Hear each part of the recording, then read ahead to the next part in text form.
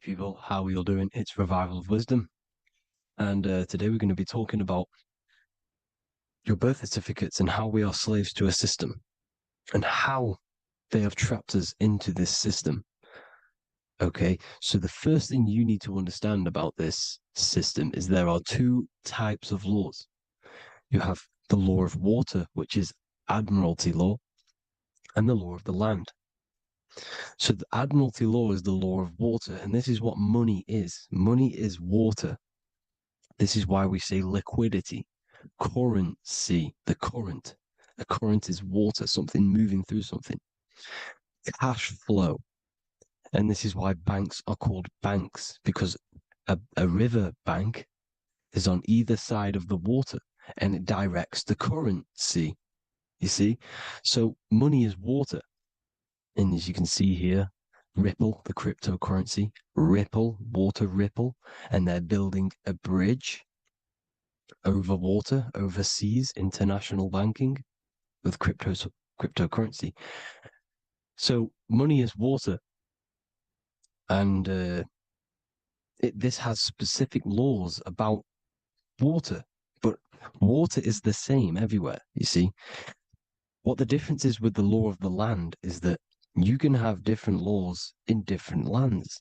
I can't do certain things in the UK that people can do in America, for example. You see, that's the law of the land, but the law of water is the same because water is everywhere.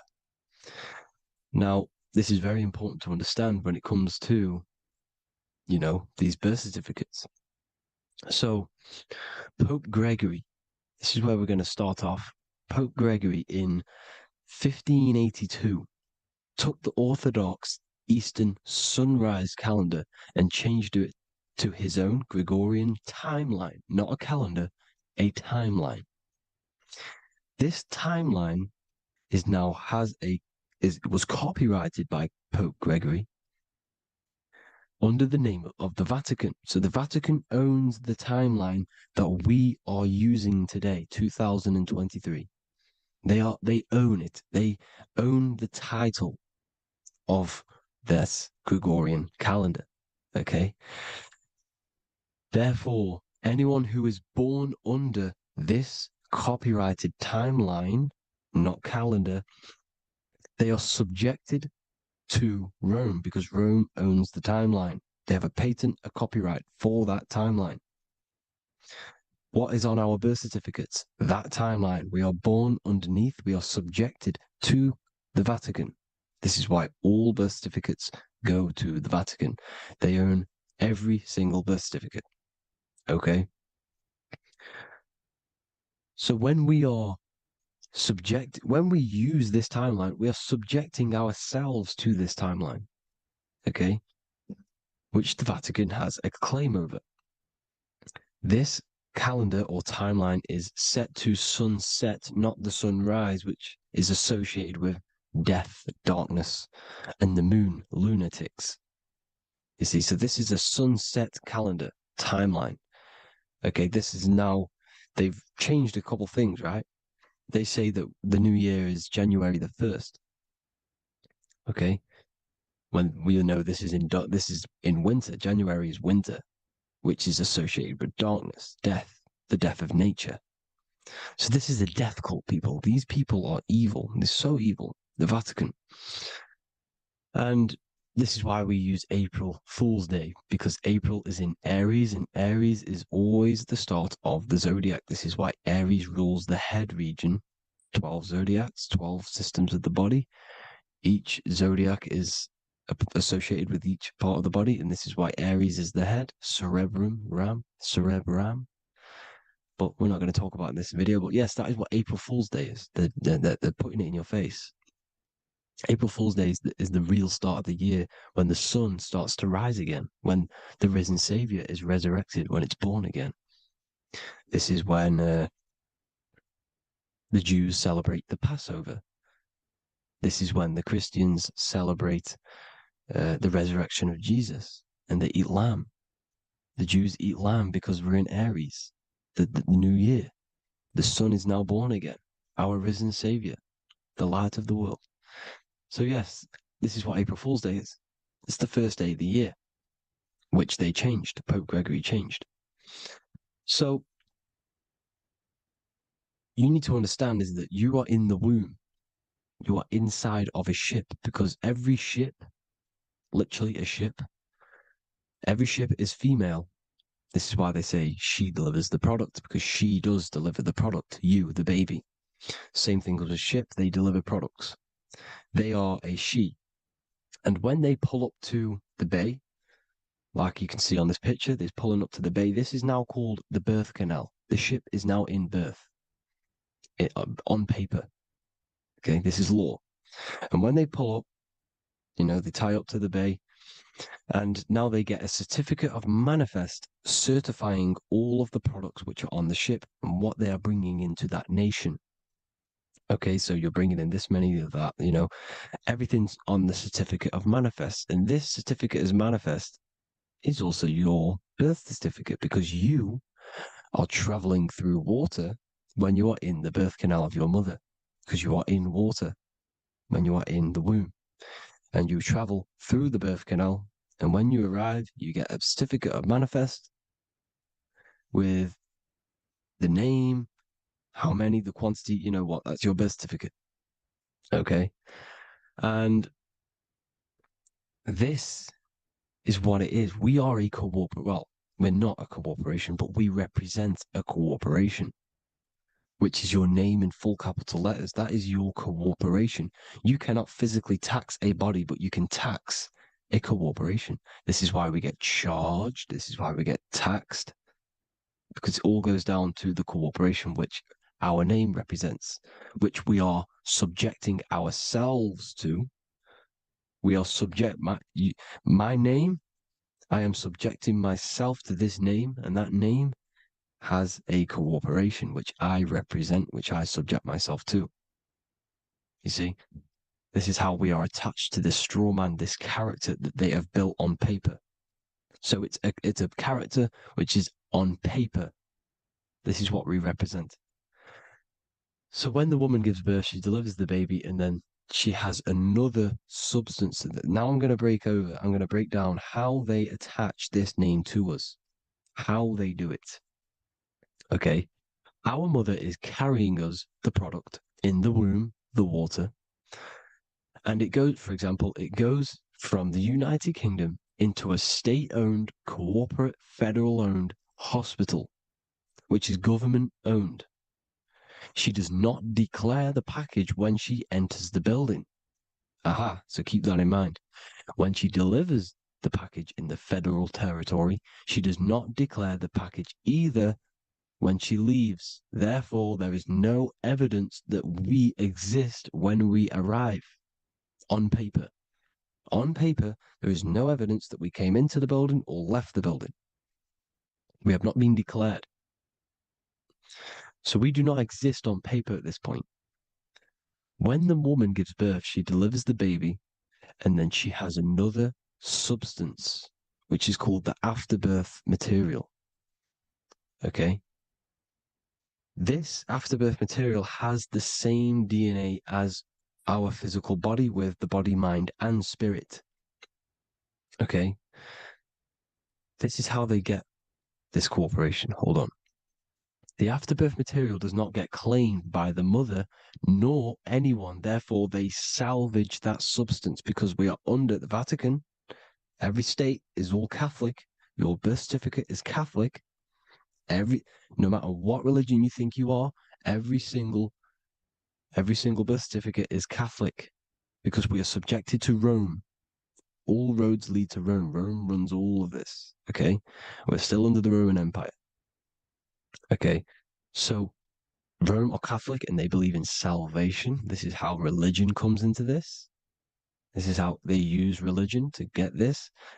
So they salvage the afterbirth material and they claim it, and they salvage it and give it and charge it to Rome. And they give it a name. Here's the legal term, born alive. Here's what it says. Each product of such birth is considered live, born, and fully recognized as a human person. So each product of such birth, so that could be anything, the afterbirth, the person who actually comes out, the baby. So your afterbirth, which we do not take with us, we take the baby with us. They keep that in the hospital. They collect the afterbirth and they salvage it and they give it the name, which it is us. We are a representative to that afterbirth material, which they put the name on, they claimed, which is subject to Rome. So we are walking around our whole lives as a representative to that claimed salvaged afterbirth material, which the federal state have. Okay. We are under the Catholic Church, Vatican. Therefore, the afterbirth material is a child of God. See, on paper, therefore, they believe in salvation and salvage the afterbirth material. This material has no mother or father. The state pick it up. It becomes a war to the courts and gets charged to the state. So we are a representative to that character they salvaged because it is the exact same DNA as you. Subject is the name or the title, and the matter is the physical aspect left behind in the hospital, which represents us. You see? So now we're moving on to Unum Sanctum. Unum Sanctum was in 1302, a very, very important year.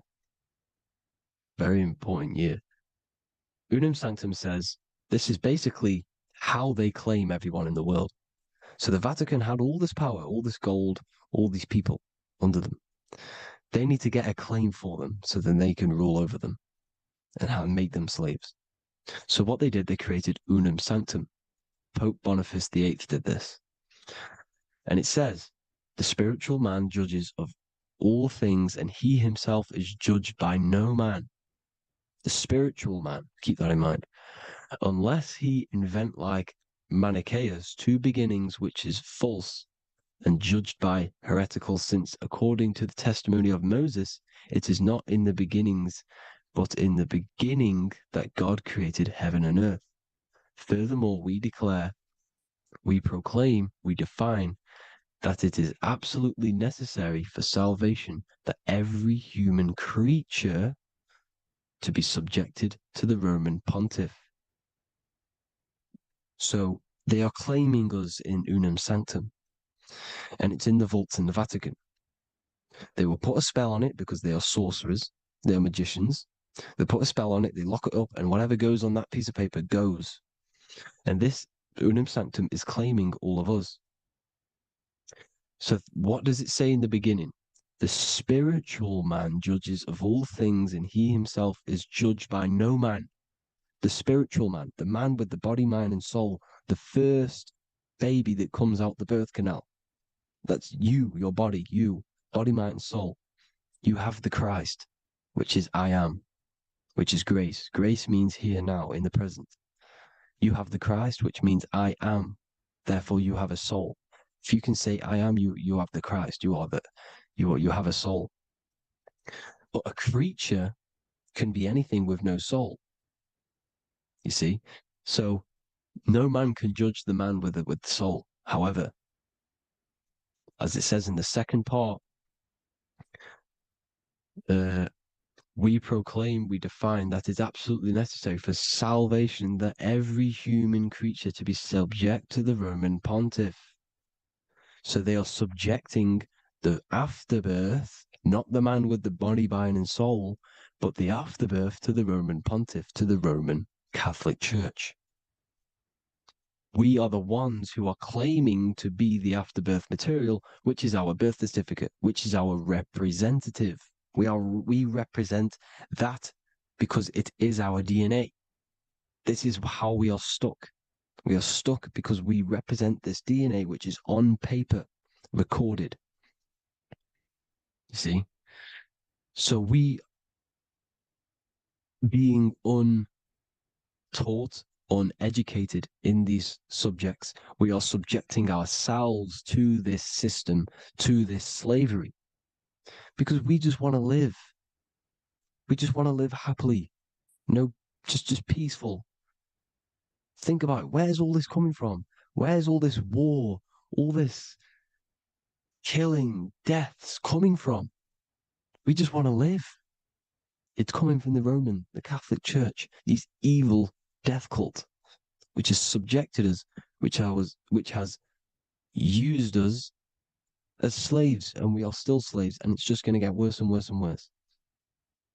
So this is how we have subjected ourselves to be the slaves to this system. It's a lot to take in, and there's a lot more deeper stuff which goes into this. I'm just going over the surface. I'm going quite deep, but there is little details that I still need to learn myself. But this is the general how that we've been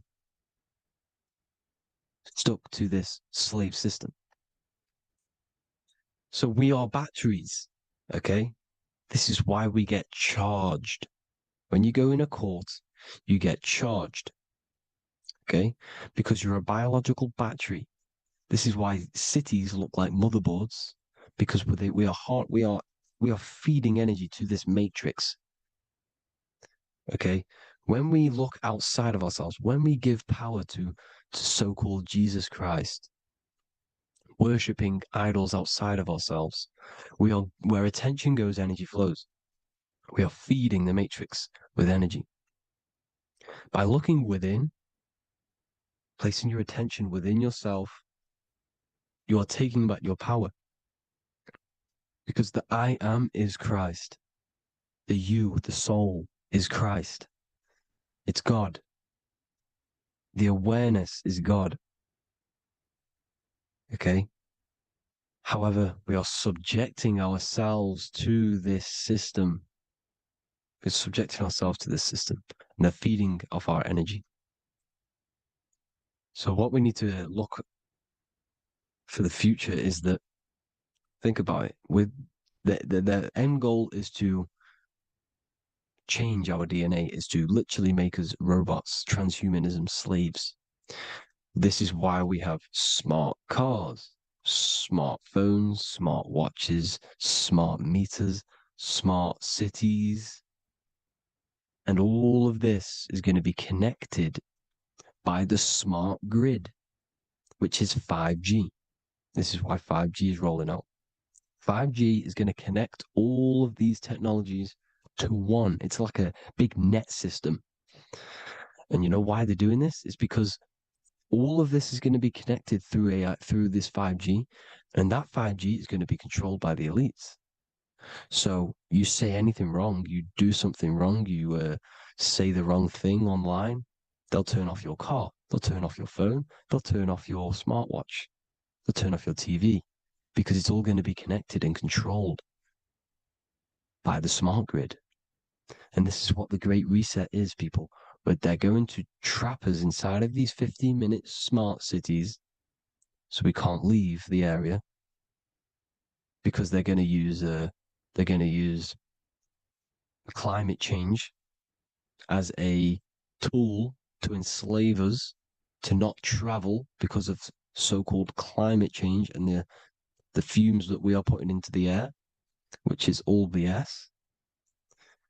They're doing this to push these new cities, to push all of it. But listen, they're trying to get inside of your body. The only way they can do that is to get you addicted and using this technology. First, they got on the body with the smartphone. Well, first of all, we use the technology. We get used to it with it in our hand. The next step for them was to get on the body, which is the Apple Watch, as you see down here. They have now successfully got onto the body. The next thing is to get inside of the body. This is the brain chip. You see how they've slowly lured their way in, slowly got you addicted to this technology, got you dependent on this technology. And what they're going to do is that they're going to mold society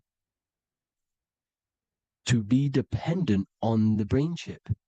So in order, for example, if you want to go and pay for food, you're going to have to get a chip to pay for the food, because it's all going to be digital money.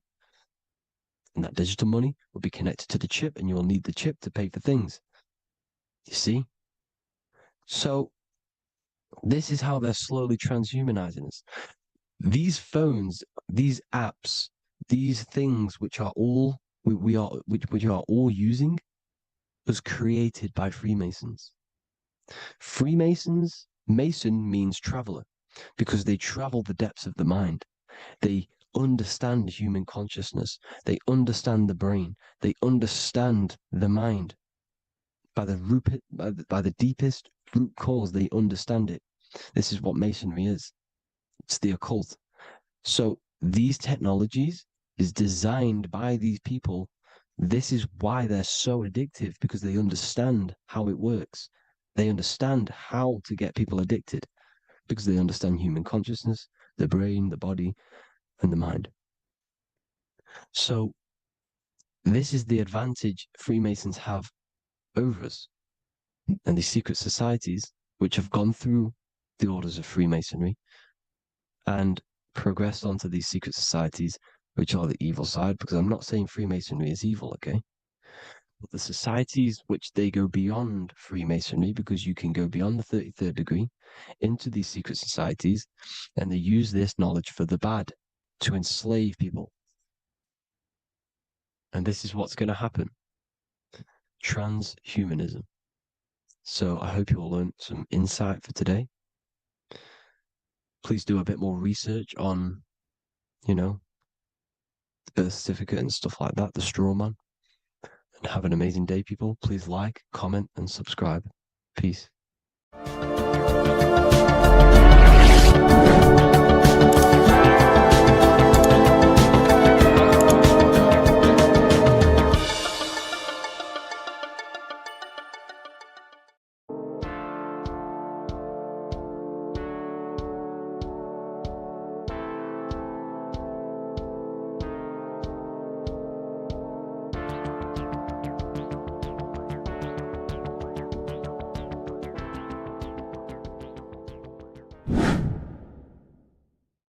What is good, people? It's Revival of Wisdom. Today we're going to be talking about Saturn. I've done this video in the past. However, this video is going to contain a lot more in-depth explanation of Saturn. So the 33rd degree Mason, Manly P. Hall, said, Saturn is the key to crystallization, physical matter. Light is matter, matter is light. They are interchangeable. Low vibrating light turns into matter, high vibrating matter turns into light. And Saturn is the god of this world, this physical world. He crystallizes light into matter. This is symbolized as the Masonic checkerboard, matter and spirit, matter and light, light and matter. He's also the god of time, destruction, justice. He creates and destroys, because all things in time die. He creates and destroys you. So, because we live in this physical world, which is the electric world, this is why we say electricity, because it comes from the root word of El, Saturn. They used to call Saturn El, E-L. This is why we used to say Elohim is God. The real God of this world is Saturn, but it's being hid. This is being hid. Jesus is Saturn. All of this is Saturn. It's all Saturn worship. It's the real God of this world, So, physical matter is a result of two opposing forces equalized on the plane of inertia, because everything is created out of electromagnetic toroidal fields. And these two poles equalize on the plane of inertia, which gives you planet Earth, plane of inertia. The plane of inertia is what Saturn is. It's the ring around the center of the plane of inertia. Thank you to Walter Russell saying, physical matter is a result of two opposing forces on the plane of inertia.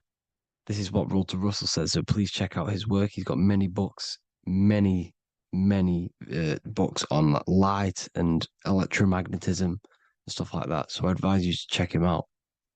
So the torus field gives you the binary code 0 and 1, the female vagina and the male phallus. This is the code for this world. Saturn. Saturn crystallizes physical matter. Now, Saturn is the most outermost layer of the 7 layers of heaven, where it says in the Quran, it says, Allah, it is He who created the 7 layers of heaven. Saturn is the outermost layer. He's the top. He's the most high. So when we say the most high, we're referring to Saturn. He's the most high before the firmament, before the stars. So Saturn is the god of this world. He's the Lord of the Rings. He wears the crown. The crown is the rings. Crown, Kronos. So the planets are luminaries. They are lights. They are beings. They are energy, conscious energy. And we're in the heart of the solar system. Saturn is the outermost layer. He is the one of this world. He's the god of this world.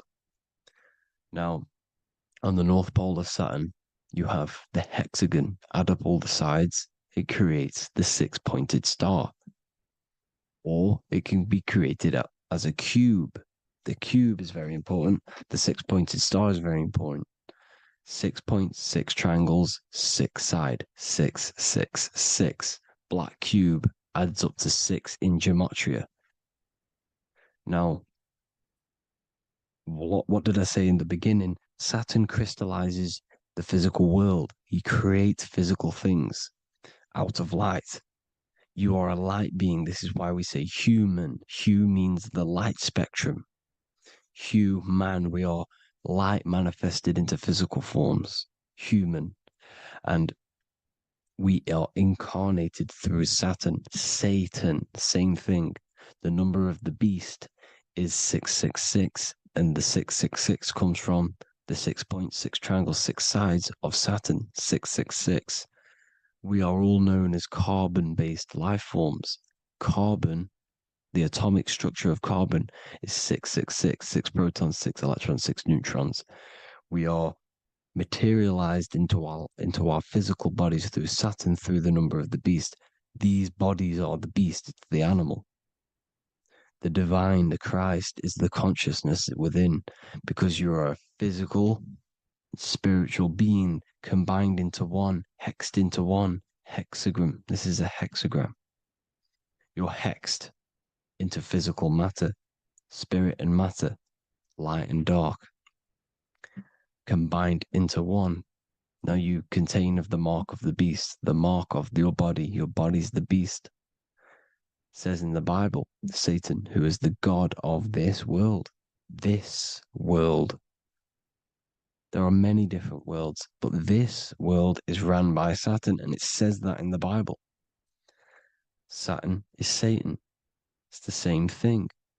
And look at the crown of thorns are wrapped around the heart. The soul is in the heart. The mind is in the brain. The soul is wrapped around the rings of Saturn. You're wrapped in physical matter. This is what it's showing you. This is symbolizing the rings of Saturn wrapping you. And the cross on top is the cross of the cube. The cube, the black cube of Saturn, unfolds into a cross. So Satan, who is the god of this world, Corinthians 4:4 in the Bible, Satan, who is the god of this world, has blinded the minds of those who don't believe. Saturn blinds your mind because the god of this world materializes you and he blinds your mind when you incarnate into physical matter. When you enter this soul system, not the solar system, you hit Saturn first. He materializes you. And look at the symbol for Saturn. This is the symbol for Saturn. All of the planet symbols are created out of the Holy Trinity. The Earth, Moon, and Sun. Body, mind, and soul. The Sun is your soul, the Moon is your mind, the Earth is your body. Your body's made out of the 5 elements. The Sun is your soul because the Sun is life force. Gives life to everything. Your Sun is a soul. Your soul is the sun of your body. The Moon is the mind. The Moon is the moon of your body, the mind of your body. Intelligence. So all of the symbols of the planets are created out of these. The Saturn symbol is created out of the Earth cross, matter, and the moon crescent, moon, mind, matter over mind. This is why Satan, who is the god of this world, has blinded the minds of those who don't believe. He blinds your mind. Look at the symbol, it's showing you. The Saturn symbol is matter over mind when it should be mind over matter. So we descend into a soul system, into our 666 Saturn carbon suit bodies, and we are matter over mind. Then we have to move up the spine to go back up to spirit, to mind over matter, where you manipulate your own reality. Now look at this. It creates the number 5. 5 is the number of change. You're moving from this side of the number sequence over to the right side. You're moving from the spiritual into the physical world. You're incarnating into the 5 elements, the 5 senses. So the cube, the black cube of Saturn, is another major symbol. Very important symbol. Here you see the cube, and the color black is associated with Saturn because Saturn's associated with death. He creates and destroys, light and dark. Death is associated with black, spirit, because you can't see spirit, which is blackness. So the black cube is black because Saturn rules the nighttime, which is dark, blackness, and he rules the winter, which is death, blackness. So Saturn is the black cube. Cubes have 6 sides: up, down, right, left, back, and forward. Cubes are 6-sided. Everything is 6-sided inside of this creation because you're incarnating, you're materializing, crystallizing into the cube, the world of the cube. Everything's a cube. Everything's got 6 sides. Here's Leonardo da Vinci showing you that you're in the cube. Leonardo da Vinci did this famous painting. You're in the cube, you're hexed into physical matter, where you're incarnated into the 3rd dimension, the 3-dimensional world, which is a cube, 3D. And black cube adds up to 6 sides of the black cube. The Kabbalah means cube god in Arabic.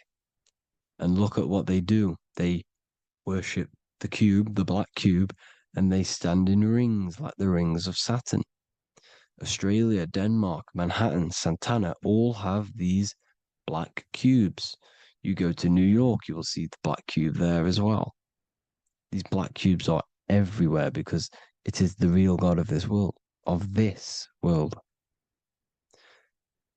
So look at the cross. The cross unfolds into the cube.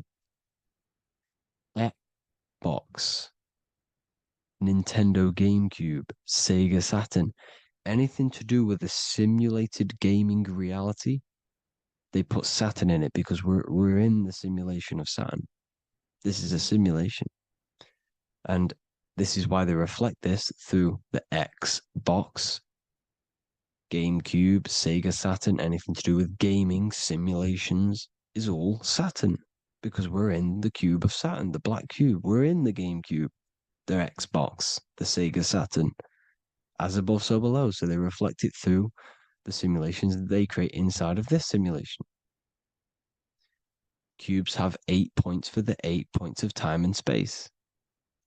8 is the number of time. Everything's cycling, infinity. So look at the cube. The cube is symbolized as in Judaism. The Judays have the black cube. They wrap themselves in a black band and they cover their eyes into blackness. The black cube, for the black cube of Saturn, they use the star of Saturn and they worship their god on Saturn Day because it's all Saturn worship. And look how the Saturn god is wrapped around with these thorns or leaves, just like Jesus is wrapped around his heart. And Jesus on the cross is us on the cross. We are in the cross. We are in the cube. The cross is the cube. And the cross is even in the Saturn symbol. This is another symbol for Saturn. There's 2 symbols. You got this one, the one I've just broke down, Then there's this one. This is the cross of Saturn, the cube god, the simulation, the game cube. Now, Chronos is another word for Saturn. Chronos means time. When you clock into work, you go to the Chronos machine. Well, I did anyway. And I tap my card on the Chronos because Chronos is time. Anything to do with time is Saturn. He creates and destroys.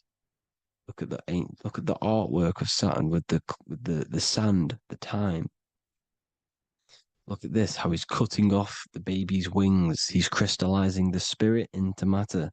He's cutting off your wings. Satan, in the Bible, he falls from heaven into earth and he loses his wings. He becomes a serpent. You see, it's all symbolic for us. We are the fallen angels, fallen angles of light. We're fallen angles of light. We are light beings. Now we're fallen into physical matter. Saturn's chopped off our wings. He's chopped off our spirit wings because when you astral project, you can fly. You will fly around. He's got the Reaper staff here, always depicted with the Reaper staff. Now look at the clock. Saturn day is the 6th day, the number of the beast, 666. Look at the clock. 6 take away 12. Sorry, 12 take away 6 equals 6. 7 take away 1 equals 6. 8 take away 2 equals 6. 60 seconds in a minute, 60 minutes in an hour, 24 hours in a day, 2 plus 4 equals 6. That's 666. Everything's 666 because it's time. Saturn. All goes to Saturn. He's the god of time. We're in time now. We're in time. We're in the time, which is God, the god of this world, the god of time. Now look at this. The Reaper is also depicted as the Reaper with the staff, the black cloak, black symbolizing death, spirit. Judges wear black because Saturn is the law. He's the god of this world. He's the law. This is why they wear black cloaks. When you graduate from university, you wear a black cloak and a black cube on your head. You've been hexed. Funerals, you wear black because it's all to do with Saturn, Father Time, Father Crystallization. Now, Saturn, here's another one of him cutting off the wings of a child because he cuts off the wings. He creates and destroys your body. We're in the electrical world. Everything that is electrical vibrates. All vibrations have to come back to a standstill point, which is death. This is why your body dies. Your atoms stop vibrating. Corona. Look at the crown. The crown is the corona. Corona means crown. And look at this is an alcohol brand for beer. You can see the staff of Saturn in the symbol with the moon crescent.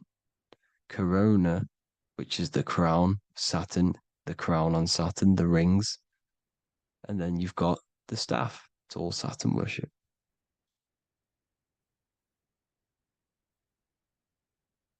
Is the black cubes of 9/11. 2 black cubes. This was a ritual for Saturn. It's all ritualistic. And look at the Star of David, the Star of Saturn. It's not the Star of David. Creates IXXI, the sigil of Saturn. IXXI means 9/11 in Roman numerals. 9/11. It's all a ritual for Saturn, and they have the 2 black cubes of Saturn. Now look, XX. There's more symbolism of Saturn now. We're going deeper. XX is more symbolism for Saturn. The sigil of Saturn is XX, as above, so below. Same with the Star of David. You split it in the middle, as above, so below, as above, so below. XX, this is a Knights Templar Cross of Lorraine. XX, Knights Templar, High Order of Masonry. They all worship Saturn. Well, Saturn's the real god of this world. X Eon with the XX, XXL magazines, which is all to do with famous rappers and stuff like that.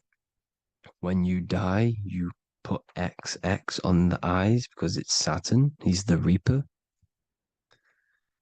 Is Jesus with the XX crown with the thorns around his heart, around his soul, with the cube on the top, the cross cube.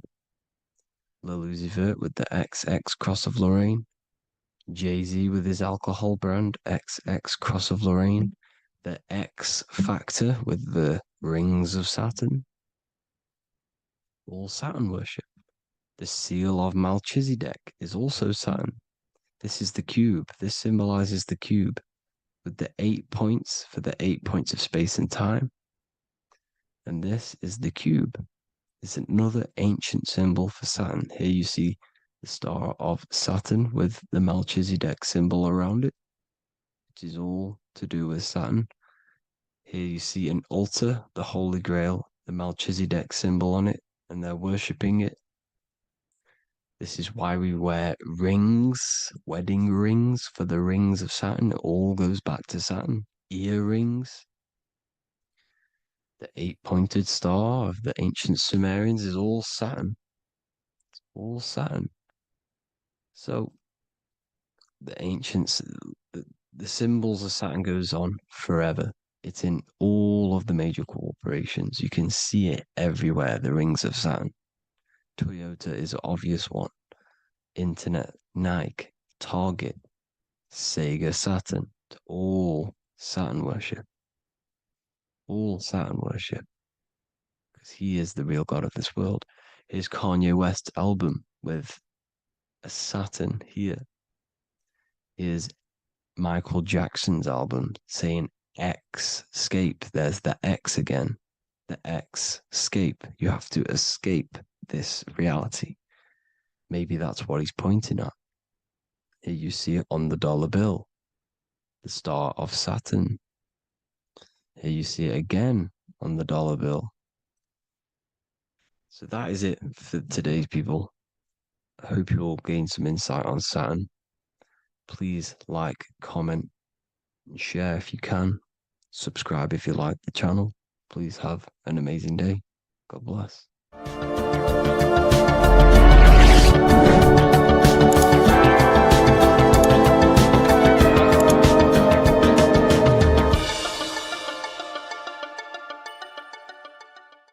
So depression doesn't actually exist, and in this video I'm going to show you how depression is actually a choice. And I'm going to give you some solutions on how to deal with it. And this is probably going to change your life forever just by doing this alone. Okay, so the first thing you need to understand about depression is that it exists in your conscious mind. It exists in your thinking mind. So what is inside your thinking mind? You have your body, your name, your reputation, your trauma, your memories, your family, your worries, your interests, your bills, your passion, dislikes, goals, right? Most people identify their lives with this. They identify their lives with their thinking mind. They think they're their name, their job, their reputation, their memories. But this is not who you actually are. Who you actually are is the observer of that. What happens if you stop thinking? What is left? You're left with unconditioned consciousness. You're left with the self, which is what we refer to as I. We are the consciousness, not the thinking consciousness. You are not these labels. You are not your thoughts. You are not your job, your name, your reputation. Okay? And the reason why I'm telling you this is because it's very important, is that we are something beyond this body, beyond this name, beyond our thoughts. We are the consciousness. So depression exists inside of the thinking mind, the conscious mind. Okay? So if you want to get rid of depression, you must learn how to escape the thinking mind. And not only just escape, but that's step one. In meditation, you do meditations, right? We sit still and we have to learn how to control the mind and turn off the thoughts. And when we turn off the thoughts, depression goes out the window because there's no thought present in your mental field of consciousness to be depressed. Okay? You must understand, who is the one suffering from the negative thoughts? Who is the one suffering? Your mind is not suffering because the mind is producing the thoughts. Your body's not suffering from the negative thoughts. You are suffering. And who is you? You are a soul. You are that feeling. You are that person beyond the thoughts, beyond the feelings, beyond that. You are the one experiencing. You are that. Meditation gives us the ability to turn off the thinking mind. This allows us to escape our thoughts. Okay? And it gives us, over a long period of time after meditation, you'll be able to turn this switch. And this switch will be able to turn off your thoughts. And by doing this, we will be able to control our conscious mind directly by the hand. So when you notice yourself gaining them negative thoughts, we can then turn off the switch of turning off the conscious mind and rising to our authentic self and knowing the thoughts are just illusions. Now, let me tell you something that's very powerful. Most of your thoughts are coming from beliefs. Most of your feelings are coming from beliefs. So if you have a feeling of lack, this is coming from a belief that you don't have much. If you are feeling alone, this is coming from a belief that you are alone. So what we must do is restructure ourselves. We must restructure the subconscious mind, and we do this in many different ways. We can do this with meditation. We can do this with visualization, visualizing our desired reality as if we are living it. We can do this with affirmation. Now, a lot of people think, oh, I'm trying to speak something into existence with affirmation. No, you're not using vibration to try and change reality with what a lot of these new age people will teach you. Vibration, your words will not have much an impact on reality. That's the truth. But what they do have an impact on is reprogramming and recrafting and refining your mind. If you repeat, I am wealthy all day long, your subconscious mind, that word will be lingering inside your subconscious, and you will start to mold that into your conscious. You'll start to be consciously thinking about this. Most of your thoughts are coming from your subconscious. So if you want to get rid of depression, you got to figure out the trigger. What are you depressed about? What are you feeling? What are the beliefs that are making you feeling and thinking this way? And that's what you must restructure. You must restructure your subconscious mind through visualization, meditation, and affirmation. You do these all the time. You do these every single day, and you will slowly, if not surely, restructure your subconscious mind. While by doing the practice of meditation, you'll gain the off switch as well.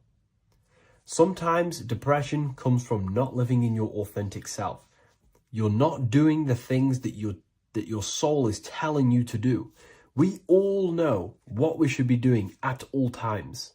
I don't care what you have on. We all know we should be doing something. We all know that we have there's a higher aspect of our mind that tells us, oh, we need to be doing this, but I'm actually sat here on my phone. Oh, I shouldn't be eating this, but I'm doing it anyway. There's always that higher voice. And that is the voice that has to be connected to. And when your body's not acting out the voice of the soul, then the soul becomes sadder, and suffers more and more and more. There has to be a connection between the soul, the mind, and the body. They have to work in unison. Okay?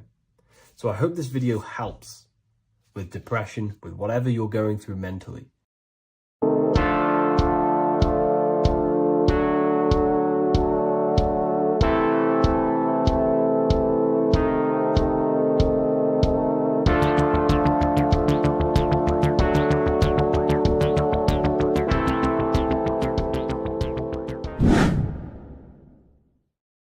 What is good, people? We're back with another video, and this is going to be talking about the connection between the micro and the macro.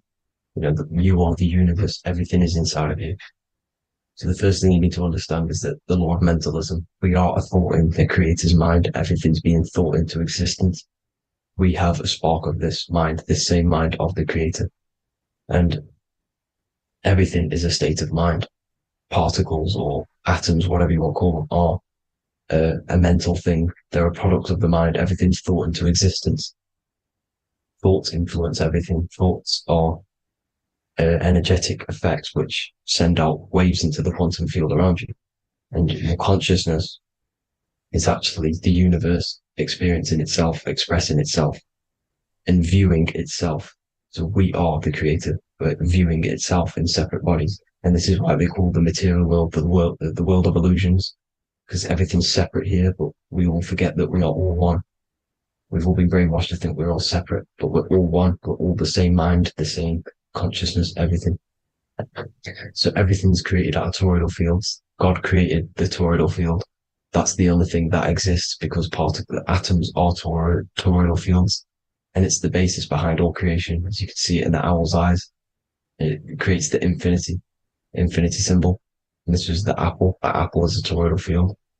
And the toroidal field is made out of dielectricity, which is ether.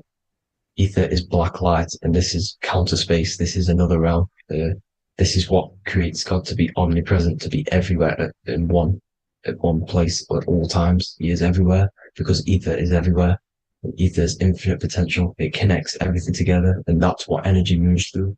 It moves through the ether, and that's black light. Everything is light, as it says in John 4:2. God is light. Everything's a vibrational state of light. So the torus field is made out of dielectricity, ether, black light, magnetism, which is white light, which is the center of the toroidal field. And magnetism radiates, it has no vibration. And then when white light splits, it turns into electricity, which is physical material, and that has a vibration. This is the Holy Trinity, the sun, the moon, and Saturn. Saturn, the god of materialism. If you've watched my videos on Saturn, you know that Saturn is crystallizing everything into physical matter. And that's why his old name was El. The ancients called him El. And this is why we get L electricity. This is where L electricity comes from. Because L electricity is only a product of the physical world, which is redshift, blueshift, Adam and Eve. And this is what creates the redshift, blueshift is what is a product of magnetism. When magnetism, white light splits. And this gives us vibration. And this what creates the toroidal field, which is the basis of all physical creation. The sine wave is created out of the magnetic wave and the electric wave. The electric wave is the blue wave, and the magnetic wave is the straight wave, which is radiation. This is vibration frequency. So the magnetic wave is straight, and then you have longitude and amplitude, which is depth, which is dimension. You see how the electric wave has depth and a dimension. This is why you get the cross. This is the cross of Earth. This is the symbol of Earth, of bondage, of physical matter, because it consists of magnetic wave and depth, which is electric wave. And this is where you get the sun cross or the earth cross, whatever you want to call it. It's the cross of physical matter, and the ancients knew this. This is why they used that symbol. Redshift, blueshift, which is the toroidal field, is the basis of all creation, physical creation. And this is why you have the police siren is red and blue. The Matrix movie, red pill, blue pill. You have red blood and blue blood in your body. The Democrat and Republic, the two parties, red and blue. Like your taps on your taps, you have a red and blue tap. One's generative and one's destruction. Fire, destruction, water, generative. So this is the basis of all things. And electric wave has dimension, like I've already said, depth, material, and it's measured in hertz.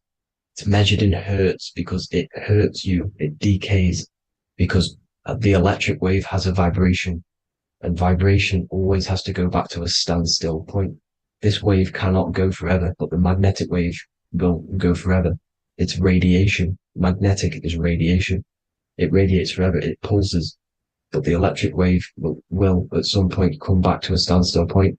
And that's why it hurts, it decays. That's why our physical body decays, because we contain of electricity. This body is an electric body, and it will return back to stillness like a guitar string. If you vibrate a guitar string, you pull it, it will vibrate, make a sound, and then go back to a standstill point. It's the exact same with every single toroidal field within the body.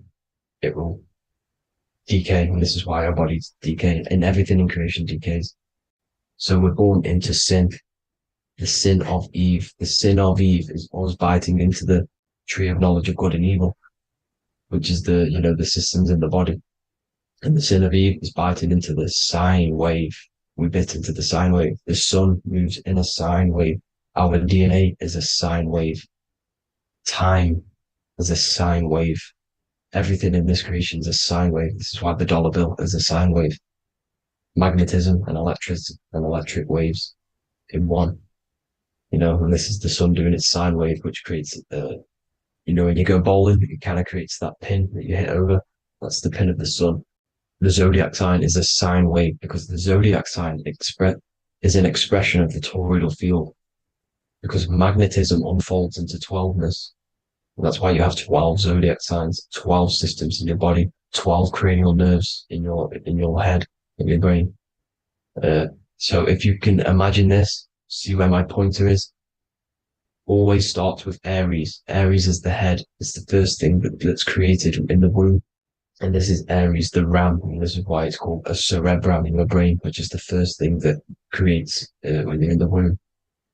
And what's the element of Aries is fire. Fire is the first element. F-I-R, first, because it's the first thing on the wheel, the first expression of energy.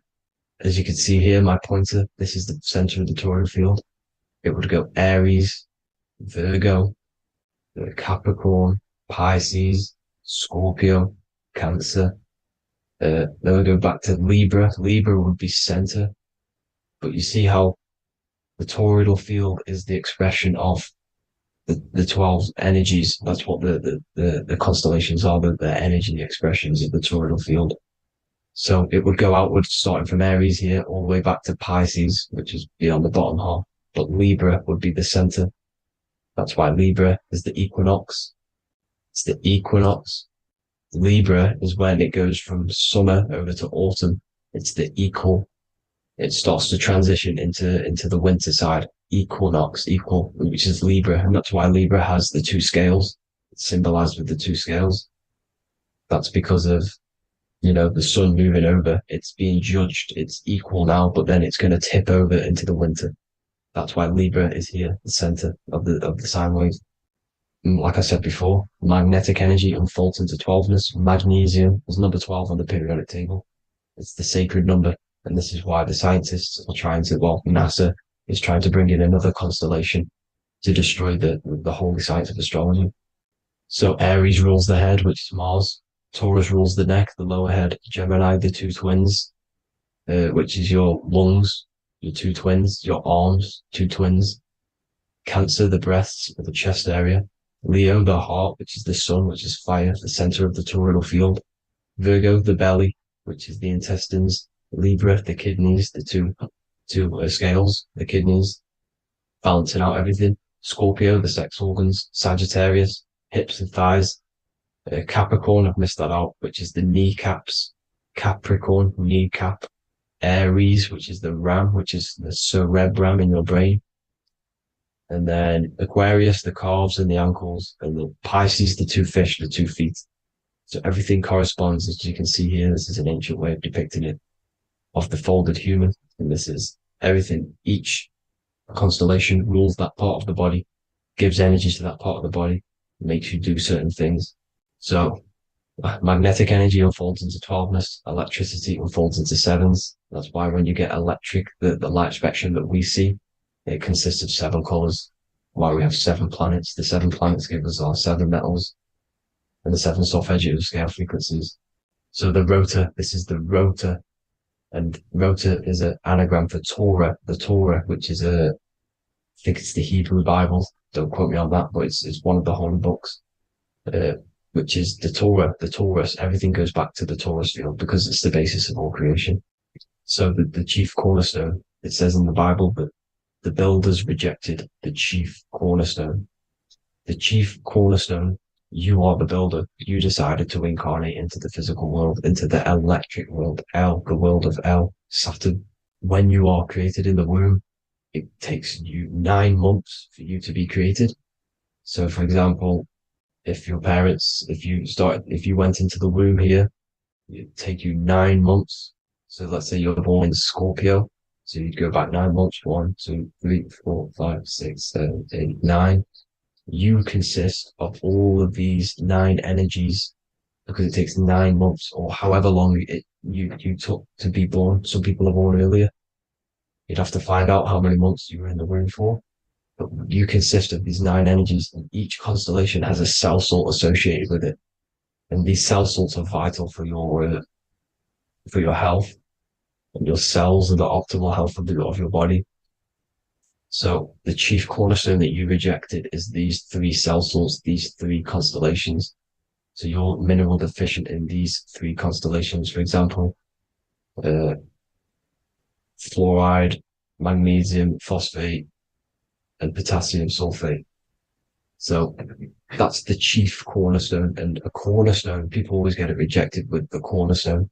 The cornerstone is not, it doesn't say the cornerstone in the Bible, it says the chief cornerstone. The cornerstone is a cornerstone of a building, but a chief cornerstone is the top of the pyramid. This is where we get the pyramid of the wheel. So you're mineral deficient in whatever 3 zodiac signs you're not. You were not in the womb for. This is the chief cornerstone you rejected. So the human body is the micro. It is the universe in a physical form. It consists of everything in the universe. Just like your consciousness is the universe watching itself, experiencing itself. Your body is the whole universe. 12 systems in the body, 12 zodiac signs, 7 chakras are the 7 planets. The Holy Trinity of you is your Temple of Solomon, the soul and the mind, the sun and the moon. You know, everything is in you. You consist of everything, all the energies, everything. Heaven and hell. Heaven and hell is a mind state. It's a state of the mind. Head, H-E-A, which is heaven, and the heel, the bottom of your foot, is hell. And the bottom of your foot is the soul. So they're basically saying, well, wordplay, they're saying that your soul is in hell because, you know, with the elites being in control. So they call the bottom of your foot the soul, trying to say that you're in hell. The Christ is in you. And this Christ is Greek for what? Christos. And Christos is Greek for the oil. And this oil is produced in the cerebrum, the Aries, the ram, the cerebrum. It goes down the pineal. Well, the pineal and the pituitary are underneath the cerebrum. Goes down the pingala and the ida. The pingala being the positive charge connected to the pineal gland, pin, and the ida connected to the pituitary. And this is the 2 serpents going down the spinal column. And this is why Jesus goes from Nazareth to Bethlehem, and then Joseph and Mary are waiting for Jesus in Nazareth. Joseph and Mary are the pineal and the pituitary gland waiting for Jesus to come back up the River Jordan, your spinal column. So this is the oil. This is the story of Santa as well. Santa comes from the North Pole. Why? Because the North Pole of the Earth is the center of the toroidal field, and the North Pole of you is your spinal column, which is the North Pole of the toroidal field. The North Pole, he comes from the North Pole. This is the North Pole. This is the South Pole of the toroidal field. Comes from the North Pole, which is your mind. And he goes down the chimney and then back up the chimney. This is the chimney. And he drops off the present, which is the Christos, the oil. And this is why Jesus is crucified at 33, because he crosses over the vagus nerve at the top of your spine. When this oil comes back up the 33 vertebrae, these are your vertebrae here. When it goes up to the 33 vertebrae, it gets crucified at 33 because it crosses the vagus nerve, and he's crucified on a cross at 33. This is the story behind Jesus and Santa. The Ark of the Covenant in the Bible is the 2 hemispheres which cover the vital parts of your mind, the brain side, which is the cerebrum, the pineal, the pituitary, etc. So the 2 hemispheres are the 2 angels, the Ark of the Covenant. This is the Ark of the Covenant covering the 2 vital parts of your brain. So these are the optic thalamus is another part, and it protects the Christ oil, which is inside at the center of the brain. See, the Bible is all a massive metaphor about yourself because you are the universe. You are a microcosm of the universe. Your consciousness is experiencing itself, and the universe experiencing, and your body is the whole universe. Your head's heaven. So Moses crosses the Red Sea. These are the 2 hemispheres of your brain. This is the corpus callosum, the Red Sea. So he's pretty much saying that he's uniting the 2 hemispheres of your brain, because most people in this generation are stuck in the left brain, which is just logic, reasoning, science and maths, writing, and this is what school teaches you to do. It keeps you stuck in your left brain.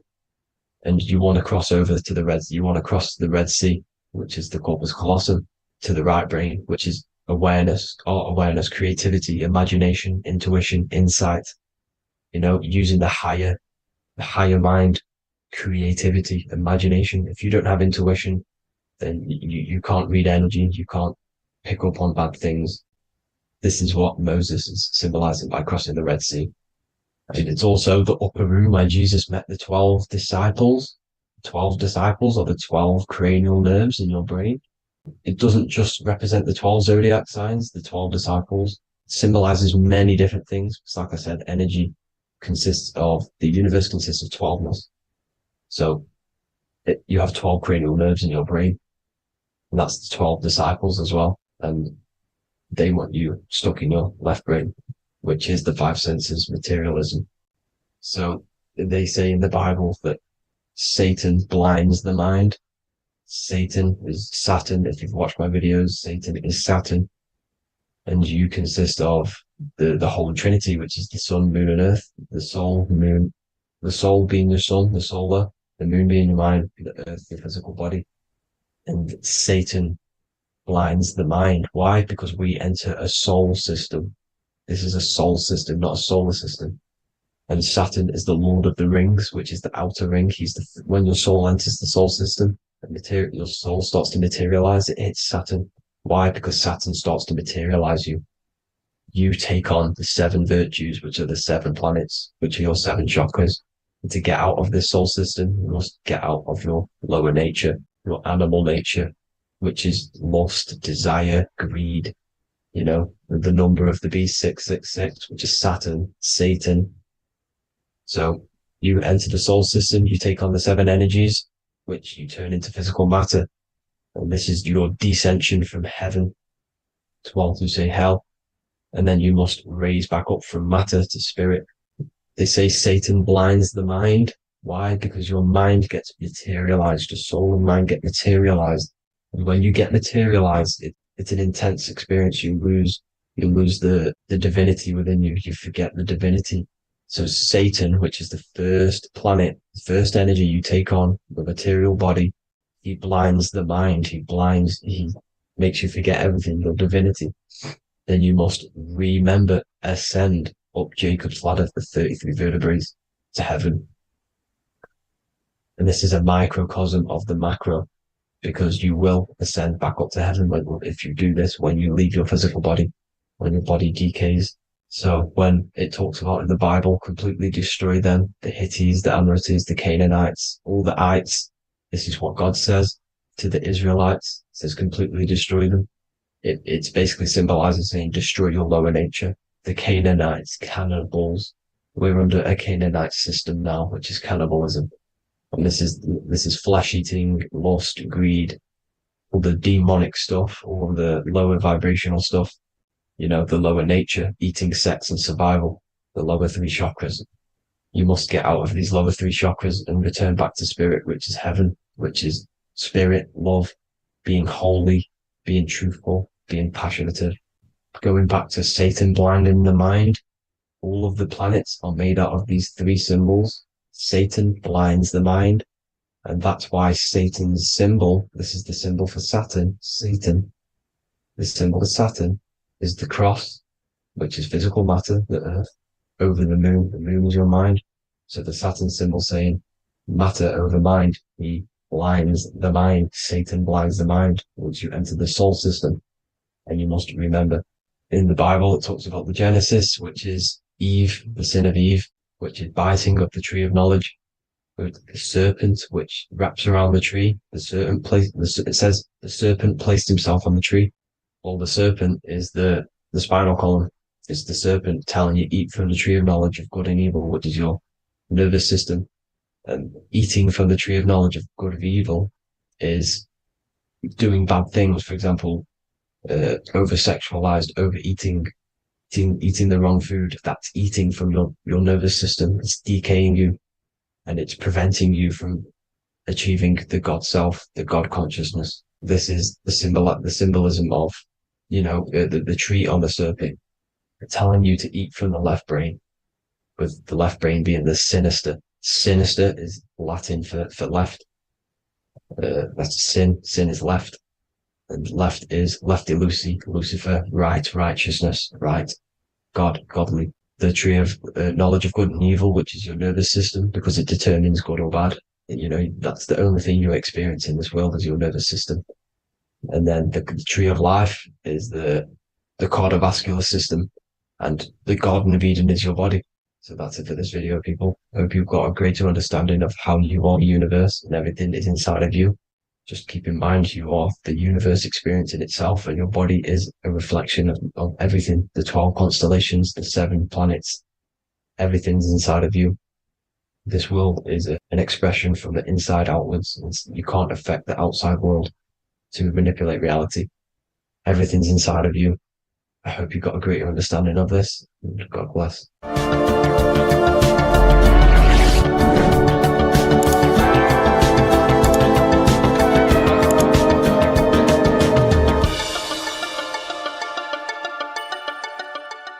There is a secret meaning behind the number 666. 666 is 3 sixes. The number 3 in occult and esoteric numerology represents the 3 aspects of human consciousness. We see this symbolism in the all-seeing eye with the light and the triangle. The triangle is the number 3. The eye represents consciousness, observation, and the light represents the light of consciousness, because consciousness is pure light. The 3 aspects of our consciousness is thoughts, emotions, and actions. Every thought creates a feeling, and the feeling creates the action. All physical manifestation is driven from these 3 aspects of our consciousness. All physical manifestation comes from thought. Every object you see around you, this screen, the phone you're on, the laptop you're using, or the iPad, was a thought in the invisible realms of consciousness. Then it was brought into physicality through feeling and action. This is because man is made in the image and likeness of God. We are all mini creators. We are all extensions of God's creative consciousness. Therefore, the number 666 represents 3 sixes. 3 is thoughts, emotions, actions. The number 6 represents the cube, because cubes have 6 sides. This material world that we experience, everything has 6 sides. Everything's created by cubes. We can move forward, we can move backwards, we can move left, right, up and down. This is the cube that we are stuck in. Therefore, 666 represents our 3 aspects of our consciousness, thoughts, emotions, actions, all contributing towards our physical self, material world, material pleasures, completely cutting ourselves off from our spiritual, true, divine self, which means 666 is representing a state of consciousness. A state of consciousness where we only operate from a place of material needs and survival things. As humans, we possess a physical material body in the physical material external world, but we also possess an invisible inner world, which is what we call spirit. When we disconnect ourselves from our inner worlds, we become lost in this materialistic way of thinking and acting, which can lead to no life purpose, a feeling of emptiness and voidness in our hearts. Humans possess the ability to transcend our animal instinctual natures and turn to the divine mind, to the spiritual inner world. It is our inner world that is projecting our outer world. The outer world is just an effect of our inner state of consciousness. It's important as we go through this human life to not lose ourselves and look for our validations outside of ourselves. The external world is simply just a mirror, mirroring with mathematical precision what happens inside our consciousness. When we change our inner world, we produce effect in the outer world. To get back on track about this number, this represents when we are lost in our material self and we are completely cut off from our true divine self. The devil is always having goat horns, which represents a ground animal. This is the lower animal self of man. He's always red. The frequency of red is the lowest vibrational color, and it also represents the root chakra. This is all to do with survival mode and our physical needs and physical self. Red represents chaotic and intense emotions like hatred and anger. This is why the devil is always red, because it represents anger and an uncontrolled state of emotion and consciousness. You see, we've been taught in the church and all through religion indoctrinations that the devil is an external deity which influences humans. And in fact, this is nothing but a metaphorical story. The devil is a character which represents an aspect of the human mind, the lower aspect of the human mind, a facet of our own consciousness and psyche. The voice that we have in our head that tells us to do these negative things is not an external deity pushing us to do something bad. This is an aspect of our own mind. Jesus and Satan are just two characters which represent the two voices that we have in our own consciousness. In fact, the word devil was never present in the early Gospels. Instead, what was mentioned was a spirit of evil. A term spirit of evil was not meant to denote a specific deity or being, but rather any force of negativity, whether it manifests as a destructive thought, emotion, or action.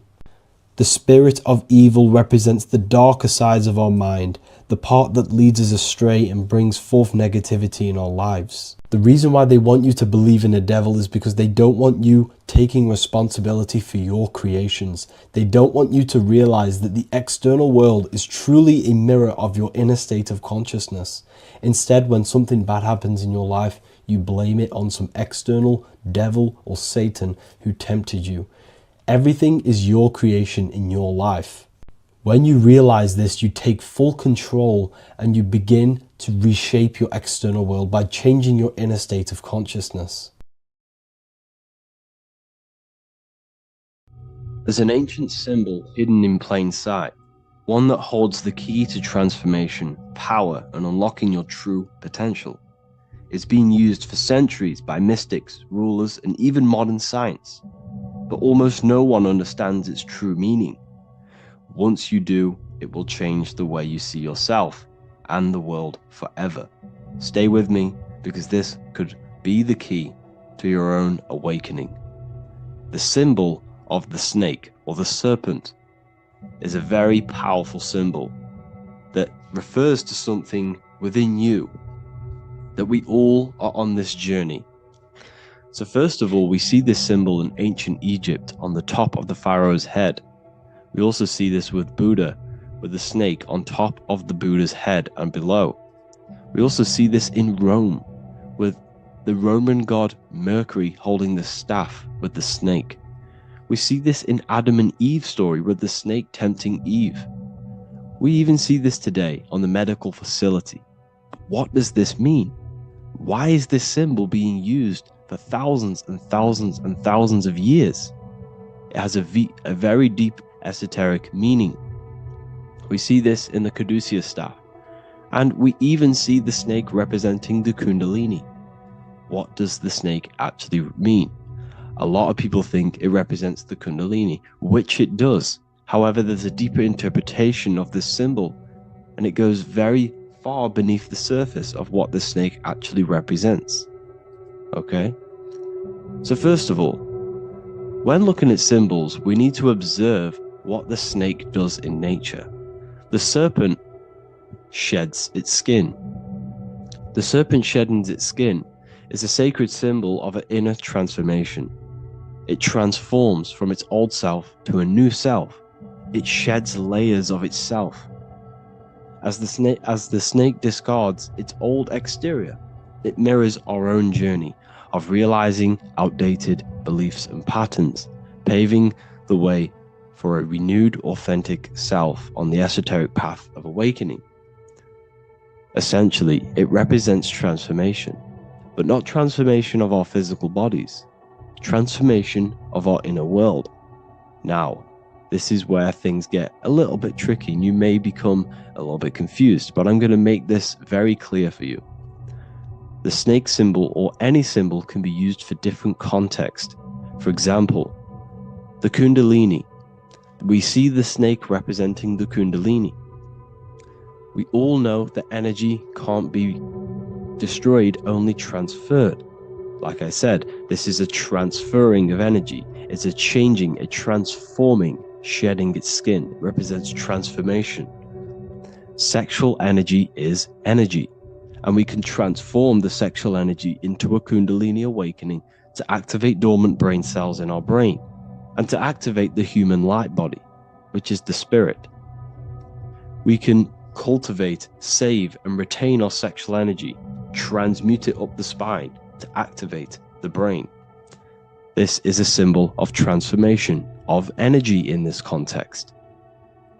However, when we go to the emergency services, this does not mean the same thing as the Kundalini. The snake in this context represents transformation of health. When we are picked up by the emergency services, we are looking for a transformation. We are unwell and now we need to transform to well-being. This is why they use this symbol. It represents transformation, especially with the pole and the snake climbing. It's climbing, it's transforming from the bottom to the top, shedding its skin, shedding old layers, transformation. We see this in the Bible with the snake tempting Eve to eat the apple of the tree of knowledge of good and evil. Well, what does this mean? Where's the transformation in this? Well, this is a very hidden one. The transformation takes place in Adam and Eve's consciousness and their mind. They go from a pure, whole state of consciousness, from being tempted by the snake, and they eat it and they transform into knowing the good and evil, into the dualistic ways of thinking and the dualistic meaning of this world. Let me rephrase that. They understand the dualism of this world, and they now understand the two good and bad ways of thinking.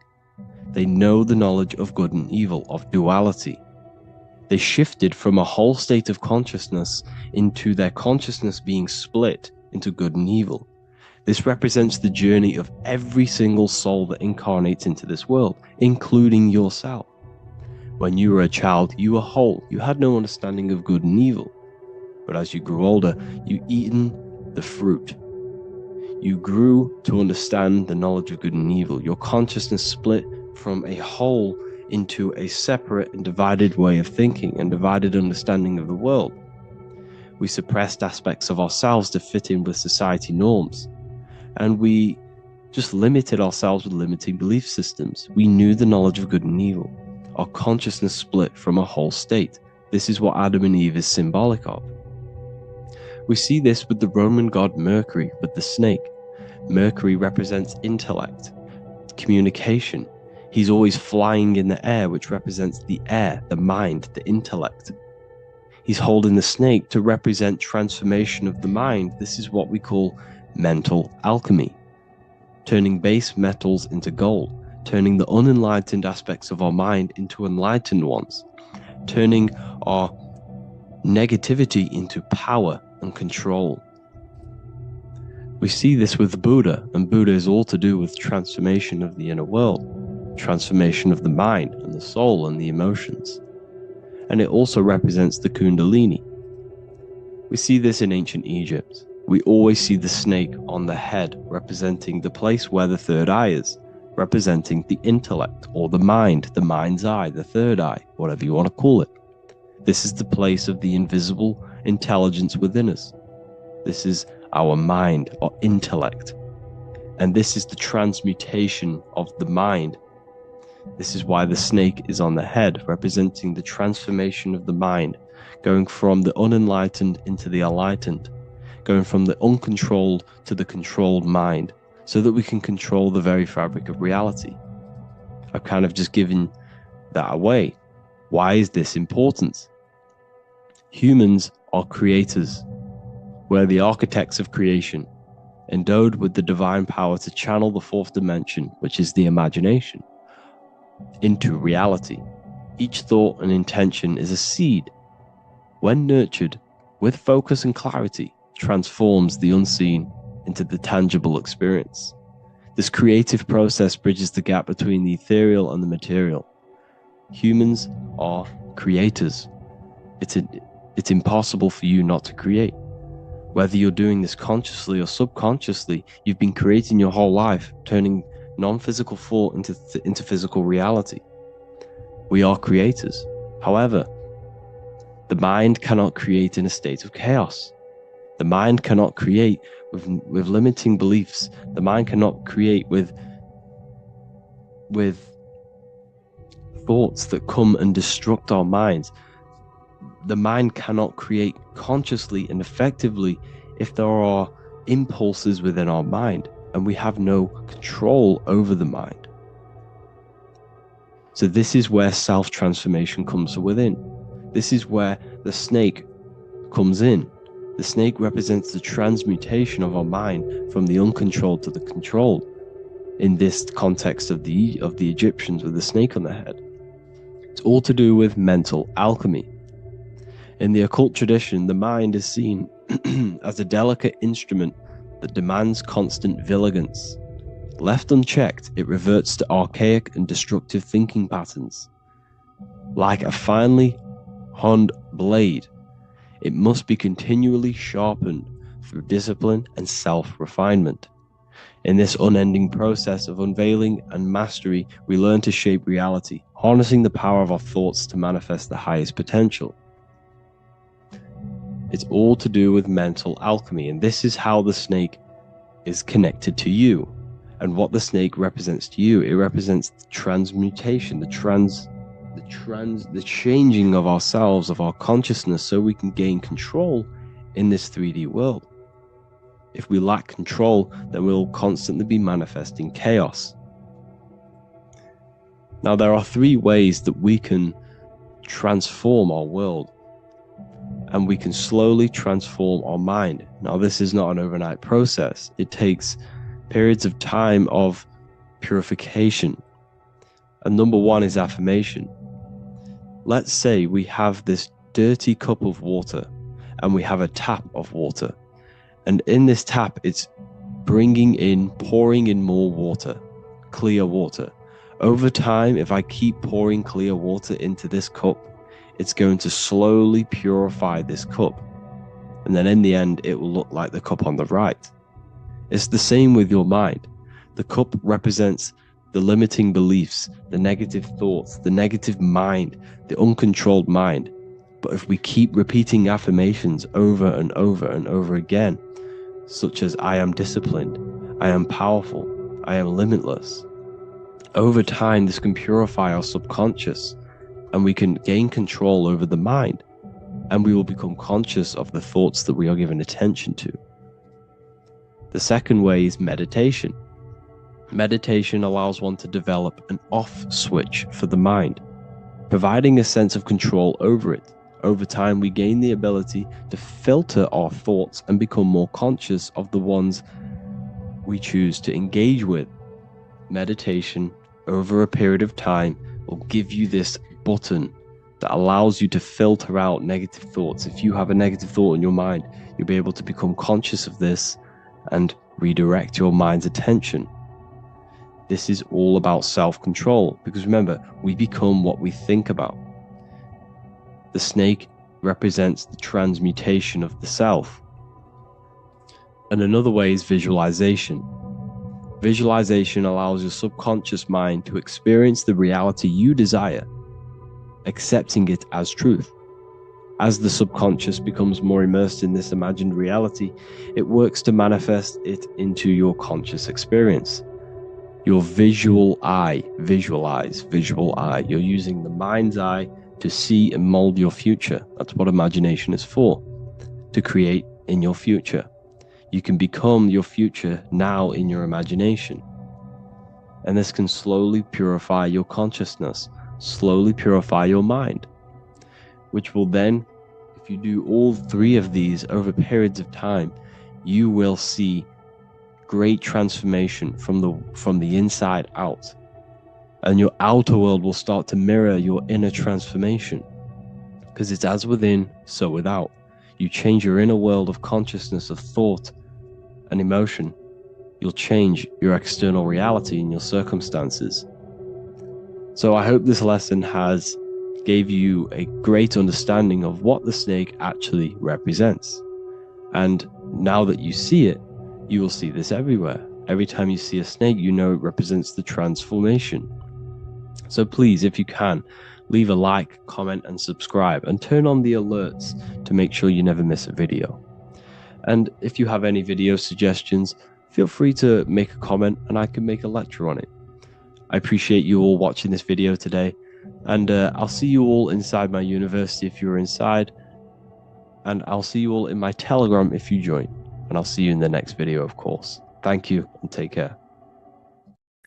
What if I told you that reincarnation is real and that there is a metaphysical, spiritual science behind this? Most people leave this world just as lost when they entered it. That they carry their fears, attachments, and addictions with them, only to be born again, trapped in the same cycle, repeating the patterns of lifetime after lifetime. This lecture is not just about preparing for death. It's about mastering yourself before death, so you don't take them burdens with you. Because the truth is, whatever addictions, fears, and unresolved emotions you cling to in this life, you carry with you into the next. Unless you break free now. You must master yourself before death. Death is not the end.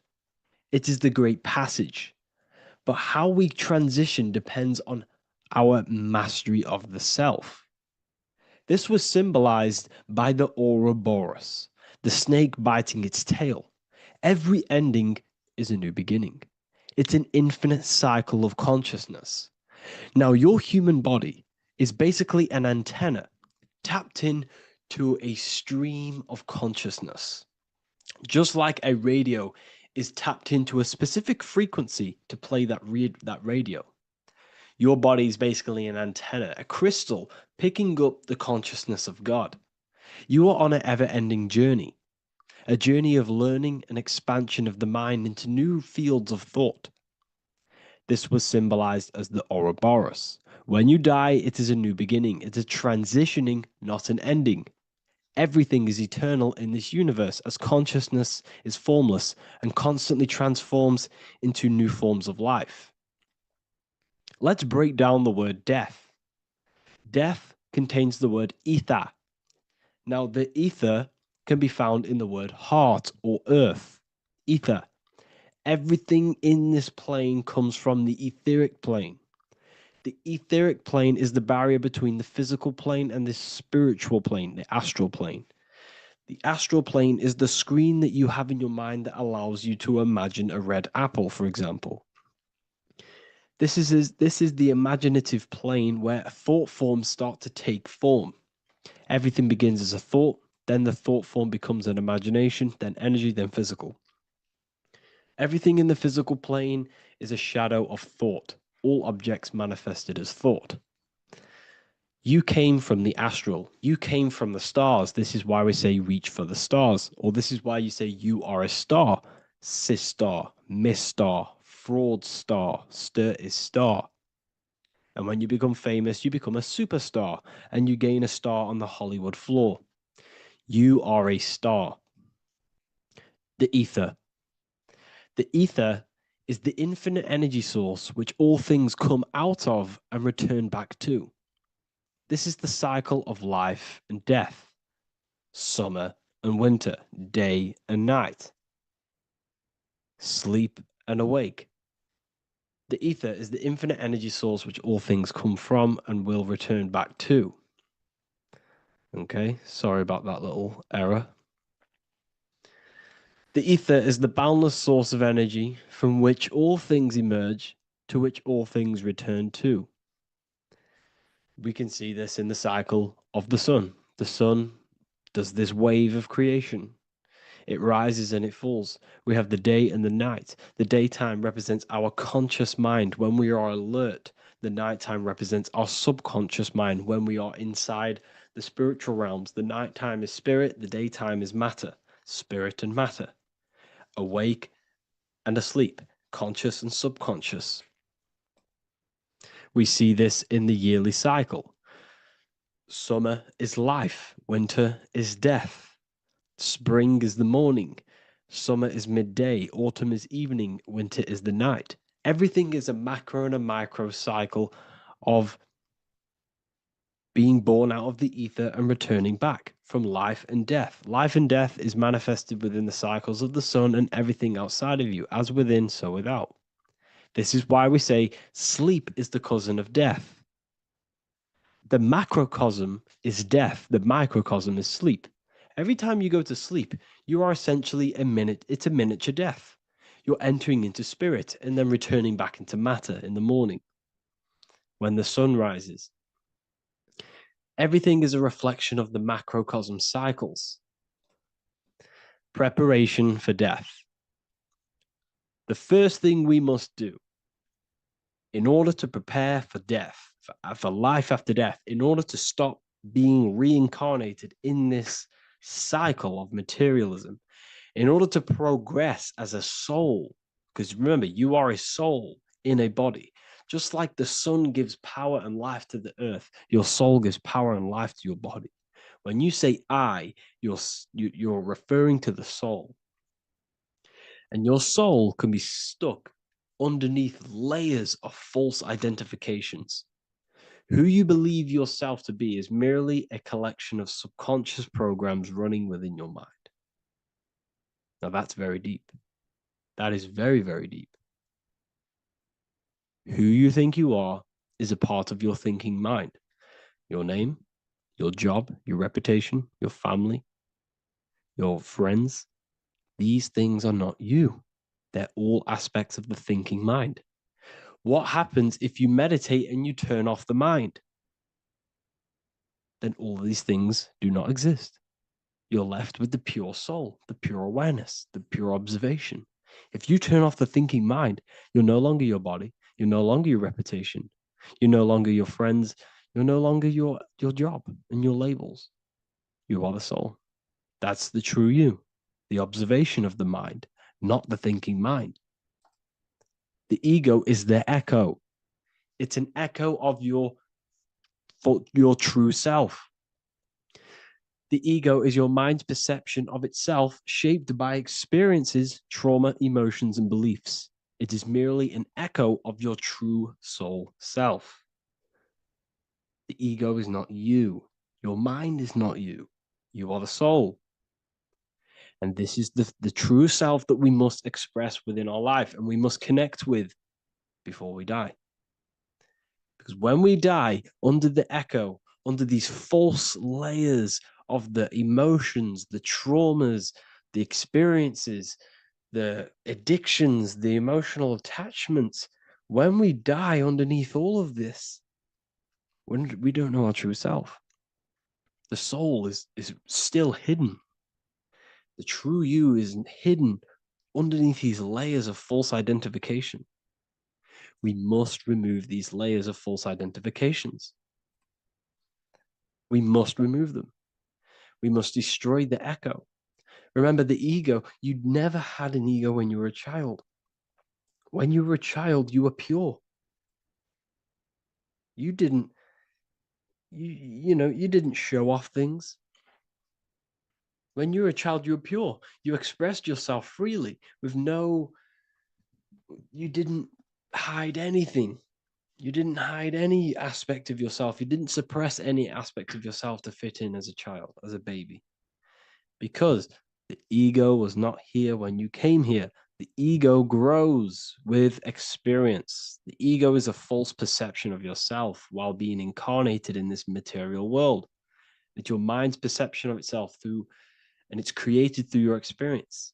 Remember, you are unconditioned consciousness, and your experiences, thoughts, traumas, emotions, and beliefs have conditioned your consciousness into believing you're only a physical body, but you are the soul. We have to remove these layers. How do we remove these layers? Like I said, the best thing, meditation. Meditation. There is a great meditation that you can do every single morning and every single nighttime. You can sit there and repeat over and over before you meditate. You can repeat that you are not this, you are not that, you are not this. You can label them one by one. Start with, I am not my body, I am not my job, I am not my name, and then detach from absolutely everything until you are left with nothingness. And when you start to meditate, Detach from everything. Nothing matters. I am here right now. And what will be left? The only thing that will be left is the language that your mind is using. Now, this is very deep. Not many people will tell you this, but I've lingered in meditation many times. And I can tell you from experience that the only thing left once you detach from everything is the language that your mind is attached to. So whether that's English, Italian, French.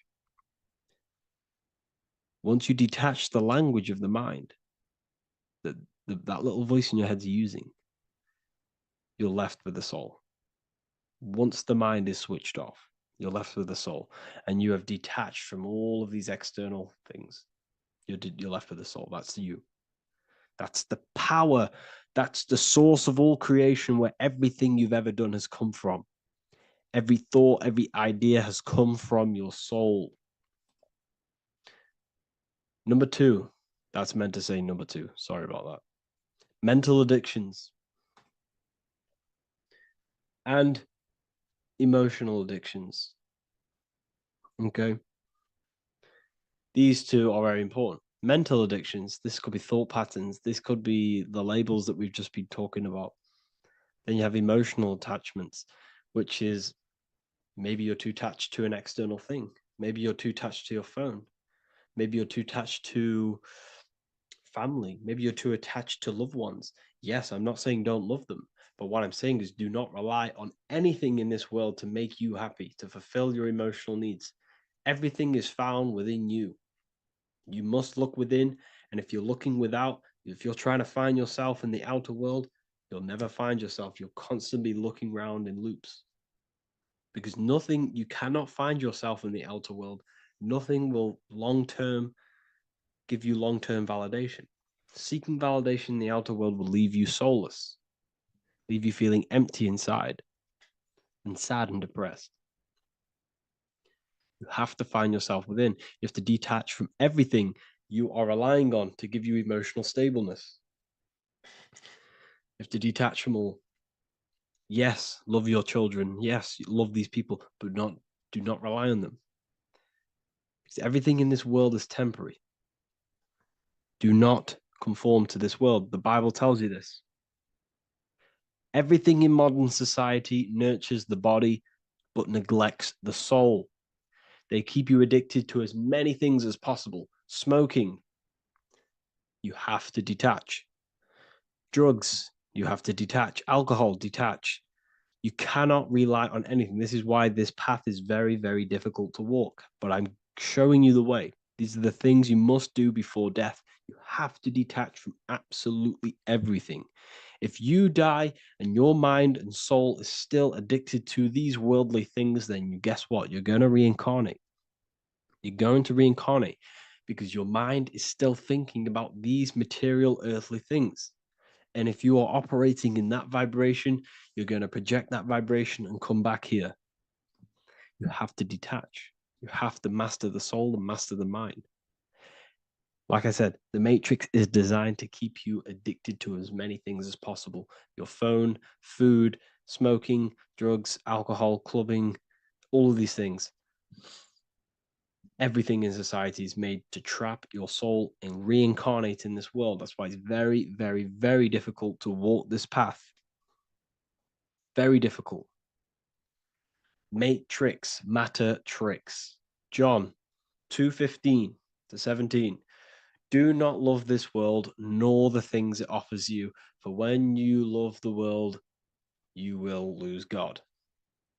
Do not love this world, nor the things it offers you. Do not conform to the pattern of this world, but be transformed by the renewing of your mind. Great quote. Do not conform to the pattern of this world, but be transformed. Let this world transform you. Learn from this, expand from this, but do not be mentally and emotionally attached. Okay? What good will it be for someone to gain the whole world yet forfeit their soul? Like I said, everything in the Bible is telling you the truth. You just got to read it correctly. This is spirituality. This is spirituality. The Bible is spiritual. It's a spiritual text. We must disconnect from everything outside of us and connect with the true soul. Here we have the Egyptians showing you the soul leaving the body. Here we have the soul here. Here we have the Masons showing you the soul coming out. The soul is real. You are the soul. And when you leave this physical plane, you will go into the astral plane. That's where you came from. You came from the astral. You came from the stars. You incarnated into this physical body. Your consciousness fell into this material form to experience limitation, to experience a 3D world. So in order to ascend properly before we die, we have to let go of all the attachments. Every addiction you have, write them down. And one by one, tackle them. Before you die, you have to, or else you will reincarnate. This is the teachings of Egyptians. This is the teachings of Masonry. All of these addictions contribute towards life after death. Everything must be controlled. And we must be attached to the soul. I'm not saying I'm perfect. I'm not saying I'm perfect, people. We're all not perfect. We're all under psychological operation by the government. We're all in a very difficult situation with this awakening. I'm simply pointing out what I know from my journey and what I've been learning through occultism and research and reading lots of books and many different things. I'm on this journey just as you are. Maybe I'm further. Maybe you're ahead of me. We don't know. But this is what I'm sharing with the world. This is what I'm sharing with my research. And this is what makes sense. It's common sense. Look at everything around you. Everything's made to feed the body, not the soul. So my beautiful watchers and fans and supporters, I appreciate every single one of you, and I hope this video has supported your journey. If you're feeling lost in life, if you're searching for deeper answers, whether you're seeking clarity, looking to expand your studies, or ready for personalized mentoring, this is your chance to connect with me live and receive insights tailored just for you. Start your path to self-mastery and enlightenment inside the world's best esoteric school. Your journey starts now. Tap the link in the description if you want to join Ethereal University, or feel free to check out my books. I thank you all, and I really appreciate for 100,000 subscribers on YouTube. I love every single one of you. Make sure to drop a like, a comment, and subscribe to the channel if you're new. Let me know some ideas for, lectures, anything that you want to know. I can make lectures on them. Just drop it in the comments. I appreciate every single one of you. Take care.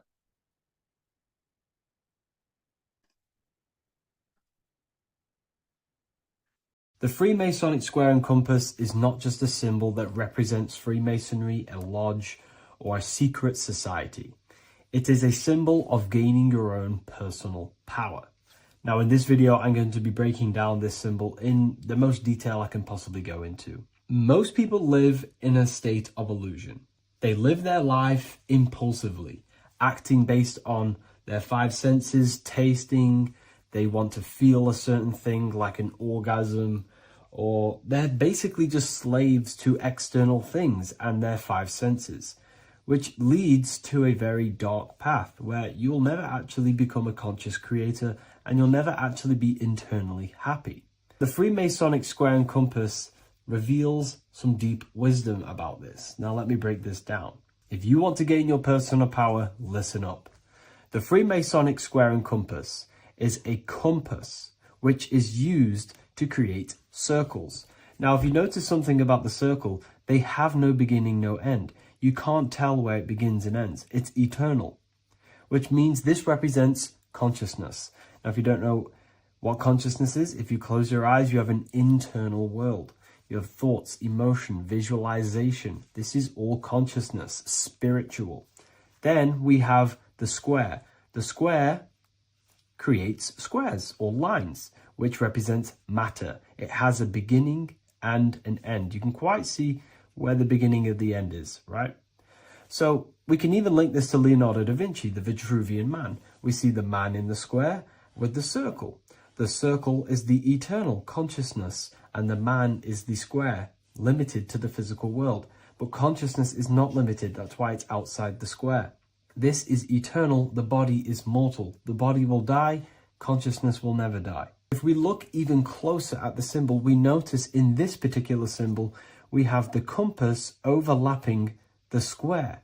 This is very, very symbolic. This represents spirit over matter, also known as mind over matter, consciousness over matter, the circle over the square. Like I mentioned earlier, most people are slaves to their senses. They go through their day and all they do is chase validation and feelings. They eat all day to feel good, which means they're a slave to their taste. They're slaves to their feeling. They masturbate, which means they're a slave to orgasms and external things. They're literally being governed by the external world controlling their internal world. They're literally living life on autopilot. And don't get me wrong, I was guilty of this too. We're all guilty of this when we join this world because we're not taught this sacred knowledge. Until you actually stop and recognize this, you'll be living life on autopilot, literally not even living. You'll be running off subconscious programs, seeking external validation and being ruled by these five senses. The square underneath the compass represents consciousness on top of matter, which means the internal world is controlling the external world.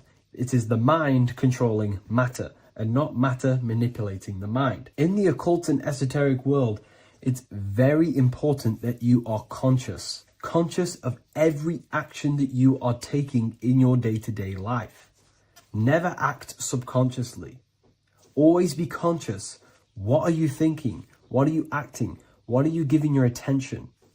All of this is contributing towards creating because you are a creator. Consciousness is a creative force. You need to make sure that the compass is on top of the square, that your inner world is controlling the outer world and not the outer world controlling the inner. As I've mentioned in many videos before, the internal world of consciousness is what's producing the external world. Your life is just a result of every thought and emotion that you felt in the past. Everything you own, everything you possess, your friends are all reflections of your consciousness.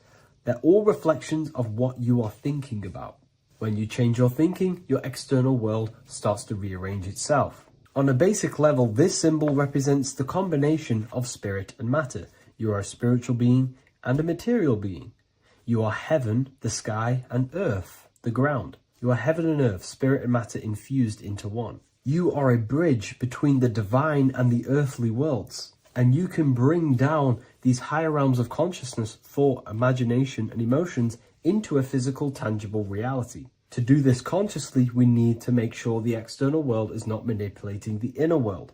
Because if your internal world is being controlled by external circumstances, for example, you have a circumstance happen in your reality, an emotion triggers inside of you, and that emotion is a command to create more of that. And the thoughts that you think are creating more of that negativity. So it's a constant cycle of negative manifestation if you let the external world control your internal world of consciousness. So we need to make sure the compass is on top of the square, that the internal world are commands and not reactions to create your external reality. And not only just to create, but to actually enjoy life.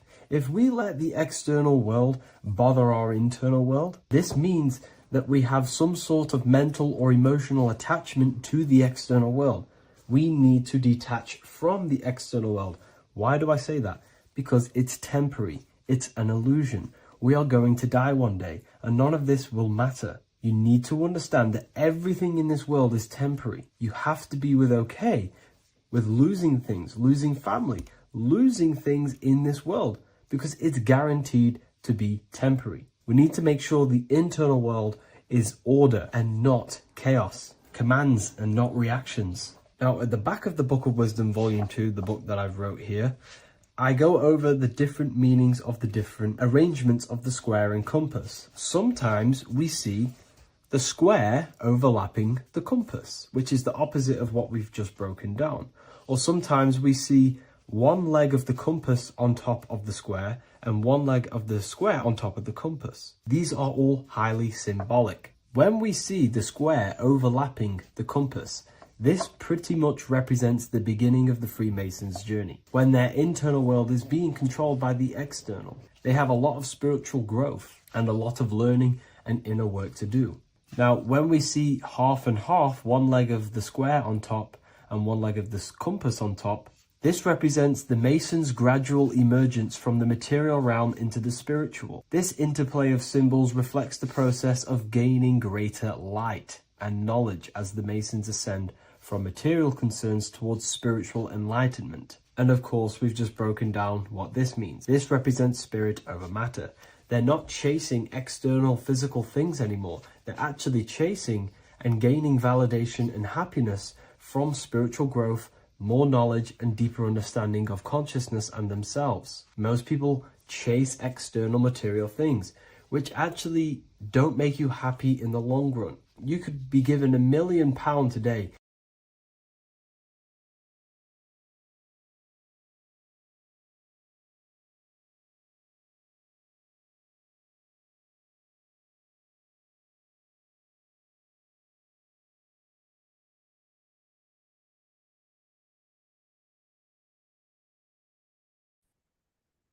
Lesson 2, planes of existence. These planes are all aspects of your mind. They are in you, they are outside of you, as above, so below. The Godhead is the sole purpose. This is how spiritual manifests into physical. This is the process that the universe goes through in creating the physical universe. So it starts with the Godhead, the sole purpose, then the mind, then the astral, then the etheric, then the physical. Then everything is mental. Everything exists in the mind. These dimensions are not separate. They're all dimensions within your mind. They're different vibrational states, pretty much. So the mind is the realm of thoughts. This is where thoughts reside. There's no form to a thought. It's invisible. There's no physicality to it. It's the most lucid. The higher you go, the more lucid it is. The lower you go, the more solid it becomes. Okay? So the mental plane is the most lucidic. So the mental plane is the thought alone. The astral plane is the imagination of the thought. This is where the thought forms manifest into some sort of form. Not physical form, but some sort of form, lucid form. Like dreams. Then it goes to the etheric, then physical plane. The etheric plane is the blueprint. It's like a blueprint of the astral and the physical form. It's basically the realm of energy. This is where energy is and frequency. And then the physical plane is where physical manifestations happen. So essentially, this physical world is a product and the world of effect. Everything goes through this is a world of effect. You can't change this world by manipulating it physically. You can, but it's not going to last long. It's not long term. This is where we get the saying as above, so below from. You change the higher planes, you manipulate the lower planes. If you manipulate the astral plane, you manipulate the physical plane. This is a mirror effect. You manipulate the mental plane, you manipulate all of the planes. So these planes are how things manifest into physicality. Everything starts in the mind, then goes through the astral. Now, the higher, middle, and lower astral are the vibrational states of the thought, because remember that the mental plane is the thought alone. So, for example, I'm going to give you an example now. This is a chair. Think of a chair. That's just don't imagine the chair. Just think of the thought of a chair. So you have the thought of a chair in your mind. Then now, imagine that thought. What form does it have? This is the astral plane. This is the imaginational plane. This is where you imagine things. So when you hold something in the screen of your mind, This is this is astral matter. You're creating out of astral matter. That's what imagination is. Depending on the vibration of that thought that you are manifesting in your imagination, depends whether it goes to the higher, middle, or lower astral. It's a if it's a high vibrational form, high vibrational thought, you create the higher astral plane. This imagination will go into the higher astral. Or if you think of a chair to murder someone on it with spikes and kill someone on it, it will go to the lower astral plane because it's a lower vibrational thought form manifesting. So you got to use these planes to manifest things, to imagine things. You can manipulate the astral plane through astral projection. This is a very, very deep, this is a very occult teaching of astral projection. And that's going to be taught later on in another course because that's not for everyone. But you can still access the astral plane through imagination. And that is how you pretty much get there. You use your conscious mind to project yourself, your consciousness, your awareness into the astral plane. So if you manipulate these higher planes of existence, you manipulate these lower planes. As above, so below. You got to look up. But it all starts in the mind. Use your thoughts correctly. Use your thoughts. Use your imagination. Use your energy. And this will all combine to manifest something physical. Okay? So use these planes to manipulate this physical world, because whatever you do in these planes, you manipulate the lower planes. It's like a mirror. So that is the planes of existence. They all exist inside of you. They're outside of you. They're as above, so below, as within, so without. They are everywhere. They are inside of you. They're not separate. They're all aspects of your mind. What if I told you that you are under a spell, and this spell is controlling you in every aspect of your life, and you don't even realize it? Spells are not what you've been taught. They're not fantasy magic wands that are casted over you. No, no, no. Spells are much, much deeper. A spell is a belief system that is installed into your subconscious mind, which holds power over you. Okay? If I install a belief into your mind and that belief holds power over you and controls you, that is you under my spell. A spell is a belief that someone has installed into you. Okay? You have a subconscious mind. The subconscious holds power over 90% of your daily basis behavior, thought patterns, and overall emotional state. Because the subconscious is the back end of our mind, the mind that we don't really have access to. It's the shadow self, where all of our programs, all of our memories, all of our traumas, all of our everything that we've ever experienced is recorded and kept in this vast database called the subconscious. Now, the subconscious is the 90% of our mind. We are only aware of 10% of our mind, which is the conscious mind, which is what you're using now, what you're consciously aware of. But there is a subconscious mind that holds power over your conscious decisions, and you don't even realize it. For example, as a child, you had a very, very traumatic event happen. Let's say as a child, you were not loved enough by your parents. And this feeling of you not being enough for your parents and feeling alone as a child implanted this seed. And this seed was planted by your emotions, a strong emotion. And over time, as you grew older into an adult, this seed grew and grew and grew. And what this seed grew into is you being very needy, you always seeking validation from others. Okay. But you taking this conscious decision 10 years down the line actually stems from this hidden cause within your subconscious mind, within this little feeling, this seed inside your subconscious where you don't feel like you are worthy. So this results in a conscious decision of you seeking validation from others, being very needy from others. Okay? This is what the subconscious is. The subconscious holds power over us. For example, posting on social media. Why are you actually posting on social media? If you take a selfie with your new watch, new car, and you go and post that onto your social media, why are you actually doing that?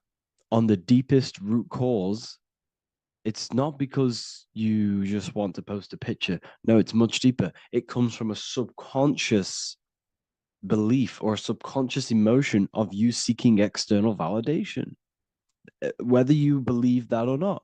But that's what it is. If you're posting on social media, you're seeking attention, you're seeking validation from others on a deep level, on a subconscious level. You may not even realize this because it's subconscious. Now, this is what a spell is. Money is a type of spell. Remember, money doesn't actually exist. Money does not exist. Money is a physical object inside of the material plane. But the physical object has a belief in the mental plane. See, the mind is the highest plane. This is the root cause of reality, the mental plane. Okay? So our belief in our mind has given this piece of paper value and a meaning. But in reality, it's just a piece of paper with a belief behind it. But this subconscious belief behind this piece of paper is controlling your daily basis behavior, is controlling your emotional state and controlling your life without you even realizing it. Without you even realizing that it's all an illusion. Money does not exist. It's the belief that gives the piece of paper a power. And the way we break the spell is by realizing that the money doesn't actually exist. The whole world is under the spell of money, and it's controlling all of us. But the spell is the belief. Once we all wake up and realize money has no value, it doesn't actually exist, it's only a belief. There is no actual money. That's how we break the spell. The spell is broken when we figure out that we are under the spell, under the belief, under the illusion of this piece of paper having value, and it's controlling our lives. That's why the word money has mon within it. Mon is moon, and the moon represents our hidden aspect of our mind, our subconscious, and the sun represents our conscious mind. So you have two versions of yourself. You have the self that you show to everyone, the conscious mind, and you have a shadow self called the subconscious, which is the hidden aspect of you. For example, do you really love your partner who you're with, or are you just with them for, is there a subconscious fear of being alone? Do you really want to be with this person, or is it stemming from, are you staying with them because it's stemming from this fear of being alone, of being lonely? Or are you just with them because you have a subconscious sexual addiction? And all of your conscious decisions are actually coming from this little seed of wanting sex or not being alone. You have two versions of yourself, the conscious mind and the subconscious, the shadow self and the self that you show to everyone else. Okay? And the subconscious is what's holding power over you. When you drive your car, you don't consciously have to think about changing gear. You've done it that many times. It's on autopilot. That's the subconscious doing it. You can be walking down the street. Your conscious mind can be thinking about what you're going to cook for tea later, but your subconscious mind is controlling your body and walking your body. You don't have to think about moving the body. You just do it because you've done it that many times. It's a program. It's a belief in the subconscious that's giving this movement power. You see, the subconscious holds a lot of power over you. our beliefs hold power over our daily basis behaviors and actions. Okay, like I said, posting on social media, this is seeking external validation. There's a subconscious there's a subconscious urge bringing this desire into conscious reality. So we must break the spell of our emotions controlling us, our traumas from a child controlling us. For example, another example of this, let's say you were in a car crash years ago, and this car crash led you to having a very traumatic event, very traumatic emotion you felt in that car crash. You felt a lot of pain. That was impressed into your subconscious. And even to this day, you're probably scared of going into trains, going onto cars, going inside of vehicles. And you might not even be aware that it's actually stemming from this event that happened 10 years ago. That's the spell. That's the spell that's holding power over you. And you don't even realize it. You realize the spell when you realize you're being controlled by this old belief, this old trauma. That's what a spell is. A spell is not something I cast over you with a wand like Harry Potter. Spell's much deeper. It's the hidden aspects of our mind that hold power over us, that control us. Okay? So how do we get rid of the spell? How do we break the spell? By installing new belief systems, by installing new programs into our subconscious. The subconscious is impressed by repetition and emotion. Everything you do on repeat, for example, tying your shoelaces, you can be looking up into the sky, closing your eyes, thinking about what you're going to create for tea while doing your shoelaces. You've done it that many times, you don't have to think about it. That's the subconscious taking over. Okay. That's the repetition aspect of the subconscious. For example, you could probably run down your stairs. You know exactly how to run down the stairs. If I tried to run down your stairs, every staircase is different. I'd probably fall over. But you've done it that many times, you know exactly how to do it. It's what we call ritual. When you have an evening ritual, when you tidy the house, you do your skincare routine, you wash your teeth, that's a ritual. This is what the ancients called ritual. When we do rituals, we're trying to implant something into our subconscious to either remove an old program, an old seed that is controlling us, for a new one that's going to grow into new light, into a new reality. So you can implant messages, implant new programs into our subconscious, which will then grow into a new reality. Okay? Because if I tell you something over and over and over again every single day, for example, if I say, you do what I say every single day I repeat this statement into your ears, about a month or 2 months in, you're going to start to believe in that statement and you're going to start to be under my spell. You're going to start to do everything that I say. So this is what spells are. Spells are subconscious beliefs that hold power over you, and you don't even realize it. So we need to remove these old programs we have that are controlling us for new programs. And we do that through ritual, affirmation, and imagination. Repetition and emotion is key to impressing the subconscious. They are the two ways that spells are created, that programs are created. The subconscious only knows the now, and it only knows you.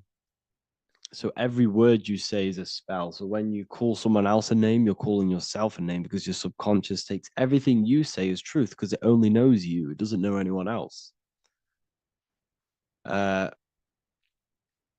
So every night we can do affirmation. We affirm the reality we want. This is what we call a ritual. We sit down or we stand up, whatever it is. You affirm the reality you are. I am statements.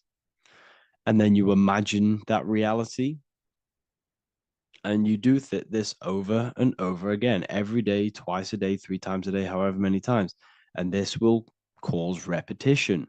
This will install a new belief system into your subconscious, which will then start to show in your external reality. It will start to put you under a spell of the new program. For example, if I install into my subconscious that I believe that I am rich, every single night I affirmate that I am rich, I am wealthy, I am free. And then I do a ritual. I start to imagine this reality every single night. I do these two things on repetition, and I start to feel the reality and imagine the reality. Over time, I'm going to start to believe that I am rich, that I am free, and I am wealthy without having the physical reality. And what this will do is that it'll implant a message deep within your subconscious mind. It will plant the seed of this belief. And this belief over time will grow into 90% of my thoughts, 90% of my actions, 90% of my words. My words, my thinking will change due to this new belief. I may not even realize it, but I'm looking for more opportunities to make money. I'm speaking to more people because of this belief that I've installed. This belief has triggered new ways of thinking. My mind, my conscious mind is now only operating to fulfill this belief. And my conscious mind might not even be aware of it. You won't even realize that you're manifesting this belief of being rich. And that's how it happens. You implant the belief within your subconscious. You implant the spell into your subconscious, which will then gain control over you. So we need to make sure we're removing the negative spells, the negative programs that are controlling us, for new regenerated ones, for new ones that are going to create new realities, a better life. Okay? You don't want negative traumas, negative seeds controlling you and growing into your life. If you don't cut them off, they will continue to grow and grow and grow. Your anxiety will get bigger and bigger and bigger. Your depression will get bigger and bigger and bigger. But it's all actually stemming from one belief system or one trauma. Okay? So this is important. Everything in this physical plane is an effect of the higher planes. It's a shadow of the mind. Everything we think, all physical objects began as a thought, then an imagination, then energy, then a physical reality. So we must change the mental plane. We must plant seeds into our mind to change down into our physical material life. It's about manipulating this higher plane so we can create change and effect in the physical external material plane. That's what magic is. This is what spellcasting is. This is all what it is. It's not fantasy. This is the manipulation of the higher planes of consciousness, which your mind has access to. You have access to these higher planes. Okay? This is exactly what I teach in my university. I teach different rituals. I teach specific rituals to get rid of certain things, certain belief systems. I teach all different rituals, all different ways for you to create your own reality and live the best reality you want. We also have all of these different courses. We have Activating the Inner Eye. This will teach you exactly how to lucid dream and activate your inner vision of imagination. We have the Sexual Alchemy course. This will give you the power of transmuting your sexual energy into creativity. We have electromagnetism studies. We have esoteric exchange, an exclusive live call that we do every single week, and I connect with all of the students. They can ask me questions, can speak with me one-on-one inside of these live calls. We have the real numerology section. We have the health section. We have a lecture section. Look at all of these lectures we have on occultism, symbolism. All of these lectures are designed to gain you power, to give your personal power back to you, to make you realize things about you. We have a meditation section. We have a library section where you can download all of our library, all of our books, different books. on occultism, symbolism, Freemasonry, astral projection, and of course, we have the Manifestation Mastery course, which teaches you exactly how to create reality so you can live that desired reality that you want. This is the last chance to lock in the price of $55 a month. This is less than $2 a day. You can really level up your life because the price is going to increase as the value of the university increases, because there's a new symbolism course coming out. And if you join now, you'll get this course for free, because obviously when this course releases, the price will go up. The symbolism course will teach you the language of esoteric and occult symbolism. I'll leave the links in the description. Make sure to leave a like, comment, subscribe to the channel if you want to see more content. Thank you all, people. Have an amazing day.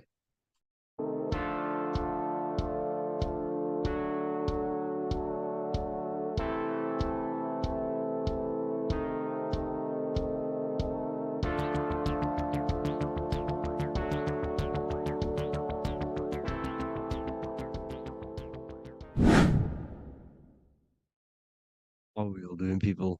Survival wisdom. Today we're going to be breaking down the Bible and its real, true metaphysical meaning. All of these slides within this video is taken from my book, The Book of Wisdom, so you can get all of these slides. So the Temple of Solomon, you are body, mind, and soul, which is the Holy Trinity, the moon, sun, and earth. The sun is your soul because the sun is its infinite source of energy. It is its own source of energy. And that is what your soul is. It's its own source of energy. The moon is mind. This is why you call people a lunatic. You're a lunatic. Luna means the moon. And inside of your mind, you have a specific mood. Mood is moon. And mind in German is Mond. And the word Mond means moon.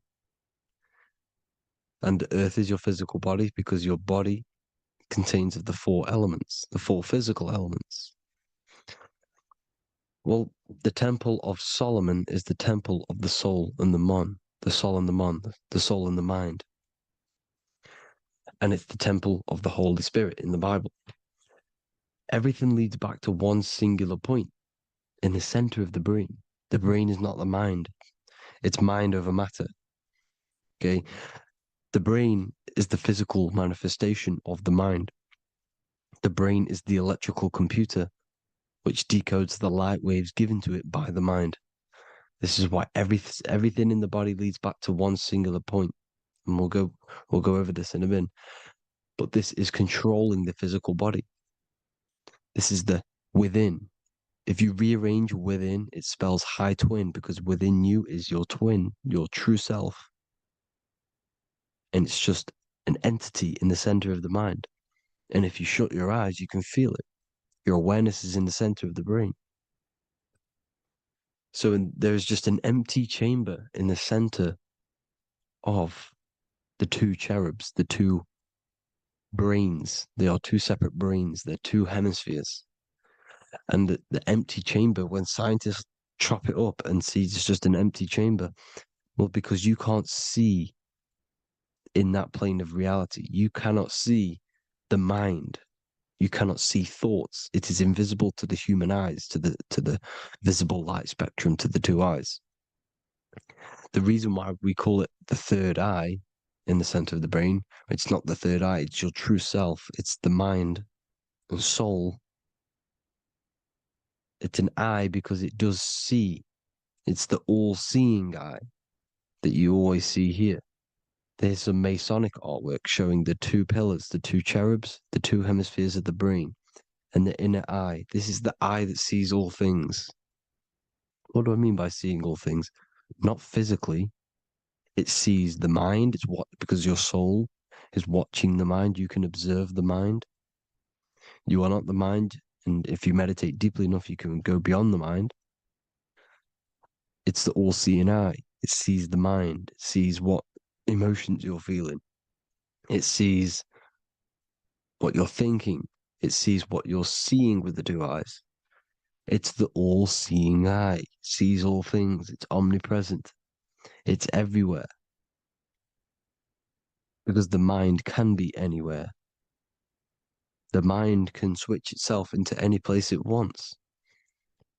There is no limitations with the mind.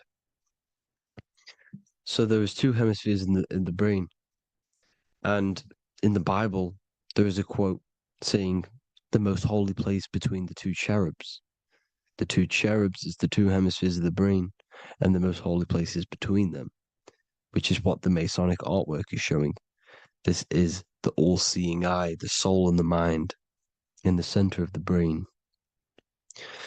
And you will not see this with the two eyes. So when scientists come to seeing the empty chamber in the center of the brain, they wonder because they do not understand the occult side of the world. They do not understand the layers of reality. How the two eyes, everything physical comes from the unseen. Everything seen comes from the unseen. Now, the two hemispheres of the brain play a major role in our lives. The right hemisphere is the artist. The left hemisphere is the scientist. The right hemisphere controls the left side of the body. The left hemisphere controls the right side, so there's a crossover. Now, the right hemisphere is to do with your feminine energy, creativity, unification, metaphors, visualization, intuition. The left hemisphere is to do with sequencing, facts, materialistic details, language, and logic. So they keep us normally trapped within the male aspect of our mind, which is the left hemisphere. You know, if you listen to Spotify, Apple Music, and radio, they're all tuned to 440 hertz, which shuts down the right side of the brain, makes you left brain dominant. And we learn, well, 90% of people learn to write with their right hand. They're taught to learn with their right hand, which is to do with the left brain. You see, so we are being trapped within this left side of the brain, which is all to do with logic, thinking logical, not creative. You know, very analytic. But the right side of the brain is to do with your creativity. So the right side of the brain is perceiving reality as a holistic perception. Now, what do I mean? If you're riding through a woods, for example, if you're riding through a woods, your right hemisphere is seeing the whole woods as one unified woods. The left hemisphere's job is to break down the perception given to it by the right hemisphere and break it down into individual trees. So what am I saying? The right hemisphere is seeing humans and everything in creation as one unified consciousness. The left hemisphere is seeing individual egos. This is why the left hemisphere is the place of the ego, the right hemisphere is to do with the higher self. They're both needed, though. I'm not saying one's better than the other. It's balance. Now, they don't want you to see the unified picture, perception of creation. They want you to think everything is individual, everything doesn't come from the one, because all things come from the one. And we experience the two in this reality, dualism. In order to understand the one, we have to experience the two to advance. So, anyways, let's get away from the two hemispheres. The right hemisphere, like I said, is to do with the higher self. And this is why in John 21:6, it says, cast the net onto the right-hand side of the boat and you will find fish. Meaning, cast your energy, cast your perception into the right hemisphere of the brain, and you will find God, unification, and higher self. You will see things from a unified perspective. How we are all one, because we are all the same consciousness. The same spark that is in me is in you. This is why I am you and you are me. We are all the all-seeing eyes of God, just split up into individual bodies. We are all made up of the same essence, consciousness. And that consciousness, that mind and soul, is in the center of the brain. You are just in different avatars. And until we see this, we'll forever be divided and conquered. Until we figure this out as a collective consciousness, we will forever be divided and conquered and ruled over. This is why the Bible says, ye are gods. You are the sons of the Most High, because we are. We are the Word made flesh. We are God made flesh. Mark 16:19. So then after the Lord had spoken unto them, he was received up into heaven. Head is heaven, H-E-A, and sat on the right hand of God. God is the consciousness in the center of the brain. Heaven is the head, and the right hand of God is the right hemisphere of the brain, meaning he sees things in unification, creativity, intuition, the higher mind, the higher brain. When Moses crosses the Red Sea is the corpus callosum, moving from the left to the right hemisphere of the brain to see unified perception of reality. Head, H-E-A, heaven, same root word. This is why the ancients always depict God in the center of the brain. Here you see ancient Christian artwork showing God in the center of the brain, the light. Here you see it here. Here you see Ganesh, an Indian god, which is the brain. Here you see the Father, the Son, and the Holy Spirit in the dome, the brain. This is the brain, because you are God made flesh. That's what consciousness is. The upper room where Jesus meets the 12 disciples. It's the upper brain on the upper room. The upper room is the chamber, the empty chamber in the center of the brain. That's the room. And the 12 disciples are the 12 cranial nerves in the brain, which pretty much rule the body, all the cranial nerves. The tree of life, the cardiovascular system. This is why in Genesis it says the tree of life was in the midst of the garden. Midst meaning middle, because the middle of the body is the cardiovascular system, which is controlling all of the systems in the body. The tree of knowledge of good and evil is the nervous system. It's the spine and brain. This is what's detecting good and evil. The brain is the electrical computer with the left and the right hemisphere, decoding the dualistic world, decoding the light waves given to it by the external world. It is an electromagnetic computer. It is artificial intelligence. It is very intelligent, the brain and the nervous system, the human body as a whole. But the tree of knowledge of good and evil is the nervous system, because it is the tree that detects good and evil, makes you learn good and evil in this dualistic reality. Here you see Adam and Eve around the tree of knowledge of good and evil. Adam and Eve, male and female energies, with the serpent in the tree, and the tree of knowledge of good and evil. Well, this is the spine, the brain, and the serpent is the kundalini up the spine. The serpent is the S. That's why S, serpent, S, the letter S is the serpent. Sex and serpents make an S noise. You know, the Bible cursed the serpent. So we don't figure out the true religion. The true religion is raising the kundalini and becoming God-man and reaching our higher states, our true God self.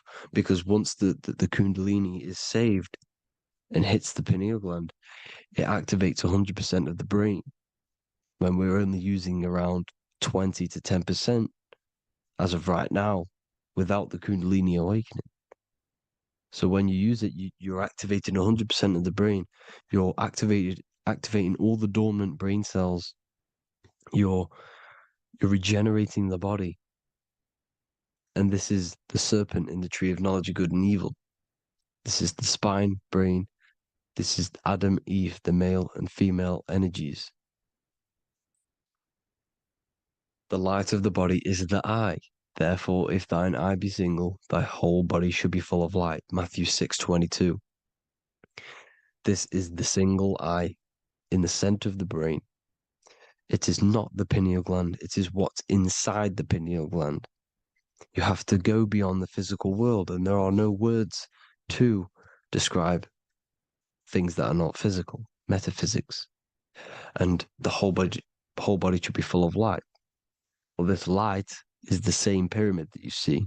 You are the pyramid with the all-seeing eye on top. This is why the ancients built the pyramids with the stairs in the middle symbolizing the spine, because once you open all the chakras and balance them and raise the kundalini, you activate all of the brain, which gives enlightenment. The word enlight in ment. Ment means mind, light in the mind. Enlighten the mind. And this is enlightenment. We are the temple. And Jacob called the name of the place Peniel, for I have seen God face to face. Within spells high twin. Within you is the God self, which you need to manifest into the external world. And he's seen God in Peniel, the consciousness. He's seen his true self, consciousness, in the pineal gland. Genesis 28:10, Jacob's ladder. Jacob, he took a rock there and laid his head on it to sleep. Jacob had a dream. He dreamed there was a ladder that was on the ground and reached up into heaven. Head is heaven. The rock he fell asleep on is the sacrum bone, because he's symbolizing the oil that comes down the spine, hits the sacrum bone and rests there, falls asleep, and it looks up and it sees the ladder to heaven. Because when you raise this oil, you become God man. You become God in heaven. You can leave the body at will. Do you not know that your body is the temple, that your body is the temple of the Holy Spirit? Corinthians 16:19-20. Or do you not know that your body is the temple of the Holy Spirit within you? Your body is the temple of the Holy Spirit, the soul and the mind within the center of the brain, the temple of Solomon, temple of the soul and the mind. Romans 8:10. Christ is in you. It's not external. When you give where attention goes, energy flows. When you give your energy to external things, your attention, your worship to external things, you're giving energy, meaning it's draining you, and you're feeding something within the astral plane, a mental thought within the astral plane. So with you realizing that the Christ is in you, that you don't have to worship anything outside of you, this means that you're internalizing your energy. You're not giving your energy, because where attention goes, energy flows, which means you become more present. You become healthier because you're not giving off all of your special electromagnetic energy that's charging you. This is why the religions ran by the Vatican is all external. They're exoteric. Exoteric means external teachings. The esoteric is the internal, the hidden teachings. In Psalms 82, I have said, ye are gods, and all of you are children of the Most High, because we are the Most High, split up into individual bodies. That's what consciousness is. Consciousness is the Most High, and we have to raise ourselves to the Most High. Brahma, Vishnu, Shiva, the Father, the Son, and the Holy Spirit. Why is it always a trio? It's a trio because it symbolizes us, the soul, mind, and body. The mind is the bridge for the soul to be in the body. What is the soul? It's the life force. It's the watcher. It's the all-seeing eye. The soul sees into different realities, and it gives life to the body of every reality it goes in. This is why you always see light around the all-seeing eye, because it is the energy, the life force, the light, life, L-I. Life is light. And it's the eye because it sees into the different realities. It sees into the dream world. When you're going to sleep at night, And you dream, it's not a dream, it's another reality. You're a multi-dimensional creature. We live in a multiverse. There's infinite amount of yous. And there is a version of you which is the highest self in a reality somewhere. And this I has the ability to switch realities, which is exactly what astral travel is. Astral travel is the ability to switch reality beyond the 3D construct of this world. The Father, the Son, and the Holy Spirit, Brahma, Vishnu, Shiva. Brahma, the soul, inhabits different bodies. This is why they have different heads. Vishnu, the mind, symbolizing gnosis, meaning knowledge. This is the serpent. The serpent symbolized knowledge. Shiva, the body. Father, the Son, and the Holy Spirit. The bird, the soul, because the bird symbolizes the soul. This is why you have here the Egyptians showing you the soul leaving the body. Here you see here with the twin head, the same head, and it's a bird. This is the soul self. This is the ego self. The Egyptians knew this. They knew all of this. Of course they did. Now the whole story of Jesus is all metaphorical for the process which goes on within your body. Your neck and head is the Holy Grail, which the sun and the moon creates. Sorry, the sun and the moon creates the fluid within the Holy Grail, the brain, the skull. And the moon creates the milk. Sorry, the moon makes the milk. The sun makes the honey, the land flowing with milk and honey in the Bible. The land flowing with milk and honey is the center of the brain in the Holy Grail. Here you see the Masonic artwork showing you the sun and the moon creating the fluid in the spine. Here's the serpent. Serpent symbolizing the two Kundalini channels, the Ida Pingala up the spine. Here's the furnace raising the Kundalini, raising the oil, heating it up and rising it to the crown. You see? So here you see more Masonic art, seeing the sun and the moon creating the holy fluid in the brain, in the cup, filling the cup. This is why it's a cup, because it's the Holy Grail. This is the holy oil in the center of the brain that gets released down the spine, which is Jesus coming down from heaven. It comes down the spine, down the River Jordan in the Bible. This is when Jesus goes from Nazareth to Jerusalem. He comes down the River Jordan, and Joseph and Mary are in Nazareth waiting for Jesus' return. Joseph and Mary symbolize the pineal and pituitary gland, which produce the two oils created by the sun and the moon. And he returns. When he returns, he gets crucified at 33, because there's 33 vertebrae at the back of the spine, and it crosses the vagus nerve. The crucifixion of the oil past 33 vertebrae creates God-man, and it creates your higher self, and it activates 100% of the brain. And you turn into spirit, you turn to your spirit self. This is why Jesus dies. He didn't physically die, it metaphorically dies and becomes his higher self. The ego self is left behind. It's the same with the whole story of Jesus. Jesus comes down from heaven, which is the oil. He dies in a cave for 3 days, which is the oil hitting the cave. Here's the cave.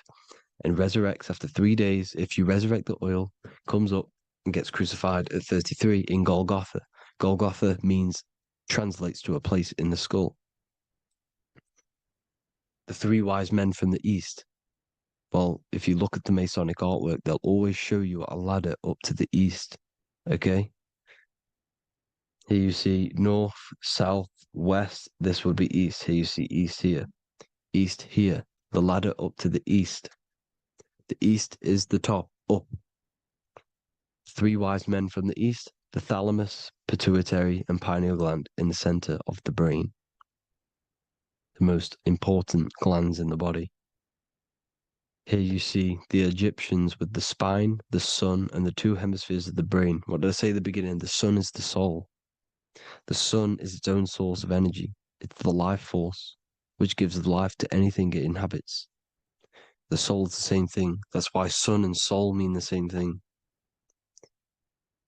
So, what I'm saying is consciousness is God. And this is why when it refers to as God in the Bible, it means your higher self, pretty much. And returning back to this higher self, because God is something that you need to manifest. Consciousness is God, and your body is a reflection of the creation by God. This is why everything in the body corresponds with the stars. The stars rule the body. We are an image of the stars. This body is an image of the whole of creation. Aries rules the head. This is the cerebrum. The ram in the brain is the ram, Aries. And we have something called the cerebrum, Aries, the ram. This is the Lamb of God moving to the higher mind. Taurus, which is the lower brain and neck, the cerebellum, the bull Taurus, the lower mind, and the cerebrum and the cerebellum, the ram and the bull, is what makes you ramble on. Ramble meaning walking. The higher mind and the lower mind working together makes the body ramble. Ramble is what makes you walk along. Thank you to Santos Bonacci. Gemini, the two twins, rules the two arms, the hands, and the lungs. These are the two twins of the body. Sagittarius, the horse, which rules the hips. Hips means hippo. Hippo means horse. Hippopotamus means water horse. Hippo means horse, and this is why we call them hips, because horses have massive hips. Capricorn, the kneecaps. Pisces, the two fish, the 2 feet. Then they make us swim. We are an image of the stars, people. Well, the body is anyway. Consciousness is God, and the body is the image of the whole of creation. It's a reflection of the whole creation, as above, so below. 12 systems in the body, 12 cranial nerves for the 12 constellations, 12 cell salts. The body's made out of 12 cell salts. So, this is where it gets kind of deep. This is where we get deep. And he said Jesus was known as the Fisher of Man. And Fisher of Man, meaning man does not mean man as in the male. Man means mind. He's the fisher of minds. So the Bible is not patriarchal. It's not patriarchal. Man just means mind, pretty much. So the fisher of mind, man, because he was fishing minds out of this reality into the higher realities. He was teaching people how to leave the body when he walks on water. Walking on water is the physical, etheric, astral, and mental. These are the different planes of reality. The ether is the either, because the ether is the substance that's on either side, astral and physical. It's the 5th element, is ether. And the 5th element is the water. The same water at the beginning of the Bible when it says, let the firmament divide from the waters above from below. The water symbolizes the ether. It's the base of all physical matter. And the ether symbolized is known as the water. So when you're walking on water, you're walking on the ether, meaning you're leaving the physical body. So when Jesus walks on water and he's teaching Paul to walk on water, Paul becomes scared and falls back into the water. Well, when you astral travel and you become scared when you're projecting, you'll fall back into your body. So he's pretty much saying walking on water is leaving the body, and walking on the ether, because the ether is the veil between the astral, and that's what devil means. Devil has the word veil in it, because the devil is trapping you between one veil, which is this world. They're trapping you in this world, this thin layer of reality. Your dreams are different veils. The ether, the astral, the mental are different veils. Devil is deveil. Deveil. You need to escape being stuck into in one reality and live in between realities.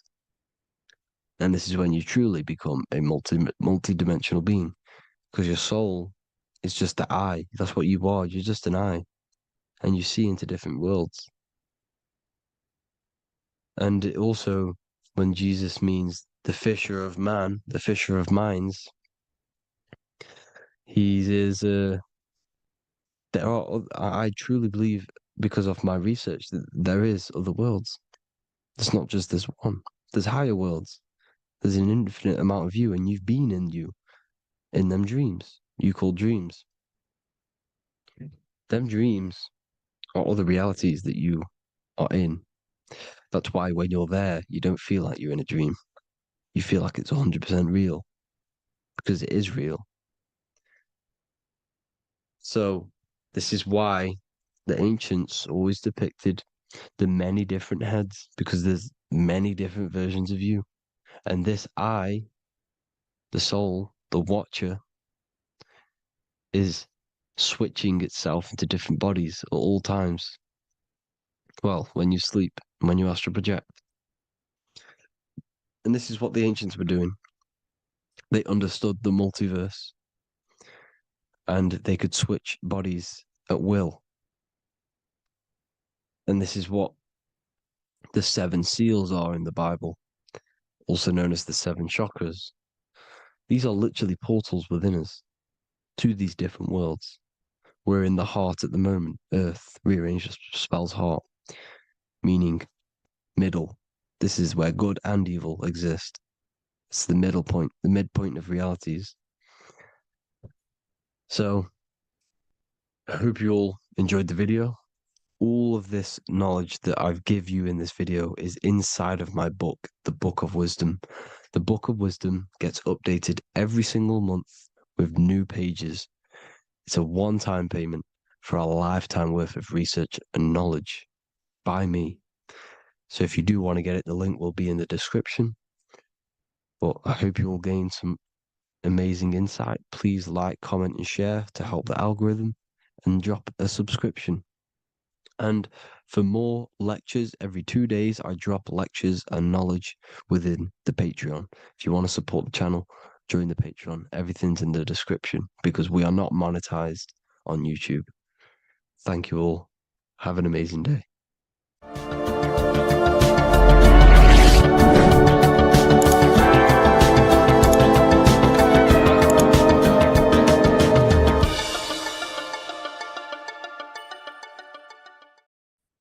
You are not breathing correctly. 98% of people only use a third of their lungs capacity, which is shallow breathing, which ages you, lowers your brain capacity, and also lowers your state of consciousness.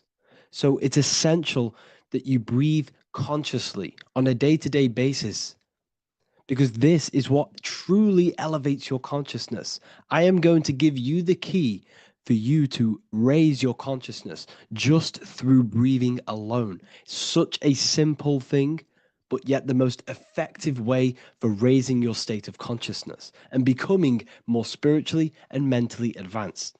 So tune in for this video, and I'm going to show you exactly how to do it and the symbolism behind breathing. Air is more than just air. It carries electromagnetic energy. So now I'm going to give you the science behind this spiritual truth. This invisible force is what sustains all physical life, providing the life force energy essential for existence. Electromagnetism. Everything is fed off electromagnetism. Your body is an electromagnetic battery.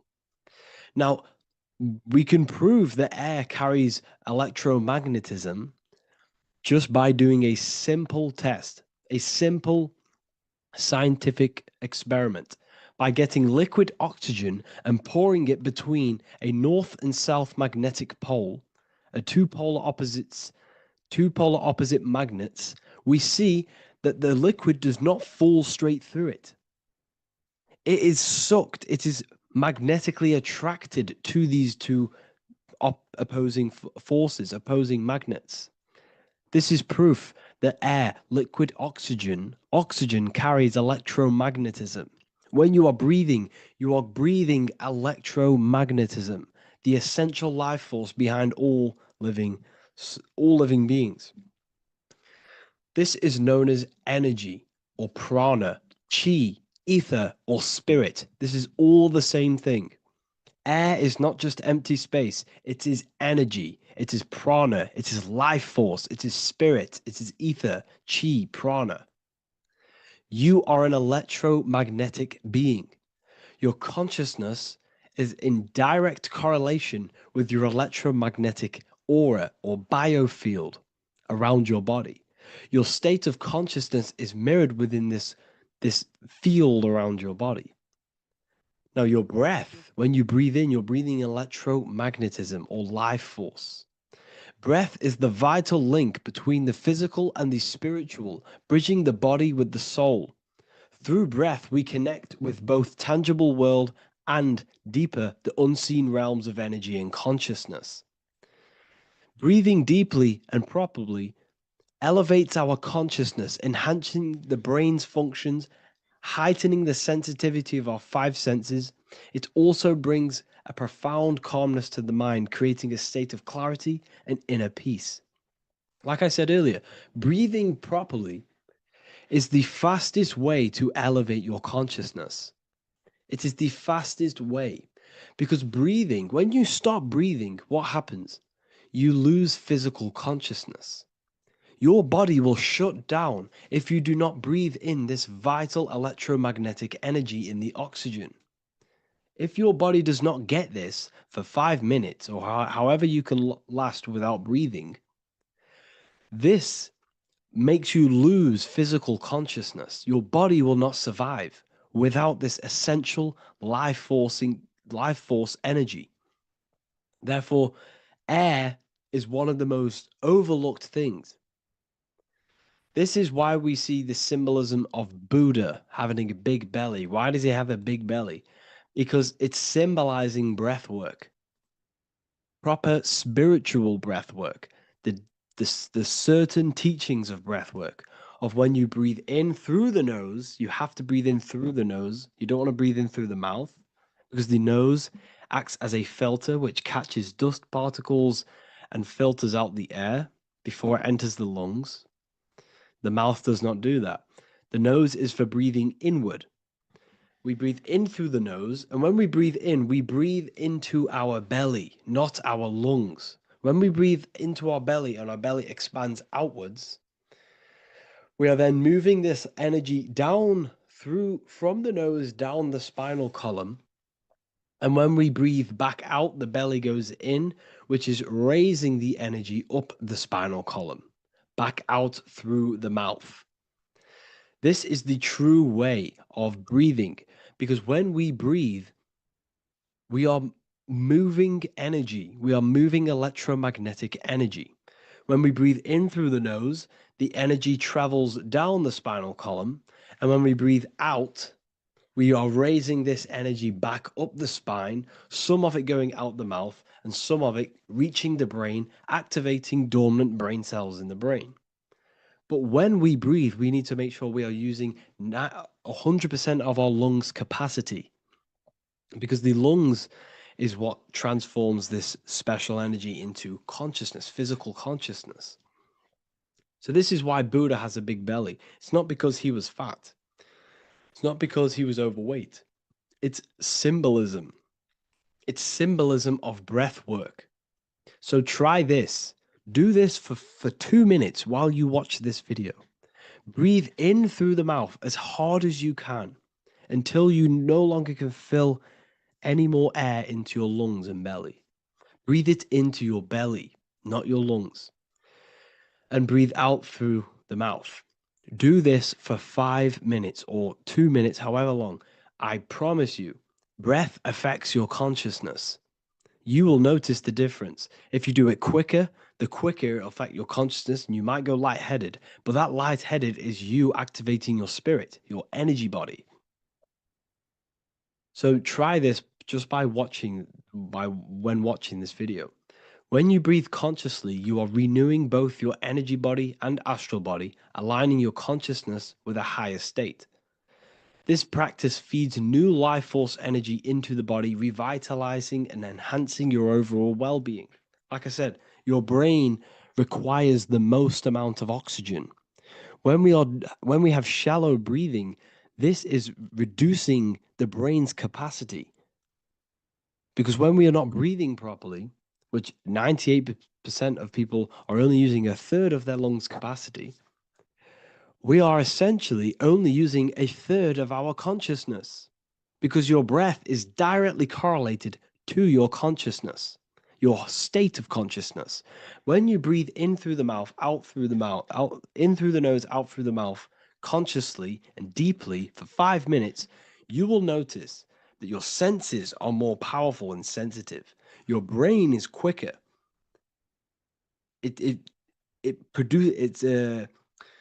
What's the word? It processes information quicker. You become quicker. You become a superhuman, and you feel more spiritual because it activates your spirit, your astral and energy body. So when we meditate, it's definitely important to breathe in through the nose and out through the mouth as deeply as possible to align with a higher state of consciousness. And this is the easiest way to separate your consciousness from the body. When you breathe in deeply for long periods of time, while meditating, while taking no thought, when no thought is present and you gain a rhythm of deep breathing, this is the gateway. This is the gateway to opening your consciousness. Because when you stop thinking, other aspects of your consciousness can open up. All of our lives we've been thinking, which is blocked off the higher states of consciousness. So breathing is very, very important. It affects our overall well-being. And this is Yahweh, the in and the out of breathing. When we breathe in, this is Yah. You can hear it. It sounds like Yah. And when we breathe out, that is Way. This is the name of God, apparently. But God is within you. You can connect with God. You can connect with source consciousness within you by breathing, by raising your state of consciousness through breathing and meditation. This is why the Bible tells you the Spirit of God has made me, and the breath of the Almighty gives me life. You are consciousness. You are God. You're an extension of God's consciousness. Job 27:3. As long as my breath is in me and the Spirit of God is in my nostrils. The Spirit of God is through breath. John 20:22. And when he said this, he breathed on them and said to them, receive the Holy Spirit. The word spirit means breath. In Greek, Hebrew, Latin, it all means breath or wind or air. The Holy Spirit is a certain way of breathing, a breathing technique that elevates your consciousness, that syncs you up to a holy consciousness, an elevated state. That is the Holy Spirit. That's why it tells you in the Bible, when he said this, he breathed onto them. He breathed onto them and said, receive the Holy Spirit. You must breathe to receive the Holy Spirit. When you breathe, you are renewing the body's energy. You're taking in new life force, which is regenerating your cells, regenerating your brain, nervous system, and also connecting with consciousness, pure consciousness. This is not something that we should be doing during meditation. Yes, it is. We should be doing it during meditation, but this is something that we need to apply all of the time. This is the fastest way you can raise your consciousness. I just want to say, all of this knowledge is inside of the Book of Wisdom, Volume 2. Make sure to give a like and a comment on this video to help the algorithm. And let me know what you think about the last book or this book if you have read them, to let the new people know what they're looking at with this book. This is truly life-changing. The volume 2 and volume 1 is truly life-changing. You can get them in a bundle also. Learn hidden knowledge inside of the Ethereal University. This is where truth seekers belong. I'm not here to try sell you this, but this is the place for truth seekers. And if you are serious about your spiritual journey and serious about gaining knowledge, which gives you the advantage over life, join Ethereal University. This will definitely help you. Thank you for watching this video. Please leave a like and comment. Make sure to give me any suggestions on videos you want me to make in the future. Thank you all.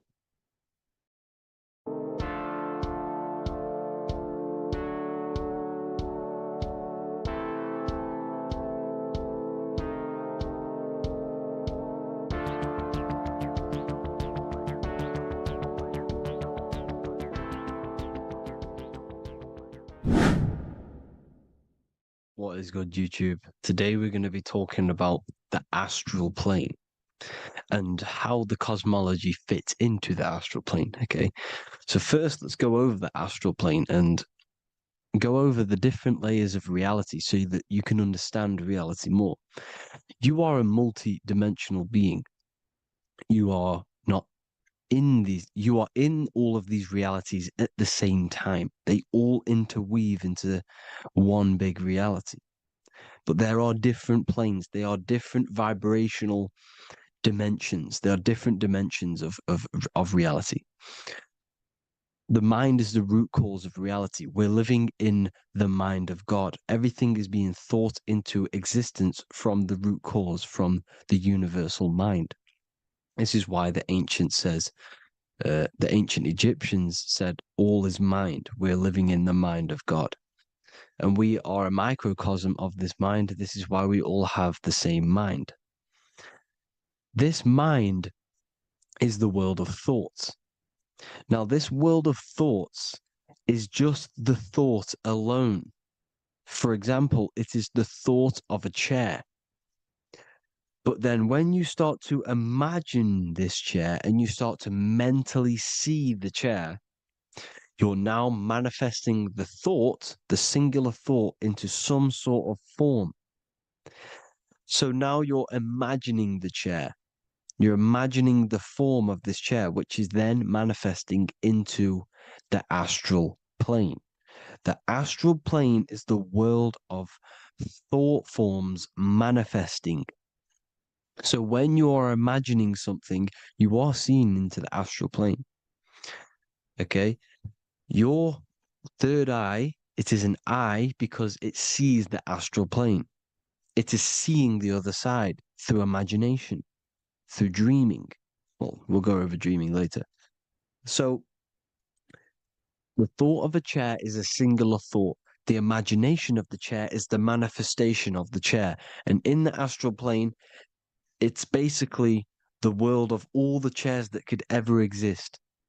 So you're thinking of the chair as a singular thought, which is the mental plane. The astral plane is the imagination of that chair, is the thought, the manifestation of it. Depending on the vibrational state of the thought will depend what level of the astral plane it will go to. For example, if you're thinking about a chair to torture someone on it, it's going to go on the lower astral plane. Or if you're thinking and imagining happy things, it's going to go to the higher astral plane. So wherever your mindset is, that we call it a mindset because your mind is setting frequencies to certain things. Thoughts are frequencies. And a mindset is setting your frequency, setting your mind to a certain frequency. So when you set your mind to a certain frequency and you imagine something in that frequency, you're going to match everything in the astral plane that are on that similar frequency, just like you would in the physical world. Because we're all in these worlds right now as we speak, but we can't see them with the two physical eyes. We can feel it though. When you're around someone and you've just met a new person, for example, you can feel their vibration, and if you're not on a similar vibrational match, you will not get along with that person, or you just won't not get along, but you won't connect with that person because you're on two opposing frequencies, not matching. And this is something you can't see, you can only feel, because it's the astral plane. It exists within the astral plane. Everything in the astral plane is made out of vibrations. So if you do astral project, and if you already know how to astral project, you will see beings and people and things that are on the same frequency as you. This is why before you astral project, you need to sort your vibration out before you astral project, because you are projecting your consciousness into this. It's the mind. The mind is the bridge. It can move between realities. You are a observer. You are a observing soul which observes different realities. And the mind is the bridge between all of these different realities. The mind can choose. If you want to project into the astral, you set your mind to it, you can. Okay? So let's not get off track. The lower astral plane is where demons are. The higher astral plane is where heavenly beings are. Heaven and hell are kind of a real thing. The etheric plane is a powerful substance, the ether, the fifth element that they don't tell us about. If you type in on Google the 5 elements, they will try to remove it with wood or metal, because they don't want you knowing about the ether. Ether is the energy double behind all physical objects. So the ether is very important. It is the 5th element. It is part of the physical world, but it's also part of the astral world. It is on either side. You see how they're showing you the truth in the language? Ether and either are the same word.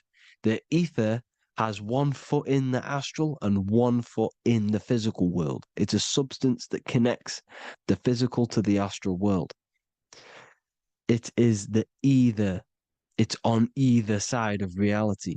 It's on the other side. Other, either, same word. Ether is connecting the physical to the astral plane. It's the world of frequency. Frequencies, EMFs, torus fields are in the etheric plane. It is the energy plane. It's where energy moves through the ether. Okay. So then you have the physical world, the world of effect. Everything you see in the physical world is the effect of the higher planes. Each plane is a product of the plane above. So, and it melts into each plane. The physical plane is the lowest plane, it's the most densest, and the highest is the most fluid. This is the most fluid, this is the most dense. This is where we get the saying, as above, so below from. As above, so below comes from the different planes of reality. And magicians understand this. This is why magicians always say as above, so below. Because they understand if you manipulate the higher planes of reality, you manipulate the lower planes. Because the astral plane is a direct copy of the physical world, but in the astral plane. It is mirrored. The physical world is mirrored in the astral plane. They are both the same world, but just different vibrational states of the world. Kind of. It's hard to put this in words, people. So just try and understand. The astral plane is the double. It is whatever happens in the astral plane happens in the physical plane. This is why magic works. This is why demons work. This is why spirit communication works. Because if you manipulate the higher planes, you manipulate the lower planes. As above in the astral, so below. Leonardo da Vinci showing you to look up, pointing up. You got to look up. It's telling you to change the mind, you change the physical world. You change your emotions, you're on the astral plane, you change the physical world.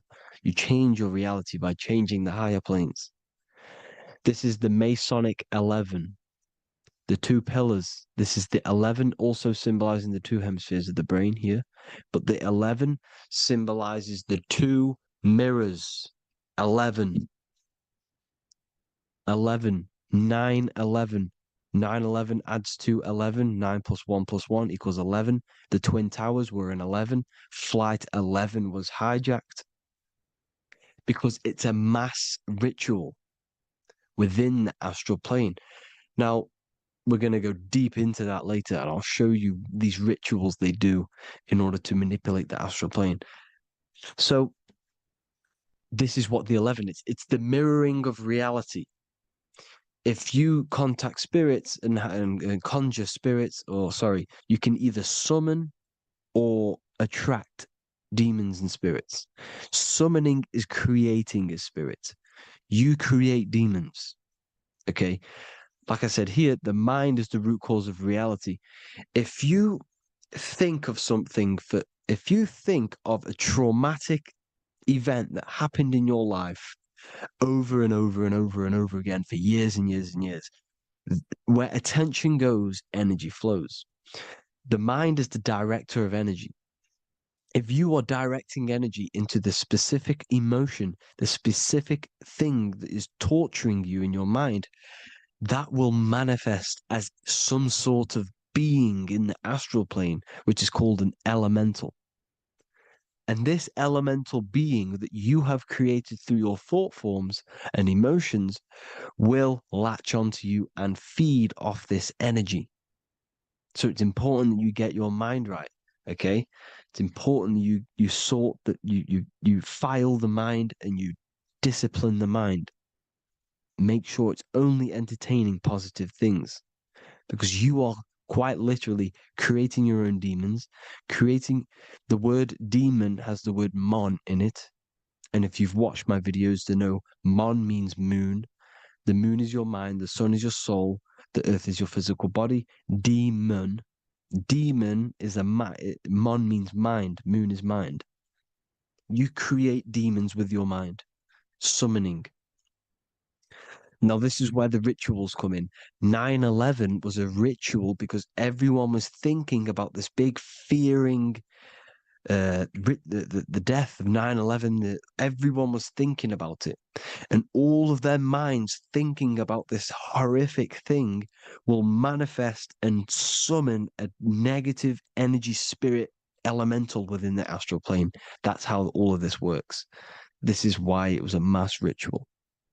Okay, Chris Brown, new album name 11/11, release date on the 11/11. This will be my 11th album and contain 11 songs. All of these people know the occult. This is Hermes Trismegistus with the star of Saturn, the six-pointed star, as above, so below. The mirroring of reality, physical and astral, the two Masonic pillars. So as above, so below. What's above us? The stars.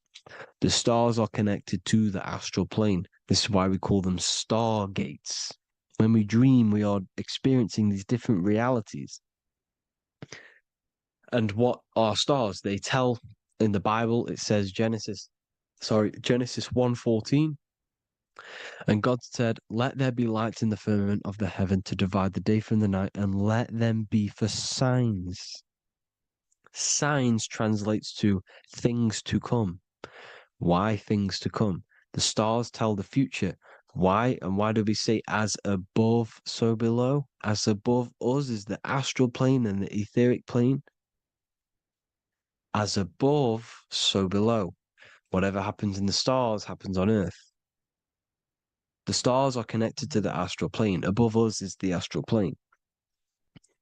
We are a star in a physical body. This is why we say Mr., sister, stir equals star. The E and the A are interchangeable.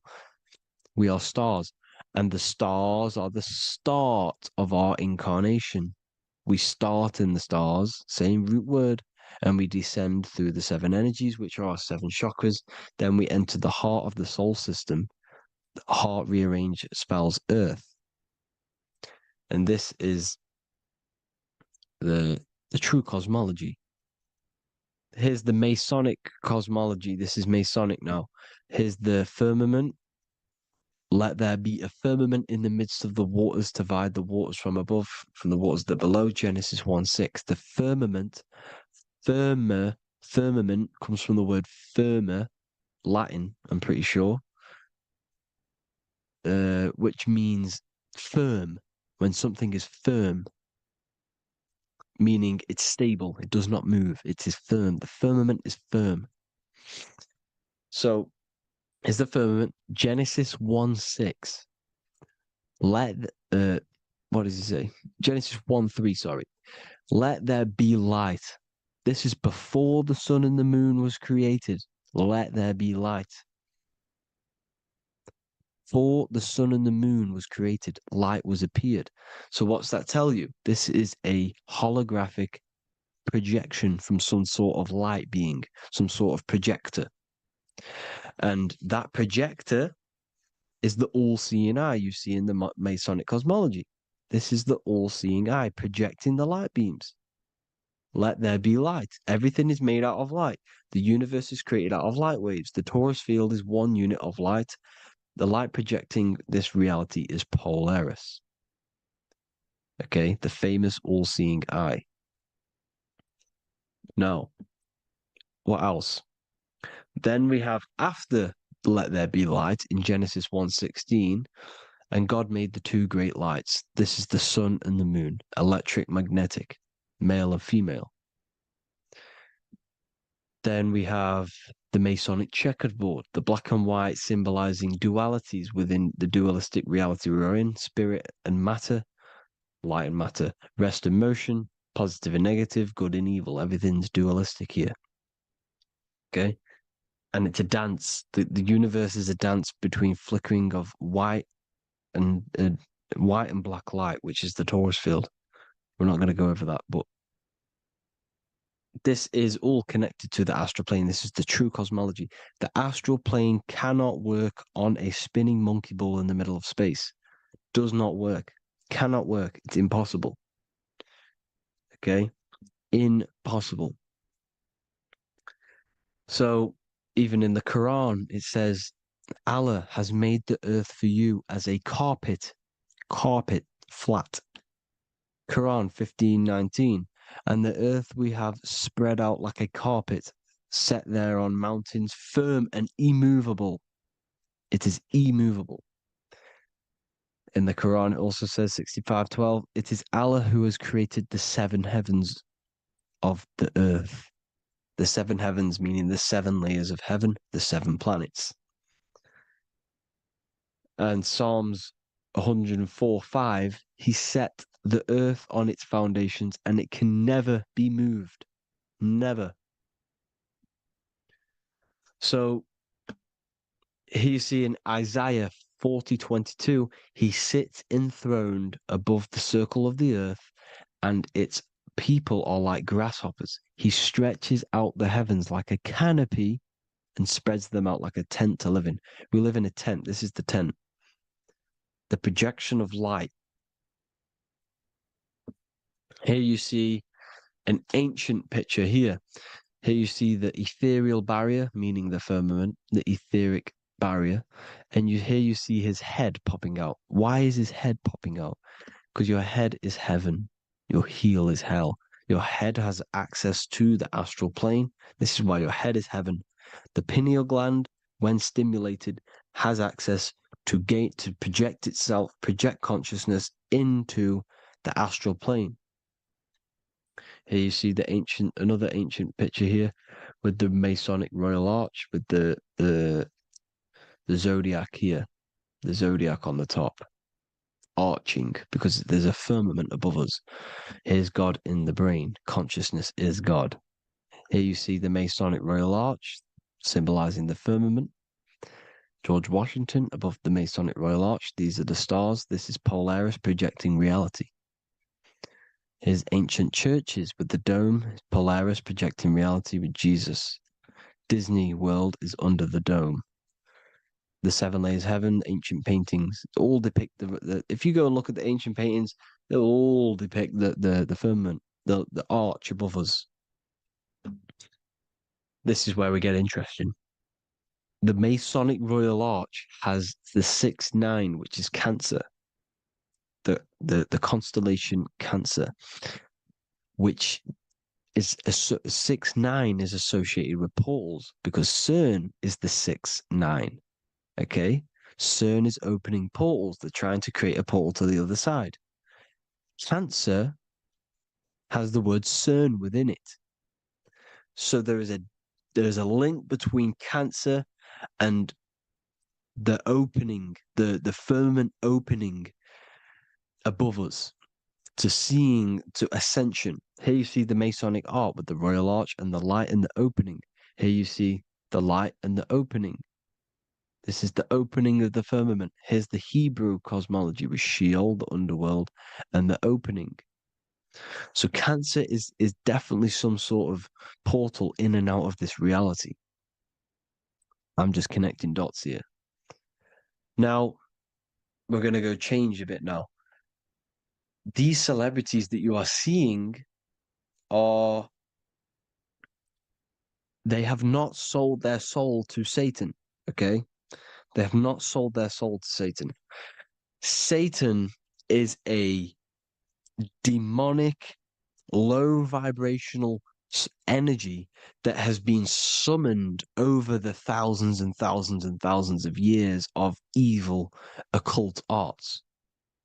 So since Babylon was summoning this demonic energy, and this demonic energy in the astral plane will grow and grow and grow. It has no form. It has no physical form. Okay? But you can see it in the rappers. If your third eye is open, you can see clearly that these people are demonic. You can sense the energy that they're manifesting. Selling your soul is not what you've been told. It is gaining, because your soul is pure love, okay? Your soul does not want to do anything bad. So when you sell your soul, you're gaining physical gain. You're gaining physical wealth, for example, like for these rappers, they will be given millions of pounds because the people in control of the music industry, which is the dark occultists trying to brainwash the masses, the people in charge, they're dark occultists. They understand Satan and the energy. They are satanic energy, which has been summoned in the astral plane. They see that they have influence over the masses, so they will go to them and say, "I will give you this amount of money forever if you manifest this satanic, demonic energy through the music and through social media to blind the masses, to brainwash the masses into this demonic energy." Because when you listen to music, music is frequency. Whatever you listen to, you become that frequency. So if you're listening to these people, they're throwing energy, this demonic, satanic energy that they sold out to. Soul, same word. When you sold something, you've got your soul involved. They have exchanged money, physical gain, so that they manifest this satanic energy within the astral plane and through the music, through the videos, through social media to keep us in this vibrational frequency, in this low state of consciousness. This is what it actually is. It's not, you're not selling your soul to some sort of devil. This satanic energy has no physical form it is formless in the astral plane. It's a summoned energy. Now, the root chakra is red. This is why the devil is red, because it symbolizes the animal nature of man. When you are operating off your root chakra, you will kill, you will fight, you will do anything to survive, because it's all about survival mode in the root chakra. They want you keeping in that fighting mode, that surviving mode, so that you are manifesting this low vibrational frequency, this satanic energy, this demonic red energy. This is why the devil is red. And the devil has a tail with the red arrow pointing down because it symbolizes your light body. This is your Merkaba. Your Merkaba is your light body. Mer equals light, Ka equals spirit, Ba equals body. Merkaba, this is the devil's tail pointing down, the descension, your heel, up to your heel, hell. Ascension to heaven, head. You see? This is the all-seeing eye with the illumination coming off it, your head, when you're illuminated. The Merkaba is your celestial sphere to portray different planes of reality. It is the vehicle of ascension. It's your light body. It's in the word Kabbalah, Kabbalah, Ka, spirit, Ba, body, La, light. Same thing, Kabbalah, Merkaba. Same thing. It's all about the light body. This light body sees different realities. So when you see the goat in the music industry, it's this satanic summoned energy that's been summoning for thousands of years within the astral plane. When it becomes to the physical plane, it will manifest through different things. A goat, an owl, Satan, Moloch, Baal, same deity, same demonic energy that's been summoning in the astral plane. And this is why the Baphomet has a goat head. Drake's new album is the goat. The Polo G, the Masonic G, with the goat. And here's Ryla Rodriguez in the mirror with the goat in the mirror and him in his physical body. It symbolizes, the mirror symbolizes the astral plane because he's manifesting the goat, the demonic energy. He's sold out to the demonic energy. And in the physical plane, he's his physical body. The mirroring, the Masonic 11, the mirroring of reality, the astral and the physical. And what do you call them when they're an amazing rapper, the best rapper? You call them the GOAT. Because the GOAT, you're the GOAT because you're manifesting the GOAT energy, this satanic, demonic energy within the astral plane. So Baal, Moloch, all the same thing. Because in the astral plane, if you want to gain spirits to come to you and communicate you in the physical world, if you want to communicate with spirits, you have to gain their attention. You can either gain their attention or come together and agree to create some sort of being, which is Satan. Okay. You can, like I said earlier, you can create these beings, you can summon them or attract them. One way to attract them is sacrificing. In order for you to become God, man, to turn to God, you have to sacrifice your life. You have to sacrifice, not drinking, not doing things, not doing anything demonic, not doing anything bad, not eating meat. You have to sacrifice yourself to become the light.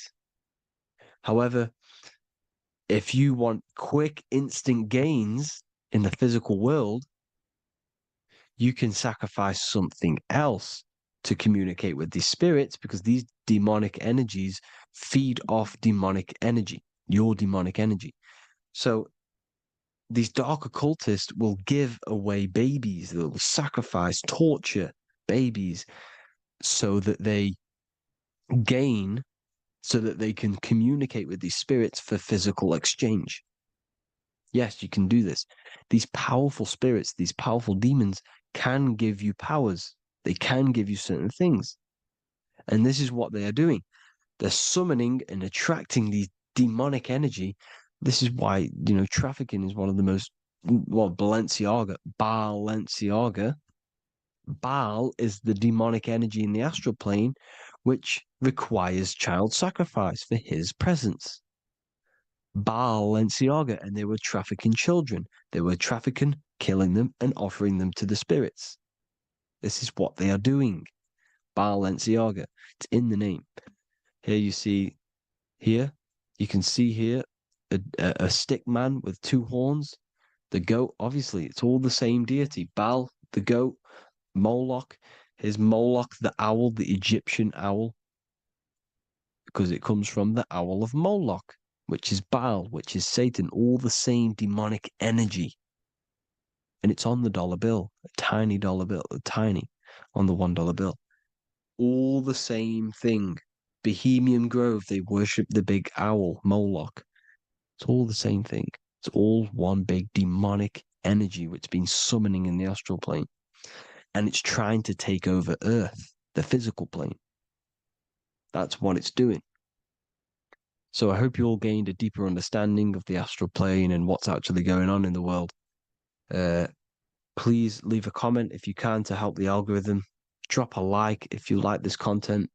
And hope you all learned something today. And God bless you all. Thank you all.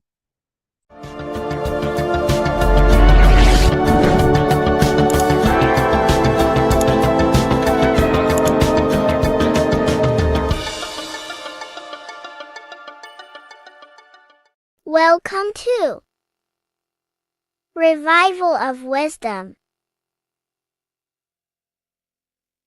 Welcome people, we're back with another video, and this video is about Freemasonry and their connection to the Illuminati. Please, as always, to make sure to hit that like and the subscribe button and turn on the notifications to never miss a video. On May the 1st, 1776, the founder of the Illuminati, Adam Weishaupt, founded this secret organization, and this date can be found in Roman numerals underneath the all-seeing eye pyramid on the $1 bill. This $1 bill also says Anu Coptus Novus Ordo Secularum. This is Latin for announcing the birth of the New World Order. This New World Order will be headed by Lucifer, the all-seeing eye, and followed by the 13 layers of bricks for the 13 elite bloodlines. So your Orsini's, Rockefellers, Rothschilds, Soroses, and the other 9 elite families. So when Adam Weishaupt created the Illuminati, he made it consisting of high-level degree Masons, French and Latin philosophers, and many more powerful people to all become one society. So this is why you see Masons using the same symbol of the all-seeing eye inside the pyramid. But not all Freemasons are part of this Illuminati secret society.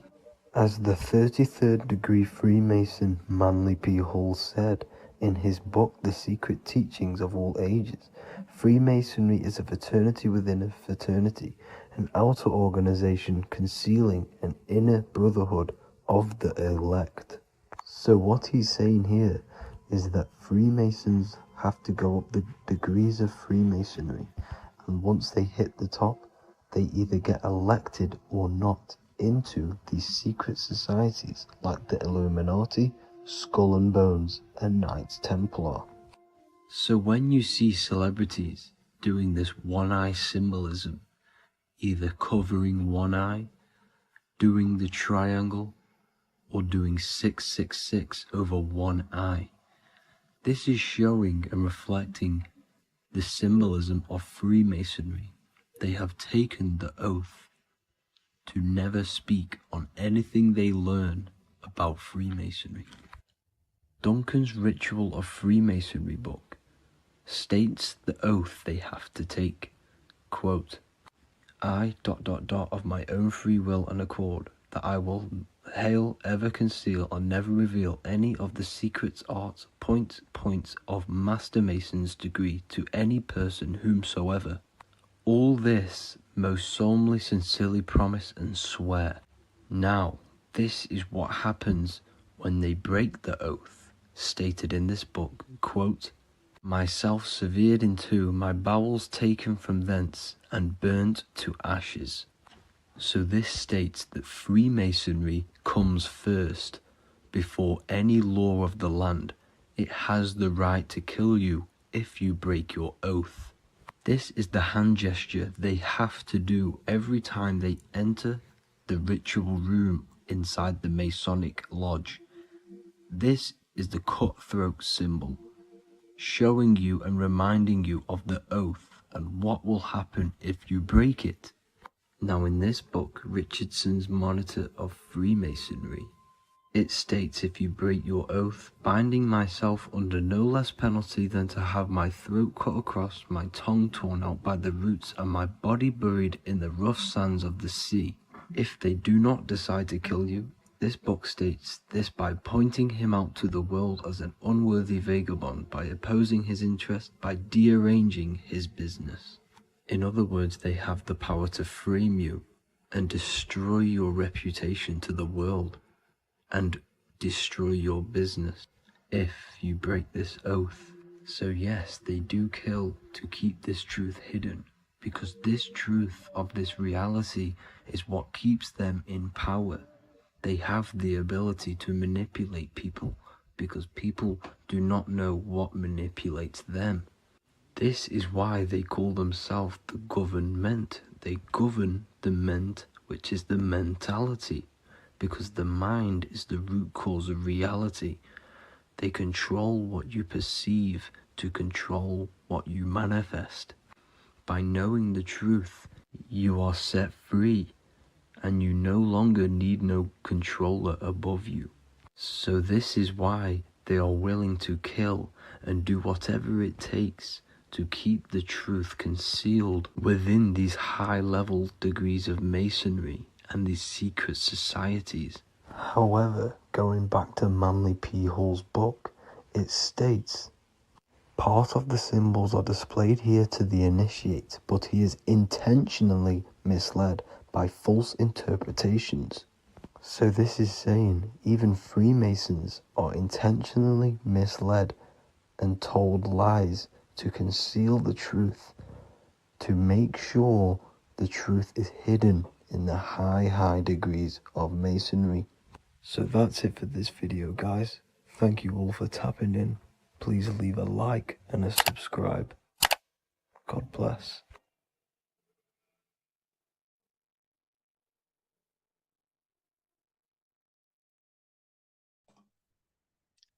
So this is known as the Bag of the Gods.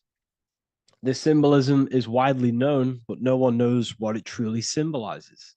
We see this in ancient Sumerian artwork. We see this in the Mayans' artwork. We always see this bag with the gods. What does this actually represent? Okay, so the bag itself represents carrying. Carrying what? It represents information, represents knowledge. Your mind is the carrier of the information. So this is why in his left hand, he carries the bag, and the right hand has the pine cone. This represents carrying of information. Why is it a bag? A bag can be passed on to someone else. The information can be taught to someone else. This is the information of activation of the pineal gland or higher consciousness of humans. Because as humans, we all possess an animal nature, the nature that tells us to eat, to steal, to gain material wealth, to survive, to hate. This is our animal self. This is our animal behavior. But we also have a divine nature of consciousness, which we have access to, the higher planes of consciousness, the planes that manipulate this material world and create all things in this material world. The human mind has access to. The animal does not. The animal has no idea he exists. The animal has no inner dialogue, but humans have the inner dialogue. Humans can create infinitely. We can expand our minds infinitely into new realms of thought. So we have this higher divine nature and a lower nature. This bag of the gods is basically just representing the knowledge they possess of higher consciousness, of the higher aspect of life. Okay? Which is the activation of the pineal. The pine cone. The pine cone is in his right hand. The right represents wisdom. The left represents intellect, knowledge. Knowledge and wisdom are two separate things. Wisdom is applied knowledge. It's a feminine aspect. Knowledge is just gained information that you know, which is masculine. So in his right hand, he holds the pine cone. The pine cone can be opened and shut. The shut pine cone represents the asleep human being, the human being that exists in his lower nature, that just basically survives, lives on eating, consumption, material lust, living in chaos with his emotions, living in a place of hell. This is the animal nature. Then we have the awakened human, the one who has consciousness of himself, the one who looks within himself, the one who knows there is more to him when he looks in the mirror. He is far more than just the physical body. He is a divine spiritual being, a divine being who has limitless potential of creation into the material plane. So this represents the awakened. This represents the asleep. This is why he carries the pine cone in his right hand. It represents applied knowledge. This is the information. This is the intellect he possesses. And this is the applied knowledge of the awakening, of activation of the pineal gland. Because remember, the pineal gland is not your consciousness. The pine, pin, pineals, the same root word. Pine cones were always symbolizing the state of consciousness one was living in, whether he was asleep or awake. We see this at the Vatican. We see the pine cone over the two pillars. This is the two pillars of Freemasonry, and the dome. This is the Royal Arch of Freemasonry. This represents your head. This is the two pillars, the two hemispheres, and the pine cone in the middle, which is the pineal gland. What is the pineal gland? The pineal gland is not your consciousness. It is not the third eye, and it is not the mind. It's not the mind's eye. The pineal gland is a radio receiver. This is your body. Your body is an antenna. Most people think they are this body. This body is nothing but a receiver and a downloader of consciousness. Your brain does not produce consciousness. You are not this brain in your head. This brain is a downloader of consciousness. Consciousness comes from a way higher divine plane, which is what this image is showing here with the clouds. The mind is light. Consciousness is light. And this light is coming down into the material plane, and your body is basically a crystal antenna which is receiving and downloading this consciousness. So you can experience a three-dimensional reality.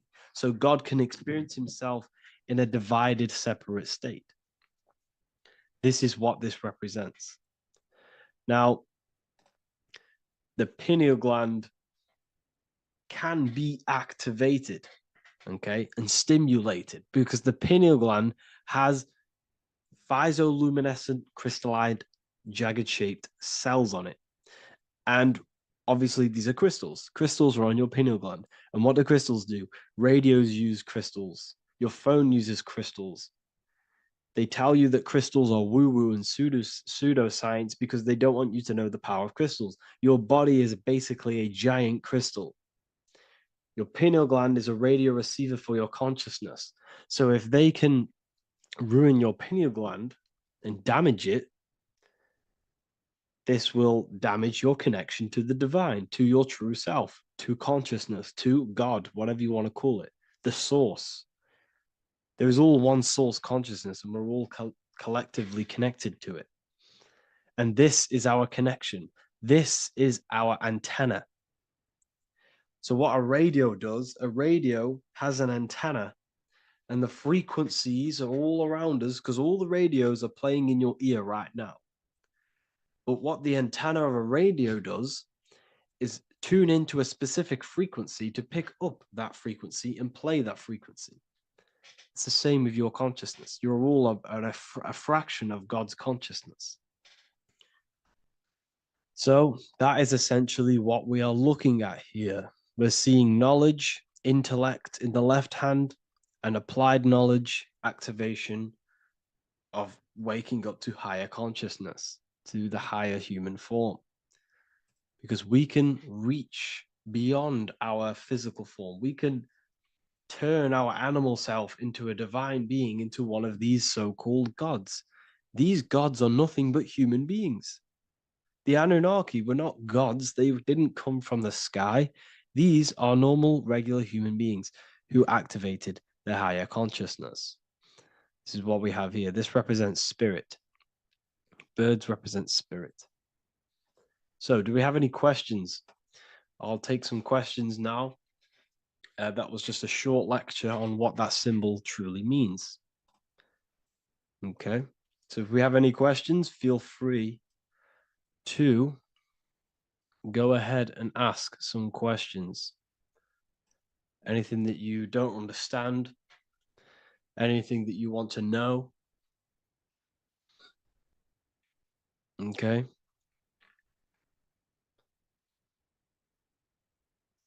So base reality would be where source resides. Yes, the base reality is your consciousness. Are these lectures available in the university?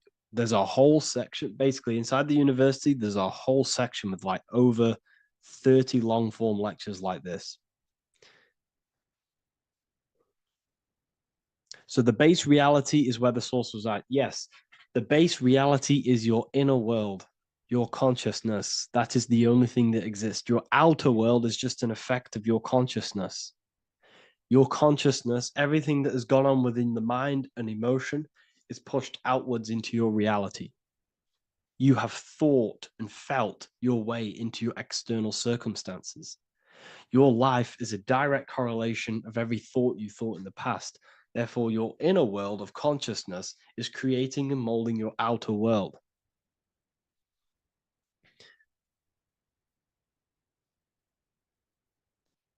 The best way to keep connection consistent, the best way to keep your connection to the divine or the higher planes of consciousness is through meditation and through imagination.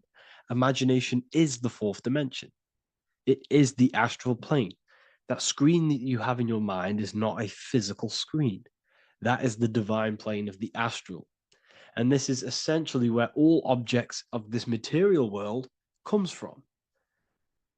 The phone that you are holding, the laptop you're watching this on, whatever you're doing, every single object you see in your room that you are in right now began inside of the plane of imagination. This is not a physical plane. This is a metaphysical plane that you have access to. And you have the ability to bring down this plane into physical form. That's what we call manifestation. That's what the ancients called magic. This is what we now call in science metaphysics. It's all the same thing. So yes, you all have access to the divine planes. Unlike animals, this is why humans are so advanced.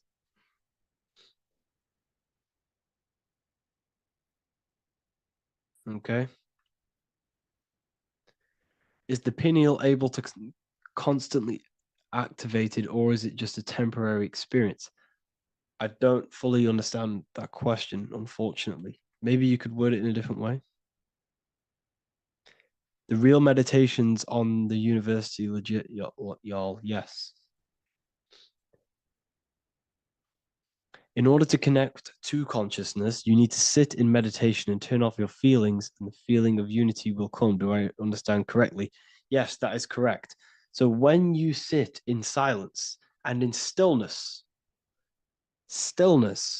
I highlight the word stillness because stillness, when you are still, no information from your nervous system is being decoded by the brain. So when your body is still and does not move, your nervous system starts to relax and comes to a balanced state.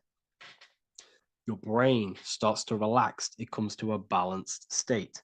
The left and the right brain stop working. The nervous system stops working. Then, once the body, the material body is shut down, you then have access to consciousness. You can't access consciousness if the body's in such a busy state. If electricity is being fired every 2 seconds, your whole body's electrical. When you move your foot, that's electricity being fired from the brain to the foot instantly through the nervous system. Your brain, your whole body is a technological machine. So you must shut down the technological machine to access the divine that exists beyond the technological machine. Do you understand that? Did we create ourselves from the higher plane? When you say yes, you created yourself, you manifested yourself in this material form for a reason in this specific time and place. Wisdom books, are these available inside the university? Yes, they are. So anyone who joins the university, they all gain 50% off the store. So you can get anything off, anything you want inside the store for 50% off. Plus, you get the Book of Wisdom Volume 1 PDF for free. You get the Human Health Guide. Plus, you get all of the library books. There's a load of different books on occultism, symbolism, esotericism. Do you need to place your attention somewhere specific during meditation? You can do. Okay, you can do.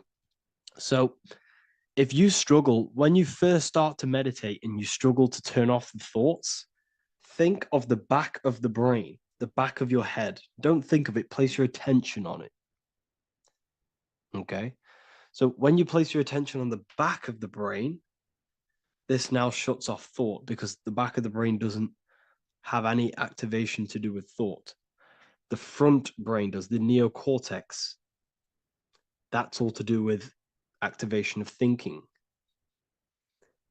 So place your attention on either the back of the brain or your breath. What's more important, creating yourself or finding yourself?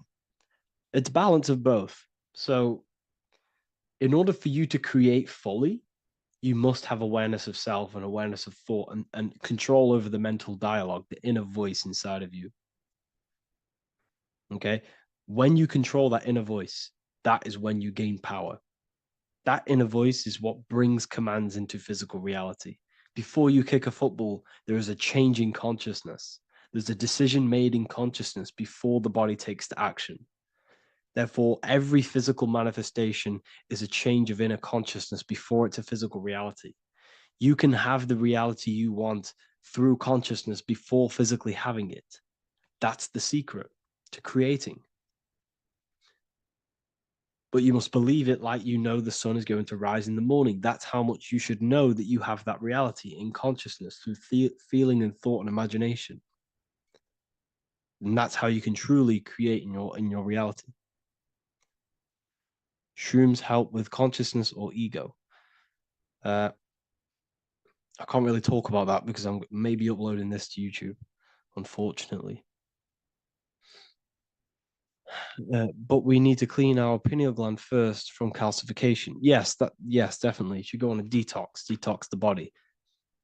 Because you can't really connect with consciousness if your body is in such a dirty state. Because the brain is, your nervous system is in a state of fight or flight, trying to fight off all these toxins. So when you meditate, you're probably going to be having thoughts all the time because your brain's firing, your nervous system's being attacked through toxins. So you must detox to have a true connection with the divine. Your diet plays a big role in your spirituality and mentality. What is the most optimal food for pure consciousness? Fruits and vegetables. They possess consciousness. So when you place them inside of you, they're syncing with your consciousness. How to check the cleanliness of your body, your skin, your teeth, your tongue, your mouth. If your skin has spots, different colors on it, you're not clean because your skin is a reflection of your inner organs. Coffee's not the best for you. Coffee gives you fake energy. Okay. So what coffee does, that buzz you get off coffee is actually the toxic effect of the chemicals reacting with your body. If I'm inside the university and wanted to buy your book, you said it would be 50% off because we are your student. Is that automatic or we need to have a code? You will have a code. Yes, I'm going to releasing a code for all the students after this. Caffeine equals neurotoxin. Yes, it fries your brain. It fries your nervous system. It fries your dopamine receptors.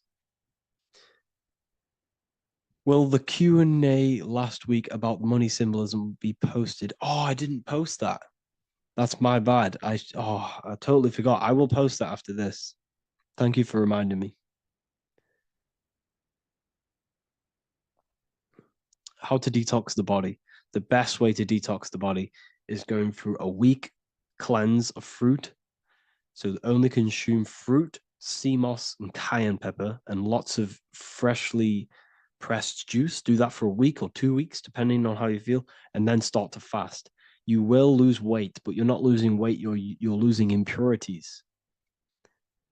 It's good to do this every couple months, to just go on a raw fruit diet, cleanse the body, push everything out, and then start to fast while consuming sea moss and having lots of freshly squeezed juices. What is an alternative for coffee? Something with high energy levels. Okay, we're not taught the most simplest thing about the human body. It is an electromagnetic machine. It's electrical. It runs off electricity.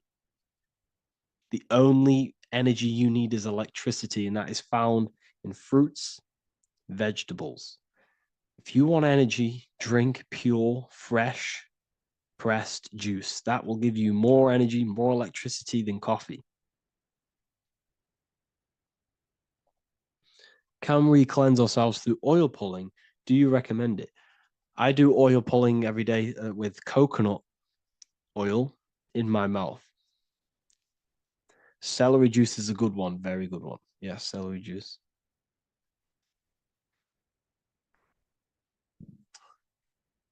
Any more questions?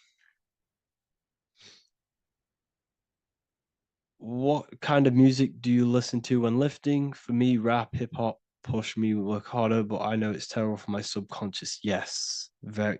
At least you're aware of it. You should be definitely try and stay away from the hip hop music. Try and stay away from anything that's talking about anything negative, because it's all programming your subconscious. And your belief system is your reality, people. Your belief system is your reality. Okay? So look after your subconscious. That's what's controlling your actions. 90% of your actions on a daily basis are controlled through your subconscious beliefs. Okay? I listen to a lot of Pastel Ghost. I listen to a lot of let me get my playlist up. It's all like background music for TikTok. Do you know what I mean? Like Pastel Ghost. That's mainly what I listen to. That sort of music. I don't know what it's kind of called. I don't know what that genre is called. Does anyone know what that genre is actually called? Because there's not much words in it. The reason I listen to it is because there's not much words in it. And, it helps the subconscious. And I just love that music.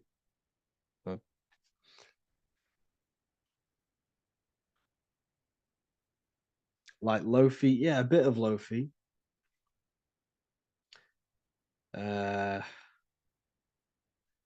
Most people won't even know this type of music.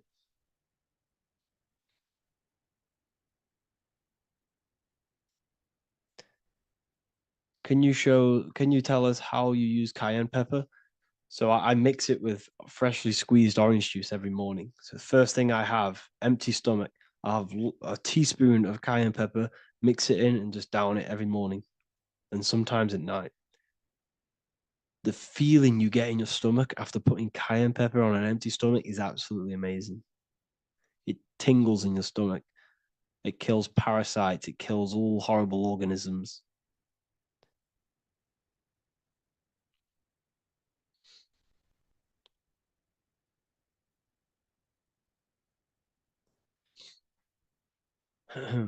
Mix it with hot water. Yes, hot water and key lime water. That I bet that's powerful. If you mixed warm water with key lime with cayenne pepper in first thing in the morning, I can imagine how powerful that is. I've never done that, but I'm going to try that.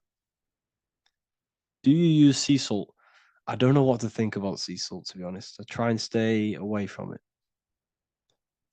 I don't know whether it's good, don't know whether it's bad. I'm kind of mixed on it. Mixed information. I've heard people have benefits. I've heard other people say stay away from it. So I don't know. I just stay away from it. I'm not too sure on it.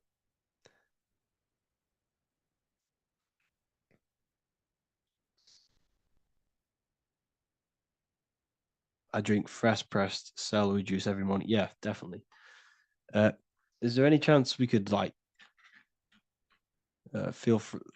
move to esoteric occult questions? The only reason I say that is because I might be posting this to YouTube, so it's I don't want them. I don't want them thinking I'm giving health advice, because I'm not. This is what I do. I'm not giving anyone medical advice. This is what I would do to myself. Because I can probably get in trouble for that.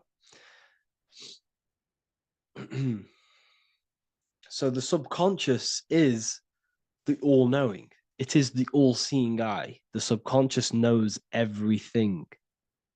Your conscious mind does not. Your subconscious knows every single cell in your body. Your subconscious is making your heart beat. It's talking to your heart. It's talking to every organ, every cell in your body is being connected and spoken to by your subconscious mind. It is the all-knowing. The subconscious has access to the astral plane, imagination, the fourth dimension.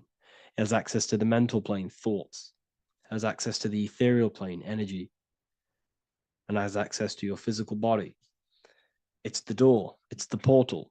The subconscious is the portal to the divine. You must go through the subconscious in order to access the divine. Any coupon codes for book 2? Yes, inside the university, there will be a 50% off coupon code. Speaking of ancient civilizations, why did they use symbols to give us true knowledge? This is a very, very good question. Very good question indeed. The reason they use symbols is because symbols are their keys. They hide meanings. They hide things. For example, if it was written down, if all of this sacred knowledge that I'm speaking now was written down, it can be easily taken. It can be easily misused. Someone can take it, read it, and steal it and misuse it and abuse the world and create horrible things. The reason they use symbols is because they're hidden. They hide the teachings. Only the ones who possess the key, that possess the knowledge, can read the symbol. So the symbols act as a guard towards this higher wisdom, this higher knowledge, which gives you power. All of the knowledge I teach you gives you power. And you can misuse it. You can misuse your imagination. You have no clue, unless you've put this into action, how powerful your inner consciousness is. You can become a Okay, listen. If you hate your job, it's not the job that you hate. Think about it. It's not the job that you hate. The hate is coming from your inner consciousness. It's the state of consciousness that you hate. So what does that tell you? You can change that inner consciousness to another reality, the feeling of another reality. You can become that consciousness within before you actually externally have it. And by becoming and knowing that reality, that's what produces effect on shaping your outer world. When you really, truly know that reality inside of you, of being free, of being wealthy, of having abundance. Your outer world has no other choice but to rearrange itself to your new inner state of consciousness. That's what magic is. It's manipulating your inner state of consciousness. It's convincing yourself that you already have it, not believing it, knowing it. Okay? Knowing is different than believing. Believing is a lie. You should know thyself. Okay? So we can say that human overpopulation is intentional. There is no human overpopulation. We're all cramped in these cities. We're all cramped into one little place. We're not supposed to live like that. We're not supposed to live so cramped. This is why there's so many weirdos out in public. So many weird people doing weird things. This is when things start to go weird, and we shouldn't be living in this state, in this condensed state. We should be spread out. Okay. There is no overpopulation. It's just an illusion because we all lived in such. Have you ever been on a plane? Have you seen how much land there is? It's crazy. There's no overpopulation. And how many people do they say there's in the world? There's not that many people in the world that they say. I think it's like 8 billion.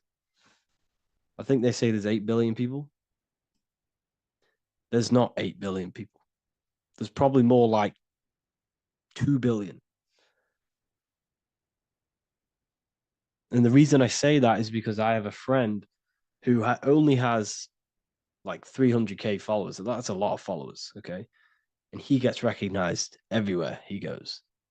And he's into all this stuff. And he says, listen, the population is definitely not 8 billion or whatever they say. I think it's like a couple billion. It's probably more like a billion. How to properly manifest intentions. Thought, emotion, and imagination are the key. You must know that you have that reality. Don't believe it. Become that reality within your consciousness. All day long, as much as possible. Feel it. Imagine it. Say it. And have zero doubt. How to have zero doubt.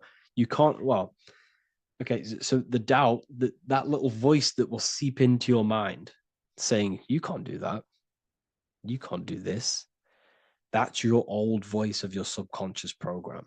Listen, the reason why most people fail in life is because they have trained their subconscious that they will fail. They have told and believed that they will fail. The reason I will succeed for the rest of my life is because I have trained my subconscious to say, I will win, I will succeed, I will solve any problem. That's my belief system. And if my belief system is that, then my external reality, my conscious mind will seek a way to fulfill that belief. It will seek to control and create that belief in my external world. It will seek to solve any problem. I've trained my subconscious mind to know that I already have the reality, to know that I'm abundant, to know that I have everything that I already need. Therefore, if any problem comes, I can sort it straight away. But most people have a different belief. It's not your fault. We've been kind of manipulated and told this, that they will fail, that they can't do anything, that it's too hard. And that basically casts a spell on the conscious mind, where your conscious mind is just like, no, I can't do that, because of this subconscious belief that you hold. So you must reprogram your subconscious that you can do it, that you will solve any problem, and that you are abundant. That's the reason why successful people succeed. It's because they have a complete different mind state, a complete different belief system in their subconscious.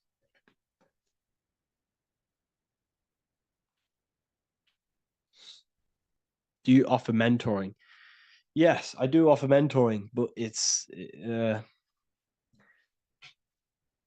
It's mainly for people who want to grow their online presence,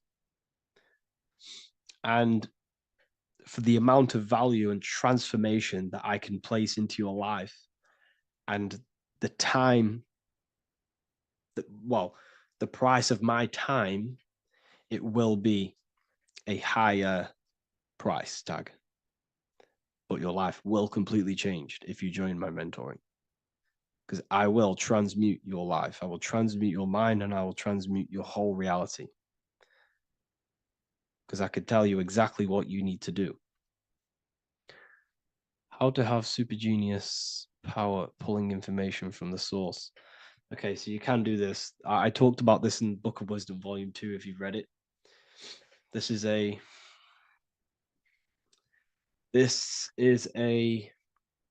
technique that Albert Einstein used. This is a technique that Thomas Edison used. This is a technique that all of the ancient geniuses have used.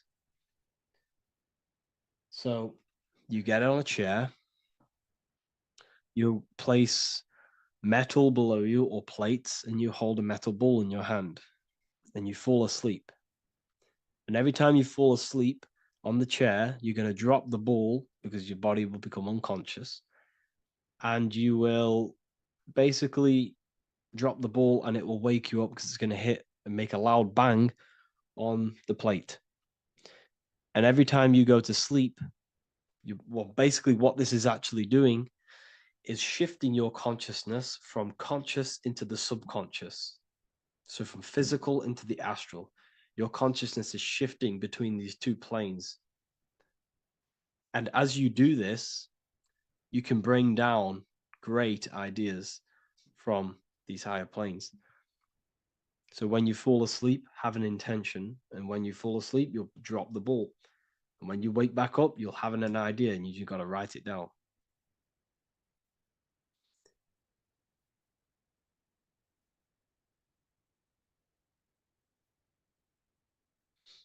How to balance chakras. Don't focus on balancing your chakras. Focus on the mind. The mind is the cause of the chakras being blocked. If you have a blocked throat chakra, this is a problem in your mind, not the chakra. You see, the chakras are a result of the mind. You transmute the mind, you can transmute the chakras and cleanse them.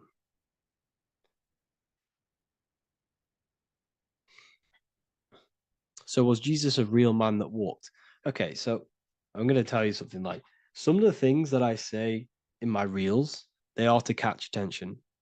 So if I say the first thing on the reel, Jesus never existed, straight away, you see that, it's going to trigger you. It's going to trigger Christians. It's going to trigger people. So yes, I do say things to catch attention. The reason I do that is because I have to, in order to catch attention. Maybe there was a Jesus who walked. So in the past, I have said Jesus never existed. Yes, this is to catch attention, to boost the reels, views, and comments and stuff like that. Maybe there was a man who was called Jesus and walked the earth. But listen, he was not the Son of God. You are all the Son of God. Jesus represents an archetype. He represents morals. He represents a way of living that you should embody in your life, not to worship. We shouldn't be worshiping this man. We should be embodying his qualities into our lives so we can become Christ consciousness, so we can live in harmony with our mind, emotions, body, and spirit. Okay? He was not the Son of God. You are all the Son of God. We are all God experiencing himself in a three-dimensional divided form. God is oneness, and he created a divided world so he can experience himself. Why do you quote from the Freemasons oft times? I don't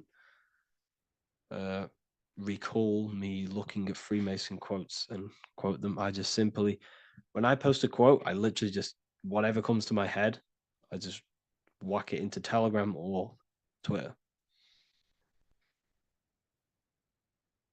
Are dreams tied to your subconscious, and how do you understand them? Okay. Dreams and astral projection are two different things. Astral projection is your soul leaving this plane into the collective consciousness, into the collective mind, the collective astral plane. But dreams are basically the astral plane, but it's your personal astral plane in your personal subconscious. So when you dream, you're entering your own consciousness, you're entering your own subconscious. Every character, every event that happens to you, everything that is said to you, everything that happens to you in your dream is yourself pushed outwards, and you're basically experiencing your own mind. If something scary comes up in your dream, this is your belief, this is something in the back of your mind materializing and coming to you and showing itself to you. So in order to understand your dreams, it's basically suppressed emotions, suppressed thoughts, all lingering in your subconscious materialized. Okay. A few months ago, I'd have concurrent dreams of getting in a car crash that lasted for months. Then one day out of nowhere, I got into a really bad accident, and that low-key bugged me out. I didn't know if my mind was trying to warn me or what. You can explain that. Okay. If you are having dreams about having a car crash, this is a belief. Okay, so let me tell you something. Let's say you're a drug dealer, okay? And you live in fear every single day of the police coming to you. This dealer every day is worried, he's scared, and he lives in fear of the police getting him. He was believing it. This fear, this emotion he was feeling on a regular basis, repetition, and the emotion is basically impressing your subconscious. It's impressed his subconscious that deeply that he now believes it. It's now become a belief. So one day the dealer gets caught and he goes to prison.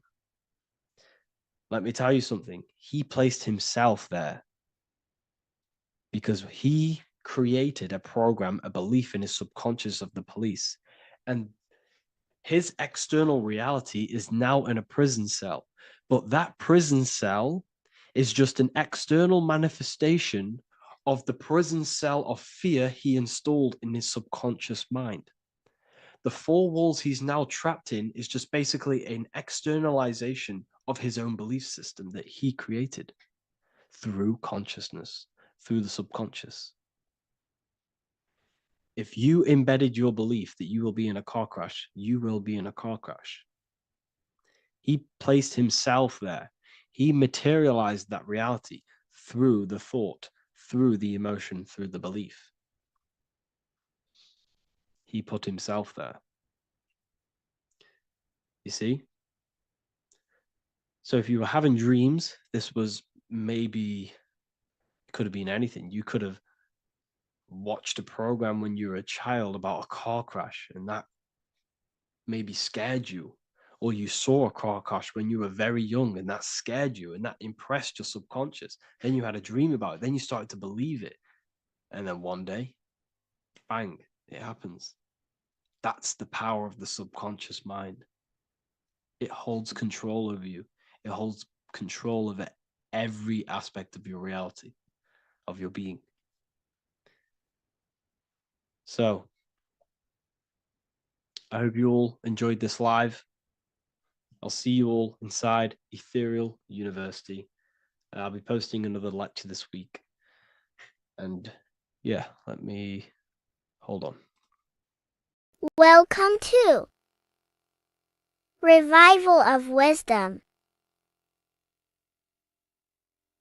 Welcome people, we're back with another video. Please make sure to hit the like, the subscribe button, and turn on notifications to never miss a video. The Vatican is a giant key from a bird's eye view, and it also contains an 8-pointed star. The Anunnaki Sumerian gods also depicted this 8-pointed star. The sky god Anu from the Anunnaki also uses the 8-pointed star for his symbol. And even Freemasons depict an 8-pointed luminary with a ladder and a key. This is symbolizing the key to ascension up to the 8-pointed star, which is Polaris. Polaris is always depicted as an 8-pointed star.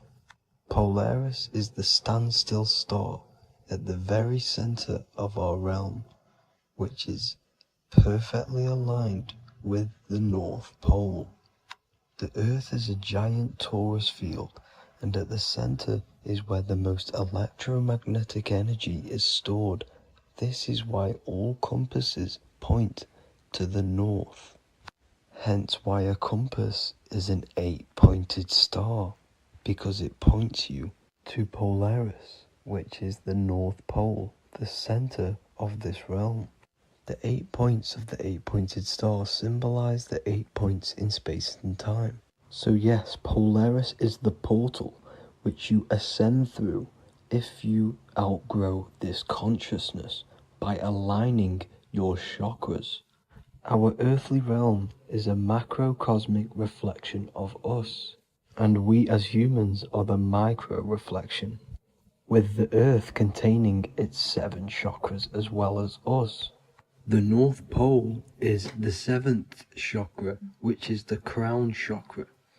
So the key to ascension is held by the Vatican, hence why it's a giant key, because they mislead the masses through their religions, which teaches the masses to look outside of themselves. As stated in the 20,000-year-old emerald tablets, written by the Egyptian god Thoth. On Earth, man is in bondage, bound by space and time to the Earth plane. Encircling each planet, a wave of vibration binds him to his plane of unfoldment. Yet within man is the key to releasement. Within man may freedom be found. So the 7 planets are associated with each 7 chakras. The lowest chakra being the root chakra, which is associated with Saturn. This is why the elites love Saturn and reflect it in all of their symbols. Because the chakras are an ascension of spiritual principles, starting from the material and ascending up to the spiritual, the crown chakra. However, evil love bondage, and they are trapping souls in the physical realm by stopping and provoking the ascension process. They do this by abusing the energy of Saturn, and Saturn is associated with the lowest chakra. The lower 3 chakras are associated with survival mode, which keeps the consciousness in a constant state of fear and only aware of its surroundings. Once you start to ascend up your chakras, you become more consciously aware of spiritual deeds. And this is the process of returning back to your true spiritual form. Going back to Polaris and its connection to ascension, Kanye West symbolizes this on his music video 24.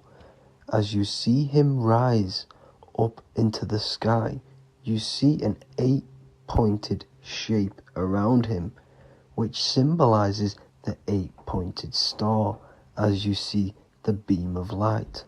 And even NASA symbolize this in their Space Delta logos, a bear holding a key with an arrow up to Polaris, the 8-pointed star. Here's another NASA logo of an arrow from the Earth to Polaris. The series Lock and Key on Netflix is all about portals and doorways, and they have the Kundalini energy as one of their keys. Kundalini energy is the energy which rises up the spine, the 33 vertebrae, and activates the third eye. The third eye is the spiritual gland, which connects humans to other spiritual realms. We are not the body. Our spirit, our soul inhabits the body. We exist physically, spiritually, and mentally. Therefore, we are multidimensional. The intellectual and spiritual inhabit the body. Therefore, this is just an avatar within this timeline. However, within each and every one of us, we all have the key to releasement, as says in the Emerald Tablets. This releasement is ascension, up until higher states of consciousness. As stated in the Emerald Tablets, man is in process of changing to forms that are not of this world. Grows he in time to the formless, a plane on a cycle above, and another one saying, man is a flame bound to a mountain, but we in our cycle shall ever be free. Know ye, O man, that when ye have progressed into the cycle that lengthen above, life itself will pass to the darkness, and only the essence of the soul shall remain. That's it for this video. I hope you all enjoyed.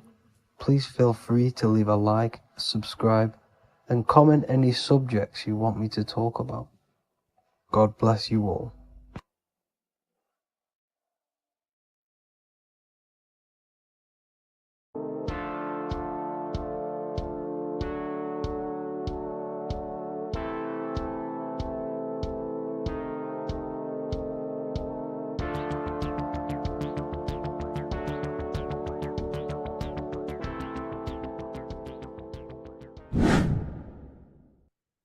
Left and right hemisphere, and what are they doing? How does it contribute towards your perception in this world? And this is what we're going to be talking about in today's video. We're going to be breaking down the two hemispheres of the brain and how they function in your life. So first, we have the left hemisphere. This is the logical hemisphere. This is the analytical, divided, scientific, or verbal hemisphere. The right hemisphere is creative, wholeness, artistic, symbolic, and metaphorical. The right hemisphere does with non-verbal things. It produces a holistic perception. It is more to do with creativity. Because what you must understand is that we are not in the external world. The world is produced by our brain. We see with our brain. Our eyes are a part of the brain. What we touch is the brain's interpretation of electrical signals on the nervous system. What we smell is the brain's interpretation of smell through the nose. What you taste is your brain's interpretation of chemical reactions on your taste buds. So what you are experiencing is the brain. The brain is a computer creating a simulation. And you have two hemispheres which breaks down this reality. So essentially, the brain is the perception creator. It creates perception.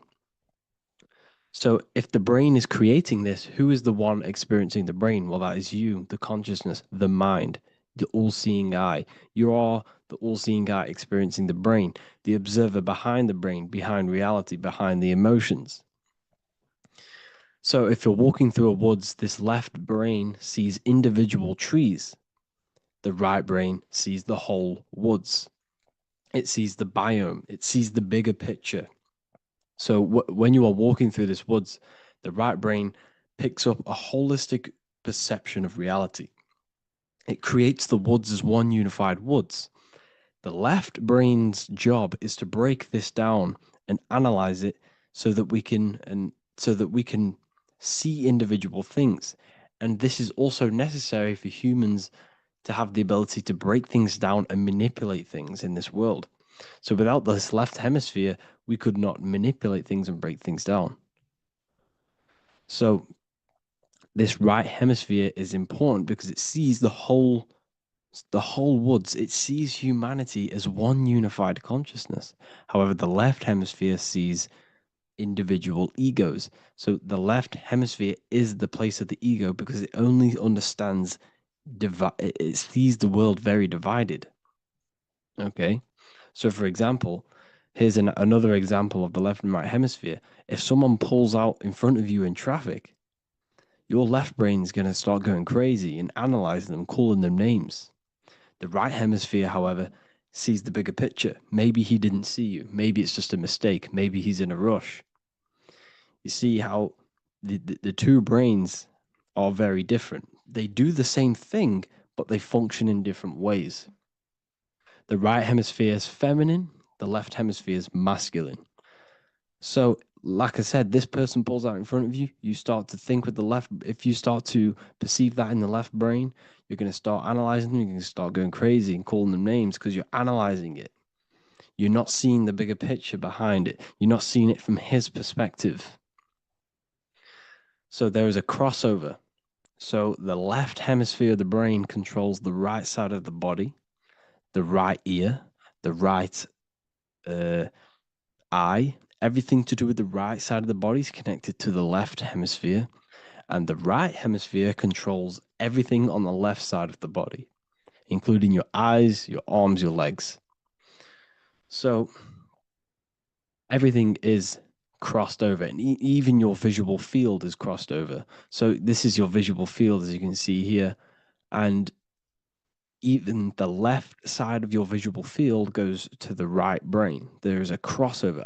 No one really knows. There's not really a reason for this. However, this is how the human body is designed. As we all know, the human body is the most advanced piece of technology on the face of the earth. They cannot replicate the human body. And they tell you it has no creator. This is crazy. People are that brainwashed, they can't even understand that their body is the most advanced piece of technology. Your body is so advanced, the computers that you use are mimicked of the body. Everything they create is mimicking nature, but they don't show you how intelligent nature is because they don't want you to understand you're in an intelligent design.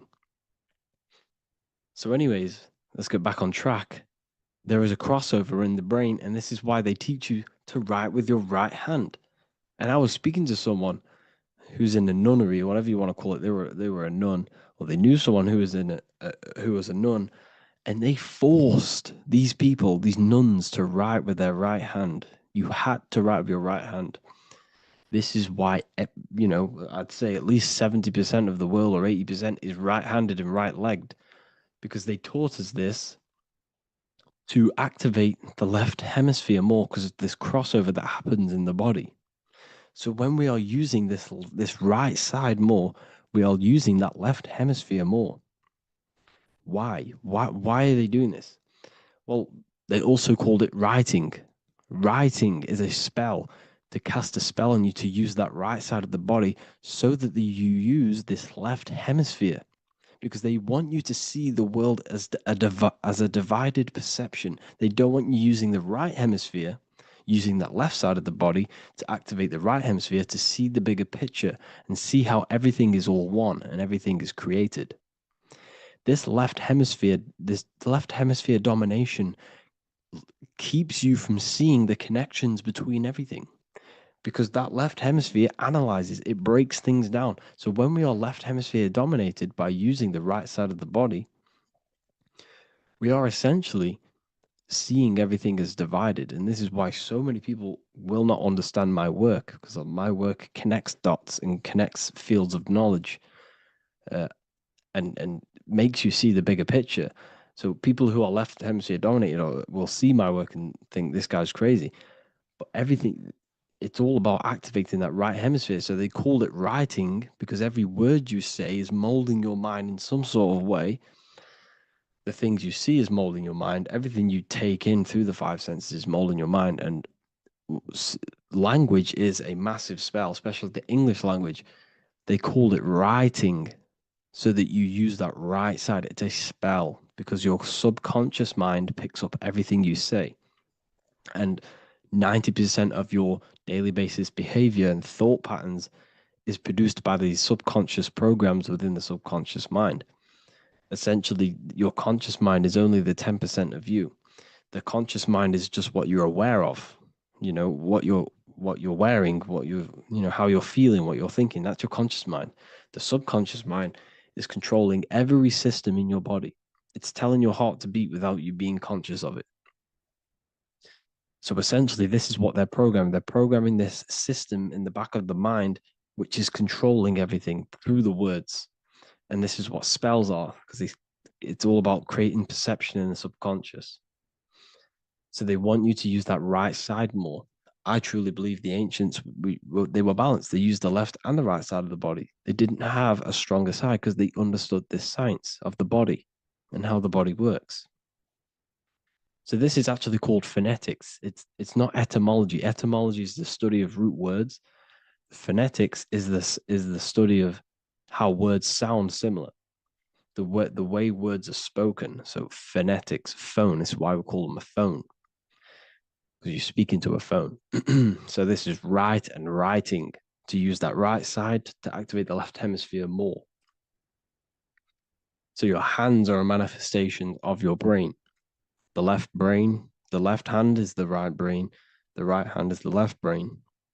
And as a child, we were always taught that when you place your hands together like this is the size of your brain, which is true because your hands are a part of your brain. They're an extension of your brain. Every part of your body other than your brain is an extension of the brain.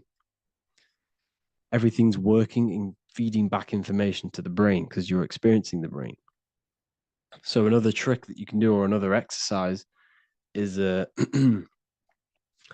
looking in the mirror and closing one eye at a time. If you close your right eye, if you take your top off, for example, you'll analyze your body if you close your right eye because you're using that left hemisphere.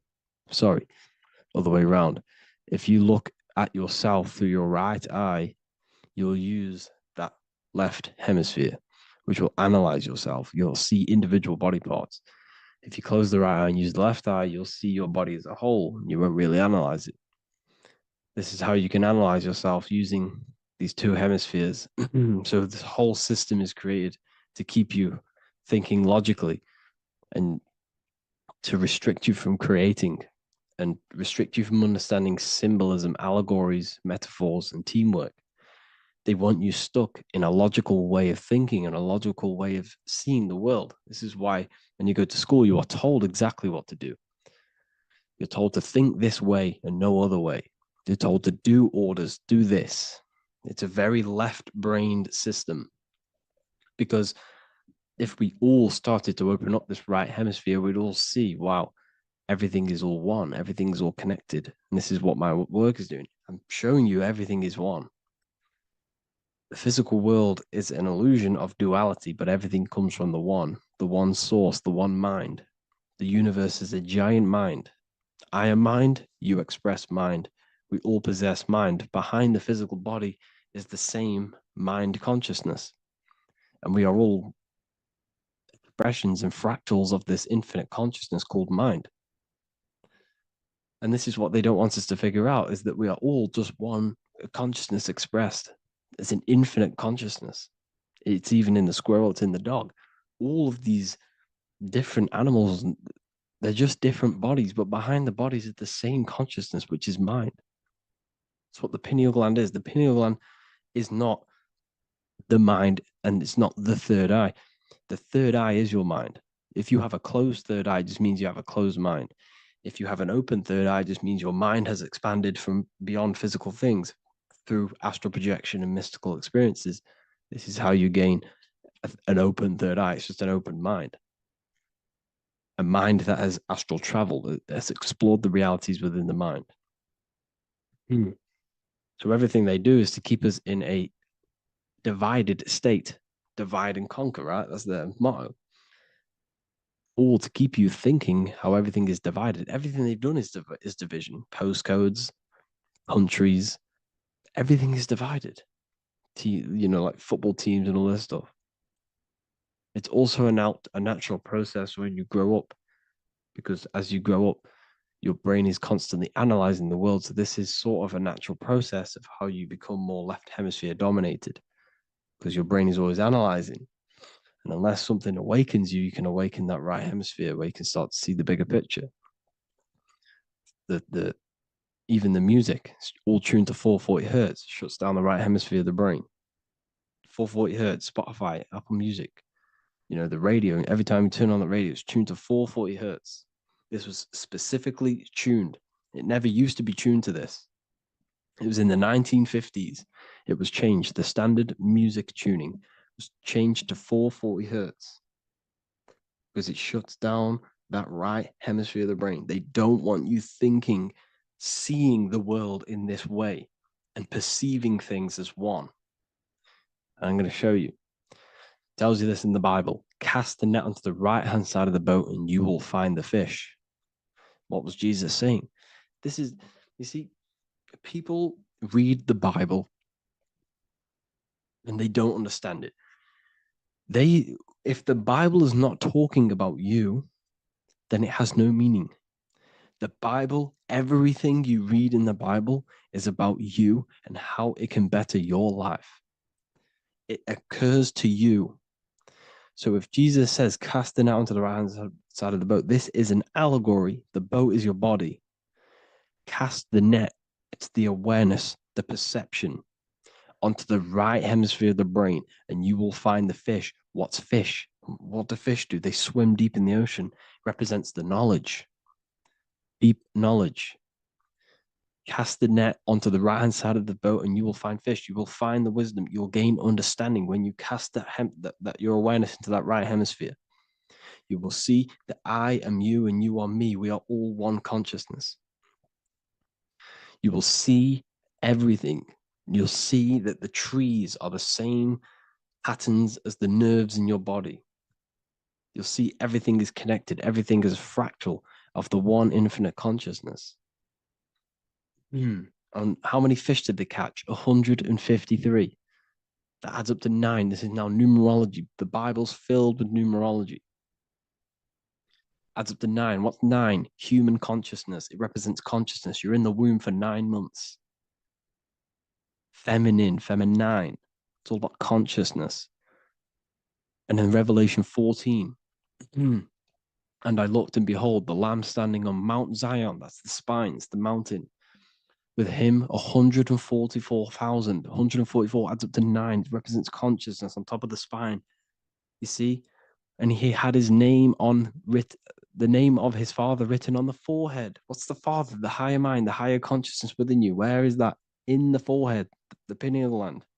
The pineal gland is the radio receiver for the higher consciousness. Because every body part of the body has consciousness. Your heart has consciousness. Your gut has consciousness. You are thinking with these different consciousnesses. You think with the gut. You think with your penis. You are thinking with all these consciousness. And it's about raising your consciousness to the higher consciousness, which is the Father, the mind in the head. Don't think with the lower parts of the body because that is your animal nature. Think with the higher parts of the body. It's all representing consciousness. How to activate the right hemisphere of the brain? Well, it's all to do with non-verbal things. So music will activate the right hemisphere. Make sure it's tuned to the right frequency though. 432 hertz, 528 hertz. Any frequency that adds up to 3, 6, or 9 is good for you. Meditation, turning off the thoughts, and you raise yourself to the higher brain. Symbolism. Symbolism is all right hemisphered.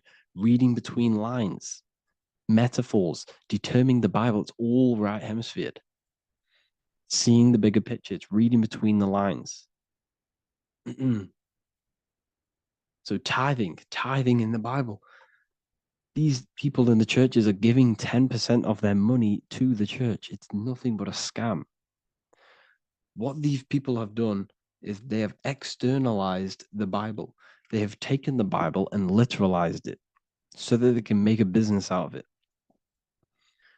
So what they're doing is 1/10 of the produce of what it says in the Bible, 1/10 of the produce of the land, whether grain or fruit, is the Lord's and is holy.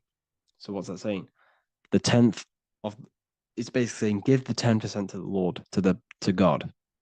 What does that mean? Well, what's the land and the fruit? This represents physical things, the physical things that you have. The 10th of the physical things that you have. What's that? That's your ego. All the physical things that you have is all to do with your ego. That's the lower self. The ego, what is the ego? It's the mind's perception of the physical self. You had no ego when you were a child. Okay, when you were a child, you had no ego. As you grew older, you created the ego. But the ego is the full self. It's the echo. Ego, echo. It's the echo of the full self. So it's saying, give the ego over. Take away the animal self. in that left hemisphere. That's all to do with the left hemisphere. That left hemisphere sees the ego. It sees individuality. It's divided. So it's saying, give that 10%, give that 10% of you over to the right hemisphere, the 90%. The 90% of you is in that right hemisphere, the higher self. Now, I'm not saying the left hemisphere is bad. Okay, I'm not saying that at all, but it sees where it sees things divided. It's like I said, the left, the hands are manifestations of the brain.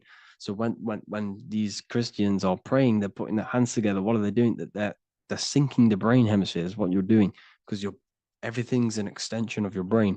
So if you put your hands together, you're putting the two hemispheres together. And what's happening when you place the hands together? All the electricity in the body is now running in a circuit. So once you connect these two hands, the electrical energy is now running in a circuit, and energy can move around the body quicker and more efficiently. So when you pray, when these people are praying, they don't realize that they're engaging in ancient forms of meditation, of balancing the two hemispheres. So now we're talking about balancing the hemispheres, not the right hemisphere. This is what Israel is. Look at the symbol for Israel, the up triangle and the downward triangle. What's that? The up triangle represents male. The downward triangle represents female. Okay? This is talking about the brains. Israel is Ra. Isis, which is female, the Egyptian god. Ra, El. El means God. Electricity. That's the force of the physical world. It's the force that runs this world, electricity. It's the force of God. El, consciousness. It means God. Is Ra, El. Isis, Ra, and El. It's the two hemispheres of the brain, the holy land of Israel. It's the holy land, it's the brain. Once these two hemispheres are synced, this is how you unlock your consciousness. This is the easiest way of astral projecting. Hemisphering, I forgot the word for it. Hemisphere syncretization, something like that. It's about syncing the hemispheres. This is how you unlock your consciousness. Once the brain is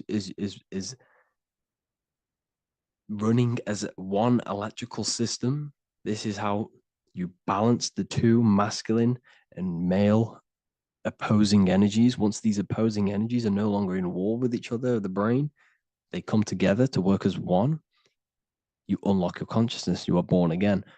What happens when a male and female have sex? It creates a new child. It becomes one. You are born again. Once the two hemispheres of the brain, you are born again. You can then have an out-of-body experiences. So this is why the symbol of the Holy Land, Israel, is the up and down triangle back combined together, because it represents unification of the male and female, unification of the hemispheres. You're born again. You unlock consciousness. And you can get this for free. It's called the Gateway Tapes on my website. Basically, it's a audio track from the government, and they did this in the Gateway Experience. It's a CIA document, and what they do is there are different forms of meditations you go through. I think there's about 5 waves of meditations you do, half an hour each one, and it will teach you. It will sync your hemisphere, because what does it do? They understood that playing one frequency into one ear and another frequency into the other, they understood that the right ear is connected to the left hemisphere, the left ear is connected to the right hemisphere. So when you play 2 different frequencies into both ears, what happens? The brain picks this up, the 2 hemispheres of the brain picks this up, and it syncs it. It syncs these 2 hemispheres, these 2 frequencies together. So now the brain is working as one to sync this frequency. So this is how you can sync your hemispheres, through listening to these frequencies. Okay, you can get them for free and do the meditations yourself. This will definitely help you. This is an easy way to astral project. So it's all about syncing the hemisphere and seeing reality from a unified perception. We should all aim to get out of that left hemisphere. I'm not saying don't use it, but we should now start to see, we should now start to read between the lines of the Bible, read between the lines of the symbolism they're showing, study symbolism, study allegories and myths. What are they trying to tell us through these allegories? And, this is how we start seeing things in a better way. Once we understand that we are all microcosms of an infinite consciousness, we can all come to one, because love is the unifying force of this infinite consciousness. We are all divided. We are all disconnected from our hearts. Once we all connect with our hearts and see that everything is one, we can all start to love and come together as one, because love is the unifying force of consciousness. So if you haven't already seen, I now have launched the Ethereal University. I will be doing lectures like this one, but even better, deeper, and even releasing knowledge that I can't talk about online, as they are censored. I'll be doing lectures every single week. I'll be doing live calls every single week. You also gain access to my library, which is filled with over 45 occult books, filled with knowledge. Okay, I'll show you now. Plus, you get my book, The Book of Wisdom, PDF form, and the Human Health Guide, PDF form. You also get all of this stuff, the health section, Q&As, Ethereal meditations. We've got some celestial studies, cosmology, numerology coming soon. You also get the brand new Manifestation Mastery course, plus the library. And there'll be new books, new lectures, new live calls every single week. Or you can get the Book of Wisdom, use the code WISDOM in all capital letters to gain 40% off. This sale will be ending very, very soon. So if you're watching this, be very quick to get yourself a physical version or a PDF of my book. You can get it in all these languages. Hope you enjoyed this video, people. I'll see you inside the Ethereal University, the real university. Have an amazing day.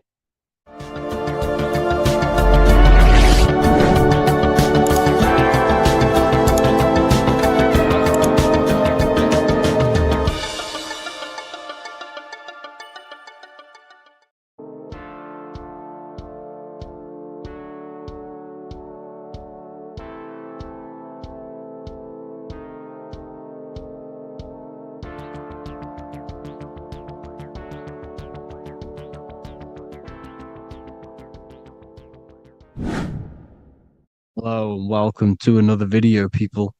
Before we start, please like, comment, and subscribe if you wish to see more content. Today we're going to be talking about the mental universe and how everything is mental. This is the #1 law on the Kabbalion. If you've never read that book, it's called The Kabbalion. A very good book. It's the first law, because this is the most important thing you need to understand. Is how everything exists within the mind. Behind every single one of these eyes is the same consciousness expressed in different bodies. The mind is what gives perception to what you're experiencing.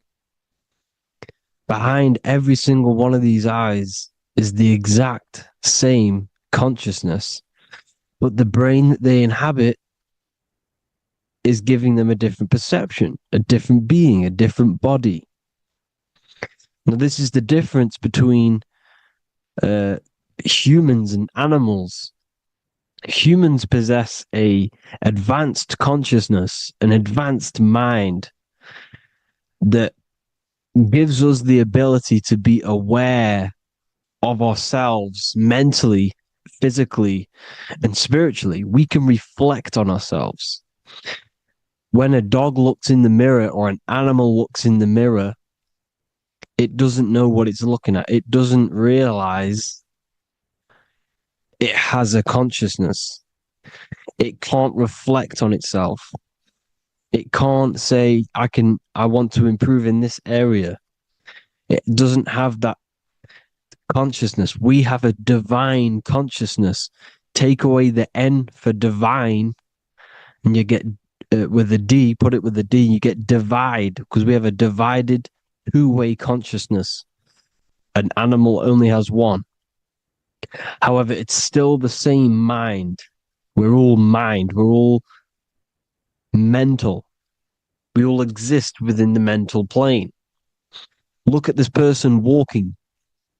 The body, the brain is sending electrical signals through the 12 cranial nerves, which the 12 disciples that spread the gospel of Jesus, right? You have 12 cranial nerves in your brain. There are 12 disciples which spread the gospel of Jesus. Jesus represents the mind, the intelligence, the invisible intelligence that we all are, the same intelligence, the same exact consciousness, which then sends a command into the brain. Then the brain sends these 12 electrical signals through the 12 cranial nerves to control the rest of the body through the nervous system. This person walking is not, the body is not walking. The mind is telling it to walk. And the brain is it's a supercomputer which is decoding these demands given to it by the mind. Because the pineal gland will have something to do with the ether, because the ether is physical and non-physical. The mind is sending the commands through the ether to the pineal gland, which is then getting broken down into electrical codes within the brain and sent throughout the nervous system to control the body. And this is why in the simulation, because the body's the simulation, it's a false reality. It's the fake reality. It's not the real you. You are formless. There is no form. But the third dimension is a dimension within your mind. Matter, mind, light is all a product of your mind. It's all in the mind. Now, this is why The Sims has this green little diamond on top of the head. Because this is you. This is your invisible intelligence controlling the character. Okay? It's controlling the character. And this character is in the world. Your consciousness isn't in the world. The world exists within you, but the body is a vehicle for that realm that you land in. When you have a dream, your mind transcends this body into another body, duplicates your body into another unite. Unite is one. We're all one. It's all one universe, expressed in many different ways, infinitely. And the vehicle that you land in is the body to operate in that realm. This is the all-seeing eye, as you see here. The eye, this is all the intelligence. This is the ball of consciousness, God, expressed in different bodies. We're all this same one in different bodies, as you can see here. And this intelligence is expressing infinitely throughout the universe. An infinite universe. There's no beginning, no end. There was no beginning of the universe. There is no end. It's infinite. Always has and always will. But the mind is what gives you the ability to explore the universe, to make perception of it. We are God in disguise. We are God in disguise. We are God in flesh. But the body can become attached to the mind, can become attached to the body if the mind is not aware of itself. When the mind is that blinded by matter,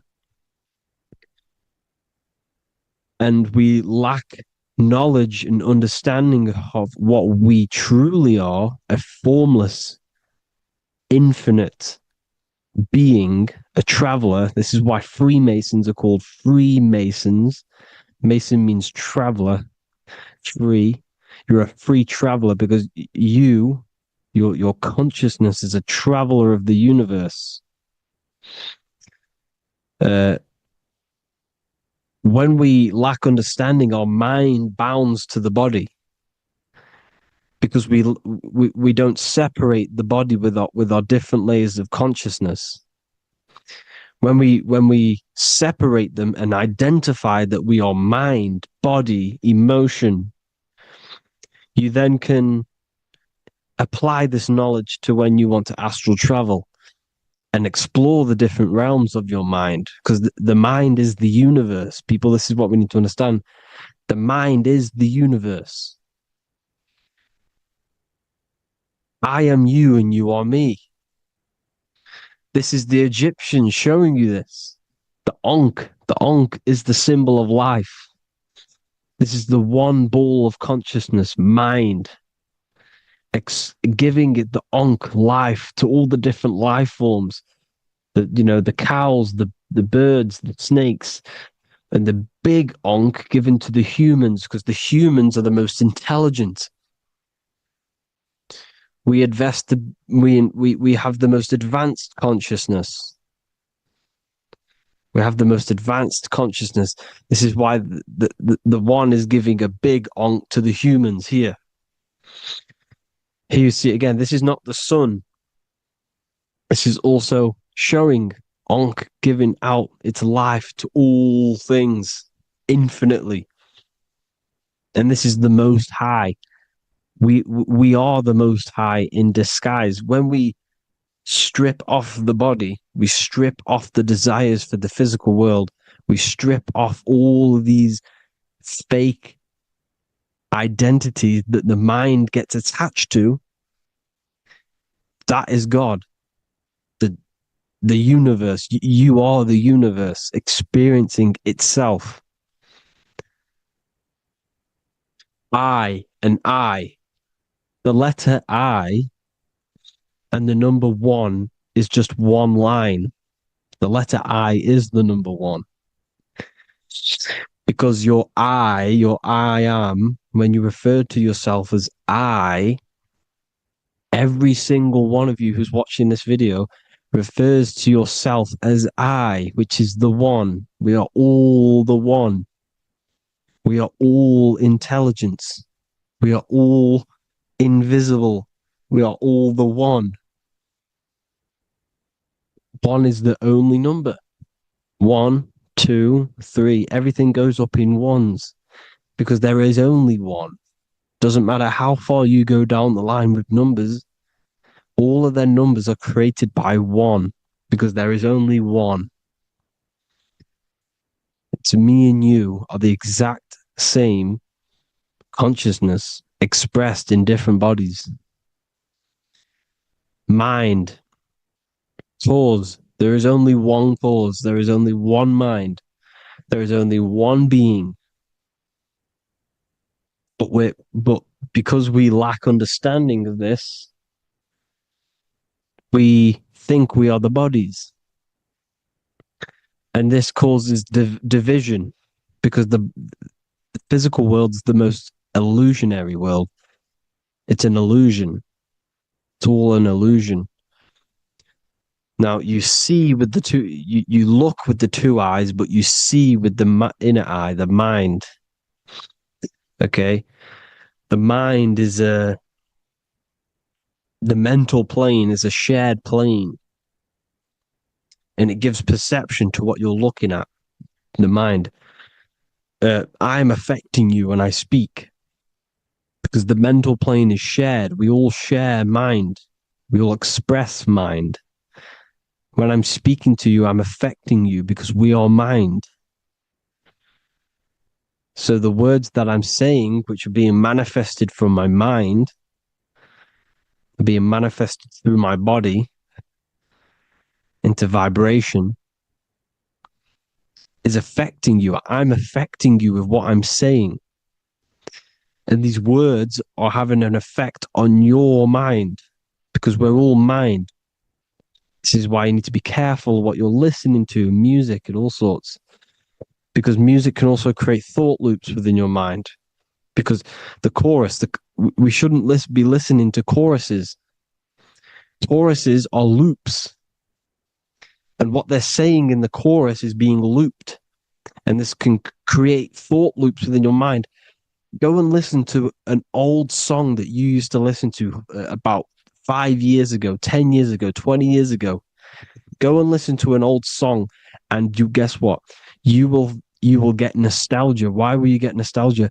Because that song will trigger the thoughts that you were thinking in that time of listening to that song. So songs with choruses create thought loops, and they reprogram your subconscious mind. It's important why music is very powerful. Mind and mind, same word. See, language is the truth, people. This is why I use language in all of my presentations, especially the English language. It's riddled with occult truth.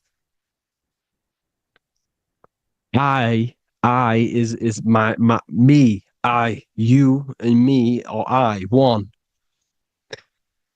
We are not the name. We are I. Every single one of you is I, because we are all the one, all mind. Now, the only thing that is truly mine is my mind. When you say something is mine, it's an illusion. It's not yours. The only thing that is mine is mind, my mind. Okay? It's my mind. It's the only thing. It's the same word, mind and mind. Like I said before, everything's one. Hot and cold is different degrees of the same thing, of the one substance, of degrees. The 7 colors are different frequencies of the one white light. Everything is one. There is only one. We are all one. Everything is one. Hot, cold, day, night. It's the same degree of one, which is mind. The mind's perception is what's giving it, labeling it hot or cold. The mind's perception of colors is what is giving it red or purple, hot or cold. There is only mind. The mind gives things perception. There is only one, that is mind. The conscious and the subconscious mind. The male and the female, these are married. The subconscious mind is your hidden part of the mind. Okay, it's hidden. You can access it through different meditations and Reiki teachings, and dreams are manifestations of your subconscious. This is how you know mind and matter are one, because your mind creates matter in dreams. Your subconscious manifests everything in a dream, in the astral realms. The conscious is what you're conscious of, what you're consciously thinking of. So me, I am conscious that I am speaking into this mic and creating this video. My subconscious mind is the hidden part of the mind, which is speaking to my heart, telling it to beat. It's telling my food to digest. It's regulating all my blood. It's doing everything in my body without me being conscious of it. Without me being conscious. The subconscious is the feminine. The conscious is the male. The Bible, of course. Proverbs 12:4. Helpful, not helpful, an excellent wife is the crown of her husband, but she who brings shame is like rottenness in his bones. In the same way, husbands should love their wives as their own bodies. He who loves his wife loves himself. You can take that physically, you can take that literally, or you can take it metaphysically. See, the Bible's written in such a way where you can take it as your level of realization. He who loves his wife loves himself. If you love your subconscious, if you love yourself, you speak good about yourself, because your subconscious takes everything literally. If you say, I hate you to someone, the subconscious does not know the difference between me and someone else. It only thinks me, me, me. Why? Because mind is the only thing that exists. You are mind, I am mind. If I say, I hate you, you're saying that to yourself. Your subconscious picks that up and says, I hate myself. And that's telling your subconscious that's what you want. Because your subconscious manifests 90% of your behavior. The programs within your subconscious, tying your shoelace is a program. You don't need to be conscious of it. You can just do it because it's a program. It's deeply interwoven in the subconscious. Driving your car, texting on your phone. You don't have to think about what letter. You just do it because you know where the letters are. It's a program. Therefore, if you look after your subconscious, they are a married couple. It's your wife. Your subconscious is your wife. And it manifests 90% of your daily basis thought patterns, actions, behaviors, emotions, all the things that you all the trauma that you've experienced is stored within your subconscious, which is affecting you. So let's say you were in a car crash 10 years ago and you had a really traumatic event, you really hurt yourself, and you had a very, very, very strong emotion that you felt of pain. That will still affect you today. And why? Because it will manifest into your behavior.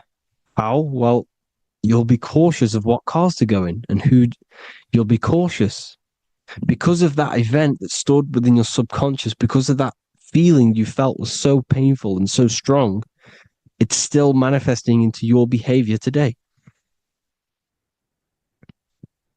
For example, you won't go in certain cars, you won't go with certain drivers. The subconscious stores everything, all the memories, the programs, and everything. So if you trick the subconscious, that's how you manifest your life. If you trick the subconscious, you already have something. And therefore it will manifest into your life, into your behavior, thoughts, and actions. This is why the golden rule is to treat others like you want to be treated. Because I am you and you are me. We are all subconscious. We all have subconscious. Whatever I do to you, I do to me. Because my subconscious picks that up and thinks I'm speaking to me. Mind is very powerful. Whatever I do to you, I do to me. Treat others like you want to be treated. The golden rule. That is the only rule we need in this realm, in the universe. If everyone understood this rule and how the subconscious works and how karma works, we'd live in heaven on earth, the Garden of Eden, the golden age. As a man thinketh in his heart, so is he. Proverbs 23:7. Where your heart is, there will be your treasure. Your heart's the emotions. It's the storehouse of emotions. It is where you feel emotions. You have to let your emotions move through you, not become you. You can't let your emotions become you. Or except be like the sky and let them pass through you. Be like the clouds and the stars passing over. Let them pass through you. Do not let them become you. And this is how emotions can take over your mind. We are driven by, when a man is driven by emotions, he has no self to control. You must control the mind because the mind can be corrupted. Because your thoughts are electrical in the brain. Your thoughts come from the mental plane. So how the mind works is that you place your attentions on something in the mind and infinite information just flows in. Think about it. When you think of a certain topic, as soon as you think of that topic, information comes flying into your mind. Different ideas, ping, ping, ping. It's all connected. It's why we call it a mindset, because your mind sets sets itself to frequencies. And when we think of something, we tap into that frequency, and just the universe, the mind, the mental plane just flows in information based on that frequency and that thought. The universe is just information. All of the information out there, nothing is new. It's all there. You just have to tap into it. You can tap into these different thoughts, and it's all there. Everything already exists within the mental plane. You don't think anything. You receive thoughts. We all share the mental plane. We affect each other. I'm affecting you. Listening to me is affecting your mental plane, your mind. The physical plane is the lowest plane. It's the world of effect. Everything you see in the physical plane is the effect of mind. Like I said, the person walking is the effect of their mind telling the body to walk. The physical plane is the lowest dimension of your mind. Mother Earth, we are in a mother. We're in the womb still. The Earth is feminine. It looks after you. It provides you with food for free. It grows on trees with water. It's Mother Earth. It's the womb. The dome above your head is your mother's belly. Okay? Is your mother's belly. You're in the womb still. You're forever in the womb because your mind's constantly expanding. Because when the baby's mind figures out that there is a reality outside of its mother, it starts to hear the people on outside of its mother, what does it do? It figures a way out of the mother, and it becomes born again in the water, in a hospital, into the other world. It's the same with our minds. When our minds figure out there is other worlds beyond this physical, we explore them. The astral plane, for example. You figure a way out of the body. Because when you're the firmament, look at the word firmament, meant at the end. Firm is firm, something strong, something like a rock is firm. If your mind is firm like a rock, you will be stuck under the firmament. So, for example, people who are very programmed and can't think outside the box, they have a firm mind and they'll be stuck under the firmament because your mind is the only thing that's keeping you under the firmament. It's the only thing. When you're doomed, doom is dome. This is the dome, which is your head. Your head is the dome. Above your head, above the earth is the dome, the ethereal barrier. But that's just an external manifestation of your head. You don't leave the earth, you leave your body to leave the earth. Because your body is the earth. It's a dimension within your mind. So when you're doomed, you're domed. Your reality is your level of realization. You realize something, or when you have an idea, the mind, in the eye, EYE or I, same thing, mind, it's all mind. Reality is your level of realization. You realize there's other worlds. That's your reality. Your perception's your reality. Mind in Latin is mens. Jesus was known as the fisher of men, which is the fisher of minds.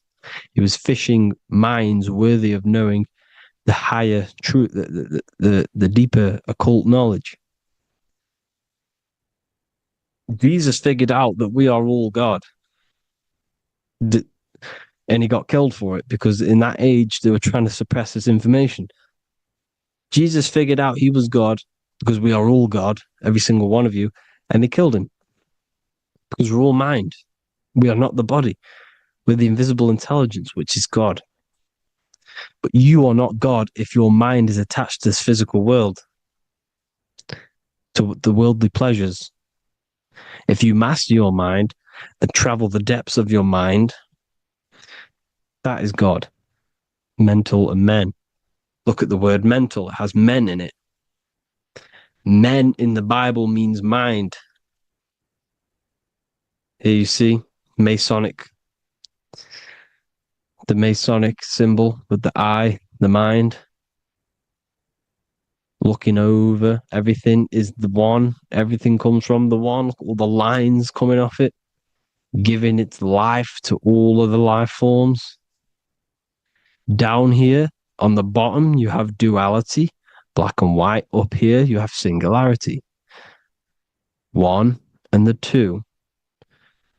Unification and division. The lower self is divided into the left and the right. So the Bible even says, I forgot what verse it is, but it says, it's better to go through life with one eye than to have two and be cast into the fiery abyss of hell. I'm not sure what verse it is, but you can research it yourself. It's better to go through life with one eye, to be unified. Unified consciousness. Dimension. No brainer. No brainer. The language tells you the truth, people. Dimension. The dimensions are in your mind. Entertainment. Entertain the mind. Disappointment. It's all in the mind. Environment. The environment that you are in is a product of your mind. Within, rearranged spells high twin. Within is your mind, and your external world is mirrored from the decisions you make in your mind. Advertisement, commitment, it's all meant, it's all mind. Everything is mind. Everything. So, this is important. The collective thoughts and collective beliefs. The collective, because we all share the mental plane. And because of this is why we are in a weakened state of consciousness at the moment. Because the collective thoughts and the collective minds overall are asleep. And they don't believe in anything. You see, everything is true within the mind. You think of something, it is there instantly. You think of a chair, it's there in your mind. You think of anything, it's there instantly. So everything's true within the mind. Anything can happen in the mind. Anything can happen on the physical plane if the collective consciousness, the collective minds, believe it to be true. This is why back in the days, in the ancient days, you look at all the old world stuff, you see all this crazy technology, and it's because as a collective, as humanity back then, they believed that they had much more open minds. Therefore, the things manifested in the physical world were a lot more out of the box, so to say, compared to today. For example, magic is not as powerful today because the masses don't believe in it. It's still powerful, don't get me wrong, but if the masses believed, or if everyone knew magic could be real, because it is, anything's real in the mind, it would be a lot more powerful. You see? So and what they're trying to do is create a hive mind worldwide. They're trying to make one religion, an external God. What happens when you worship something external? You give energy to it, because where attention goes, energy flows. Where your mind gives attention to, energy goes there. And when we all believe in external gods and give our worship and our power to these external things, We all give energy to it, which will manifest as a demon in the astral planes. It's a hive mind. They're trying to make a hive mind to summon our energy. Trying to summon our energy. And it through mind, through collective thoughts. The hive mind. They want one religion, one government, one currency, one belief system. And that will create a hive mind, which will limit our consciousness, which will limit what we can do in the physical world. Because if everyone doesn't believe in certain things, it cannot happen because it's all in mind. Mind is so powerful. I am you and you are me. I hope you all enjoyed this video, people. If you haven't already, join the Wisdom Academy. The Wisdom Academy, we have many occult lectures just like this one. Also, we have just launched Mindwave Hub. If you want genuine frequencies, genuine binaural beats, because the ones on YouTube, the ones on Spotify, Apple Music, they're all tuned to A440 hertz, which shuts down the right hemisphere of the brain. If you want to gain access to your true consciousness, your mind, you need to balance the two hemispheres and balance the chakras. You can do that externally by listening to binaural beats. If you want true frequencies, true binaural beats to hemisync the chakras, hemisync the brain, to gain access to the different dimensions of your mind, well, you can gain access anyway, but it's going to help you if you're trying to learn this. Join Mindwave Hub. The link will be in the description. Listen to the binaural beats, meditate to them, listen to when you go to sleep. They'll massively benefit you. Thank you all, people. Hope you had an amazing, lesson. Hope you learned a lot. And please subscribe. God bless you all.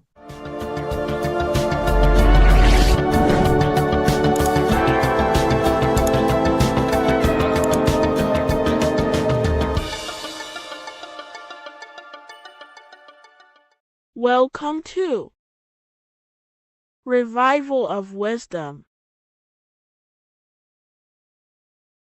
Today, we're going to be talking about portal symbolism, what portals are, okay, and how they show them to us, because they have to tell you the truth, guys. This is the thing with the universal law. They have to tell you the truth. And they tell you through symbols, they tell you through movies, and different things like that. But let's jump straight into this. So first, I want to talk about the Freemasonry symbols. Okay, so first we got, obviously this is some Freemasonry art, but notice how you've got the ladder with a key. Okay, so this is ladder symbolism with a key. So maybe this is talking about ascending. Okay, because look, because this is ascending into the heavens, because it's a ladder with humans going up it with a key. In order to ascend, you must have the key. Okay, so what else do we have with a key? Well, the Netflix show Lock and Key, which is all about portals and keys.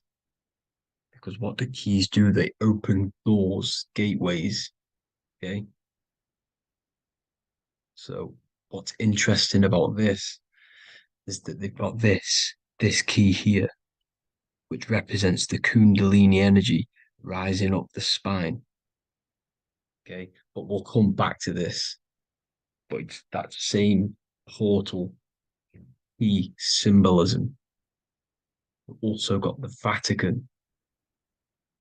The Vatican is in the shape of a key.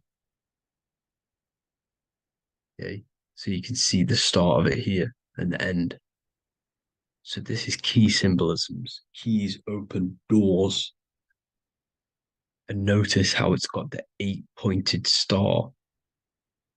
Okay, what is the 8-pointed star? Okay, we'll come back to this. this all ties in, guys. I'll break it all down for you. But then you've also got the god Janus. Janus, okay, is known as the god of the doorways. He's an ancient god of Rome, and they worshipped him. However, he's not a god, he's more like a high level ranked demon. Because he is the god of the doorways. And notice how he's got two faces. Because doorways always have two sides. You're going into somewhere, there's always two sides of a door. And he's always depicted with two sides of a face and a key, because he holds the key to the doorways, to the portals to other worlds and realms. Okay, as you can see, he's always got two faces and a key. Okay, so now we have the Sumerians, the Anunnaki, and they are always depicted with the two faces. Why do they have the two faces? Because they're symbolizing doorways, and the Anunnaki come to Earth through doorways and portals.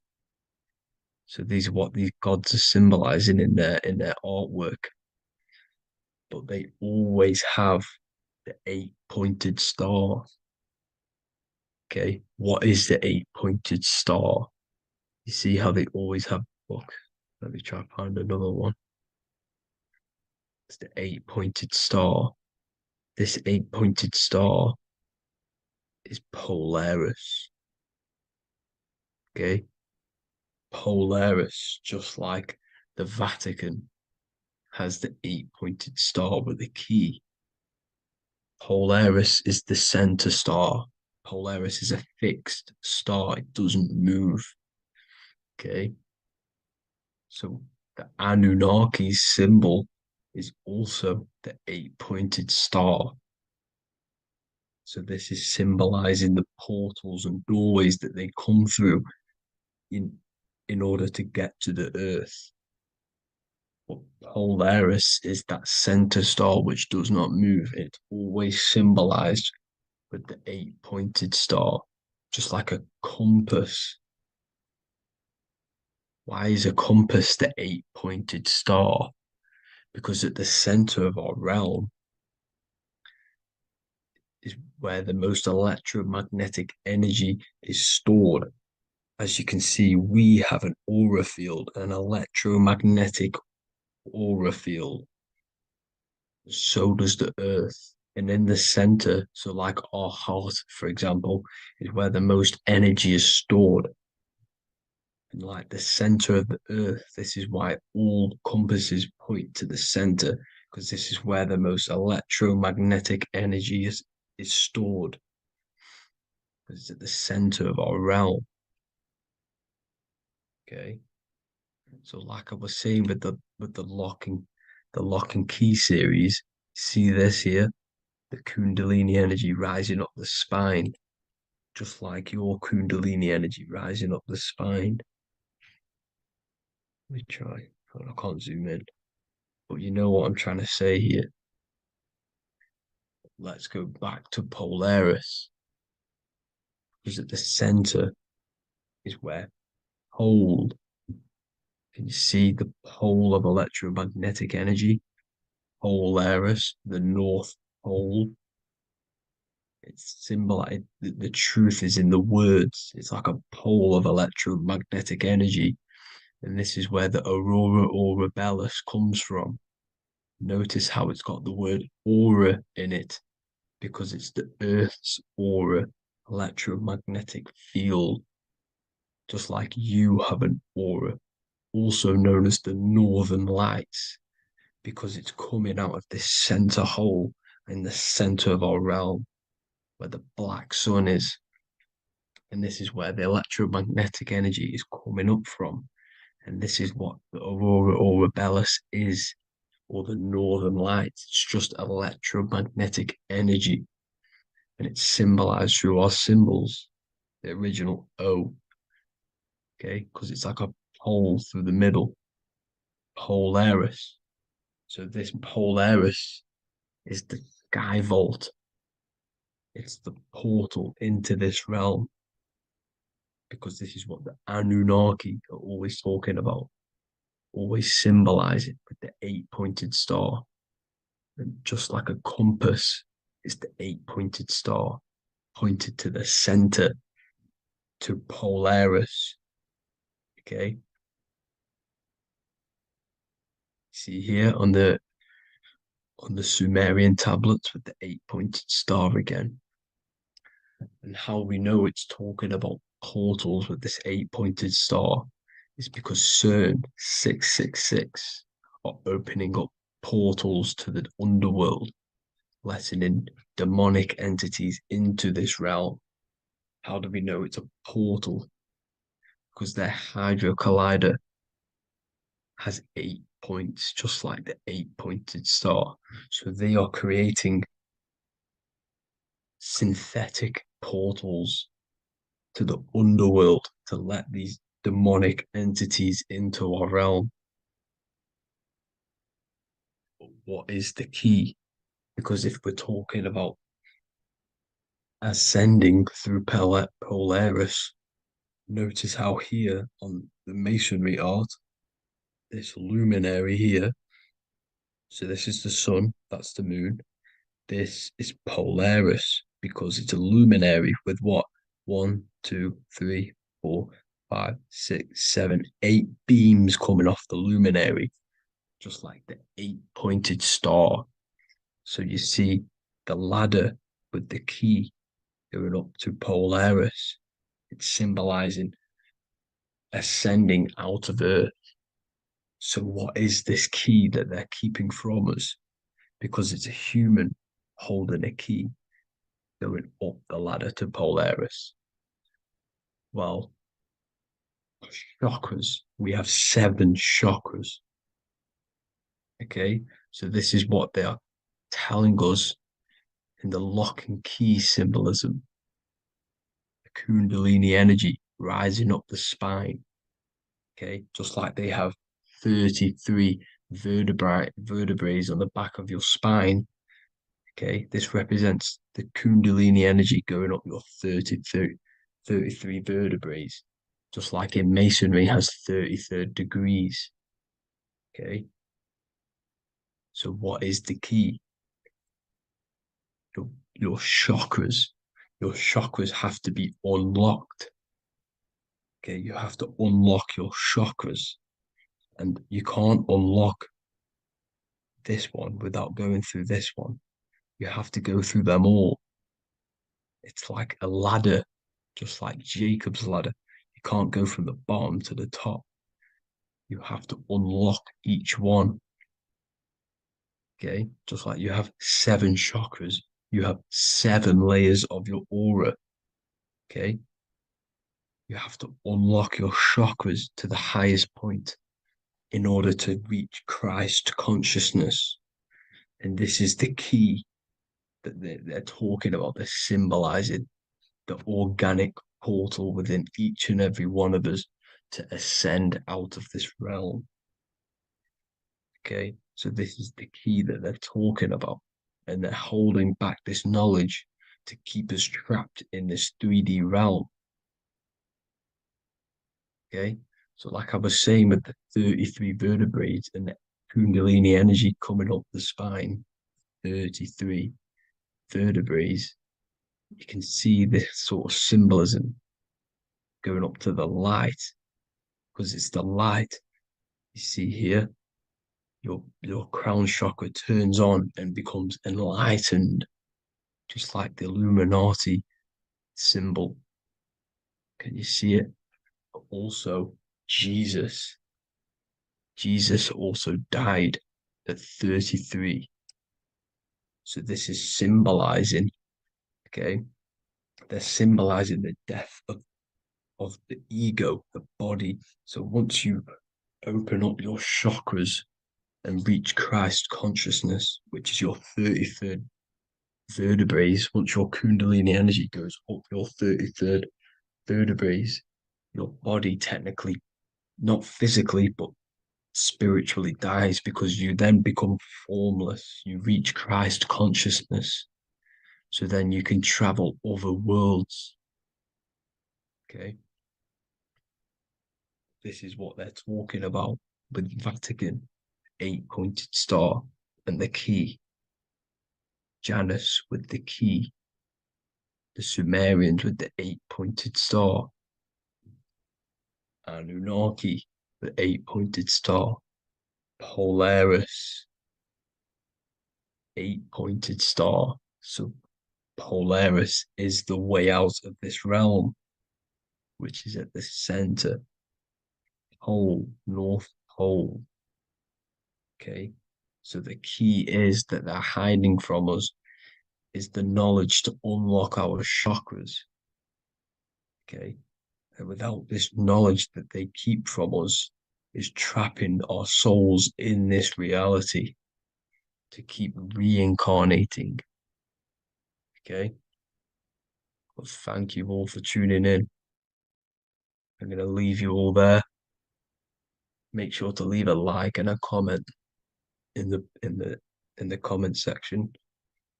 Let me know some topics to talk about so I can break it down for you. God bless you all.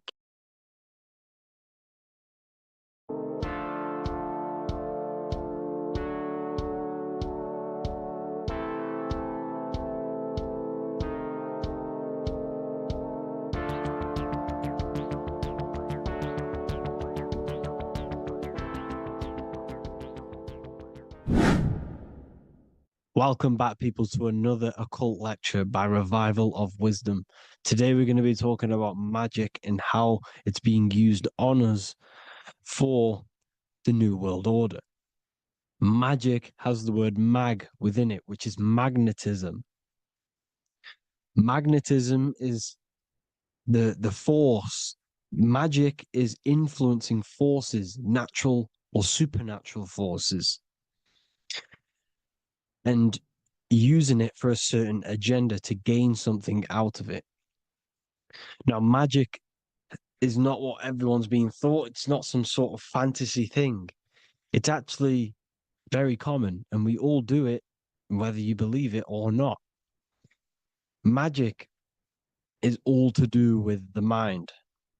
As I said, always say in my lectures, your mind is what creates matter. Your mind is what creates your external world. So it's all about manipulating and planting seeds within the mind, because your mind is a garden, and thoughts and words are seeds which are being planted in that garden. Your life, your physical life, the people you have in your life, your friends, your car you own, the job you have, is all a reflection of the thoughts that you've been thinking in the past. You are where you are in life because of the thoughts that you've been thinking. Therefore, your life is a direct reflection and manifestation of your mind, the Garden of Eden. Okay? The mind is what they are targeting. What you see, say, and hear has a direct effect on your mind. Me talking to you is influencing you. The words I'm saying is planting seeds within your mind. Now it's up to you to consciously act on these thoughts or these words, or to maintain these words. As above, so below. As within, so without. What's inside of me is outside of me. What comes into the storehouse comes out of the storehouse. You have the left, you have the right, you have the up, and you have the down. As above, so below. Whatever is in your mind will be expressed in some sort of way, consciously or subconsciously, spiritually or physically. The mind is what manifests everything. And this is what we need to understand. We need to understand is that the mind is not physical. All things spiritual manifest physical. All things seen come from the unseen. The words you're thinking That everything you have is coming from the unseen. The actions that you do come from the unseen mind. Another expression for as above, so below is you are the universe itself. You are a universe, a mini universe. But just because you are mini does not mean you are the whole thing. If I take a little piece of infinite, let's say there's an infinite light source. Let's say I take a little chunk of that infinite light source. That little chunk I took is still infinite because it's been taken from infinite. You are the universe. Your awareness, your mind is the universe. It's information. You are the universe experiencing itself. This is why we say we are all God. As above, so below. What is in me is outside of me. The sun, the physical manifestation of the sun is your soul. The 12 constellations are manifested in the physical body. The 5 elements are manifested in the physical body. They're manifested in the 5 fingers you have. As above, so below. This is manifested, well, this is a symbolized in Freemasonry and secret societies as the 2 pillars. The mirroring reflection, the reflection of reality, the mirror, as above, so below. What happens in the mind, what happens in the astral, happens in the physical. This is Aleister Crowley. This is all symbolism. This is the 2 pillars with the all-seeing eye and the triangle at the top. Aleister Crowley was a master magician, very powerful dark magician, black magician. There's 2 types of magic. You have white and black, just like the checkered board, the Masonic checkered board. You have white and black, you have good and evil. White magic is influencing natural forces to gain something that will help the collective consciousness, help the collective, help the earth, help other people. Black magic is something you manipulate something so you can get something personal out of it. Doesn't matter if it's good or bad. It's still considered as black magic because you're being selfish. Everything you do should be contributing towards the collective consciousness and helping others. And this is why the ancients lived in a system where everything was in unity. We understood that I am you and you are me. What I do to you happens to me because I am you and you are me. We are the same mind substance on the inside. We're all the same mind substance being expressed in different bodies. So what I do to your mind will have a ripple effect on my mind because all of our minds are connected within the mental plane.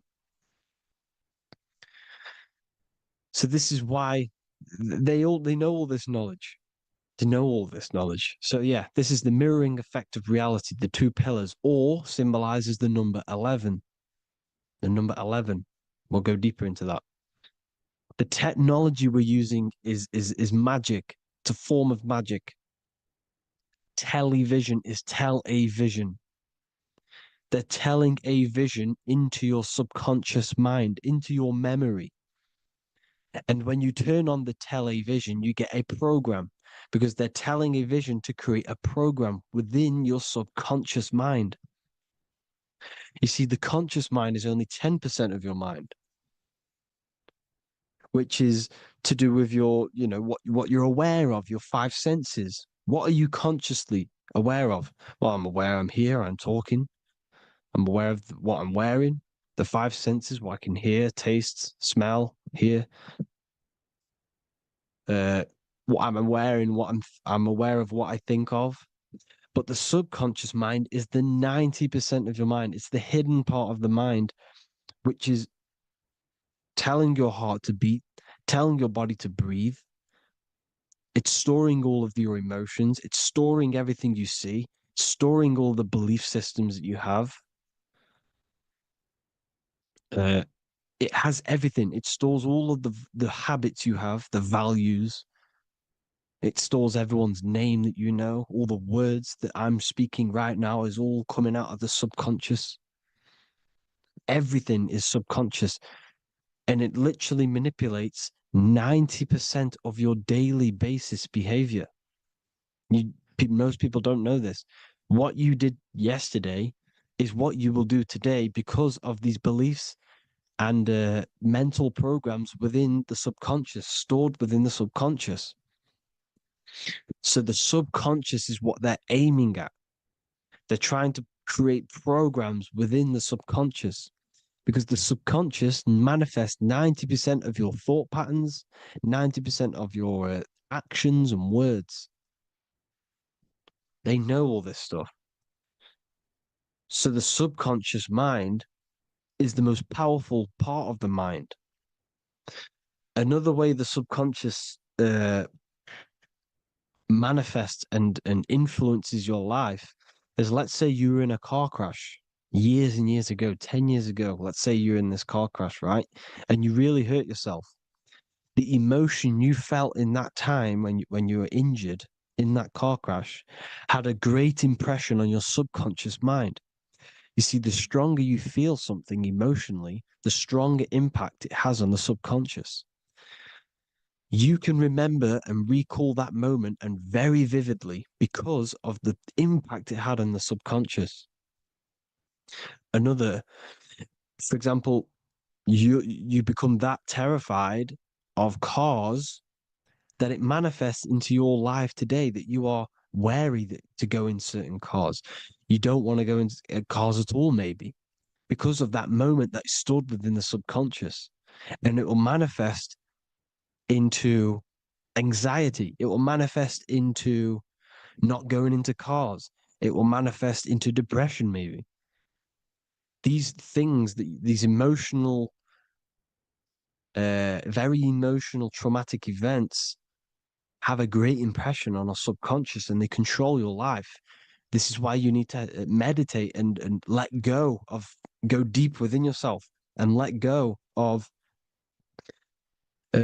these internal, deep emotions that you may have repressed and keep pressing down and ignoring. But you need to address it and let go of these subconscious impressions you have, which are controlling your life, like anxiety, depression. All of these things are stemming from things that are stored within your subconscious years and years ago, more than likely. Broadcasting. They're casting spells to a broad audience, to news, north, east, west, and south. They're casting spells. No, if you watch the news, everything's red.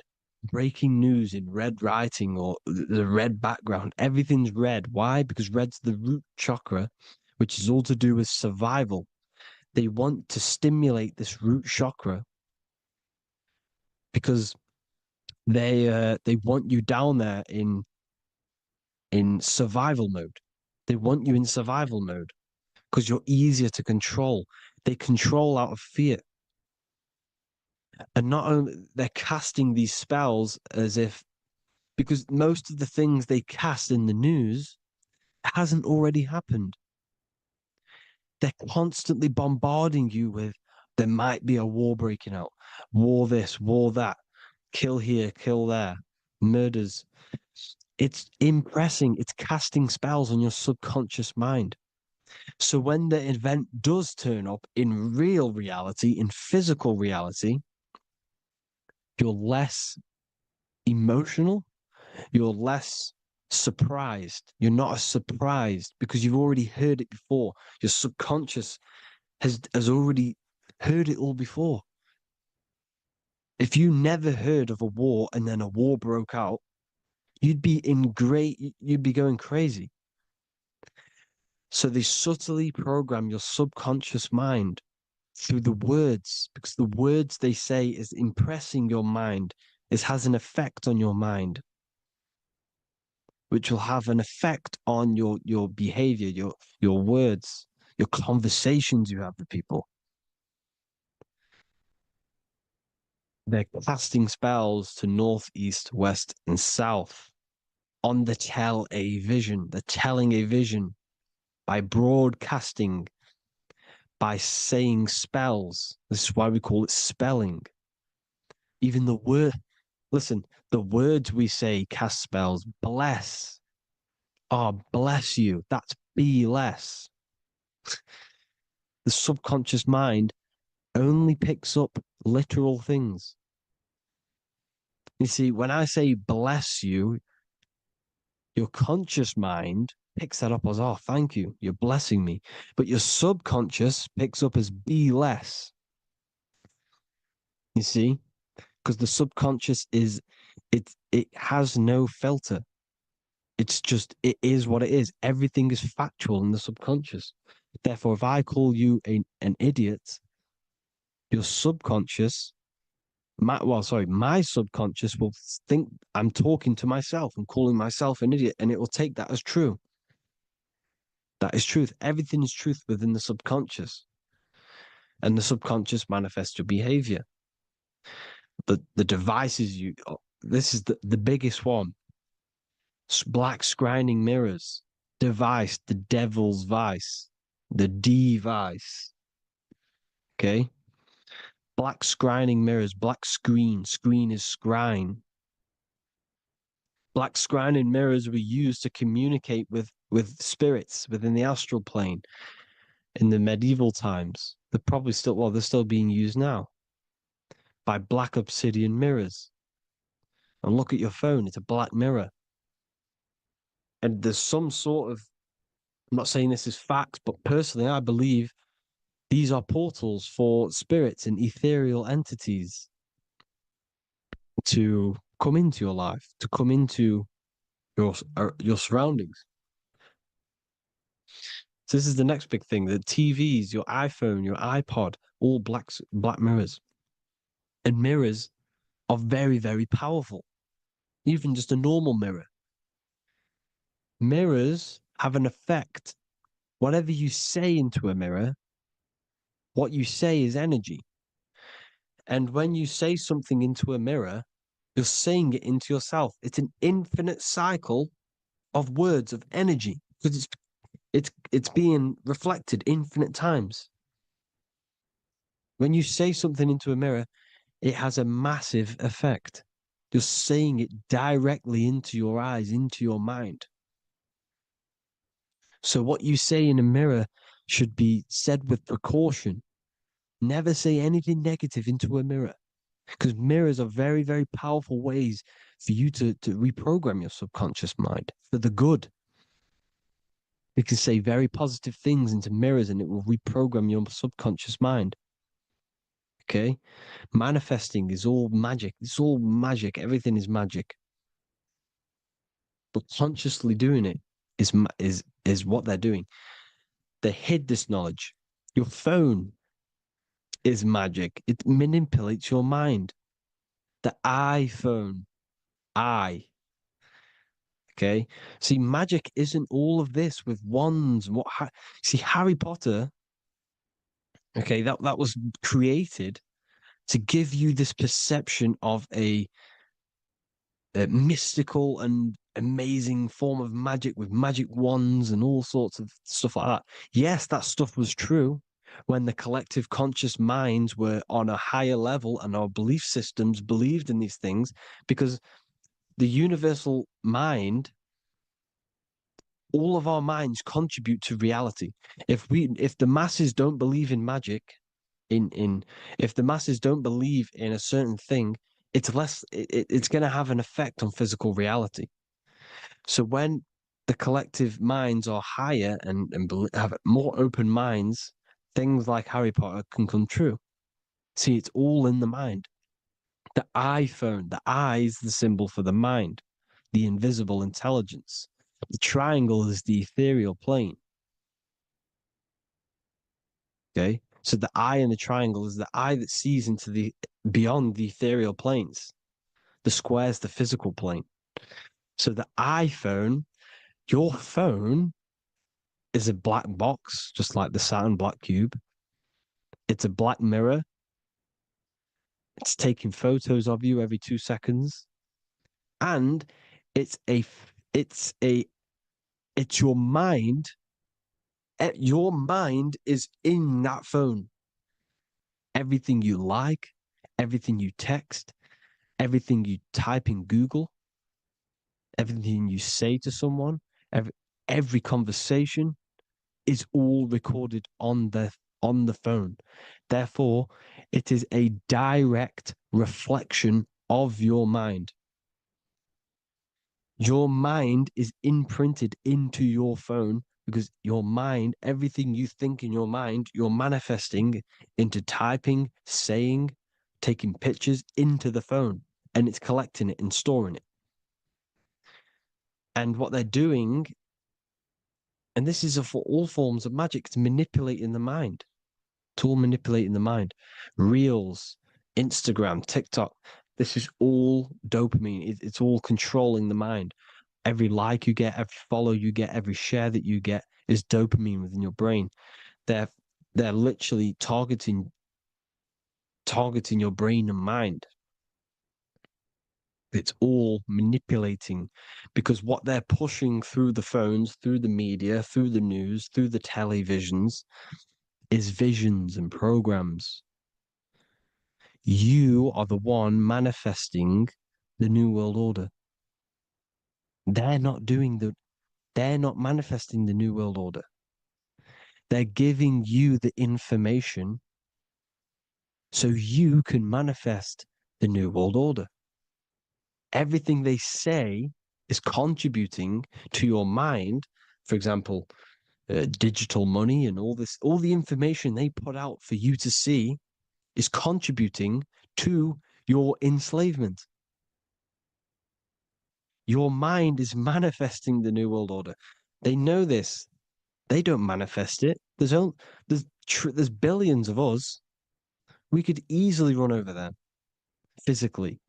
But on a mental level, these people have the knowledge and they hide it from us and they let us manifest reality because we are the collective. They give us the information which manifests their agenda. It's all magic through the phones, the media, the television.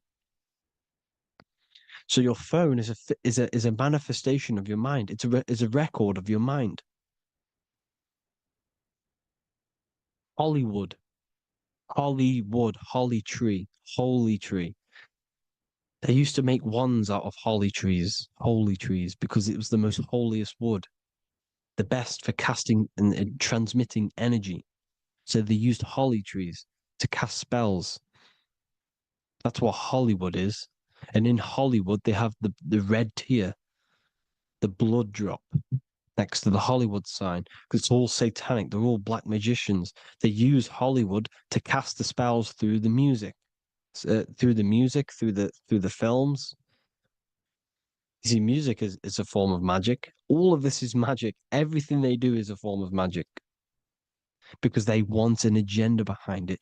But it's not black magic. They're letting us create our prison.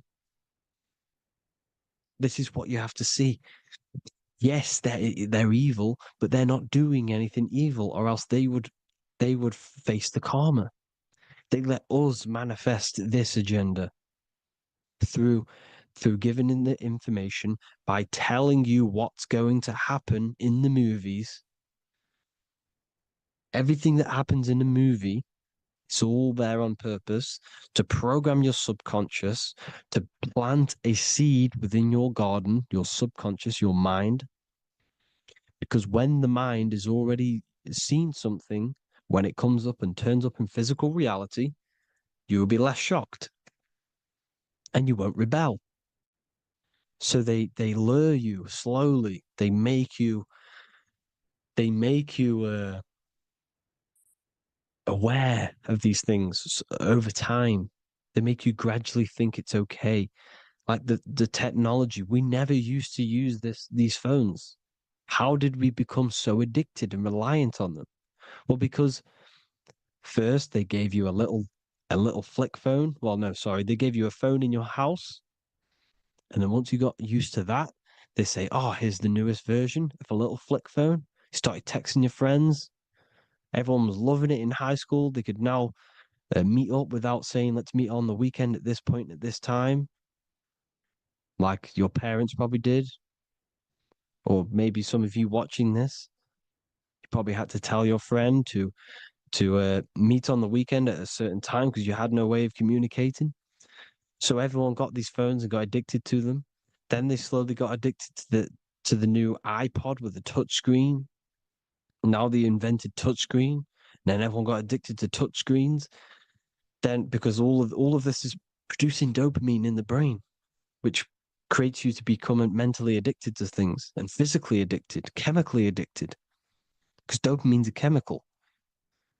Your subconscious becomes a program within your subconscious, and your body becomes chemically addicted to these phones. And these phones are the enslavement of humanity, technology. Without this, we wouldn't be in this mess without technology. Because they're creating a hive mind. We're creating a hive mind. So back on track anyways, they program you. Look at the films, 9/11, 9/11, all produced by Hollywood. Here's the 11, like I said at the beginning, the two pillars which reflect reality. What happens in the mind happens in the physical. What happens in the astral happens in the physical. Okay, what happens in the physical happens in the mind. It's the two pillars, the mirrors. 9/11. 9 plus 1 plus 1 is 11. Flight 11 was hijacked. New York is the 11th state. New York adds up to 111. This is not a coincidence. It's all a form of magic. It's a ritual, energy harvesting ritual, because your mind produces energy. Your mental attention produces energy. And they're feeding off this energy in the astral plane, these demons. Music is the most powerful.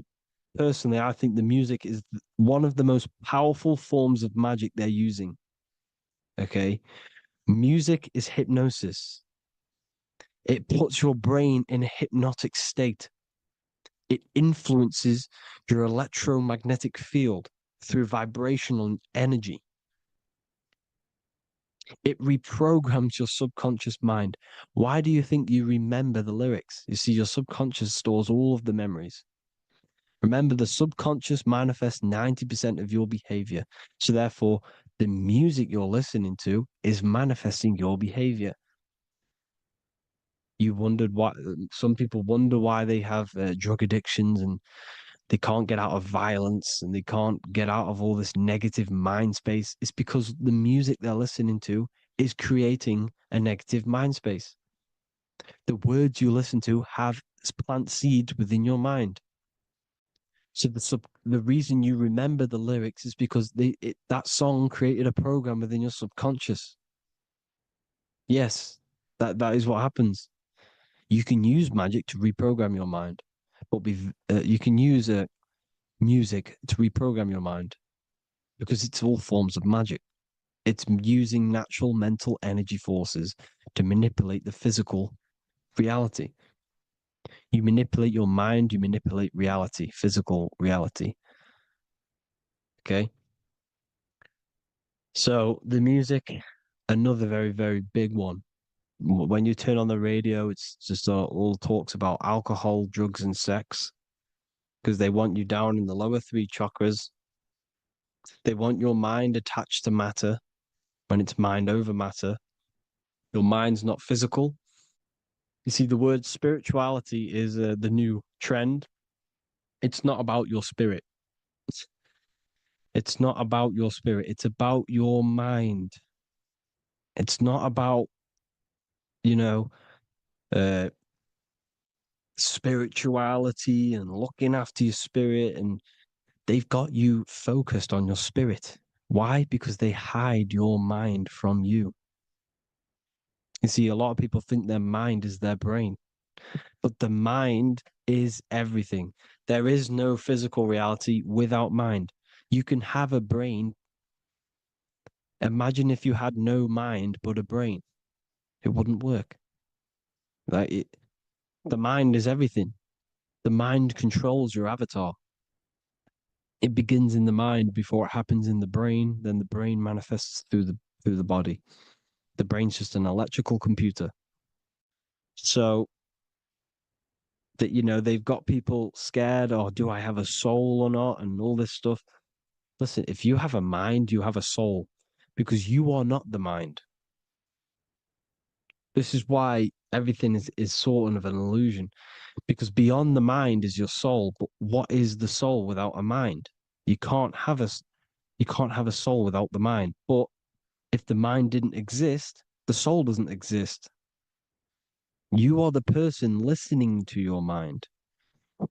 I shouldn't say person, because you're not the body. You're the entity behind the mind. But if you didn't have that mind, you couldn't understand what you even were. You would just be an observer who couldn't think. So yes, we all have a soul. If you have a mind, you have a soul. Everything is mind. Everything has mind. Mind creates everything. God is mind. And then manipulating your mind through TV, your phone, every little thing, the school, it's all about the mind, people. Control your mind, you control your reality. Just the last thing, here you go. Aleister Crowley, the Dark Magician, Kanye West doing the exact same thing because they're implementing magic in the music. Here's the Beatles with Aleister Crowley in the background. Bet you never noticed that. Aleister Crowley was influencing music and placing magic within the music to influence the subconscious. This is what Baal worship was. This is why they kill children. They sacrifice these children. Why?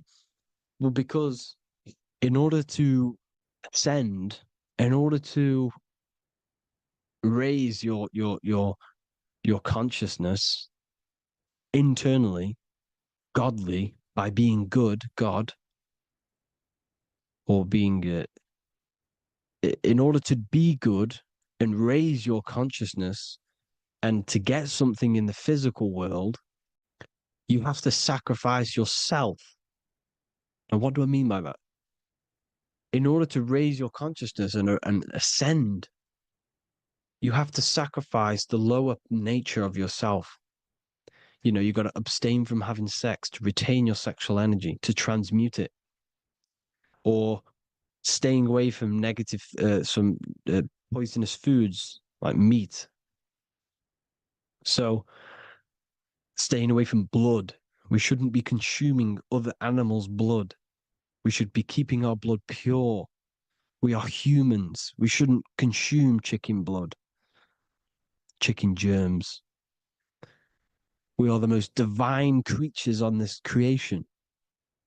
We are the most intellectual creatures in this creation. Therefore, we should keep our temples pure. We are not animals. If you want to associate yourself with an animal, go out in the wild, go and find a wild boar and go and try rip its guts out with your bare teeth, because you can't do it. You're not a cat. You're not a carnivore. Okay? So in order to ascend, you have to kill and sacrifice your lower part of yourself to ascend up to your spirit self, your mind self, the highest version. And the elites don't want to do this.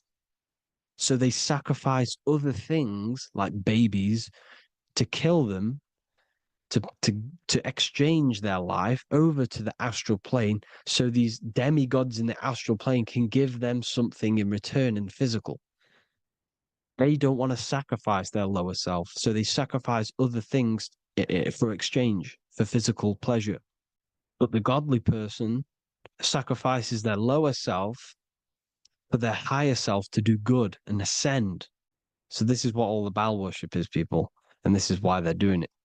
Hope you all had an amazing lecture. If you haven't already, go and get the Book of Wisdom for more information. You know, I don't go into dark stuff in this book, because all I do is enlighten people in this book. You can get it in Spanish, English, German, Italian, and French. Worldwide shipping. You can get the PDF or paperback. Or there is also a new one called the Human Health Guide 2.0. It gives you a list of all the foods, grains, oils, nuts, everything that's alkaline and positive for the body and not man-made and hybrid. It tells you all the products to stay away from, how to fast, how to improve vision, how to improve everything, literally. So the Human Health Guide has been released. If you want that, I'll pull all the links in the bottom of the description. Hope you all enjoyed the lecture, people. God bless you all.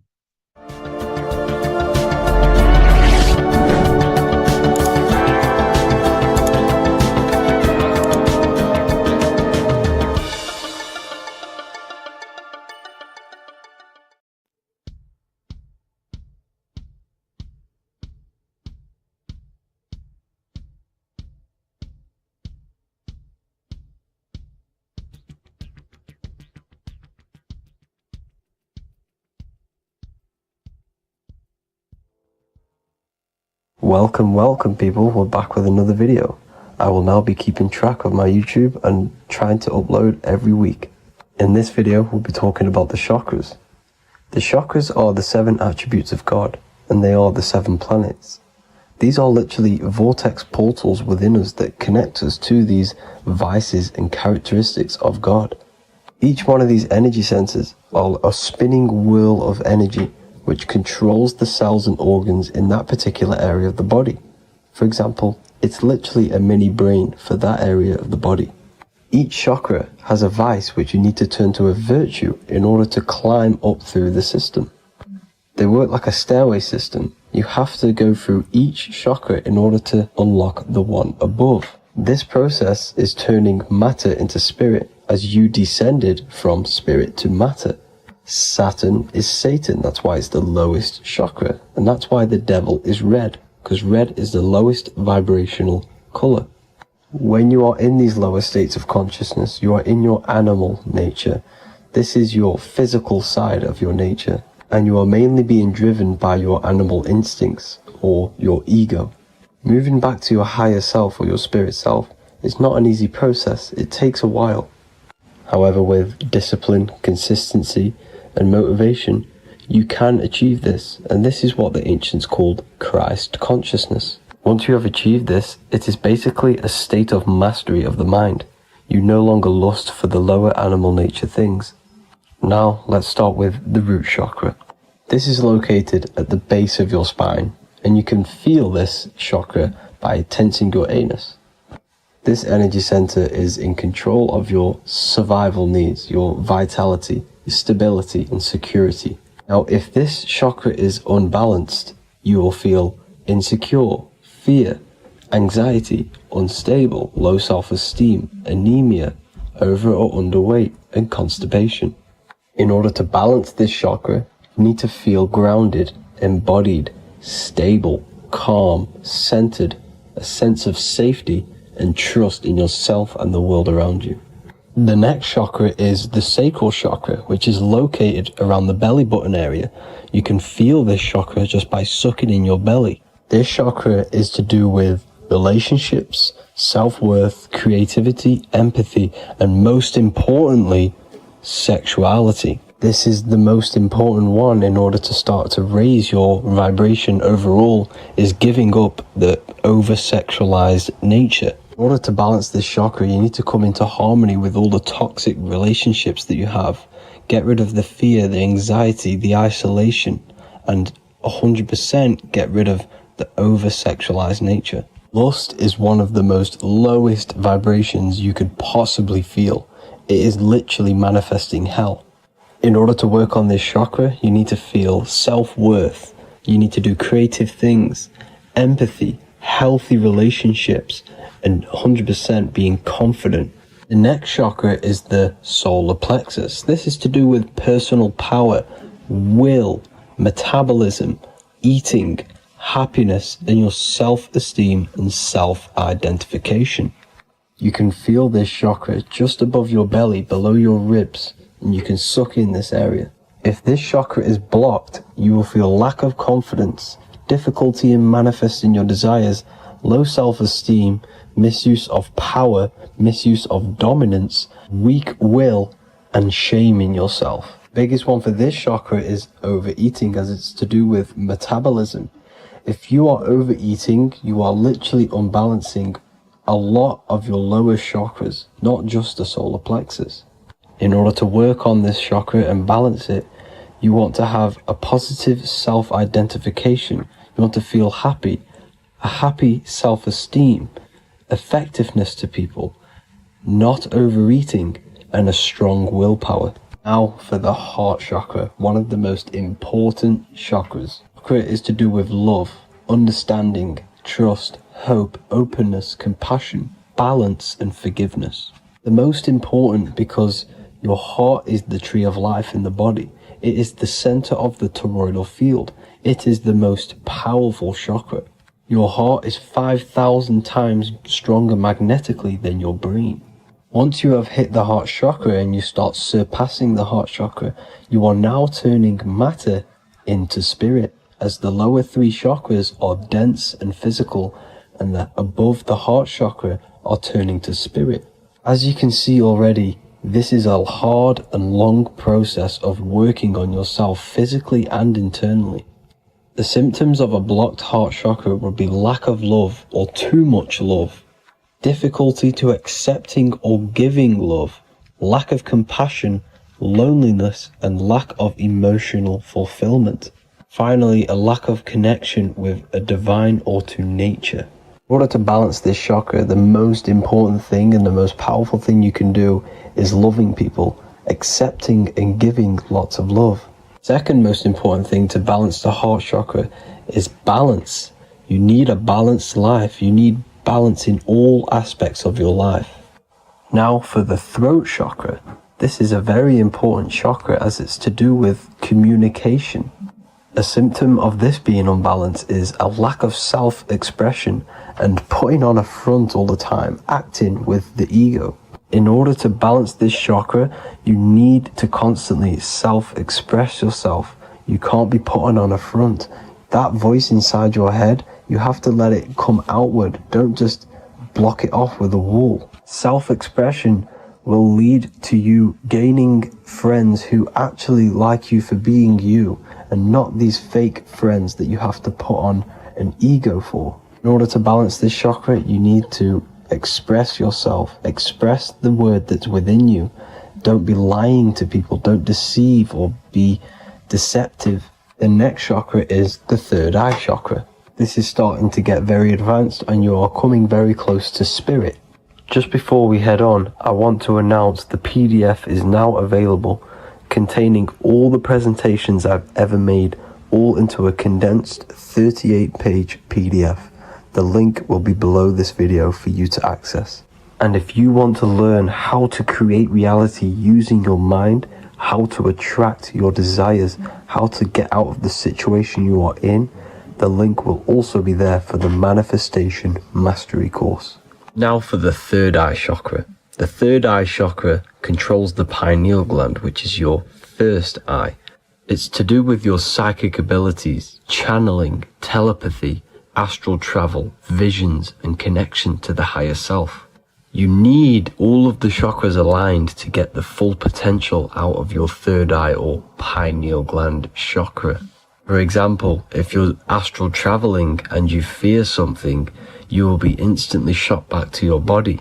So you need to master all of the chakras before you go on and try and do these higher spiritual activities. Symptoms of the third eye chakra being blocked is lack of imagination, lack of vision, lack of concentration, blocked or clouded intuition, can't see the big picture, and especially overly reliant on logic and intellectual thinking. A good way to work on this chakra is imagining things, vision things, trust your intuition at all times, always follow that inner voice.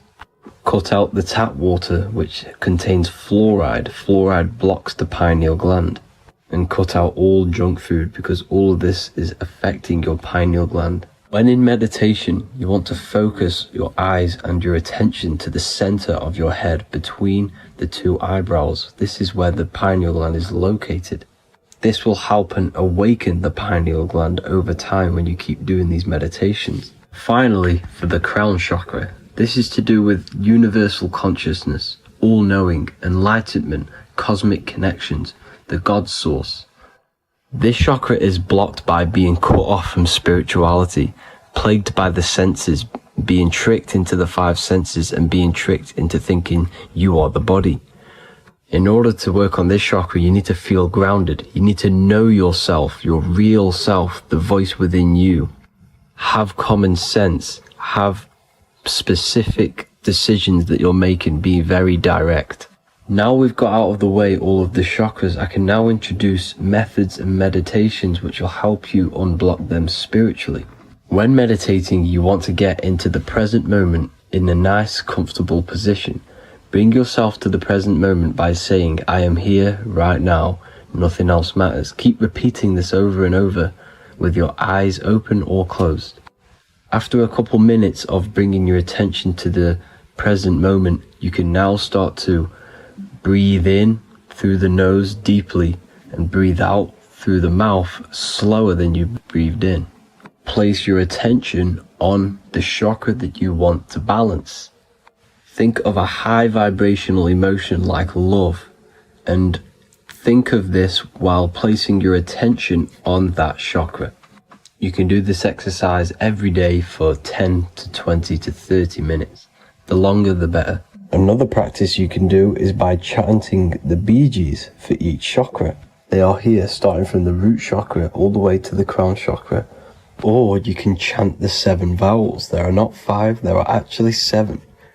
A, I, A, O, U, M. A, O. This is the proper way of pronouncing the 7 vowels. These are so powerful because these are the only things that exist. It is literally the sound of God. By pronouncing them right, you can actually create a lot of power within you and align your chakras. That's it for this video, people. I'd appreciate a comment and a like to help the algorithm. I appreciate you all. Love and light.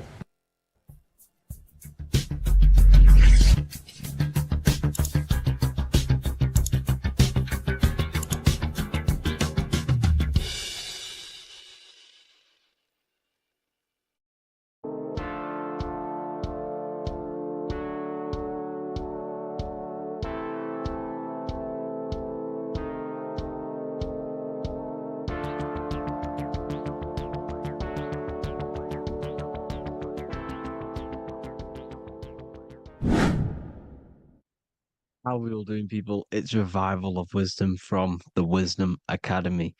Today we're going to be breaking down God, consciousness, and the higher and the lower self, and how to overcome the lower self. Now, the first thing you need to understand is that you are the invisible intelligence within the brain, within the body. This invisible intelligence is known as the mind. But you are not the mind. You are the observer of the mind, which is the soul, the invisible entity. The mind is your intellect, your intelligence. Now, the mind is, it's hard to put this in words, but the mind is something that gives you the ability to explore the universe. And this inner self is the I am. It's the quiet, the inner self, the voice you see in you hear in your head. This is why within spells high twin, inside, internal. The I is also the number 1, which is one line. Because the one and only, is the inner self, which is the I am. This is why you say, my name is Harry.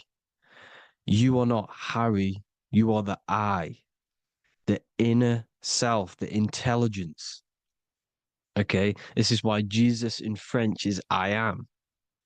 You look with the 2 eyes and you see with the inner eye.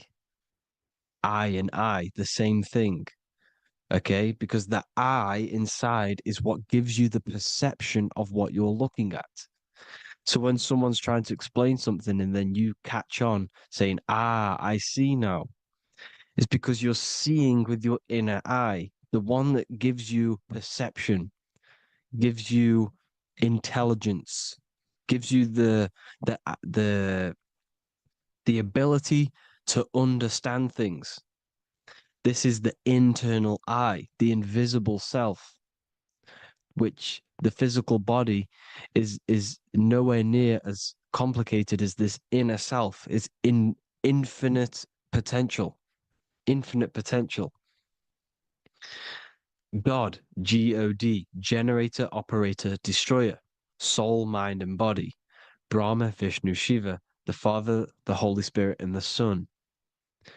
They're all, the reason why you see God is always a triad is because it represents yourself.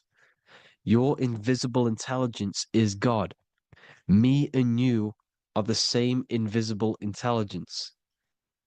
We are the invisible intelligence experiencing the program being ran by the central nervous system and the brain. I always say this in my videos, but I have to, in order for you to understand the things that I'm going to say later on in the video, you need to understand this concept, is that you are the consciousness experiencing the nervous system, the tree of knowledge of good and evil, which is you here. You would be in this invisible intelligence right here in the center of the brain. Now, this is why the ancient Christians show God is in the brain. This is the brain stem. This is the brain. This is also the brain stem and the brain. The brain stem and the brain. It's all depictions of the brain because the brain's the computer, the electrical, electromagnetic computer, which decodes the demands created by the invisible intelligence, the I, the inner self, you, your true self. The person moving, if you observe what someone moving, this is going to sound, but if you observe someone walking, it's not the body. The body is moving, but the thing telling it to move is the invisible intelligence. Before you kick a football, a decision is made within your invisible intelligence, your mind. And this consciousness, this invisible intelligence, is either stuck between the lower self and the higher self. Okay? When the invisible intelligence, meaning the true self, identifies itself with the physical body, it will trap its mind within physicality. This consciousness that we have is either operating in the lower self or the higher self. It's either feeding the material body or it's feeding the spirit. Okay? But because we are physical and spiritual, we need to be even. We don't want to be meditating all day long because we do have a physical body as well whilst we are here. We are playing a game in physical matter. Okay? Now, the reason that you incarnated here is to learn a lesson because the mind can manifest anything it wants within the astral planes, within the world of imagination. It can manifest anything it likes, but it incarnates into matter, into this game, so we can understand labor, because anything in matter, you have to labor to manifest. But in the astral, you can manifest at the click of a finger. You come here to learn the knowledge of good and evil. And your consciousness, I came out a bit off topic there, but your consciousness is experiencing the lower or higher self. The lower self is manifested in the lower parts of the body. Sex, food, and power, the lower three energy centers. These centers are like mini brains. You are literally thinking with these centers. And when your mind is stuck within these lower centers, you'll think, have you ever heard the term of thinking with your penis or thinking with your, you know what, as a man? Even females maybe, but mainly this is a boy saying, you're thinking with your penis. This is a truth. It's truth in plain sight. You think with these energy centers. When you're living off the lower three centers, all you care about is sex, food, and power. Eating, sleeping, and greed. Power's kind of like greed. Now, when we move up to the higher parts of the body, when we live our life within the higher parts of the body, this is considered heaven. Love, expression, intuition, and wisdom. This is what we need to be aiming to do, moving out of the lower half of the body and living our life within the higher self, the higher parts of the body, thinking with the higher energy centers, thinking with love, expression, intuition, and wisdom, spreading love, expression, intuition, and wisdom to others. Heaven is even. This is why Jesus is pointing at the heart chakra, always pointing at the heart. Earth rearranged his heart because in Earth you're manifested as a physical being. You're in the heart, good and bad. You need to be balanced between the good and bad. Because love can be a demon too. That's a whole nother video, but love can be a demon. Now, the seven chakras are known as the seven seals in the Bible. When the Lamb opened the seventh seal, there was silence in the heaven for about half an hour. This is a verse from the Bible. The Lamb is Aries, which is the higher brain, the cerebrum, Ram, Aries. Because when the Ram opens the seven seals, you enter the kingdom of heaven. Because these chakras seal your invisible intelligence. They seal your true self. You are behind these seven seals, your true invisible self, your true consciousness. Because behind these seven seals, you do not think about anything materialistic. Your intelligence is not material. It's not physical. It's not from the physical world. It does not desire the physical world. The body is the beast. The body's the animal, the lower self, which can corrupt our intelligence. It can corrupt the intelligence. Okay? Now, we need to balance these chakras so that we gain a deeper connection between this intelligence and the brain. Because when there's a strong connection between the brain and the intelligence, your body and the intelligence, you have a strong connection. Therefore, you can manifest what the intelligence is saying at all times. Meaning, when, for example, your higher self, this is intelligence, the higher intelligence is always speaking to you. It's always guiding you. It's always telling you the right thing to do. You can feel it when you're doing something wrong. You can feel that you're doing something wrong because this higher self, this intelligence knows what it needs to do here.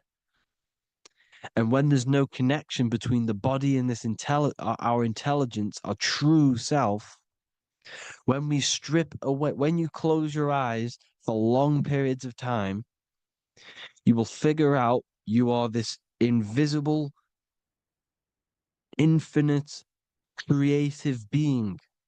There's no words that I can't describe what it is, but it's the voice inside of your head that you can feel when you close your eyes. You are this being inside of the heaven, because this is heaven, this intelligence. And when there's a strong connection between the body, you can manifest everything it's saying.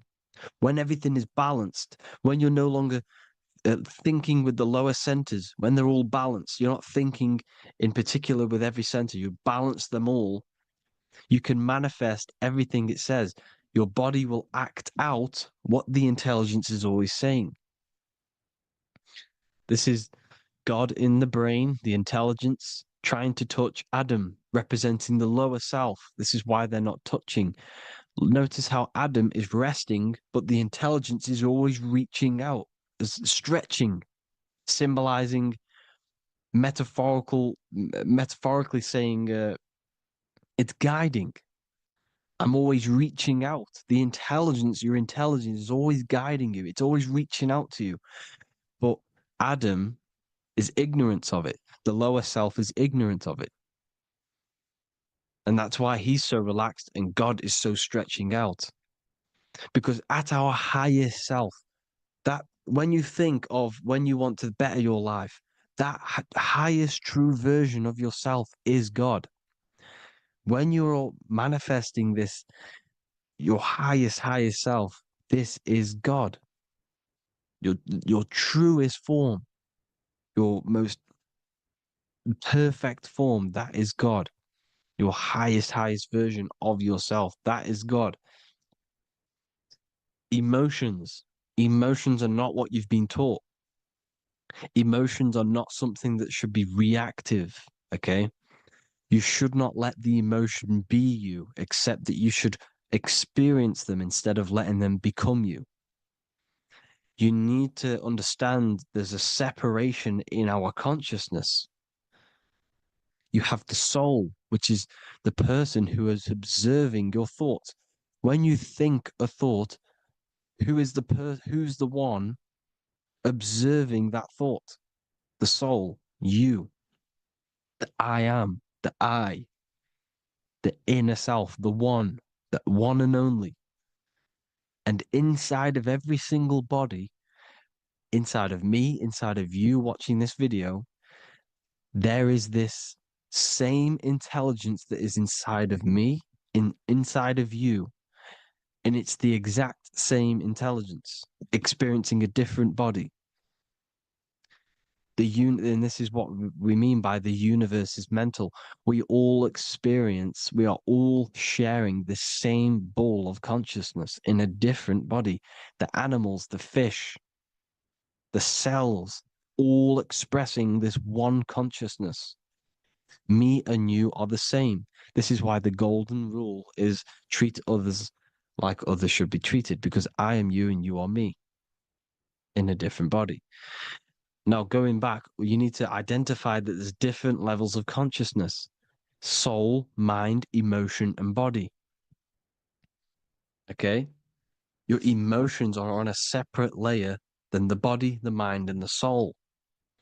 So when you identify there's a difference between all of these, you do not let them become you.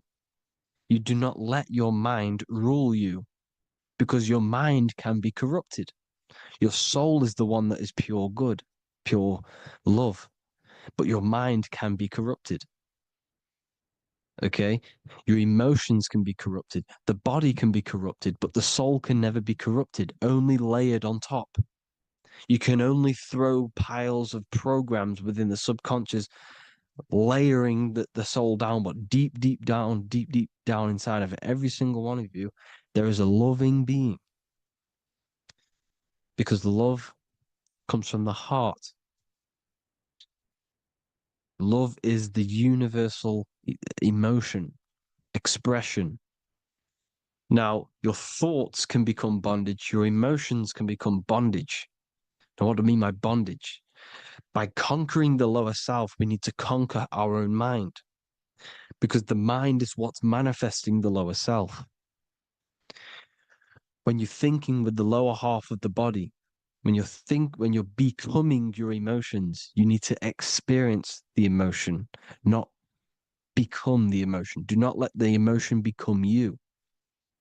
Do not let your thoughts become you, because your thoughts are tools that you can manifest. Your thoughts are the idea.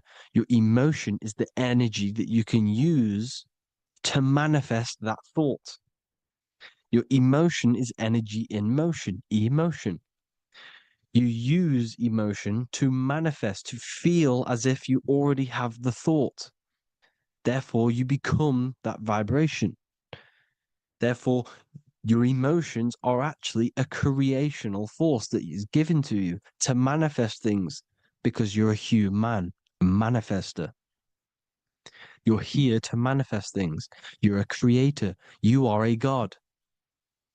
Your inner self, your intelligence, your I am, the one and only inside of you, the inner self, the quiet one, the one that's deep down, the invisible intelligence, is it's creating things all the time. All the time.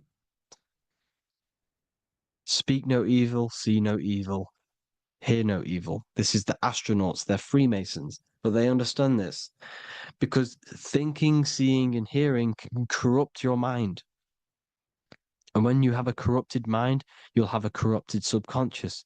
The subconscious will manifest into the body, because 90% of your behavior comes from the subconscious mind.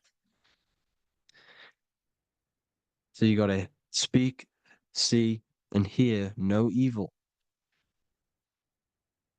A sin, what is a sin?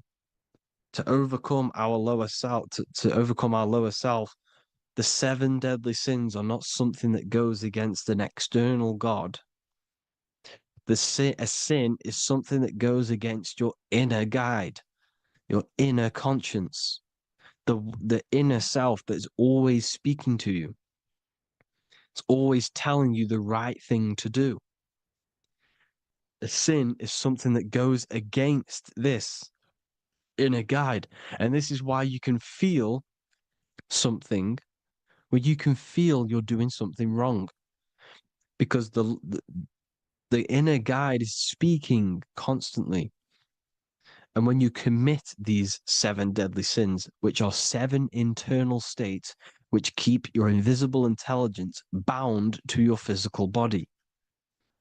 Because evil, right? Evil love bondage. This is why they stay in this realm and they control this realm, because they love the bondage of the body. They like matter. They want to stay in matter for eternal life. They don't want to ascend back into the heavenly realms where you do not have a physical body. You can explore the universe within the astral planes. They stay bounded to the body, bounded to the 3D construct of the physical world. They have greed, lust, envy, gluttony, wrath, sloth, pride. They want all of this. And if you want that, that's okay. But deep, deep down, you don't want that because your soul is always telling you the right thing to do. Your soul knows what to do to get out of here. It needs to detach from the external world. Detach from all of these 7 internal states which bound you to your lower self, your lower centers. That's what a sin is. You know, you have a left and right brain. The left brain is always analytic. The right brain is metaphorical. So the right brain is producing a holistic view of reality. Now, what do I mean? And not view, perception. When you see, because your eyes are parts of the brain, so when you look at something and you look, that image is produced in the back of the brain in the visual cortex. And then the right brain produces a perception, a holistic, it breaks down what you're seeing into a holistic image, a holistic perception. So, for example, if you're in a woods, the right brain sees the whole woods as one big woods. The left brain is breaking that perception down into individual trees, branches, and leaves. So the left brain's to do with duality, the right brain's to do with wholeness, unified. The left brain's dualistic, analytic. This is necessary so that we can pick things up and manipulate them and break things down. We need the left brain, we need the right brain. I'm not saying any of them's bad, but the left brain, sinister in Latin, means left. Because when you're left-brained, you see everything in dualistic. You see everything is dual, when everything's actually one. We need to be focusing and strengthening our right hemisphere. I'm not saying sit in the right hemisphere all the time, but we need to be strengthening our right hemisphere. And this is why left is sin and right is right. Because when you focus on the right hemisphere, you see the holistic perception of creation. The right hemisphere sees humanity as one unified consciousness. The left hemisphere sees everyone as individual persons and egos. Because the left hemisphere is dualistic. And this is why the Bible says, cast the net onto the right side of the ship and ye shall find. John 21:6. What does that mean? Cast your energy, cast your perception into the right hemisphere of the brain, and ye shall find unified consciousness. You shall find your higher self, the one and only. If then you have been raised with Christ, seek the things that are above, where Christ is seated at the right hand of God. Wow. Powerful. What does this mean? Seek the things that are above, where the Christ is, seated at the right hand of God. God is your consciousness, your invisible intelligence between the two hemispheres. The right hand of God is the right hemisphere. Seek the things that are above the heart. Love, intuition, expression, and wisdom. Seek the things that are above the heart, the higher self, the higher part of the body. Because when you seek the things of love, expression, intuition, and wisdom, you create a strong aura. You attract the same frequency. And this frequency is heaven, God. This is the Sumerian artwork showing the Lamb.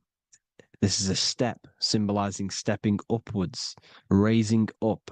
He's stepping over the Lamb up to the bird. His hand is going to the bird. The Lamb symbolizes the lower self. Okay?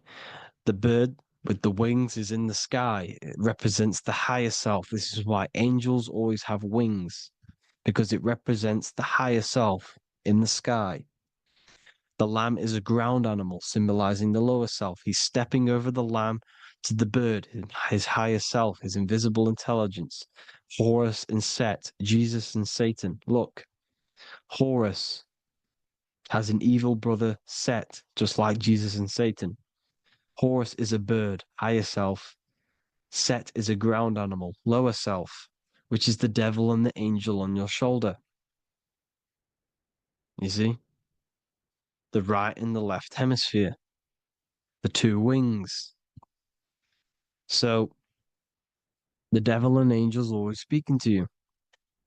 The higher and the lower self. It's the battle between the higher and the lower self, between the invisible intelligence and the physical body, because the body's the one that wants the sugar, it wants the pleasure, it wants the sex, it wants the porn, it wants all of the materialistic things, it wants the 7 deadly things.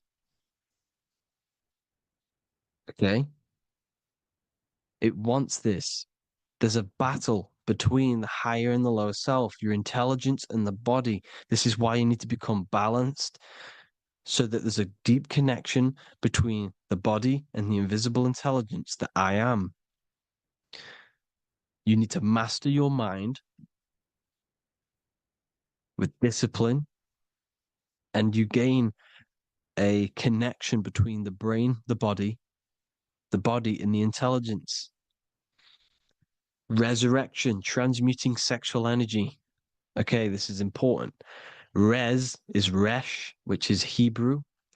The early Hebrew Resh symbol is the head. This is the head. Resh, erection. Erection is a sexual stimulation. Resurrection is rise erection. You got to raise your sexual energy up the base from the spine to the head. This is the Christ, the Christos. Because there's a psychophysical germ, psychophysical oil produced in the brain every month. Go and watch my other video on raising the chrism. Okay? And every month there's this fluid produced in the brain, which takes 2 trips, because one's produced by the pituitary, one's produced by the pineal, magnetic female, magnetic and electric charge. And it takes 2 trips down the spine to the solar plexus, the bread of life in the Bible, or Bethlehem in the Bible, because the River Jordan's your spine. Goes down to Bethlehem. It gets born in Bethlehem, just like Jesus. Because when this oil travels to the solar plexus, it creates the seed, the seed of life, and it feeds the body, all the central nervous system, all the cells. It regulates the blood, does all sorts of good things for the body, this oil. Now, when you save your sexual energy and you raise your resurrection, you awake the Christ, you raise it from the solar plexus or the sacrum bone up to the brain, you activate 100% of the brain, and this is the true resurrection of Christ. instead of wasting the energy and giving away your sexual fluids, because behind the fluids is the energy. So when you release that fluid, the energy is out there. You've released the energy. Your sexual energy is the most potent emotional force a human could possibly feel. Same with any animal or anything. The sexual urge, the sexual emotion is the most powerful, potent emotion that you can feel.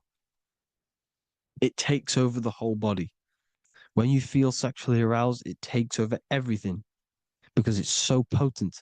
And when you fight the serpent, when you fight the sexual energy, which is shown here in the Egyptians, the cat cutting off the head of the serpent, or Hercules fighting the serpent, or in the Greek mythology fighting the seven-headed dragon, the seven chakras. The serpent is your sexual energy because it symbolizes your kundalini. When you fight it and you transmute this energy, instead of releasing it, instead of acting sexually on it, you can transmute the energy, transfer it from the solar plexus up to the brain. You can also you can do this with other tasks. Instead of releasing it, instead of raising it from the solar plexus to the brain, you can use it for other things. So, for example, you want to think critically. You can use it for critical thinking. You can use it for going to do exercise. You can transmute sexual energy into anything. But you can do this, you can raise the sexual energy, and you can use this energy to push the cerebrospinal fluid from the solar plexus up through the spine, up the 33 vertebrae to the brain, and it'll activate 100% of the brain. And this is the resurrection of Christ. Jesus was never dead. Jesus was never rose from the dead. It symbolizes the Christ, Jesus Christ. Christ is Christos, which means oil in Greek. The resurrection of the Christ, the Christos, the oil. When it activates 100% of the brain when it's raised, and it can regulate all the systems, it can regulate all the blood, it can regenerate the body. And this is the true Antichrist. They don't want us doing this process. The Antichrist is not against Jesus, it's against the fluid in our body that makes us live hundreds and hundreds of years and makes us live as gods. This is the true resurrection. And when you fight the serpent, you fight your sexual urges, your sexual emotion, the most strong emotion that you could ever feel. You can do this process. And this is the true secret of transmuting sexual energy. Because when you transmute the sexual energy, you can become a god. And this is why Hercules is fighting the serpent. Notice how the serpent is low. He's reaching down to it. It represents the lower self. Because the lower self wants the lust. It desires sex. The body desires sex. There's a fight between the higher and the lower self. But when there's balance, there's even. Heaven is even. When there's evenness between these, this is the kingdom of heaven. This is when heaven is on earth. So at our highest levels of ourselves, the highest level of our intelligence, this is God. God is something that we manifest. We need to achieve Christ consciousness by battling the body. There is no battle outside of the physical body. It's an internal battle. Jesus and Satan have been externalized. Nothing exists outside of you, because I explained in the beginning how you are the consciousness experiencing the central nervous system. Therefore, there is nothing outside of you. It's all internal. Jesus and Satan have been externalized. Why? Because it's business. The church is a business. It's all a business. They've created these figures to be historical when they're not historical. The Bible's not historical. It's all externalized. It's called exoteric, when the truth is esoteric, internal teachings. So anyways, people, balance the chakras, balance the two hemispheres of the brain, balance the conscious and the subconscious. Balance is perfect, the yin and yang. You are spiritual and physical. You live in day and night. You need to be balanced, oneness, seek oneness. And this is the true kingdom of heaven. And when we all realize that we are all the same intelligence, the same consciousness expressed in different bodies, when we all realize this, we all realize we're all one. Doesn't matter what race you are. It doesn't matter what race you are, where you're from, your nationality, because none of you are actually from here. None of you are from the physical world. You're manipulating the physical world through the physical body. You are the I am. We all have a soul. Every single one of you has a soul. We all have souls. The reason why they say some people don't have souls is because they're trying to suppress your mind. They don't want you to know that you have a mind. That sounds crazy, I know. But a lot of people haven't realized that they have an infinite intelligence called a mind. And behind that mind, if you can observe your thoughts, the person who is observing the thoughts, you have a soul. Everyone has a soul. Don't listen to all these people saying some people don't have a soul, some people do. We all have a soul. Every single one of us. So anyway, you need to break the lower nature of yourself.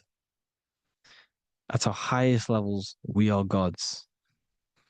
Our intelligence, our universal intelligence, the I am, the intelligence that's inside of the brain, is God.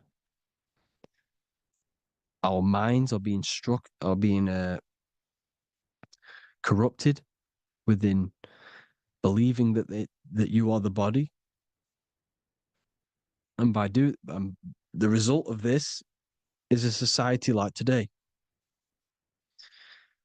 because everyone thinks they're the body, and everyone's living in the lower nature of self, where everyone only cares about themselves. But when we realize we're all one big consciousness ball, we're all the same consciousness expressed in different bodies, there will be peace.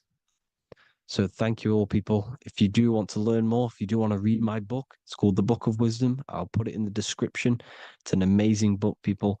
It's going to give you the best understanding possible about creation, yourself, and the world. It's amazing. The Bible, everything. I have just launched a new cymatic library. A friend of mine has just added this to the website. He creates beats, and he creates the purest beats. So they are actually the frequency that it tells you. Most of the stuff on YouTube and Spotify and Apple Music it says it's a certain frequency, but we know these major platforms are all playing with the frequencies of the app. So if you want a real binaural beats, solfeggio scale frequencies to meditate on or listen to throughout the day, join the Occult Library. You can get a 2-day free trial. I'll put the link in the description. Thank you all, people. Hope you all enjoyed this video. God bless you all.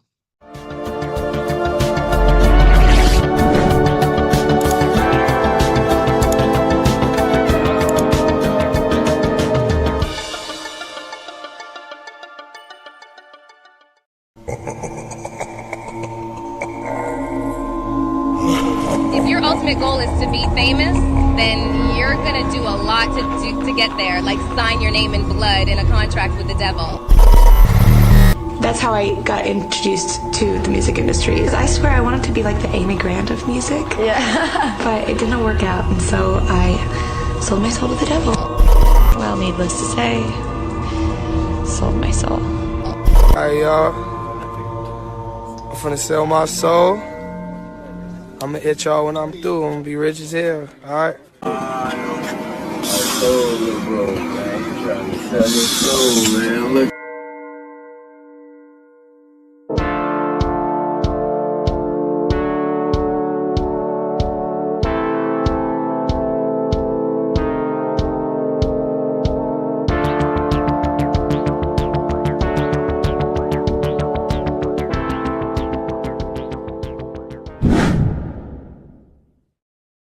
So what exactly is selling your soul? In order to understand this to its full potential, you have to understand the spirit world and the occult world which our eyes cannot visibly see. The physical world we see is nothing but an illusion and a product of the higher planes of existence. For example, you can see someone's physical body, but you can't see the complex structure of the consciousness and the thinking behind that being. With that being said, there are forces and entities not attached to physical bodies, which they exist on the astral and etheric plane behind the physical plane. Now, there are numerous videos and music with artists talking about this. For example, I sold my soul to the devil and the price was cheap. Why do you still do it? Why are you still out here? Well, it goes back to the destiny thing. I made a bargain with it, a long time ago, and I'm holding up my hand. What was your bargain?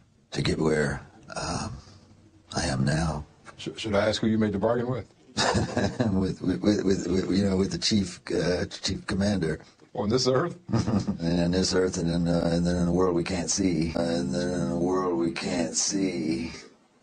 So selling your soul is cutting a deal with an astral plane entity in exchange for wealth and fame on this physical plane. This is classed as black magic because you are bending reality against your intuition. Now, making deals with entities beyond the physical plane, you always have to give something in exchange.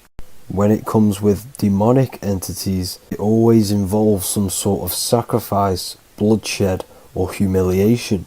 Now, there are countless of rappers who someone close to them have died just before their career takes off to the next level.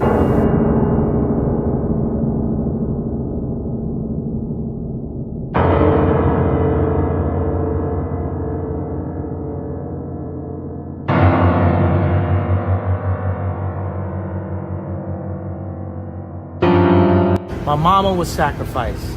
Me too. You understand? Yeah. Appreciate Michael Jordan, what about him? His daddy, right? Bill Cosby, his son, right? Dr. Dre, his son. Out in Hollywood, a lot of people come up missing. So these rappers and celebrities do have to do sacrifice rituals in order to take their career to the next level. Top flight, I've been going up. It's a ritual. So the occult side of this reality is heavily connected with the music industry and the elites. This is why they are all connected to Freemasonry.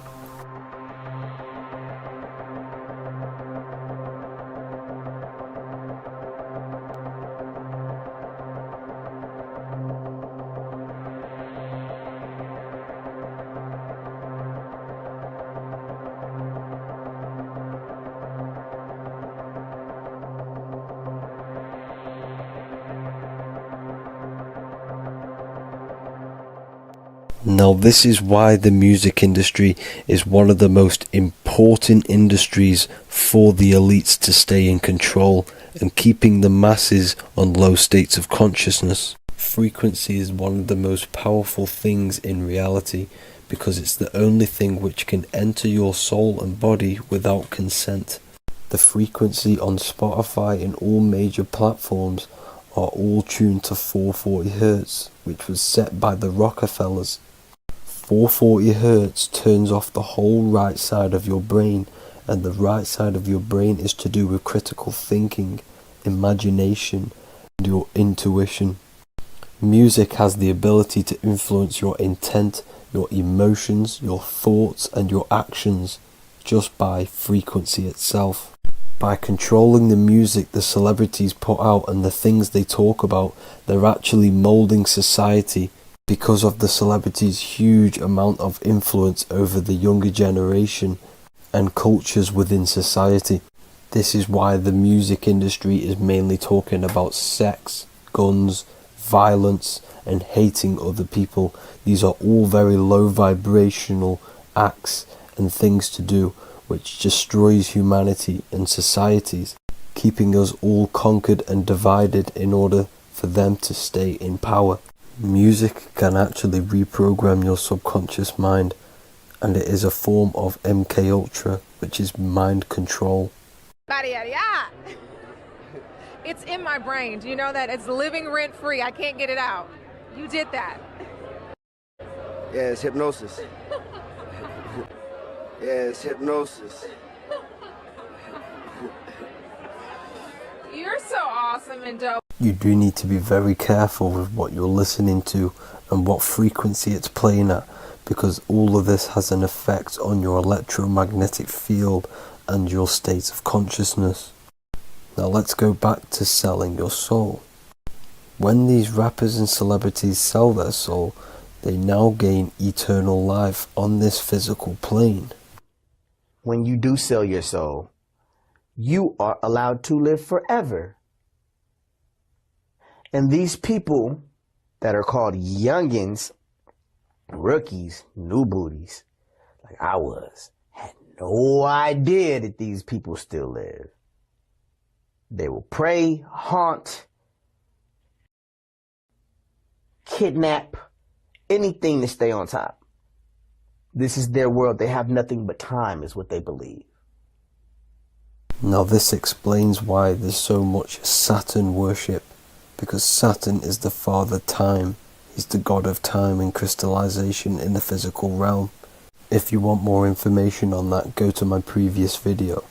Now here is A$AP Rocky standing inside of a pentagram, but notice the way he's standing, it's an inverted pentagram. The pentagram is associated with magic, however, the upright pentagram is the 5 elements with spirit on the top. It's either called spirit or ether. It's at the top because it rules the other 4 elements, because it's the baseline of reality, which is spirit and matter. Spirit is behind the physical reality. However, when it comes to black magic, they invert the pentagram, so spirit is at the bottom because they worship the physical world. This is why the Baphomet is the inverted pentagram. These people are operating off their animal instincts. They do not want anything to do with spirit. These are antichrist. All of these celebrities know full well the effect what they're doing on the rest of the world. They have sold themselves out, and the elites use them as puppets to push this new world order and mold society in the way they want it. This is why all the celebrities are linked to Freemasonry, because in Freemasonry you have to take the oath of silence, where you can't speak on anything that they learn inside of Freemasonry. This is the symbol of silence.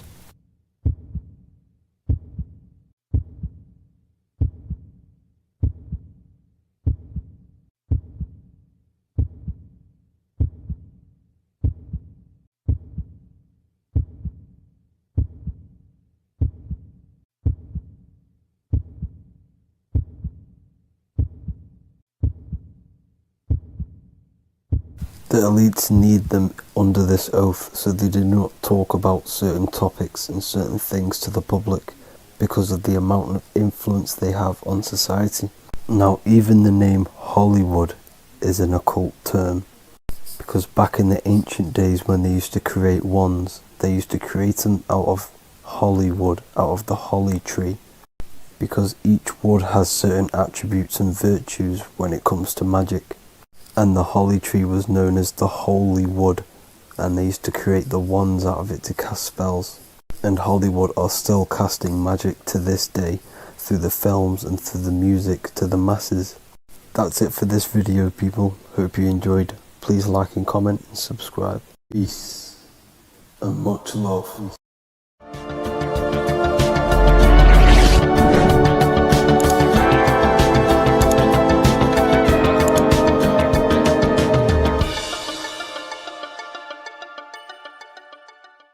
Mentalism, conscious and subconscious mind. You need to understand that the mind is the root and the cause of all reality. I am mind, you are mind. Every single living creature in this physical plane expresses and manifests mind. We are all the invisible substance of mind. We are all the source, which is God. We are all consciousness, which is mind. Before we manifest something physically, we manifest it within the realm of thought, which is the mind. Thought then manifests into astral imagination. This then gives energy within the etheric plane. Then we manifest it physically within the material effect world. Everything begins in the mind, and this is why the government are called government. The word men comes from the Latin word mans, which is an English translation for mind. We see this word in entertainment, government, mentality. It means mind. Govern means control. They are controlling the mind through information. Information creates perception within our minds, and so do the words that we use and the language that we speak. It all creates perception within the mind. It is our perception that creates reality, and our reality is a level of realization. Your reality is realization. Everything begins in the mind. This is why they are controlling your mind through many different things. Okay? So essentially, they understand how the mind works. So this is why they manifest all things through mentally and not physically. Okay? You have a conscious and a subconscious mind. The conscious mind is what you are consciously aware of. It is the 10% of your mind. It is the mind that keeps you alert. A part of your conscious mind is for survival. A part of it is your visual field. A part of it is your just five senses. It is basically what you are consciously aware of right now. Your subconscious mind is the 90% of your mind. The subconscious mind is what holds all of your memories, your programs, and all things that you have ever experienced is all stored within the subconscious mind. It is this part of you where you draw memories from, where you draw your words from. I am consciously speaking, but the words that are coming out of my mouth are not thought about consciously.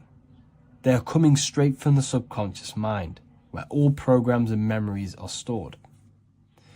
It is essentially this part of the mind which is manifesting our daily basis behavior. Because the subconscious mind stores the programs which we are operating our life off. For example, if you tie your laces, you do no longer have to consciously do them. Your hands literally just know exactly what to do because you've done it that many times. So essentially, you create these programs within your subconscious mind through repetition and emotion. These are the two main ways your subconscious mind is programmed and installs things that you do on autopilot.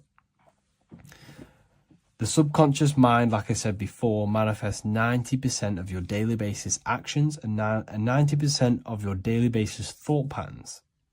For example, if you were in a car crash 10 years ago and you had a very traumatic event, that car crash and that emotion that you felt in that time impressed your subconscious mind with a program.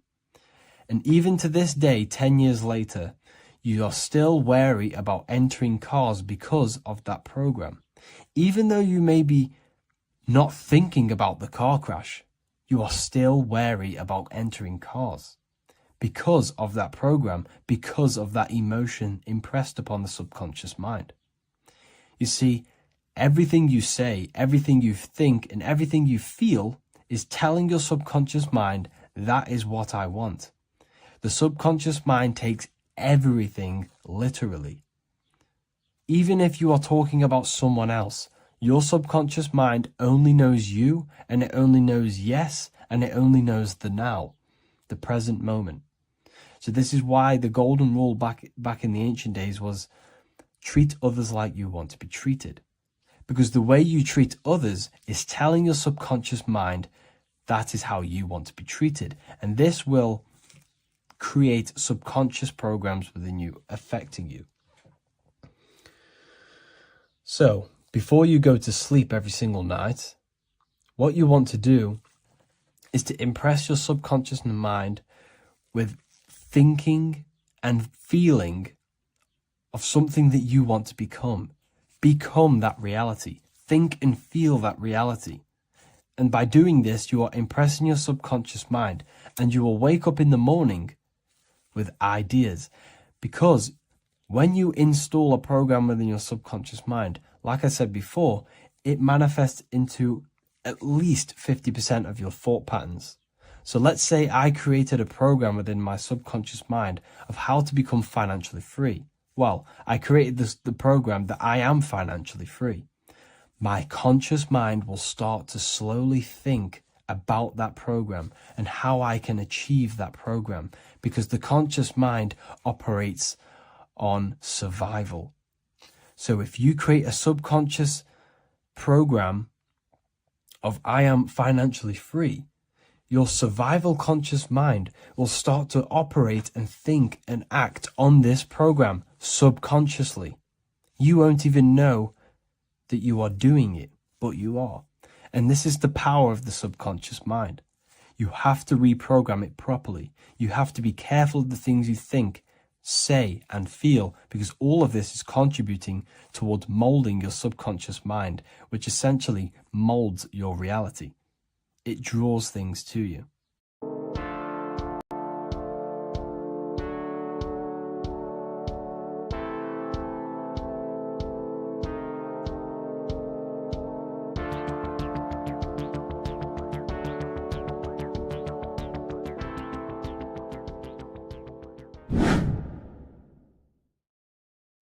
How are we all doing today, people? It's Revival of Wisdom, and today we're going to get real deep. This video is going to get real deep. A lot of people are not going to be ready for this sort of knowledge. Okay, you really have to do is to really deprogram the mind, because everything we've been taught is a complete lies to keep us trapped. Okay, this is really advanced knowledge. Now, let's get straight into this. All of the ancients depicted other worlds, and they called this place Midgard. Midgard is the mid-garden, the middle garden. This is why the Masonic symbolism on the floor is always a black and white checkered board, symbolizing the polarity here, the good and bad, because we're in the middle garden, the heart. Earth rearranged spells heart, because we're in the heart of this system, or whatever it is, a super quantum computer, whatever you want to call it, simulation. Now, in the Quran, it talks about the 7 layers of heaven. All of these ancient artworks are depicting these different layers of reality. Okay, and look at the Egyptians here with the boat outside of the firmament. Boats travel on water, and this is exactly what the Masons are doing. So they're still using the same symbols. Why? Because it's the same knowledge, just hidden. The Egyptians have the same knowledge as the Freemasons. It's just hidden. Now, this cosmology that they're showing here, which is probably made maybe 100 years ago, this painting or artwork, is the exact same as the one we see here, with the arch, the boat. You know, it's similar, because the boat is symbolizing traveling these other worlds, because the ether is also symbolized as water, because if you look up at the stars through a telescope, it looks like it's water. It's shining through water, because this ether, whatever this substance is outside of this world, was symbolized as water. Okay, and look at all these ancient depictions showing these different layers of reality. Now, we are being trapped within this 3D dimensional world, which is the cube, the Saturn cube, because there are 6 sides to everything in this world: front, back, left, right, up and down. 6, which is the cube, because we're in the Saturn, Saturn's world. Okay, now, always been depicted as a tree of life, the tree of the universe has always been depicted as this tree. Because let's get a bit deeper.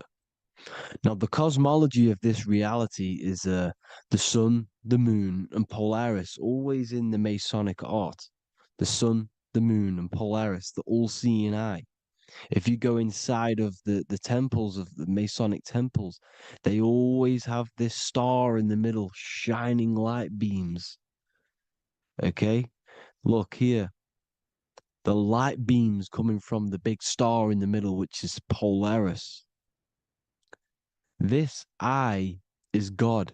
It's God's light shining down from his abundance. Now, when you astral travel, you will see this big ball of light above you, and this big ball of light is God. But you cannot travel towards it until you are pure.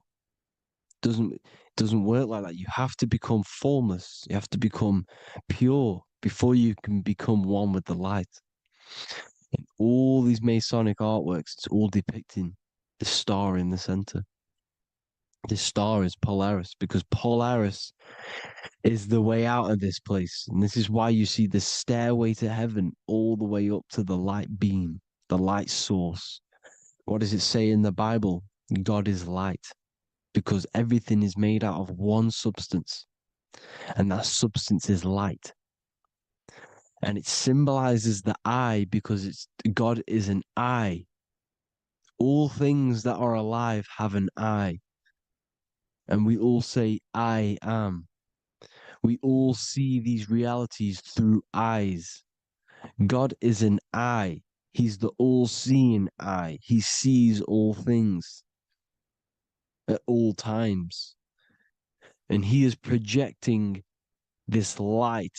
And this light comes down to create all the different levels of the worlds. And this is what the two pillars symbolize the number 11. 11, the number 1, is just a vertical line. It's the one. It's a 1 point. 11 symbolizes the mirror nature of reality. Everything's mirrored. As above, so below. Now, the 11 also symbolizes openings, doorways. And as you can see here, an opening to the all-seeing eye. And you see here again, an opening to the stairway all the way up to the light. This light is the light of God in the astral worlds, beyond this world. Now, Polaris has also been symbolized as the UFO.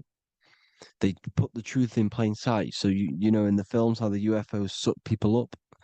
That's what Polaris is doing. If you ascend beyond this world, if you do not ascend beyond this world, you will be reincarnated in this world. The whole thing is to outgrow this consciousness to the plane above. And I'm not just making this up. I'm going to be bringing in scriptures after this. But you can see with the Christmas tree, we always put a high, big star at the center, at the top, which is the star of Polaris, which is exactly what the Masons are doing here. The star at the top. And it's on top of our Christmas trees. And all of these symbolize the other stars, because Polaris is the most high star. And all the other stars are wrapped around the firmament lower than Polaris. And that's exactly what the Christmas tree is. And it's a triangle. It's a triangle, just like light beams travel from one point in the triangle, just like the all-seeing eye. It's a triangle. The light is coming from one point and sending its rays downward. You see, it's kind of like you see here with the water. And the lower you go, the darker it gets, the more evil it becomes. And this is what the ancients would call hell. Now, this all-seeing eye is Polaris.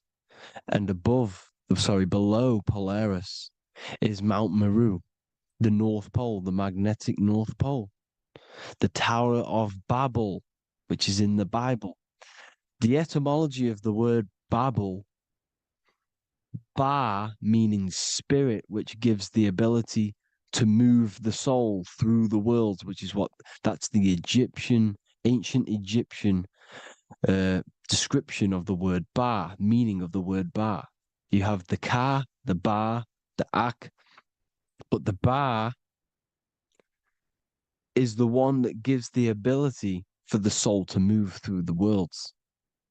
Your soul can't speak into a world without incarnating into it. Now, the Tower of Babel symbolizes Mount Meru because it's the word Ba is the spirit which gives the ability for the soul to move through the worlds. The Tower of Babel is the magnetic North Pole, Mount Meru, which gives the ability to move through these different worlds. And you can see the ancient Tibetans always showing this depiction of these different worlds coming from the center. Because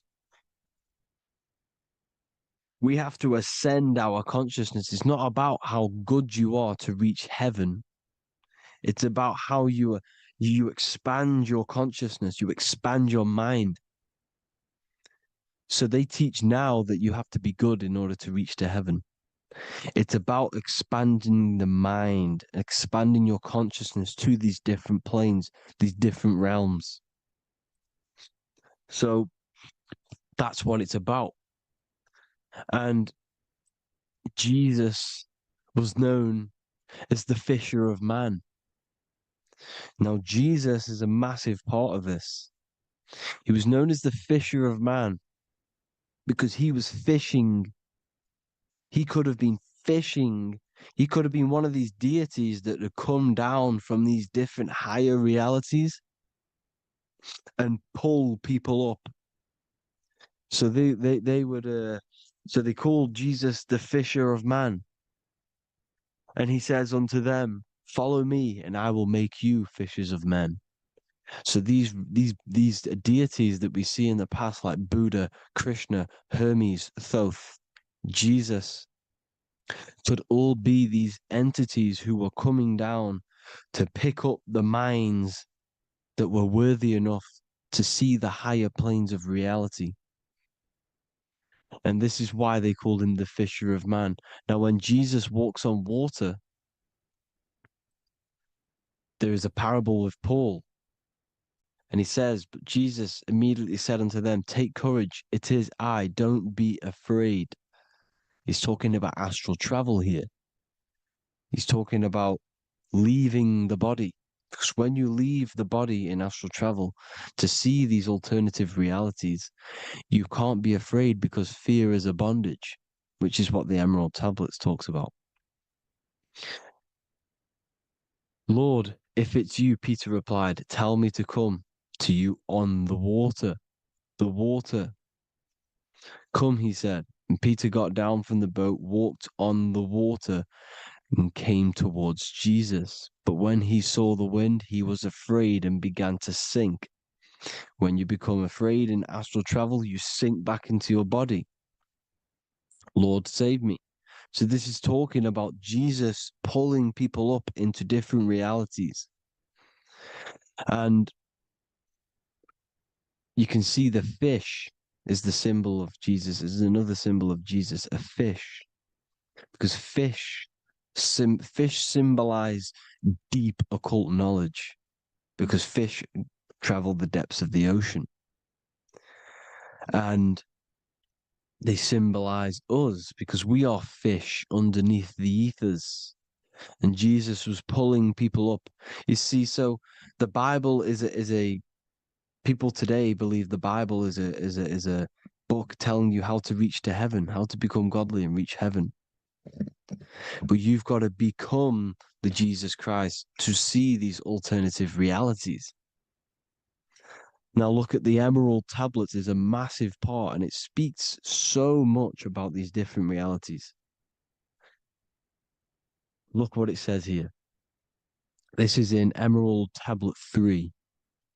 Then in my heart grew a great longing to conquer the pathway that led to the stars, which is exactly what the Masons depict in all of their art. Look, the ladder to the stars. And then he goes on to say, years after years, I sought after wisdom, seeking new knowledge, following the way, until at last my soul, in great travail, broke from its bondage and bounded away, broke from the bondage of the body. Free was I from the bondage of earth men. Free from the body, I flashed through the night. The stars. The stars are a massive part in the astral world. Each star is a different reality. And the true astrology is the star that you came from. You came through a star to reach this, to reach here. There is a reason why you are here. There's a reason why you have the personality traits, because your soul came from a specific star. This is why we call them stargates, because they are gates in and out of this reality. And Polaris is the way out to the higher worlds. Now look, far into space, my soul traveled freely into the infinite circles of light. Beyond knowledge were some planets and great gigantic beyond dreams of men. Then he goes to say, lift up your flame from out of the darkness, fly from the night and ye shall be free. Lift up your flame. Your flame is your soul, because it has to be lifted up out of the darkness. This is the darkness, this world, this body is the darkness. Because it's a bondage. You need to break free. You need to learn how to astral travel, people. You have to learn this. If you want to get out of this world, you have to learn how to astral travel and see the other realities.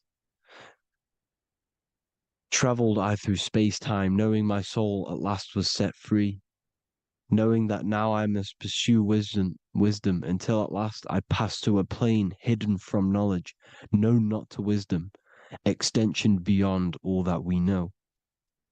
So he's talking about he went to a place where we cannot even comprehend here, a place that is not even known to Earthmen. He's telling you he's ascended out of this world to the planes that are beyond. And it says here in the Emerald Tablets, man is in process of changing to forms that are not of this world. Grows he in time to the formless, a plane on the cycle above. Know ye must be one, ye must become formless before ye are one with the light. The light, the same light that I was talking about, the Masonic light, with the triangle, God, the one source. Ye must become formless before ye are with the light. Formless, you have to leave the body. You have to leave the body. You have to gain the ability to leave this body and travel to these other worlds. Now, it says here, not as man am I, for free have I become of dimensions and planes. In each I take on a new body. In each I change my form. Know I now that the formless is all there is of form. You see, all things created come from the things that, all things that you see come from the things that you cannot see. All of us have the same spark of consciousness, the same I am.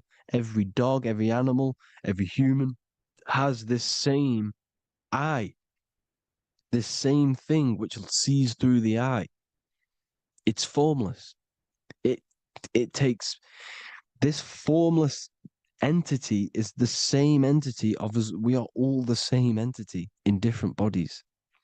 And this entity it was represented as the flame, the cosmic flame, which is inside of all of us.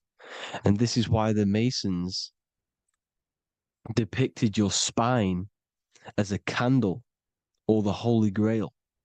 You would either see this or a candle with a flame on the top, because the Holy Grail is your consciousness, which is on top of your spine, which is the candle. Now, Jesus, Thoth, Buddha were all these deities which were coming down to lift people up because they were fishermen of men. and he would lift you up to the higher worlds, out of this world, to the ones above. Now, Thoth, you can see him here, he's leading the way. He's holding someone and he's leading the way with knowledge and power. He was leading the way to other worlds, out of this world. There's no point trying to change this world. This world will stay the same. It will stay the same. You have to get out of this world. And that's what they're telling you. That's what they're keeping you from. They're keeping you stuck within this thin layer of reality. So what the Masons are doing, they have the ability to astral travel. They're living not stuck and bound to one reality, but living within the different layers of reality. And this is what Morpheus was doing in the Matrix. Morpheus was going into the Matrix to go and get Neo, which is exactly what Jesus was doing, pulling up people out of this world to the ones higher. And that's exactly what Morpheus is doing in the Matrix. If you haven't watched the Matrix, go and watch it. It will blow your mind. Everything I'm saying in this video, you will see it. Except that you don't need to use a machine to enter the Matrix. You just use your body. Well, you use your consciousness to leave this body. You see, Neo was also uploading himself into the simulation to pull people out of the simulation. And this is exactly what all of these gods were doing. The Fisher of Man. Look, he was pulling people up out of this reality with the knowledge. Now, Jesus was always depicted with the mushrooms. Look at all this mushroom art. Mushrooms were literally the origin of Christianity. You can see it everywhere. There's mushrooms in all of the ancient art. Every single one of these paintings you see here, there's mushrooms on them. Mushrooms have the ability to see alternative states of consciousness. Now, if you go and do them and you go to sleep, if you pop mushrooms, you go to sleep and you will wake up in another reality. You will wake up in another reality. Don't try it if you don't want to do it. But if you've got the heart to do it, do it. Eat them and go to sleep. You'll wake up in another reality. And Jesus was handing out mushrooms to the bright minds, to the minds that he wanted to fish out and pull up to the higher realities. He was giving them mushrooms to see themselves in an alternative state, in an alternative reality. This is why there was so much mushroom art. And it's not just ancient Christians, it's Sumerians, it's the Mayans, the Celtics, the Egyptians, all used mushrooms. All of them. Look at all this art. It's on stones. It's everywhere. Because mushrooms, see, everything in nature is a macro. Look at the form of a mushroom. It's literally your spine and brain. Because they alter your consciousness. Your body is just a radio receiver. Everything that you're experiencing is a program being ran by the central nervous system, and your consciousness is experiencing this program, these electrical impulses of the nervous system, because it's all feeding back to one point, which is the pineal gland. And this is the candle with the light on it. Type in Masonic candle and you'll see it. It's your spine with your spark of consciousness on top of the spine. And it's a mushroom because this sends you to alternative states of consciousness, alternative realities. Now, they were all doing this, the Egyptians, the Mayans. Now, there's more symbolism which goes into this. Look at the Christmas trees we use. The Christmas tree with the presents underneath them. Magic mushrooms grow under trees.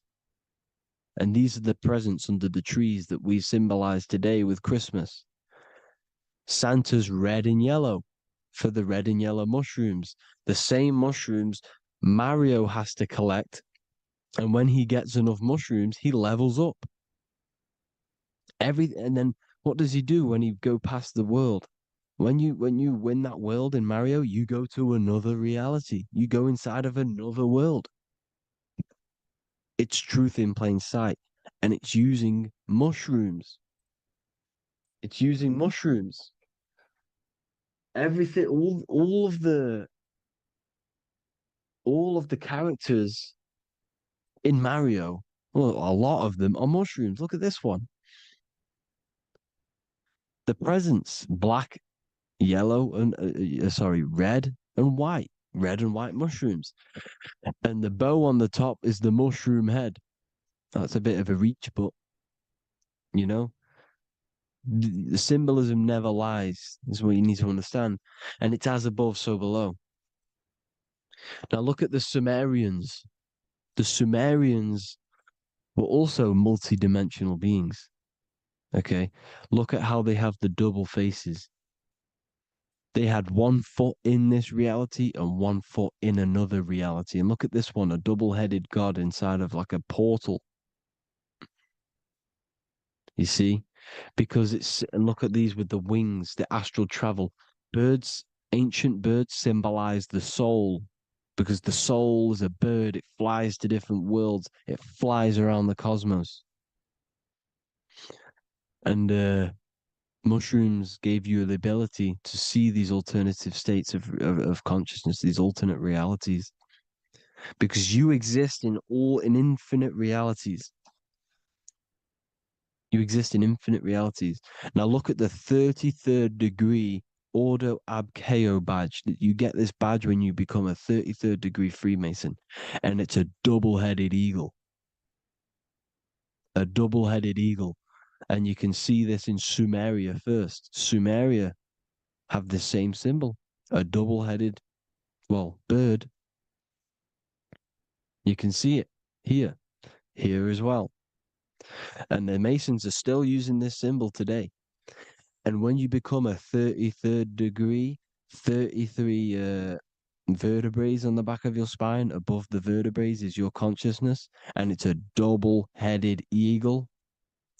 One reality in one, you become a multi-dimensional being in the 33rd degree.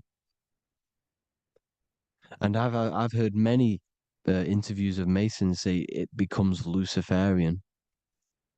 You see, they speak in code. These Masons can't tell you about what they learn about, but they will speak in code. They said it becomes Luciferian. The word Luciferian is lucid. The root word of Luciferian is lucid, and lucid is lucid dreaming, alternative realities, dream worlds. You become a god. Luciferian means you're becoming your own god, pretty much. Because you are becoming a multi-dimensional being living in between the different layers of reality at the 33rd degree of Freemasonry. And look at the double-headed eagle, because the birds symbolize the soul. And they reach high, they fly high, just like the soul wants to fly high to the light, to become one with the light, like the Emerald Tablet says. Now look at Janus. Janus was another god, and he's known as the god of doorways. Janus always depicted with a double head. Janus is why we say janitor or January. And January is entering a new year. Janus is known as the god of doorways with keys, always got a key. Because keys open doors. That's why the janitor holds all the keys. And Janus always has double heads, because he had 1 foot in this reality, 1 foot in another. He was a multi-dimensional being. A Luciferian. living between the different layers of reality, except from instead of being stuck in one like we are. Well, a lot of people. And that's the whole point. You see, all of this stuff is about like changing the world and stuff like that. This world will probably never ever change. It's probably been like this forever. Well, forever, for a long time. But it's about moving out of this reality to the higher states. And the Masons always depict the ladder to the luminaries, the stars, with a key, the same key of Janus. The Vatican is a key, and it's in charge of all the religions. Why is it a key? Because they're holding back the key. They're keeping you stuck within this reality, keeping you stuck as identifying yourself with the body, identifying yourself with this world. You are not in the world is within you. This is a program being ran by your central nervous system, and your consciousness is experiencing this reality. Now, this is going to be a mind-blowing video for some people. You have to have an open mind. You have to let go of all the programs. I'm repeating what the ancients are talking about and the ancient symbolism. Look at Janus with the double-headed god. He was just another god coming down, giving keys to people who had the worthy mind to be pulled up out of this reality, to be pulled up to heaven, just like Jesus was teaching how to reach heaven. But really, it's an encoded scripture. But anyways, hope you all gained some insight on this video. Have an amazing day. Please like, share, comment. All the links are in the bio for the PDF, for the Manifestation Mastery course, and all the other amazing stuff. And if you want to support the channel, I'd greatly appreciate it if you became a Patreon member. Hope you'll have an amazing day, people. God bless.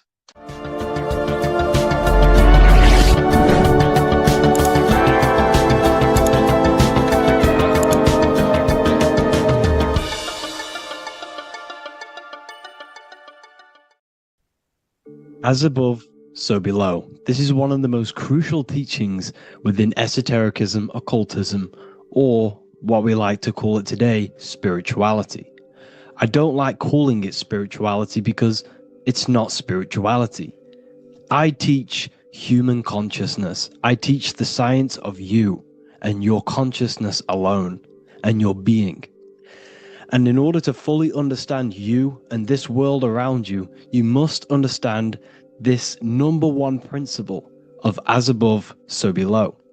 There is many misconceptions of this, and there is many simple teachings of this, but I'm going to break it down today from the most simplest to the most complex, and you will see the connections between all things.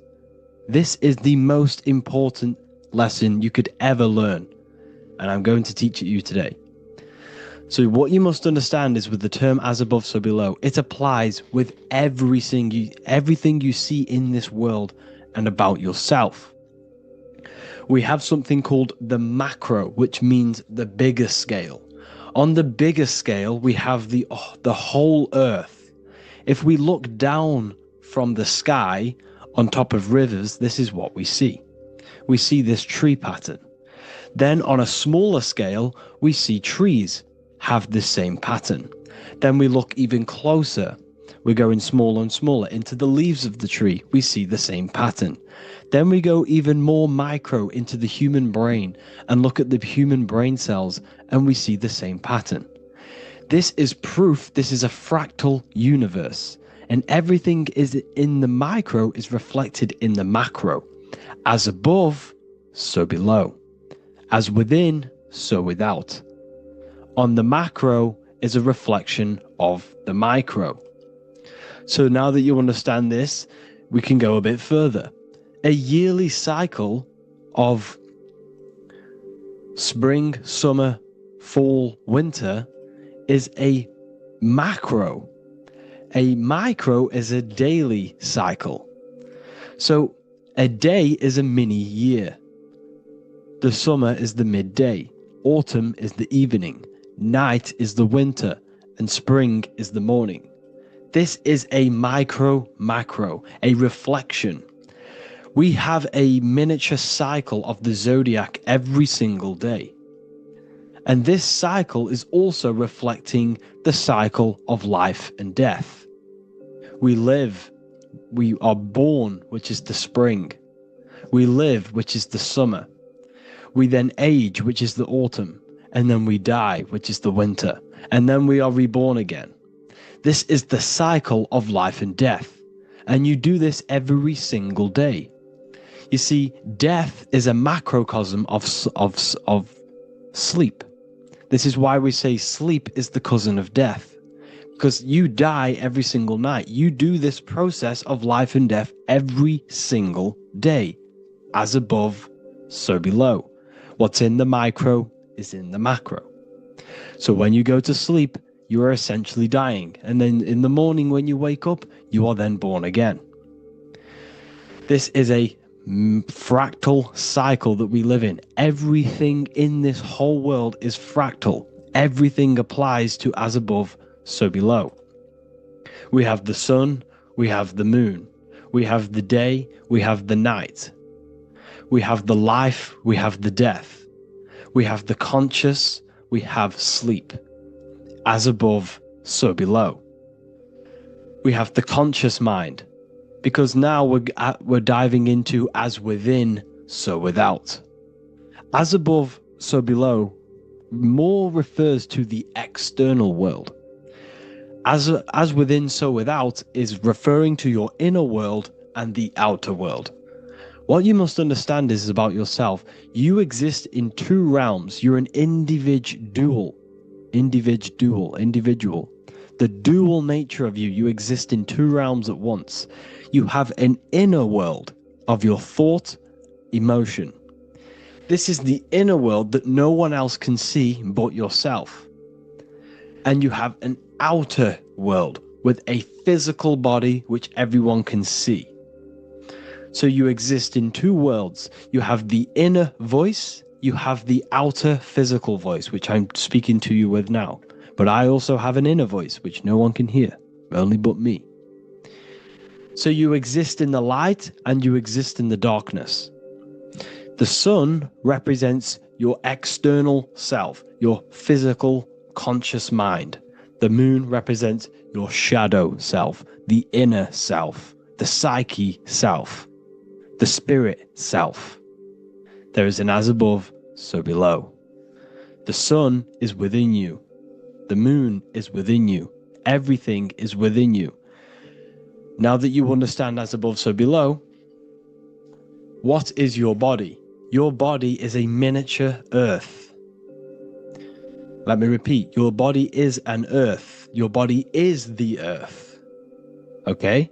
Because like I say many times in all of my videos, you are not in the world. The world is you. You are the universe. Your brain is a computer creating this reality. What you see with your eyes is produced in the back of the brain called the visual cortex. You don't look into the world, the brain produces the world. The body produces the world. When you touch something, you're not actually touching something. This is the electrical nervous system. When you touch something, what you feel is actually electrical signals on your nervous system reporting back to your brain. Therefore, when this body dies, you leave the earth because this body is the earth. Okay? As above, so below. You have the mental plane, the astral plane, the etheric plane, and the physical plane. This is essential for understanding reality and the teaching of as above, so below. Everything in this material plane began in the thinking mind. For example, the microphone I'm speaking into, the phone you're watching this video off, or the laptop or iPad. Where did this begin? It didn't begin in the factory. The first ever place this item begun was in the mind of an individual. The invisible realms of mind is where all physical things and physical items begun. Essentially, this physical plane is the effect of the thinking mind. This world is the world of effect. It's the world of outcomes. When you see something, it is already manifest. It is already being manifested. It is an effect. And in the effect of the cause, which is the thinking mind. Therefore, the mind creates thoughts, which is the mental plane. Then after thoughts creates imagination, which is the astral plane. These two are spiritual. They are non-physical. So spirit kind of means non-physical. Then you have the physical planes, the etheric and the physical plane. As above, so below. What happens in the mind is manifest on the physical plane. Like I said, the phone that you are holding, it was a thought, and then it brought down into a physical reality. As above, so below. You change the mind, you change your reality. Your environment, the word environment has ment in it because your environment is mental. So now that you understand this, so what is the world around you? The world around you was created by the mind of God. It was manifested through God's thought. So you are living in the mind of God. You are a thought in the mind of God. God thought you into existence. But like I said, we are all fractals. Everything is fractal. If God exists, this means that you are God. As above, so below. God created you through the thinking mind, and he gave you a thinking mind. So God created the macrocosm. God created the macro, the whole world. He designed the whole world, the sun, the stars, the moving. He designed this.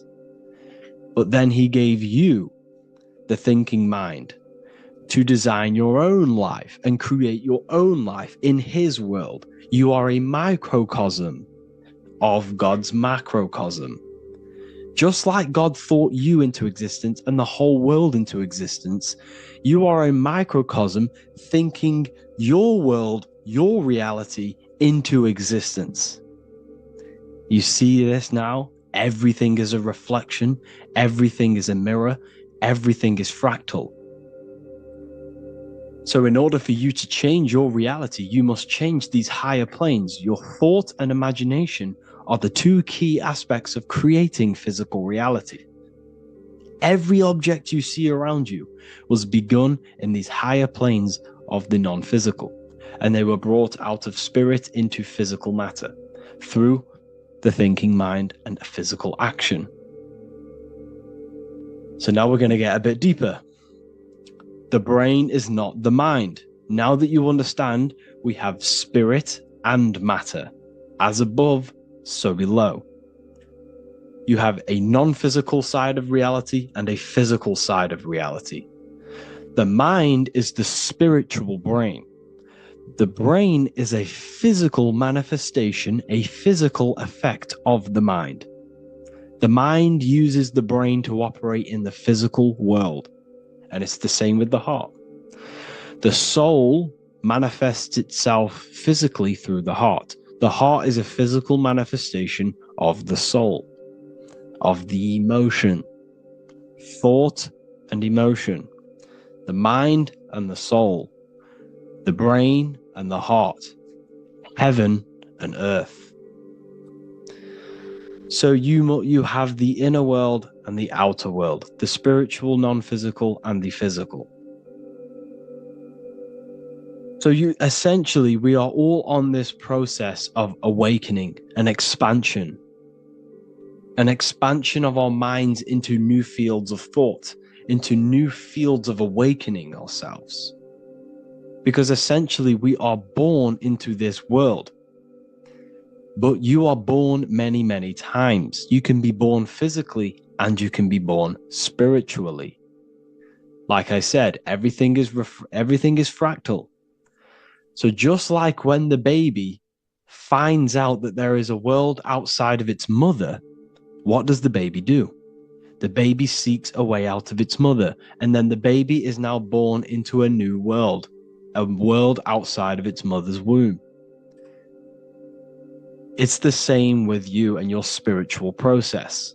As your mind becomes aware that there are other realities beyond your physical body, it then seeks a way out. And this is why you are probably watching my YouTube, because you are now on the path.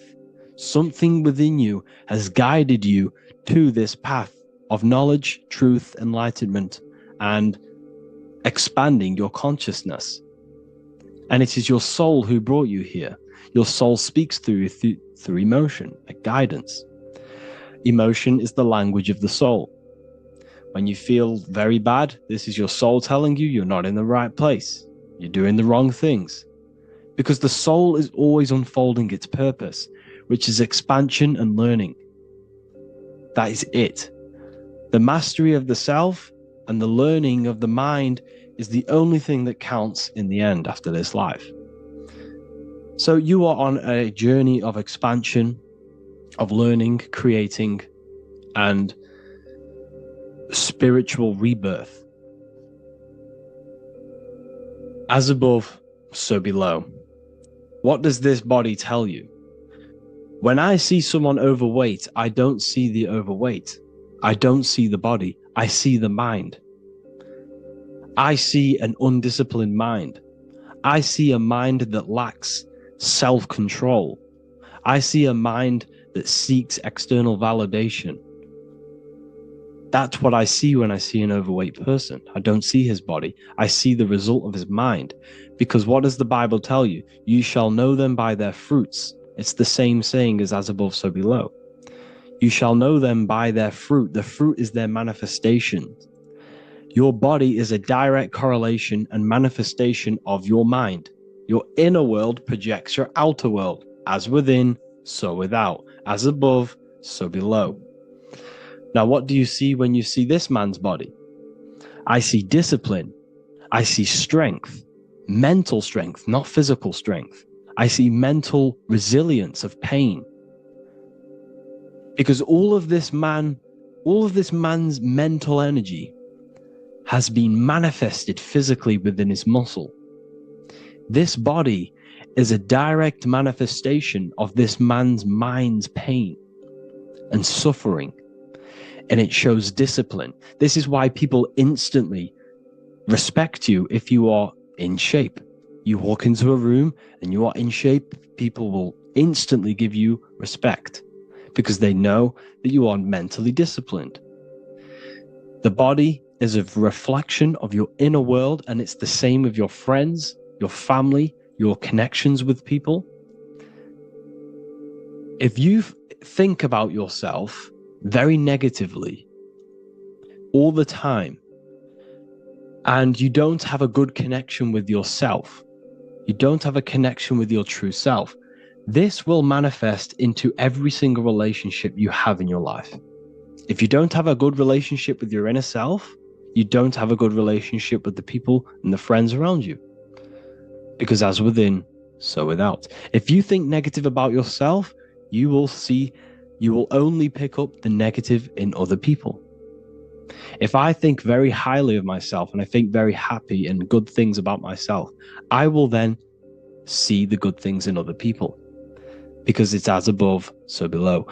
As the inner world is, so is the outer world. It's the same with your life circumstances. Your life is a direct correlation of every thought you thought in the past. If you possess millions of pounds, millions of dollars, this is because you have thought this into physical reality. You live the life you are deserved. You live the life that you manifest through your thought. If you live a very poor life, this is a reflection of your mind. This is a reflection of what you have thought into physical existence. Because like I said, everything begins in the mind. As above, so below. And this is even present within the body. So where is the head? The head is at the very top of the body. And where does all manifestation begin? In the mind. That's where the mind is, in the head. And then the thoughts we think travel down the body into the heart, which is the emotion. Every thought we think is in the emotion. Every thought we think creates an emotion. This emotion then drives the action. Where does the action come from? The feet, because the feet move our body. We move with our feet to take action. Our hands. You see, so the body is even a micro reflection. I can't even say it. Reflection of the order of manifestation. This blew my mind when I figured this out. You see, the head, the thoughts begin here. This is the beginning of all manifestation. Then it comes down to the heart. This is the emotion. Then you take the action. The thought and emotion then sparks the action, which is taken with the hands and the feet. And where's the lowest point on the body? The feet, and that's touching the physical earth. So the head is where the thought is, the non-physical, and the lowest point on the body, which is touching the physical earth. So the head represents spirit, the feet represent matter, spirit and matter. Your room, if I walk into your room and I see a messy room, I don't see the room, I see a messy mind. The room is a reflection of the mind. If you have a messy room, this is your mind. It's an externalization of your unsorted mind, undisciplined mind. So like I said, we are all God, and we must find the God self within us. And I teach all of this inside the Book of Wisdom, Volume 2. This is not just a book, this is a revolution. This is the beginning of a new age with this book. If you have read it, I congratulate you. You should feel very proud of yourself if you have an open mind. You should feel proud of yourself for watching these videos, because not many people have an open mind. Remember this, people. You are special if you're watching these videos. You have the mind. You have the ability to see through the illusion. And I take my hat off to you. You want to take this to the next step? Read the book. Or if you want to take it to the serious levels, join the university. The university, you gain access to every piece of my material that I've ever done, all of my books, all of my lectures that are hidden from YouTube, that are hidden from everywhere else, the lectures that give you real power. And if you feel alone on this journey, we have a conscious community where you can connect with like-minded individuals, because I've been there. I've been there when you feel lonely, because you feel like no one else is thinking the way you are feeling. You can't talk to people about these things because people just think you're crazy. That's why I put together this, so we can connect, so we can unite, so you can connect with people, so you don't feel crazy about thinking about this stuff, learning about this stuff. And if you truly want to level up your life, people, and take your studies serious, this is for you. We do live calls, we do lectures. There's a whole library filled with books you can read. It's the perfect place for the truth seeker. I thank you all for joining. Please leave a like, a comment, a subscribe. Let me know any future videos you want me to make in the comments. Thank you all. Have an amazing day.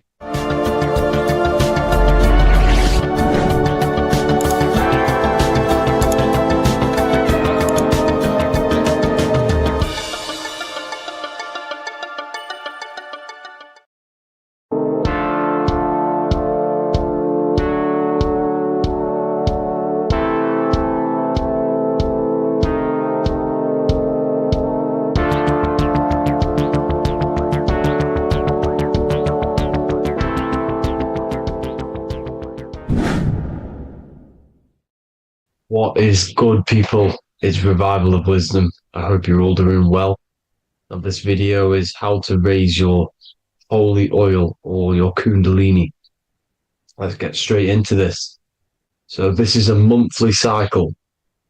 Every month, when the moon is in your zodiac sign, this oil is released. Now, the moon is in control of monthly cycles. For women, it's the menstrual cycle, and as well, this holy oil cycle. The moon changes sign every 2 and the 2.5 days, and passes through the zodiac signs in 27 days. So the moon tells the day, the sun tells the time, the stars tell the month. This reality is a massive clock, if you like to say. It's a cycle. Okay. The moon controls the night, emotions, water, fluids, and the mind. Okay. So this oil is produced in the claustrum. It's produced in the claustrum, which is here, right? This is where you get Santa Claus from. Now, the claustrum is at the center of the brain, and it is next to the pineal gland and the pituitary gland. Once it starts in the claustrum, this is the holy present. This is the present that Santa gives to us, Santa Claus. And it goes to the pituitary gland and the pineal gland. And what's connected to the pituitary gland and the pineal gland is the Ida and the Pingala. The Pingala is the pineal gland's nerve, which is the honey, which is the positive charge, electric. And the pituitary is the Ida nerve, which is the magnetic charge. This is the milk, the land flowing with milk and honey. This is the brain, the heaven, heaven, okay? And it travels down the spine using these two nerves, these electromagnetic charge. And this is what the ancients symbolized with the two serpents wrapped around the spinal cord, the Ida and the Pingala. And this travels down to the sacrum or the solar plexus. Okay. So once it's here, okay, the spine is an elongation of the brain. So the spine is pretty much the brain. It's an extension of it. And it's kind of a microcosm of how we descended from heaven to physical reality, to physical matter, which is our consciousness has done. Our consciousness has descended from heaven into physical matter. And this is a microcosm of it. Okay. So once we're in the sacrum bone, this holy oil, like I've just explained, this holy oil starts in the Santa Claustrum, goes down the chimney to the sacrum. This is the sacrum, the solar plexus, and drops the present off at the sacrum. Now, once we're at the sacrum, we need to raise our vibration to take this oil back up the spine. Okay. And the River Jordan symbolizes this in the Bible. King Herod wants to kill Jesus in Nazareth, which is here, this is the River Jordan, is Nazareth. He goes to be born in Bethlehem and then goes back up to Nazareth to Joseph and Mary. Joseph and Mary, the pineal gland and the pituitary gland. The Bible is huge symbolism. It's all metaphors for this sacred process which goes on inside of your body. You are the Temple of Solomon. You are the Holy Land. The Holy Land is your brain. Once this oil is at the sacrum, you need to raise your vibration in order to take it back up. Once this oil has gone back up to the pineal gland, it activates the crystals which are wrapped around your pineal gland. Your pineal gland is this tiny little beam here. This is the claustrum. This is the pineal gland. And it's wrapped in crystals. And when this oil travels back up the spine by raising your vibration, back to the upper room where Jesus met the 12 disciples, or the 12 cranial nerves in the brain, and it activates and it turns on this pineal gland. And once it's turned on, it illuminates all the cells and the nerves in your brain and turns them all on and activates the higher God man, the God consciousness, Christ consciousness. And it regenerates the whole body. This is the secret to regeneration. It regenerates all the cells in the body. And this is how the ancients lived for thousands and thousands of years. as talked about in ancient texts. They lived for hundreds and thousands of years because they knew this secret. And this fluid, this brain fluid, the secretion, or the Christos in Greek, which means gold, because this is the alchemical process from turning lead to gold. Your body is the alchemical furnace. Now, the ancients knew about this center of the brain because they symboled it. This is the Eye of Ra, and it's the brain, and this is what's wrapped around our consciousness. Our consciousness isn't wrapped around the brain. The brain is built around the consciousness. We are the consciousness. You don't have a soul, you are the soul. Okay? Now, the head, heaven, hell, heel at the bottom of your foot, that's hell. Head is heaven and hell. Simple. Now, the pineal gland produces DMT, which is dimethyltryptamine, which is known as the spirit molecule. So, let's move on. Now, when this oil travels up, back, the spine, the chimney, it crucifies at the top, which is called the vagus nerve. So when it reaches here, the optic thalamus, it crosses and crucifies once it's raised back up. And this is why Jesus dies at 33. He was crucified at 33. Because you have 33 vertebrae on the back of the spine. And then it's crucified by the cross of the vagus nerve. When this oil crosses the vagus nerve, this is the crucifixion at 33. And it symbolizes the death of the physical consciousness. You then become spirit. You then become God consciousness, activating the Kundalini, regenerating the body and the mind. Okay. The Garden of Eden. You are the Garden of Eden. The land of milk and honey is upstairs. The pituitary, which is the milk, the pineal gland, which is the honey, which is DMT. It even says this in the Bible. As he brought us into the place, and he has given us this land, a land flowing with milk and honey, which is also symbolized as the sun and the moon. The Bible also says, the light of the body is the eye, not the eyes, the eye. If therefore thine eye be single, thy whole body shall be full of light. This is the activation of the pineal gland by raising this oil back up to the pineal gland, to the center of the brain. Neither shall they say, see that here, or see there, for behold, the kingdom of God is within you. So he's saying, don't look out there. Nothing is out there. It's all inside of you. Everything's inside of you. You're the universe. Now, how to raise this oil back up to the pineal gland? Every month, like I said. The moon controls the cycle. The moon controls monthly cycles. When the moon is going into your zodiac sign every month, this oil goes down the spine, and you must raise your frequency to get it back up. You must retain your seed. This is the most important. Your fluid, your secret, your holy fluid, your life force. You can't let that go.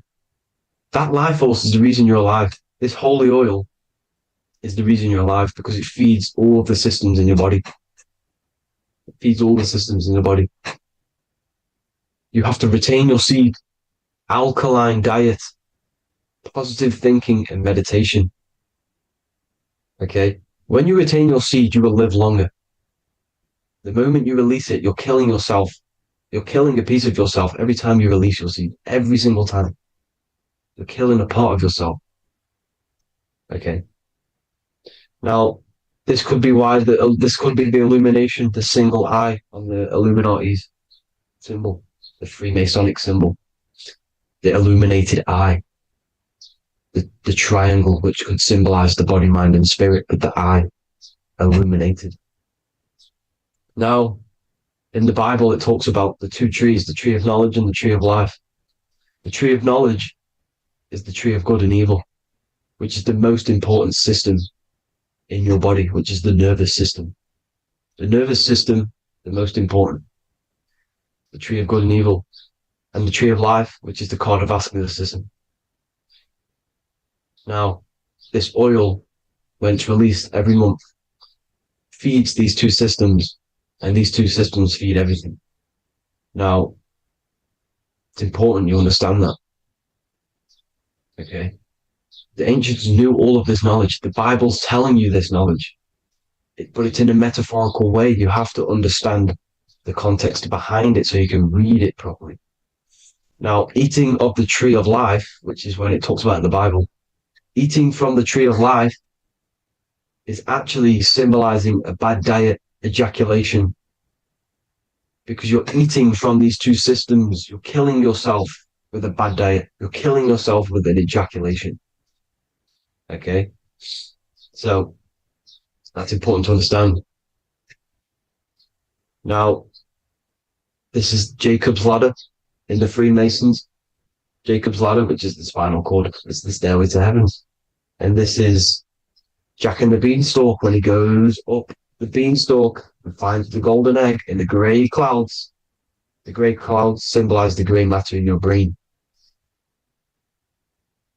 Now, the Garden of Eden talks about the 4 different rivers in Garden of Eden. As we see here, the North Pole map, the ancient North Pole map, because the center of the earth is the center of the torus field. Everything's the torus field. Atoms are torus fields. Everything's torus fields. You are the universe. Everything is within you. The North Pole is your spinal cord. This is why they say Santa Claustrum comes from the North Pole. This is the North Pole. And the Santa Claustrum is the center of your brain. Now, there's 4 rivers which come from the Garden of Eden. There's the blood, the Christ oil, which is the oil we're talking about, urine, and saliva. These are the 4 sacred oil, 4 sacred fluids in your body. And these are constantly abused in today's society. Also, these secret societies are targeting these fluids. Okay? This is why porn is free. They sexualize society through Disney. Go and look at some of the Disney movies. There's so many subliminal messages which sexualize these children because they want you sexualized. So you release your seed, which is one of the holy fluids in your body, especially your semen, your sexual energy. So important you retain this. So important because it's your life force. It keeps you alive. Okay. Now, let's recap on this. If you want to raise your oil every month, you can't just retain your seed for the month. You have to retain your seed forever. Don't just do it for a couple of days. You have to do it. It's a lifestyle. You want to become God consciousness, you got to do what it takes. It's hard in this society because this society is made around, it's designed to kill you pretty much. It's designed to keep you in these lower states of consciousness with all the bad food, the chemicals in the food, the chemicals in the water, the sexualized TV programs, sexualized adverts, sexualized TikTok and apps, videos, subliminally stimulating you because that is your weakness, sex. It's your weakness. Now, you have to retain your seed, meditation, and an alkaline diet. Why alkaline? Because acidic is low vibrational. This is the color spectrum. And what's the highest vibrational color? Violet. It's the lowest, red. You have to have an alkaline body in order to raise this oil. When you drink, when you have a bad diet, when you drink alcohol, when you smoke, this destroys the oil. It destroys the oil in your sacrum and it can't be raised again, can't be raised up. This is why it's so important. Without that oil, you don't live. That oil makes you live. It feeds everything in your body. It's crazy how we're not taught this. It's insane. But that is how you raise the oil, people. I hope you all gain some knowledge out of this video. And I hope this assists you on your journey, your spiritual journey. And please like and share this video. We need this knowledge out to the public to wake up humanity. Thank you all, people. God bless.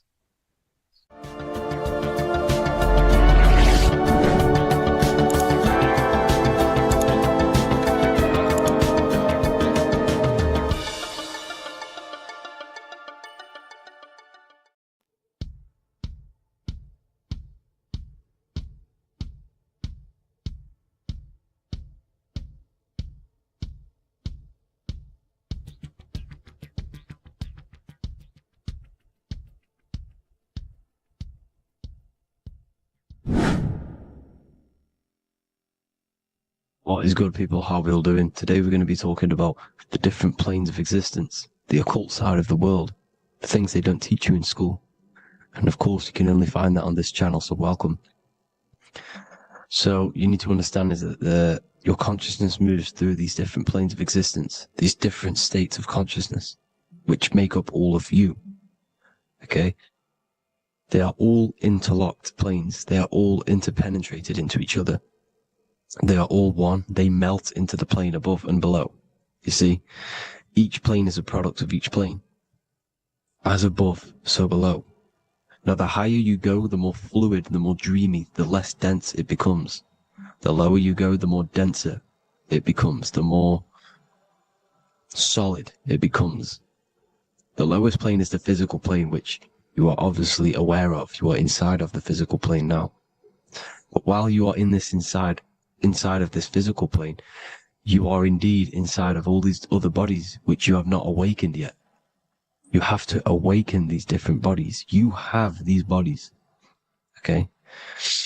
It's like a ripple effect. And the center is the most dense, the most solid. This is Earth, heart, the heart of the ripple. And the lower you, the further you go out from the center, the more dreamy, the less fluid, the more fluid, the more less dense it gets until you're one with the all.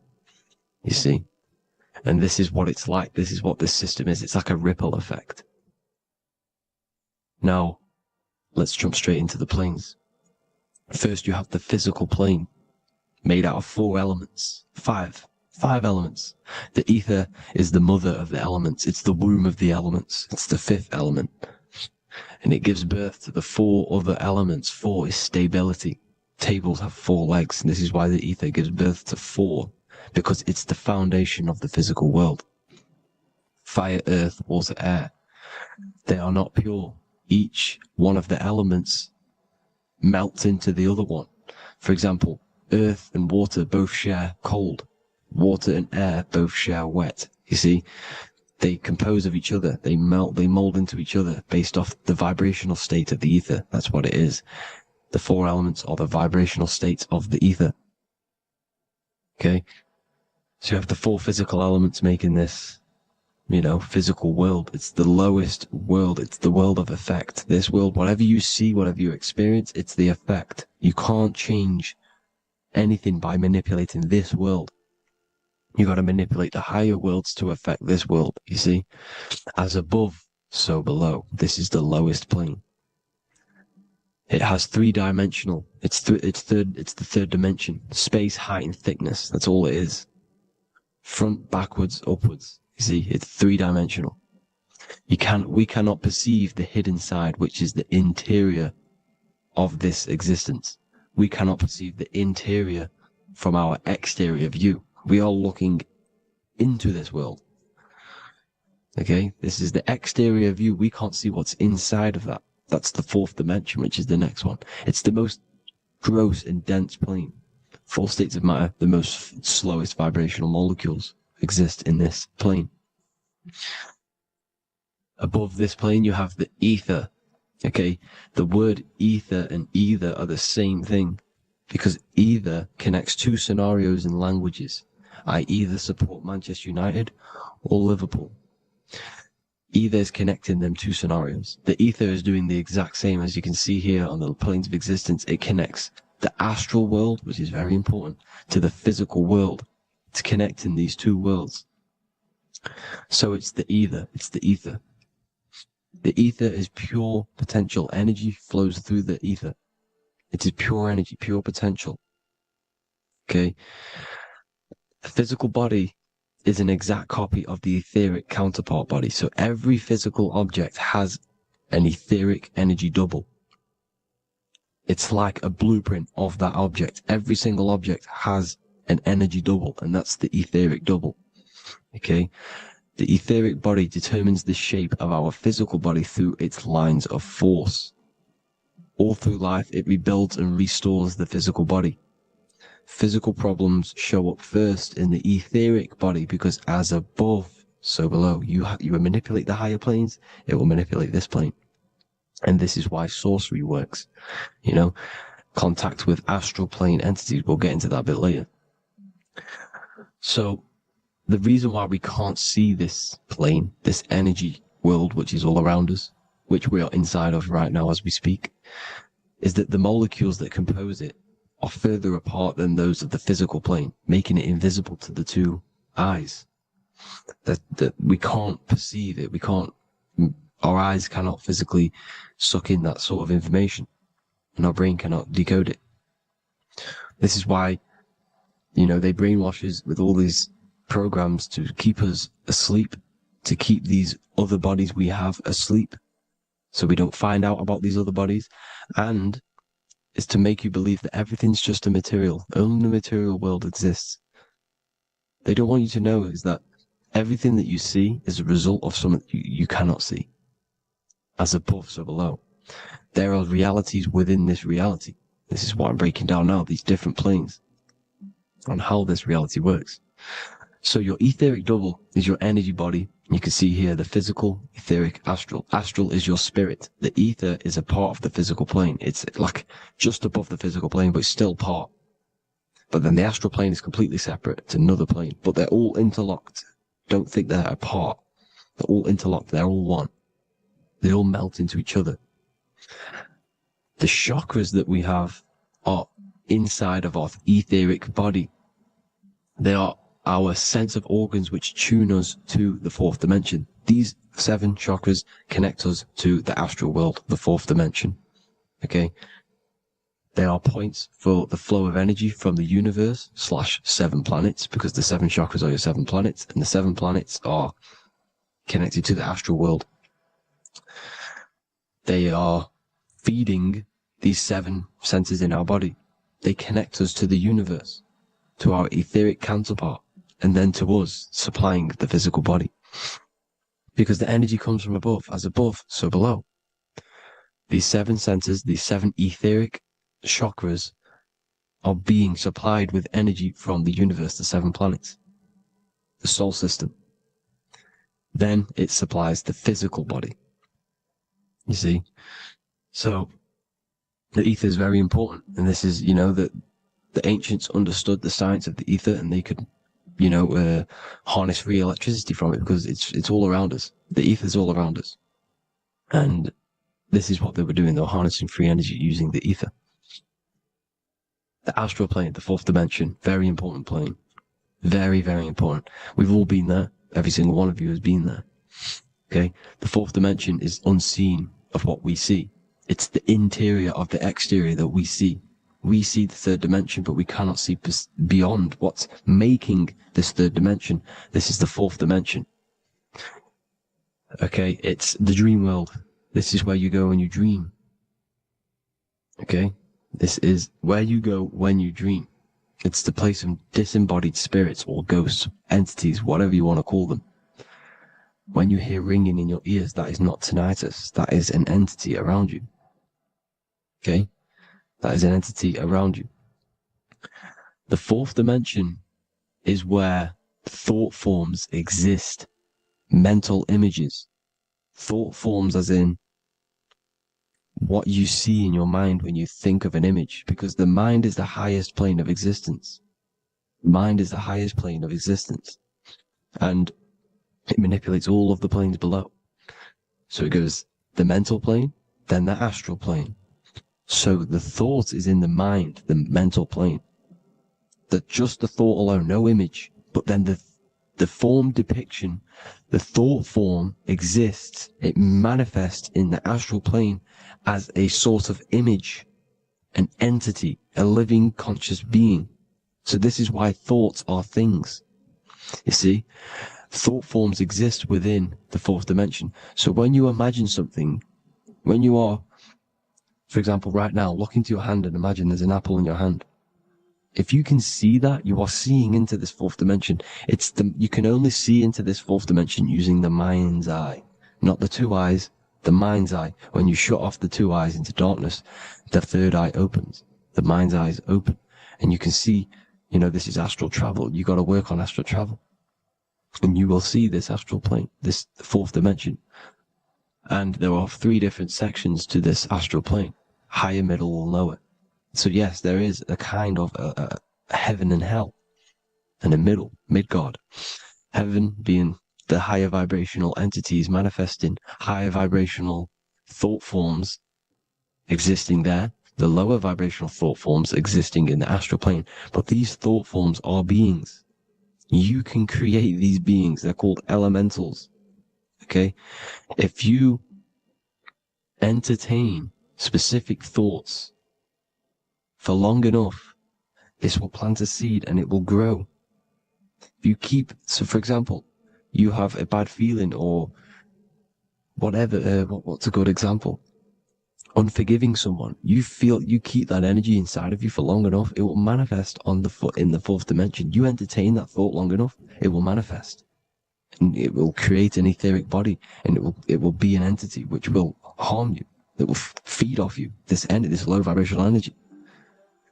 Your mind is so powerful; it creates thought forms, and these thought forms can take consciousness, can take bodies, etheric bodies. Now, that's why it's very important that you master your mind, master your thought patterns. So this fourth dimension is the astral world. So when you have a nightmare, this is the lower astral plane. You're in the lower astral plane. Whilst this physical body rests at night, your consciousness, you awaken this other body, your consciousness goes inside of this other body, whilst the physical body lays asleep. You see?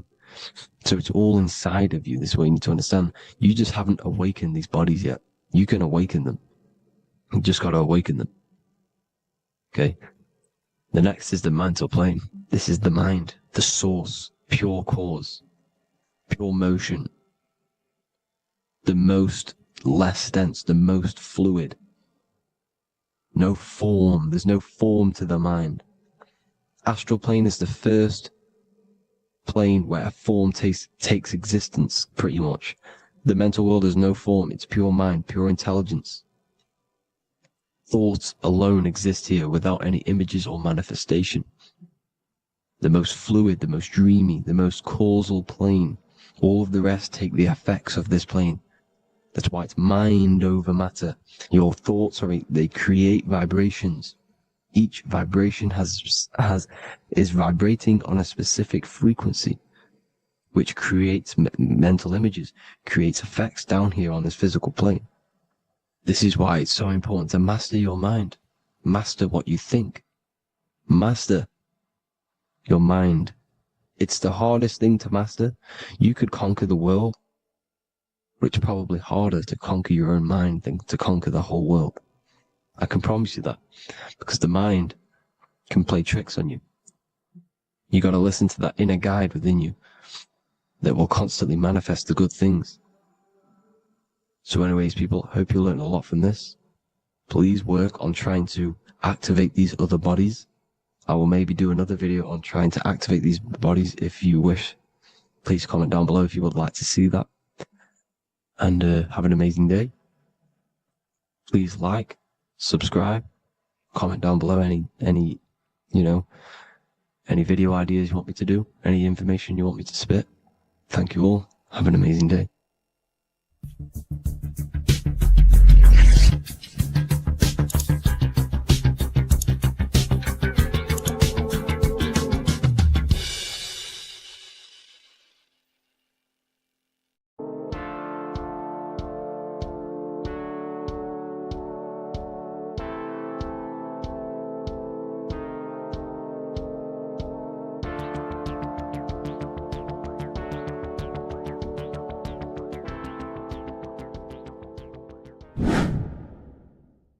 The earth has become a realm in order to trap souls within so that they can harness our electricity, our energy. Even the Bible is talking about how this realm is controlled by the wicked one in John 5:19. We know that we are the children of God and that the whole world is under the control of the evil one. Ephesians 6:12. For our struggle is not against flesh and blood, but against the rulers, against the authorities, against the powers of this dark world, and against the spiritual forces of of evil in the heavenly realms. So the Bible is telling us that this is not the only world. There are other worlds, there are other realms that we can go to, considered as heaven. Heaven being a higher realm where there is no evil, no darkness. This is a midpoint realm where there is good and evil. Now, we're going to explain how the soul trap is how it's working, and how your soul is being harnessed for its energy, and how you are tricked to come back to this realm after death. What you need to understand is first is that you are the invisible intelligence behind the physical body. You are the mind and soul. The soul is the true you, the good you. It is pure love, pure bliss, eternal, never dies. The mind can be corrupted though. The mind is the intelligence of the soul. It is invisible. It has no true form. The intelligence inhabits the brain. The brain is the computer to control the electrical machine called the nervous system, which is choice, program, and action. You are the invisible intelligence behind the body, and this will prove it even more. You do not even see into the external world. You are seeing an image produced by the brain, because the light is being sucked through the retinas of the eyes. The image is produced in the visual cortex at the back of the brain. What does this mean? This means that we are the consciousness in the center of the brain, in the pineal gland, that is experiencing the program being ran by the central nervous system in the brain. This is the sigil of Lucifer. Lucifer in Latin is Lucy. Lucy is light in Latin. Lucifer is known as the light bearer. This is how the eyes work, people. It's not a demon or a devil. The sigil for Lucifer is how the eyes work, and how the left eye is controlled by the right brain. The right eye is controlled by the left brain. There is a crossover. It's the same with the body. The left side of the body is controlled by the right brain. The right side of the body is controlled by the left brain. There's a crossover with our hemispheres in the brain. Now, this empty chamber in the center of the brain is where this universal cosmic intelligence is held, known as the most holy place in the Bible, the throne of God. Okay? This is above the 33 vertebrae on the spine. As you can see here, you are the being in the center of this point. All of the nerves are being sent back to this one particular point, which is the seat of our invisible intelligence. You can see it's an empty chamber. Our consciousness, our intelligence is not a physical thing. This intelligence is the true voice inside of your head. This is why your head is heaven, your heart is earth, your heel is hell. Your head is heaven because this is the seat, the throne of God. God is in heaven because the consciousness, this divine intelligence that's controlling the body, is sat in the center of the brain. The brain is taking commands of this invisible intelligence.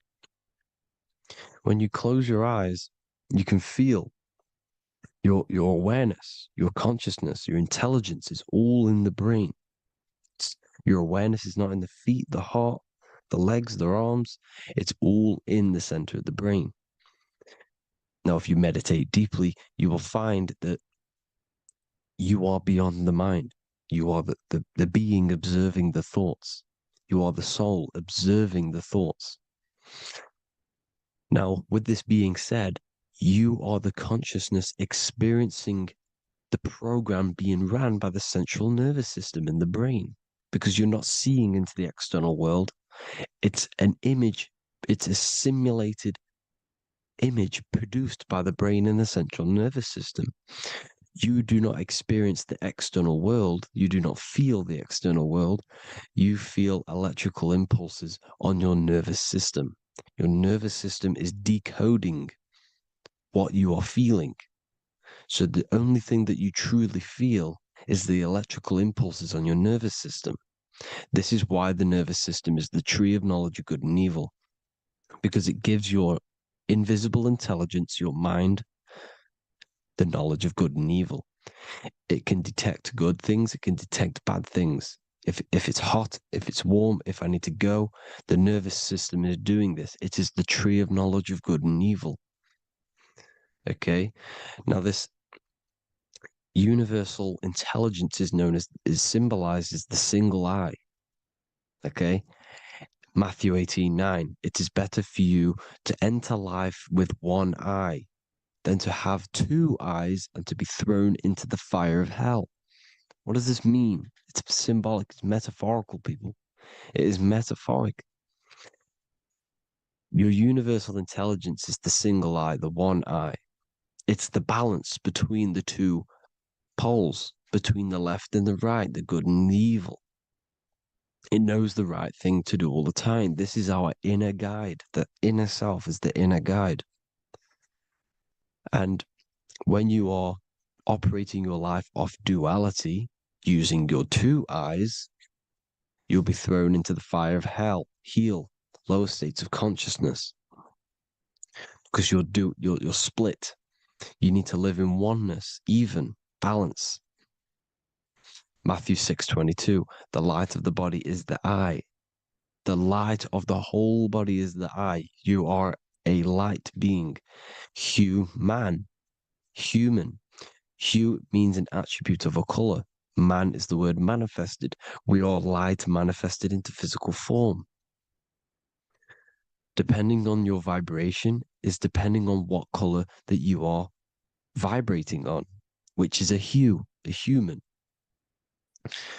If therefore thine eye be single, thy whole body should be full of light. Again, it's talking about the single eye, oneness, completeness.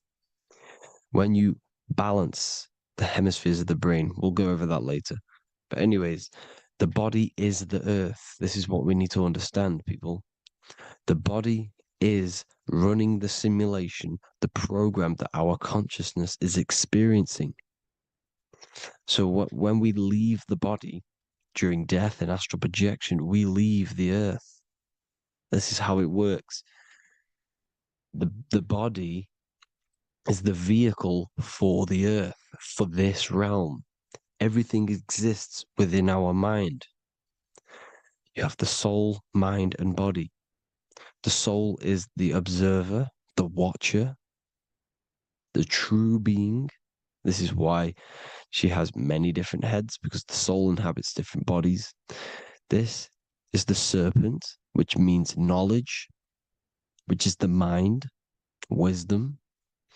And this is the body, soul, mind, and body, Brahma, Vishnu, Shiva. The mind is the bridge between the soul and the body. So what do I mean? When you astral project, you are using your mind to project your awareness, your observing consciousness outside of the physical body. The mind is the projector, projecting consciousness. By using your mind, you can project your consciousness outside of the body, which is known as the astral realms, which is known as walking on water. Jesus was never walking on physical water, people. It's metaphorical. Believing the physical body. The water is the ether, which is the veil between the physical and the astral realm. It's a fluid substance. It's on either side. It's physical and astral. The ether is the fifth element that they hide from us. Why? Because they're trapping you in the physical. They are hiding all of these realms. Etheric, astral, and mental. People think their mind is their brain. It's two separate dimensions. These are completely different dimensions. The mind is way more intelligent. The mind is formless. There is no form to the mind. You can think anything you want. You can manifest anything you want within your mind. It is not a physical object. The physical realm is being controlled by the mind. Everything's being controlled by the mind. Everything exists within the mind. This is why the Egyptian says the universe is mental. So when we project our consciousness outside of the physical, we go to the astral. The ether is the water that Jesus is walking on. This is the veil between the physical and the astral world. The word together has ether within it because it joins the two worlds together, together, the astral and the physical. The word either is ether because the ether is on either side, physical and astral, physical and spiritual, physical and non-physical. In the astral realm, the mind can manifest anything we want. We incarnate to restrict our minds. This is why Saturn, if you go and watch my video on Saturn, how Saturn is this simulation, okay? Our minds can manifest anything we want in the astral plane in the click of a finger. However, when we incarnate in matter, we now have to labor for our manifestations. This is why Saturn's known as the great teacher in astrology, because he teaches you a lesson. When your mind incarnates into matter, it's teaching your mind a lesson, the knowledge of good and evil. This is why the Bible says, you shall be gods and know the knowledge of good and evil. When you incarnate here, you have to know the knowledge, you need to know the knowledge of good and evil to become a god. Okay? Now, the square is the physical plane, the triangle's the ethereal plane, the circle's the eternal plane. The circle has no beginning, no end, it's eternal. The physical plane is the square, it's limited. The square is limited. The cube is the geometric shape which gives rise to matter. Now, the term think outside the box has truth in plain sight. You have to think outside the box to project your consciousness, use your mind to project your consciousness outside of the box, the physical plane, into the astrals. The astral realm is the realm of the stars. Above us is the stars. Through the stars is the astral plane. This is why astral has the word star within it. The devil is the deveil. When you sell your soul to the devil, quote unquote, it's metaphorical. The devil exists in the physical plane. It's the lowest state of consciousness. The deveil, you deveil yourself into the physical when you are the devil. The deveil. The ethereal plane. Now, we all know what the famous symbol of the all-seeing eye, right? The all-seeing eye with the eye in the triangle. Look at the Masonic artwork showing you the triangle above in the sky. This is symbolizing the ethereal planes. The eye in the triangle symbolizes your invisible intelligence, your mind, which has the ability to see on either side. Because the triangle's the ethereal plane. The eye is your consciousness, your intelligence. And this intelligence has the ability to see in the physical plane and to see in the ethereal planes, in the astral planes. This is why it's above the earth. It's above the ground. Because it can see here, it can see in the heavenly realms. Now, the stars are, well, this is known as heaven, the realms of the astral planes. This is some quotes from the Emerald Tablets of Thoth. Out of the darkness ye must rise upwards, one with the light and one with the stars. Man is in process of changing to forms that are not of this world. Grows he in time to the formless, a plane on the cycle above. So there's other worlds. The Bible's telling you there's other worlds, there's other realms. Know ye must become formless before ye are one with the light, the astral light above, which shining through the stars. Not of the earth are ye, earthy, but a child of the infinite cosmic light. You are the invisible intelligence controlling the physical body. The body's not you. It's the vehicle that your soul lands in when your mind projects your consciousness into that realm. Free from the body, I flashed through the night. Unlocked at last for me was the star space. Wow, that's powerful. The star space, the astral planes. This is what he's talking about. We are all a star. We descended from the astrals, which is the star. We are all a star. Look at the ancient paintings of Jesus' birth. It's the star beaming his consciousness down into the physical plane. Here's another one. Here's some Freemasonic artwork showing you, again, the ether, that invisible intelligence, the I, manifesting itself inside of here, in the physical realm, where the people are. You see? It's the same here. This is Jesus. Here's the bird symbolizes the Holy Spirit, your invisible intelligence, descending into the waters, the ether, the ethereal, everything. The ether is the base of all physical matter. Here's Truth in Plain Sight. Mr. Bean, the famous TV program in England, in the UK. He begins the program like we all begin the program for falling from the stars. He falls down with a beam of light. And this is Truth in Plain Sight. This is false. The aliens don't exist. They're a lie, alien. But this symbolizes the star beaming our consciousness. And when we die, this star will suck us back up. Just like this UFO is doing. It's Truth in Plain Sight. So, this is some more Freemasonic artwork.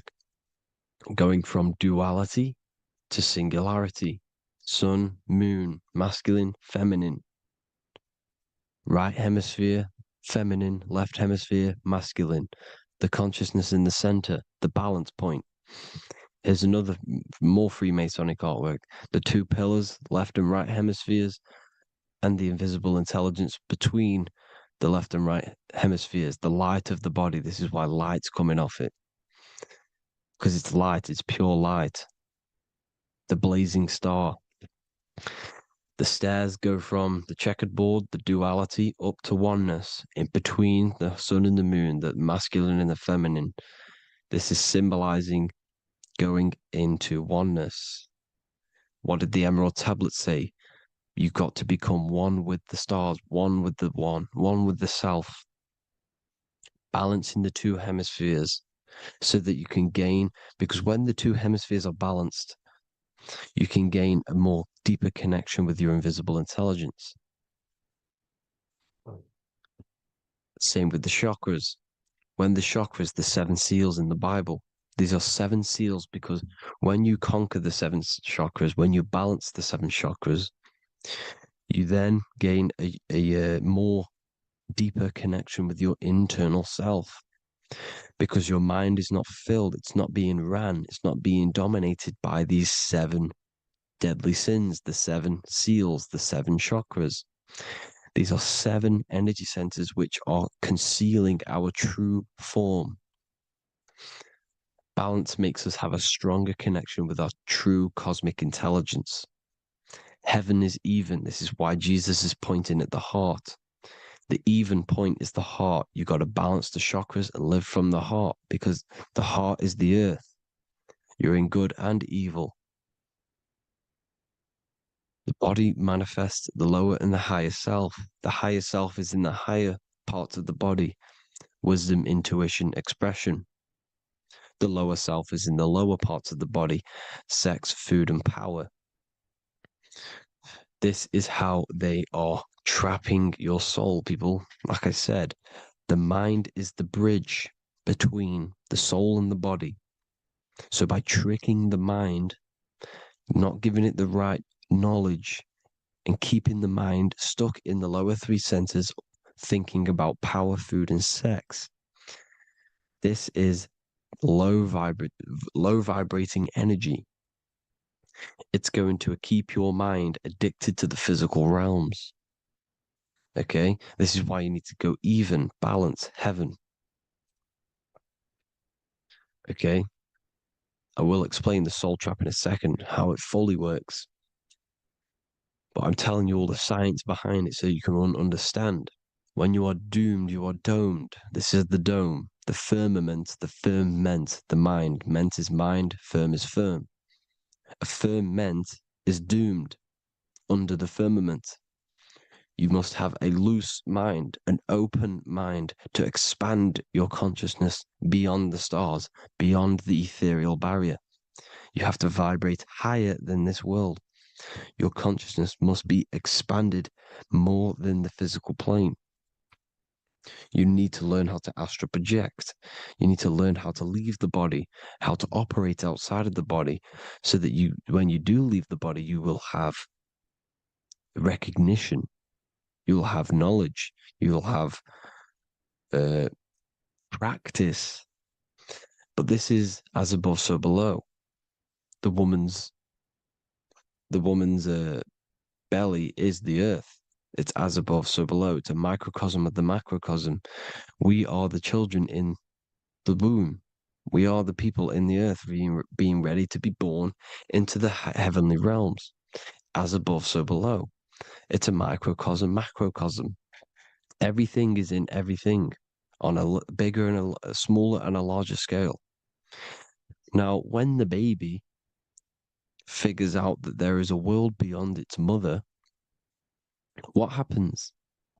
The baby starts to move around and tries to get out of the mother. Because once it starts to hear the external world, starts to hear people, it's going to wonder, what's outside of why am I in here? What's outside? So the baby will force its way out of the mother. It's the same with our minds, as above, so below. When our minds figure out that there are other realms beyond this world, we will seek a way out.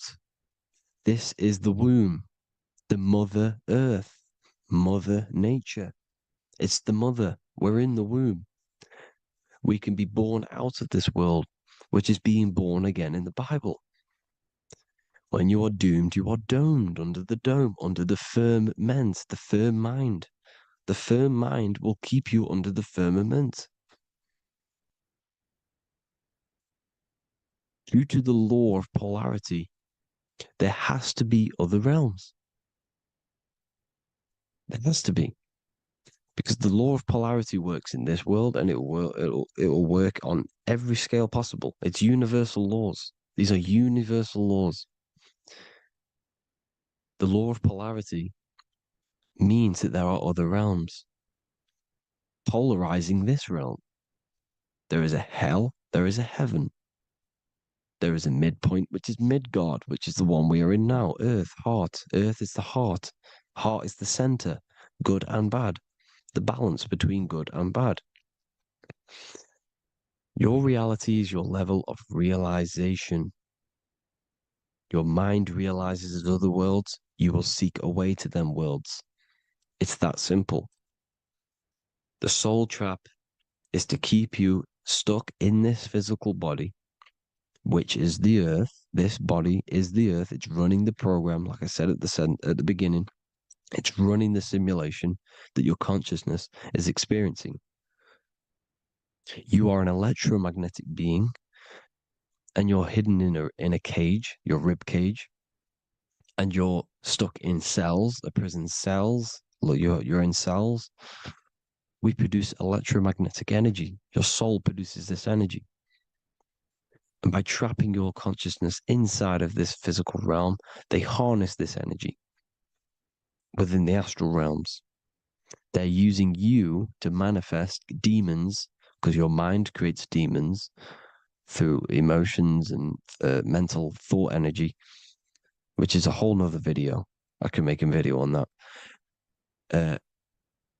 You're manifesting everything for them because they're trying to create a hive mind. This is why they want everyone to believe in one belief system, one government, one belief system, one religion, because they're creating a hive mind. This hive mind will manifest and be summoned within the astral planes, because the mind manifests the astral plane. The astral plane is the realm of imagination. The mental plane is the realm of just thought alone. The etheric plane is the energy. The physical plane is the matter.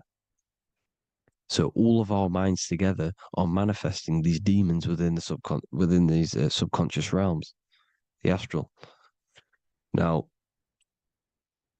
how are they keeping you stuck to this realm? Well, when you die and you're stuck in your lower three chakras, okay, when your mind and soul detaches from the body, which is the earth, when you leave the earth, you're still going to have these mental addictions to the food, the sex, the materialism, the phone, the cigarettes, everything. This is why they get you addicted to everything possible.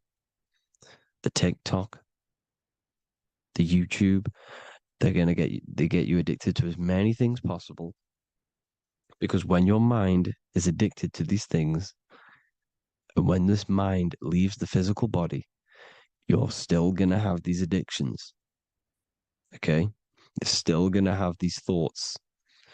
And you will be manifested into the lower astral realms because you're thinking materialistic, you're thinking negative, because your level of realization was your reality. You were manifesting hell on the earth. When you leave the body, you're going to manifest hell in the astral planes, which means you'll be vibrating on the very low, which will put you in the lower astral realms. So guess what? You're going to come back. You're going to come back into materialism. You're going to reincarnate. Because you haven't prepared for life after death. You must detach from the external world. Okay? Moon is mind. The sun is the soul. The earth is the body. The moon is the mind. This is why we say lunatic. In your mind, you have a specific mood. Moon. Money, M-O-N, is the moon. Money exists in the mind. They get you addicted to the money. The Bible's telling you this.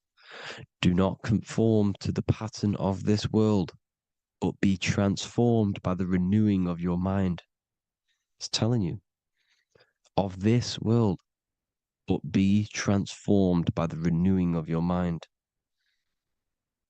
Who knew that the Bible was this deep? Matthew 16:26, what good will it be for someone to gain the whole world yet forfeit their soul? James 4:4, don't you know that friendship with this world means enmity against God? Therefore, anyone who chooses to be a friend of this world, of the world, becomes an enemy of God. John 4:4, dear children are from God and have overcome them, because the one who is in you is greater than the one who is in the world. It's talking about the invisible intelligence. It's greater than the physical world. John 2:15, do not love this world, nor the things it offers you. Because this world will create you to, if your mind has attachments to what this world offers, sex, money, and power, pretty much, you will reincarnate here. You will come back here. Because when you leave the body, your mind will still have these addictions. Do not love the world, nor the things it has to offer you. All of this is in my newly published book. The paperback versions are now available. Finally, for all the people who have been waiting, the Book of Wisdom. All of this knowledge is inside of the Book of Wisdom. The paperbacks are available. There's worldwide shipping. You can get it anywhere, pretty much, any country. My new website, it's amazing. There's going to be some amazing products coming on the new website. But I thank you all for the support. Before I leave, I need to explain what is going on with the soul trap. Like I said at the beginning, the mind's the bridge between the soul and the body. The body's the realm. By tricking your mind with false knowledge, they are keeping your soul stuck to this realm. They get you addicted to all the physical things, and that is it. As soon as you're addicted and you die, you're going to come back.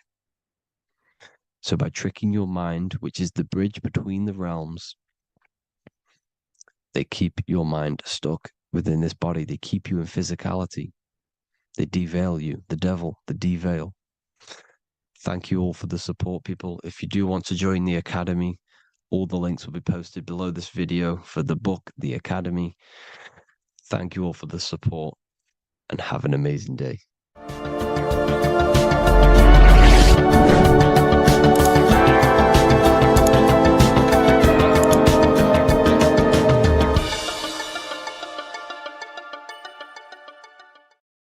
Hello, everyone, and welcome to another lecture inside Ethereal University. In this lecture, you will learn about the death process and how to prepare for it, and why that preparation is so important. So let's get straight into this. You must understand, as a spiritual creature that you are, you have a visible nature and an invisible nature. You never truly die.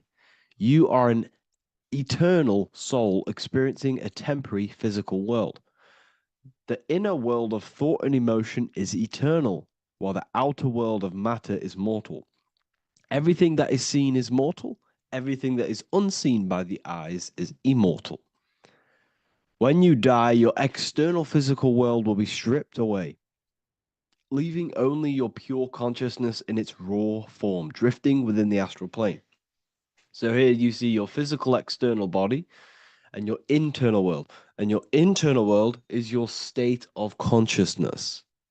It's your state of consciousness. Your thought and emotion is one overall state. Okay? So you must understand these planes. You have the physical body, the etheric double, an astral body, a mental body, and the Buddhic body. When you die, you leave the physical plane. Then you will more than likely leave the etheric plane, because the ether acts as like a portal. Everything comes out of the ether and returns back to the ether. I can break that down in another video in electromagnetism. But electromagnetism is ether, energy coming in and out of the ether. You will, every single day you die, every single day. There's a cycle of life and death occurring all the time. Every single day, you go to sleep, you go back, your consciousness slips back through the ether, and then when you wake up, your consciousness comes back through the ether into the physical plane. Death is just a bigger macrocosm of the microcosm cycle of life and death. So you will return back to the astral, which is the realm of imagination, infinite possibilities, and this is where thought forms start to manifest.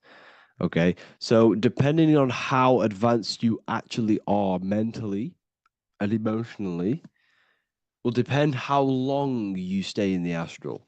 Now, what we must understand is that there is many different components to the astral. We have the higher astral, the middle astral, and the lower astral. These are all vibrational states.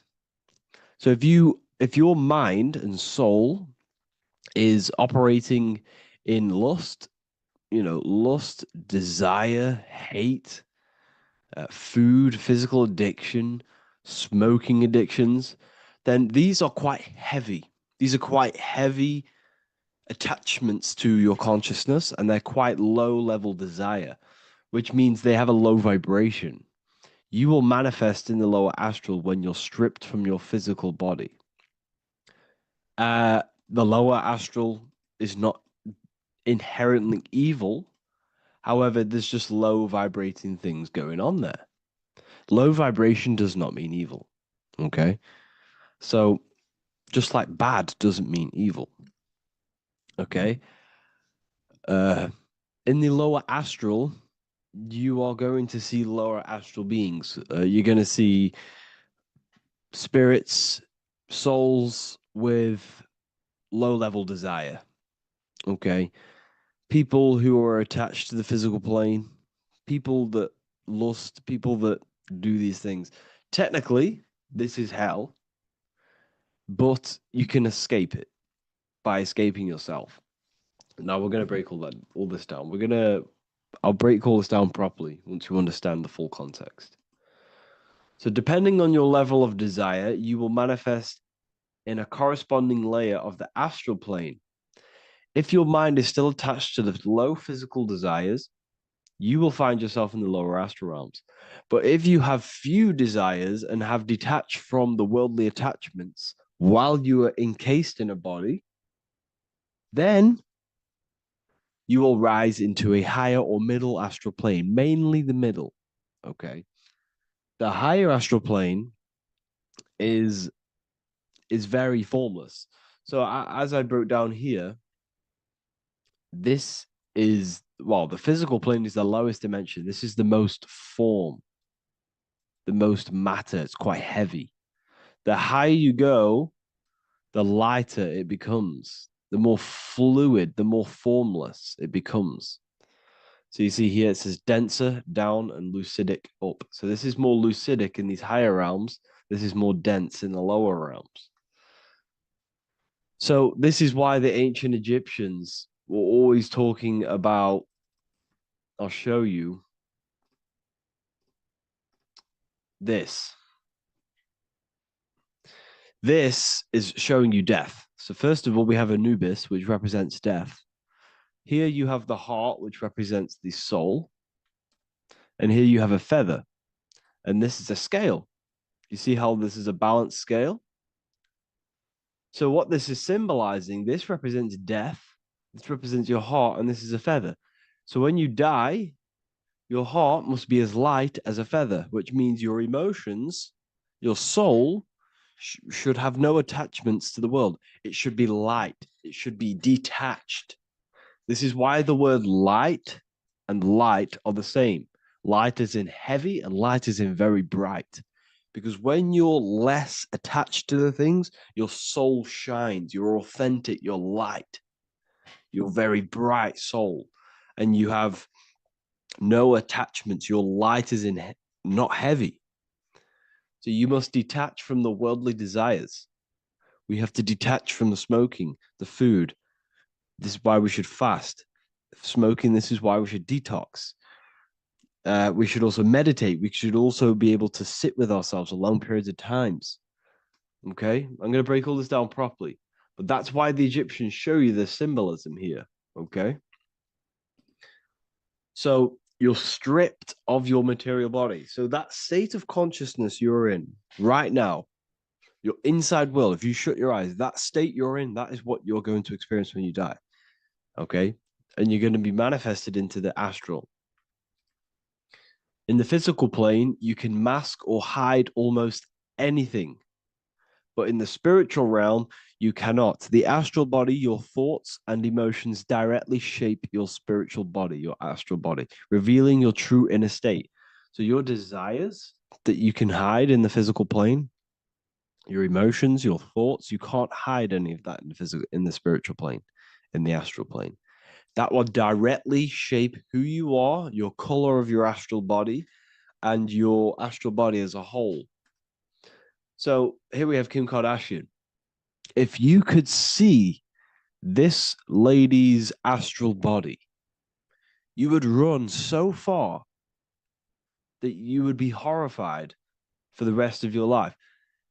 If you could see their spirit, their astral form, it would be horrific. Because their mind is so attached to, physical things, so attached to desire, money, fame, worship, power. These people do not want to die. These billionaires and millionaires will never want to die. They will do whatever they can to stay alive because they understand when they die, they have to face themselves. They have to face their inner world. And their astral body, their true authentic self on the inside is horrible and horrific and so low vibration. So this is where it comes in. You must be as light as a feather. This is what the Egyptians are showing you in their artwork. Your soul must be as light as a feather. In order for the soul to ascend to a higher plane and not look at that physical plane and say, I want to go back or I want to desire things down there, you must detach now and prepare for death. Hell is not a place. It's your own personal suffering born from within. If your mind and soul are deeply attached to mental fixations, emotional wounds, and physical addictions tied to the material world, that pain will follow you into the astral. This is your true judgment day. You judge yourself when you die. You see your authentic self. There's no hiding. You know, right. Imagine right now that you cling, that everything you cling to was stripped away. No matrix, no electricity, no food, no TikTok, no phone, no possessions, no distractions, no one else. Could you sit alone with yourself for just 1 hour? Could you sit alone with your thought and emotion? That moment of truth is what you must begin to prepare for. Could you sit alone with yourself? Can you sit alone for long periods of time and just think? And if you cannot, then you're running from your internal world. You're running from your thoughts. You're distracting yourself from your thoughts. This is what we must address. Now, don't feel bad if this is you. We've all have problems. We all have internal problems. But this is what we have to face directly in order to prepare for life after death. We must meditate for long periods of time. Not even meditation. We should be able to sit with ourselves with no distractions and just think. This is what the people of the past used to do when we had no technology. People would sit and think for hours. This is what we need. Because if you cannot sit with yourself, imagine sitting with yourself with no physical body. That's the level that's going to happen. And we need to prepare for that. The soul and mind must become as light, as weightless, as radiant as a feather to ascend to a higher plane and move beyond the physical life. To rise, they must release heaviness, attachments, burdens, fears, and desires. The lighter and brighter your inner being becomes, the more freely it can rise into a higher state of existence. Ascension is not about going somewhere, it's about becoming something pure, clear, and luminous. Okay, this is very important. Very, very important. We must detach from the worldly things. So enough of that. How do we do it? How do we attach? How do we prepare? Number one, you must detach from the material things. Start loosening your grip on things, possessions, titles, even identities. They are temporary. Appreciate them, but don't let them define you. Let nothing outside of you define you. Nothing. Your name is not you. Your job is not you. Your reputation is not you. Your bad past is not you. Your good past is not you. Your business is not you. Everything outside of you is not you.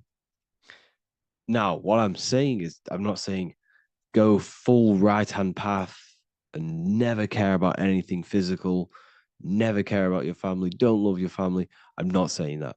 What I am saying, love these things, love these outside things, but do not become attached and do not let them define you. You must be okay with losing anything that is outside of you.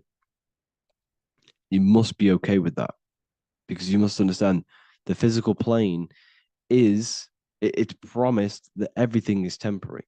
Everything is temporary in this plane. So don't ever think it's going to be there forever, because it's not. And you must remind yourself, not remind yourself, but I think about this sometimes when I start becoming a bit attached to work and stressed. I just remind myself that this is temporary. I'm going to leave this world one day and I'm not going to care. So you must have the balance. Okay. The balance is key. You can go down that right-hand path and just fully cut off from the world like a monk and shave off your hair, disconnect from the physical world. You can do that. That's not wrong. There's different paths in life. You have the left-hand path, purely physical. You have the middle path, which is balance between the physical and spiritual. Then you have the right-hand path, which is monk mode, where you fully disconnect from the world. They shave their hair off to disconnect from the physicality. They meditate for long periods of time. This is what they're doing. They're preparing for death. Monks prepare for death. They understand this. They understand that you don't die. Your inner world is the true world. The inner world is the only world that exists. Everything outside of you is an extension of you. Number 2, cleanse the mind. Watch your thoughts. Are they rooted in fear, anger, regret, or craving? Meditation, mindfulness, and inner reflection help purify the mind. The cleaner your thoughts, the lighter your spirit. So your astral body is formed by your thoughts. It's formed by your emotions. If you sit around thinking about eating all day, you're going to have a very heavy astral body. It's going to manifest in the lower planes. But if your mind is thinking about good things with good intentions, love, knowledge, expansion, you're going to manifest even the middle or the higher. And there are ways to even ascend out of your astral body. Yes, you can ascend out of your astral body and out of the mental body, but that's all very advanced, and I'm not going to teach that yet. I'll make another video on that, but you can ascend from them bodies. The astral plane is not the end. You can keep ascending as a soul until you're left with just the pure essence of the soul. But we're going to, anyways, cleanse the mind, reprogram the limiting belief systems, let go of mental attachments. And the way you do this is by getting a piece of paper and writing down every single attachment that you have. And you're going to realize, dude, there's more than you think. Okay. We have to detach from these. We have to. 4, practice presence. Can you sit in silence with yourself? The more at ease you are with your own inner being, the less you'll fear death. The afterlife is just an extension of your inner world. It's so important. This is so, so important. Can you sit with yourself? If you cannot sit with yourself, you have some inner work to do. You have some thoughts to address, some beliefs to address, and some feelings to address. Okay, so practice sitting in the present, meditation, or just literally sit there and try and be okay with yourself. And if you can't be okay with yourself, then there's something you need to address, whether it's a belief system, whether it's an emotional trauma, or something. This is what we must reshape, refine, and let go of. Live truthfully. Speak and act from your soul, not from fear or ego. The more authentic you are, the more aligned you become with your true self, which carries beyond this life. The ego is your mind's perception of itself while being incarnated in this world. It's been shaped by your experiences, your thoughts, your beliefs, and your emotions. So your ego is basically this false thought form that you've created. It's a false layer of yourself that sits on top of your true authentic self. It's basically your physical character. When you were young, you had no ego. You were pure. You had a pure consciousness. But then as you grew older, your ego started to grow, and it still is growing because it was shaped by experiences, things you've gone through, things you said, things you believe, things you think. It's created by you, by your mind. And the ego is close to the word echo. The ego is the echo. It's an echo. It's a layer. It's a false identity. It's a false layer that sits on top of your soul. And if you don't get rid of that ego, if you don't know how, well, not get rid of it, but balance it. If you don't know how to rise above that ego and you die, it's that ego that's going to be pulling down when you die. It's that ego that's going to be your suffering. Okay. 7, connect with the divine, whether through prayer, meditation, tune into something greater than yourself. The connection is the soul's compass beyond this world. If you can meditate and rise above them clouds of thought, that's the soul, that's the observer. We must connect with that. Okay, this will definitely help with just allowing yourself to connect with your true self. Meditation's great because you can just fully detach from the world. And the more you meditate, the more you can prepare for death. A powerful way to cultivate detachment is through daily detachment meditation, done either at night or in the morning or the first breath upon waking. Or do this as many times as possible per day. Start by physically grounding yourself in the present moment. Say out loud, I am here right now, nothing else matters. Let that phrase draw your awareness into the now. Just keep saying it until you're present. Then begin to slowly list everything you identify yourself with, one by one. I am not your body. I am not my body. I am not my name. I am not my possessions. I am not my house. I'm not my children. I'm not my everything. I am not my thoughts. Release each layer gently. Imagine, if you want to, if you have a good imagination, imagine placing these things into a big box. Placing your body, placing your name, placing your possessions, placing your house, your car, your thoughts, your beliefs into a box, and then shut that box. If you have a good imagination, do that. That can help. And you'll be left with yourself. And you're not even that. It goes even deeper. Eventually, you'll reach the mind itself. Detach from the language that the mind is even using. Now, that's very difficult. And not many people have ever thought about that, and they've ever even been there. Detach from the language that the mind is using. Think about that for a second. Your mind is not what you actually think. It goes very deeper. Your mind is not that little voice. It's that voice that the language is using. So even the language is a spell on your mind. Okay, it's an attachment. Eventually, you'll reach the mind itself, detached from the language it uses, the voice in your head, the need to define. What remains is something beyond thought and beyond words. I can't even describe what's left, because words, once the language is gone, it's purely metaphysical. All I can say it is pure awareness, and it's symbolized. This is why symbols are so amazing, because they can symbolize things that are beyond words. A flame, it's just a flame, and you won't be able to understand that until you've been there. It's just a flame. It's pure cause. Words can't describe it. You'd have to experience it. Connect with this essence daily. This is truly who you are. So this is a great way to detach. We can do these detachments every single day during meditation. This will definitely help over long periods of time.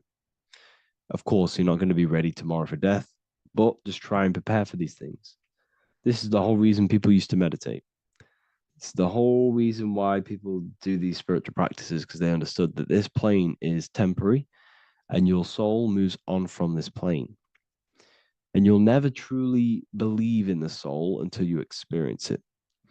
So I can show you these things, but you must go out and experience it. The soul is real, but you won't understand unless you cast off everything else. Okay. So I hope this video helps. It's a very deep video. I'm going to be making more of these stuff, of more self-mastery. And of course, we've made the self-mastery section now. So I'm going to start filling up this place with lectures. And I think it's a great time to start this, because a lot of people have been asking on how to master yourself, prepare to death. So hope this video helps. See you in the next one. Welcome to Revival of Wisdom. Welcome people. We're back with another video. Please make sure to hit that like button, subscribe, and turn on notifications to never miss a video. The Earth is a giant torus field consisting of a positive and a negative pole. The Sun being the cathode with a positive charge, and the Moon being the anode with a negative charge. This is why the Sun rules over the day, giving you lots of energy, and the Moon taking your energy from you, making you go to sleep. Now, the plane that we live on is called the plane of inertia, and at the center of this plane of inertia is the North Pole. This is where the two electromagnetical energies meet. Now, this is where the most electromagnetic energy is stored. This is why all compasses will point north, because it's the most magnetic place in this reality. So the Sun and the Moon is spinning around this center point, which is stirring the ether of this reality and making everything move in circles meaning this is a cycle. Everything's recycling itself. It's an organic simulation. The ancients also knew about this sacred land at the center of this reality, known as the North Pole. As you can see on this map from the 1500s of the North Pole, you can see 4 islands around this center black rock. Ancient civilizations like the Mayans, the Buddhists, and ancient Chinese also depict these 4 islands. The endless symbology of these sacred lands at the center has been going on for thousands of years. These sort of secrets are now kept by the elites, but as always they have to show the truth in plain sight, and this is what they are doing with the Windows symbol and also the Wizard of Oz. Now in the Wizard of Oz, as you can see, there's something called Munchkin Land. Munchkins are these unusually short people. Then on the ancient 1500s map it says pygmy, and then the pygmy people in mythology are also these unusually short people. Just like Santa and his elves, they come from the North Pole, and elves are these unusually short people. These stories that we are told about Santa and Munchkins are putting truth in plain sight about this sacred land. This sacred land at the center of the earth is where the aurora borealis comes from and is being emitted from this black hole in the center, also known as the black sun. The aurora borealis is the earth's aura, hence why it has the word aura inside of it. It is the life-giving essence to all life within this realm. As this dualistic reality we live in consists of both physical and spiritual, the black sun is like our sun for the spirit. It's our spiritual umbilical cord, connecting us to the spirit realm. And the rising sun is the opposite. It's our sun for our physical 666 carbon suits, known as our human body, our physical aspect. As it states in the 40,000-year-old emerald tablets, deep in Earth's heart lies the flower, the source of the spirit. The flower of life is as thine own place of spirit, and streams through the earth as thine flows through thy form, giving off life to the earth and its children. So the North Pole is the core of this spiritual reality, and the closer you get to it, the more spiritual and lucid it becomes. So the elites have covered this up in order for us to forget the true nature of this reality. And they did this cover up by introducing the globe model. Nicholas Copernicus was around in the 1400s, and he introduced the globe model. As you can see, he is a Freemason. He depicts himself with a globe and a Masonic compass in all of his paintings and portraits. Galileo was also a Freemason, as you could see in all of his portraits with a globe and a Masonic compass. He was also a massive part of introducing the globe model after Nicholas Copernicus. So yes, the globe model was a spiritual and political move to gain more control over the masses. After the globe model was then introduced, they introduced the theory of evolution by another Freemason, Charles Darwin. See how these two theories go hand in hand? They both degrade humanity, and they make you confused of where we actually came from. By hiding the true form of this divine creation and hiding the true power of each and every one of us, they maintain control over the masses. Now this is order out of chaos, known to be the 33rd degree slogan of Freemasonry. Now this is the Masonic cosmology, and as you can see, you have the checkered board for the duality, the 5-pointed star for the 5 elements, the 4 corners for the 4 pillars, the all-seeing eye, which is Polaris, the sun, the moon, and the 7 stars. So even Freemasons are taught the flat earth cosmology and the true form of this reality. Now the true nature of the sun, the moon, and the earth is shown and reflected through the Masonic compass. The Masonic compass is the sun, the moon, Polaris at the top, and the black sun at the bottom. It makes sense why all the scientists who introduced the globe model all used the compass and the globe together, because it's truth in plain sight. As I explained in my other video, all Freemasons have to take the oath, so it goes to show, why are we all learning these theories from Freemasons who can't talk about certain topics that they learn about? Why should we believe their theories when they're holding back the real truth about this reality? Now going on to NASA. NASA means to deceive in Hebrew, and they are also funded by the government. They are not a private company. The old owner of NASA, Werner von Braun, on his grave has the Bible verse Psalms 91. The heavens declare the glory of God, and the firmament showeth his handiwork. Now why would the owner of NASA put this on his grave? Seems a bit suspicious to me, alongside with the NASA astronauts are all Freemasons. And not to mention the countless mistakes they've made on their live videos in space stations, the moon landing, and the CGI footage of the Earth, which is obviously photoshopped.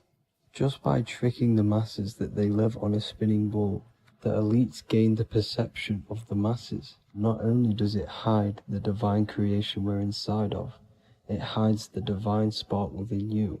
It hides the creator, the source. And by believing in space and we live on a spinning ball, it makes people come to the interpretation of that we are a coincidence and we do not have any purpose. And of course this is false. When you come to realization that we are all a divine creation and we can create our own divine life in this reality, life becomes more sacred and you start to enjoy little things.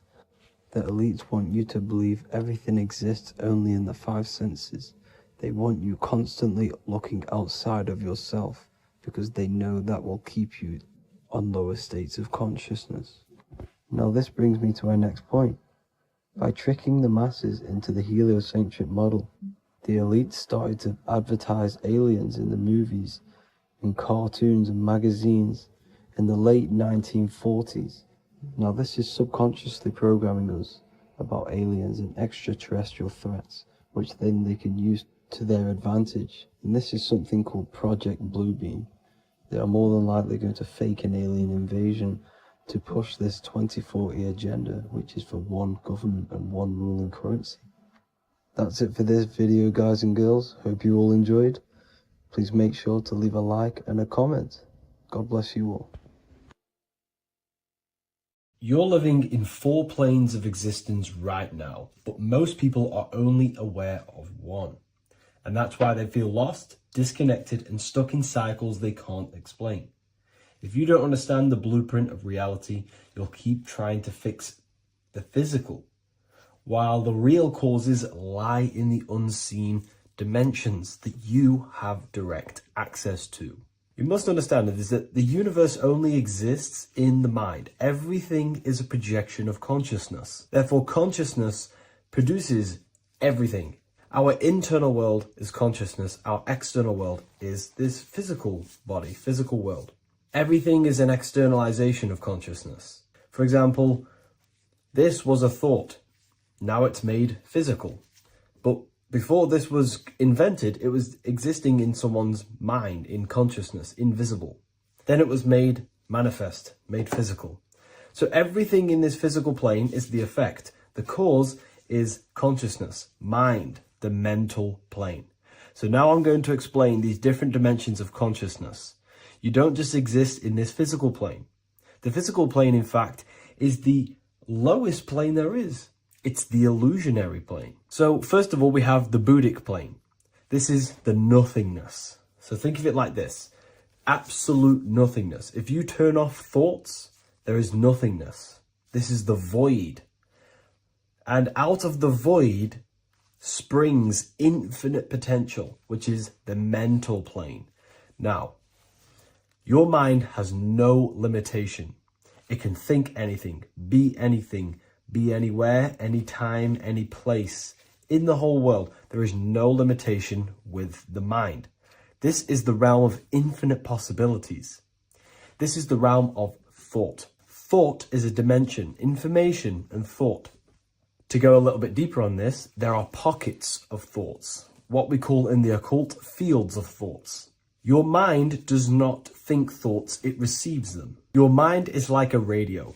Whatever the mind is tuning into, setting its mindset, setting your frequency or setting your mind, you will receive thoughts based on that set, whatever you set your mind to. So there are pockets of thoughts that we penetrate in the mental plane. The mind is the mental plane, the infinite possibilities. This is the spark of creation. This is where all things begin to manifest as an idea in the mind as a thought. So if you want to gain certain information, you need to meditate or do thought exercises where you are penetrating that dimension of thought, that pocket of thought. For example, if you want to find a way on how to make financial wealth, you would use your mind, set your mind on wealth and money and think, close your eyes and think about that specific topic and see where your mind takes you. And you will expand your mind into different pockets of thought and gain information. So this is the mental plane. This is how you can use the mental plane. You can use the mental plane to do this. Then we have the astral plane. We have higher, middle, and lower astral plane. The astral plane is the body for thought. So every dimension, physical, etheric, astral, mental, Buddhic, is a body for a dimension above. Each dimension below is a product of the dimension above. So for example, the astral plane is imagination. This is the lucidic realm of imagination. This is where thoughts begin to manifest into some sort of form. It's not a physical form because this is physical, but imagination is a lucidic form. It's not really physical, but it's there. It's a projection of light. It's astral matter condensed by the willpower of the mind. So depending on the vibration of that thought will depend whether it manifests in the higher astral plane, middle astral plane, and lower astral plane. If you think about more material things and visualize material things, this will manifest on the lower astral plane because material matter is low vibration. Now, that does not mean it's evil. That does not mean it's bad. Okay? It just means low vibration just means more material. But if you think and imagine more spiritual things, this manifests on the higher astral plane. So the astral plane is the screen in your mind that allows you to vision an apple, that allows you to vision anything. It's that mental projection that's inside of your mind. Now, this is what we call the third eye. It's an eye because the eye is the mind, and the mind can see into the astral plane. It perceives this spiritual world, this lucidic realm that we have access to. This is where also infinite potential takes place. This is the realm of spirits, demons, jinns, whatever you want to call them. Spiritual entities exist in this because this is where thought forms manifest into form. This is where thoughts create bodies. Think of it like this. The mental plane is a thought of a chair. The astral plane is the imagination of that chair and all of the different possible chairs that could possibly be. The etheric plane is the energy double of that chair. And the physical plane is the physical chair. So as you can see, the higher we go up, the more formless and lucidic it is. The lower we go down planes, the more dense it becomes. This is formless and this is form. Everything manifests through this process. This highlighter is down here in the physical plane, but the idea began in the mental plane. Everything begins in consciousness before it creates a physical body. It goes through this process. Therefore, if you want to start to mold and create your own reality and create things in your world, you can use these planes to your advantage. You can use your mind to do mental thinking exercises by closing your eyes and expanding your mind into a different pocket of thought to gain wisdom, gain information, gain downloads. The way you do that is simply get into a meditative state, close your eyes, pick a topic that you want to think about, and see where your mind takes you, but always remain centered on that topic. And you can do this for maybe an hour or two or half an hour, and your mind will take you places where you will unlock information. You can even use this to make decisions in your life. Think of the topic and see where your mind takes you. You'll gain information. This is how you use the mental plane for ideas. The astral plane is imagination. You have to reconnect with your imagination very vividly. Your imagination, your consciousness is infinite. It's not a three-dimensional plane. It's an infinite plane. You can think and make form anything in your consciousness, in your imagination. You can think anything and you can imagine anything in the most vast details. You just have to reconnect with your imagination. I have a free book on my website. I'll leave the link in the description. It's an ebook. It's called Activating the Inner Eye. This is going to help you reconnect with your imagination. It's a practical guide on how to imagine. So once you know how to use the mental plane and astral plane, thought and imagination, you pretty much need to use the physical plane to take physical action with this physical body that you have and start to manifest these desires you have in the higher planes. Now, it's very important that we master the mind, because the mind is the very fabric of reality. We become what we think about. Your life is a product of every thought you thought in the past. It is the mind that directs the flow of consciousness. And wherever this consciousness is flowing is what you will create in your life. Consciousness is the most potent force in the universe, and the mind is pretty much the universe in a microcosm form. It is infinite potential, and your mind will continue to expand into new realms of thought forever and ever and ever. You are eternal. You are not this physical body down here. You are consciousness, literally dreaming that you are in this physical body. So everything begins with the mind. We need to be conscious of the thoughts that enter our mental field of consciousness. There is a level of self-awareness that you can reach where you can become conscious of pretty much every single thought that enters your mental field. Now, we have over 7,000 thoughts a day. You can gain such mastery over your mind where you can become conscious of every thought you think. And that is when you gain superior power.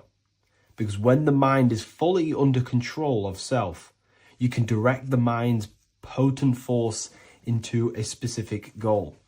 Most people's minds are dualistic. They want something, but their mind is thinking something else. They have limiting belief systems. They have the little voice that comes in and says, you can't do this, you're a failure.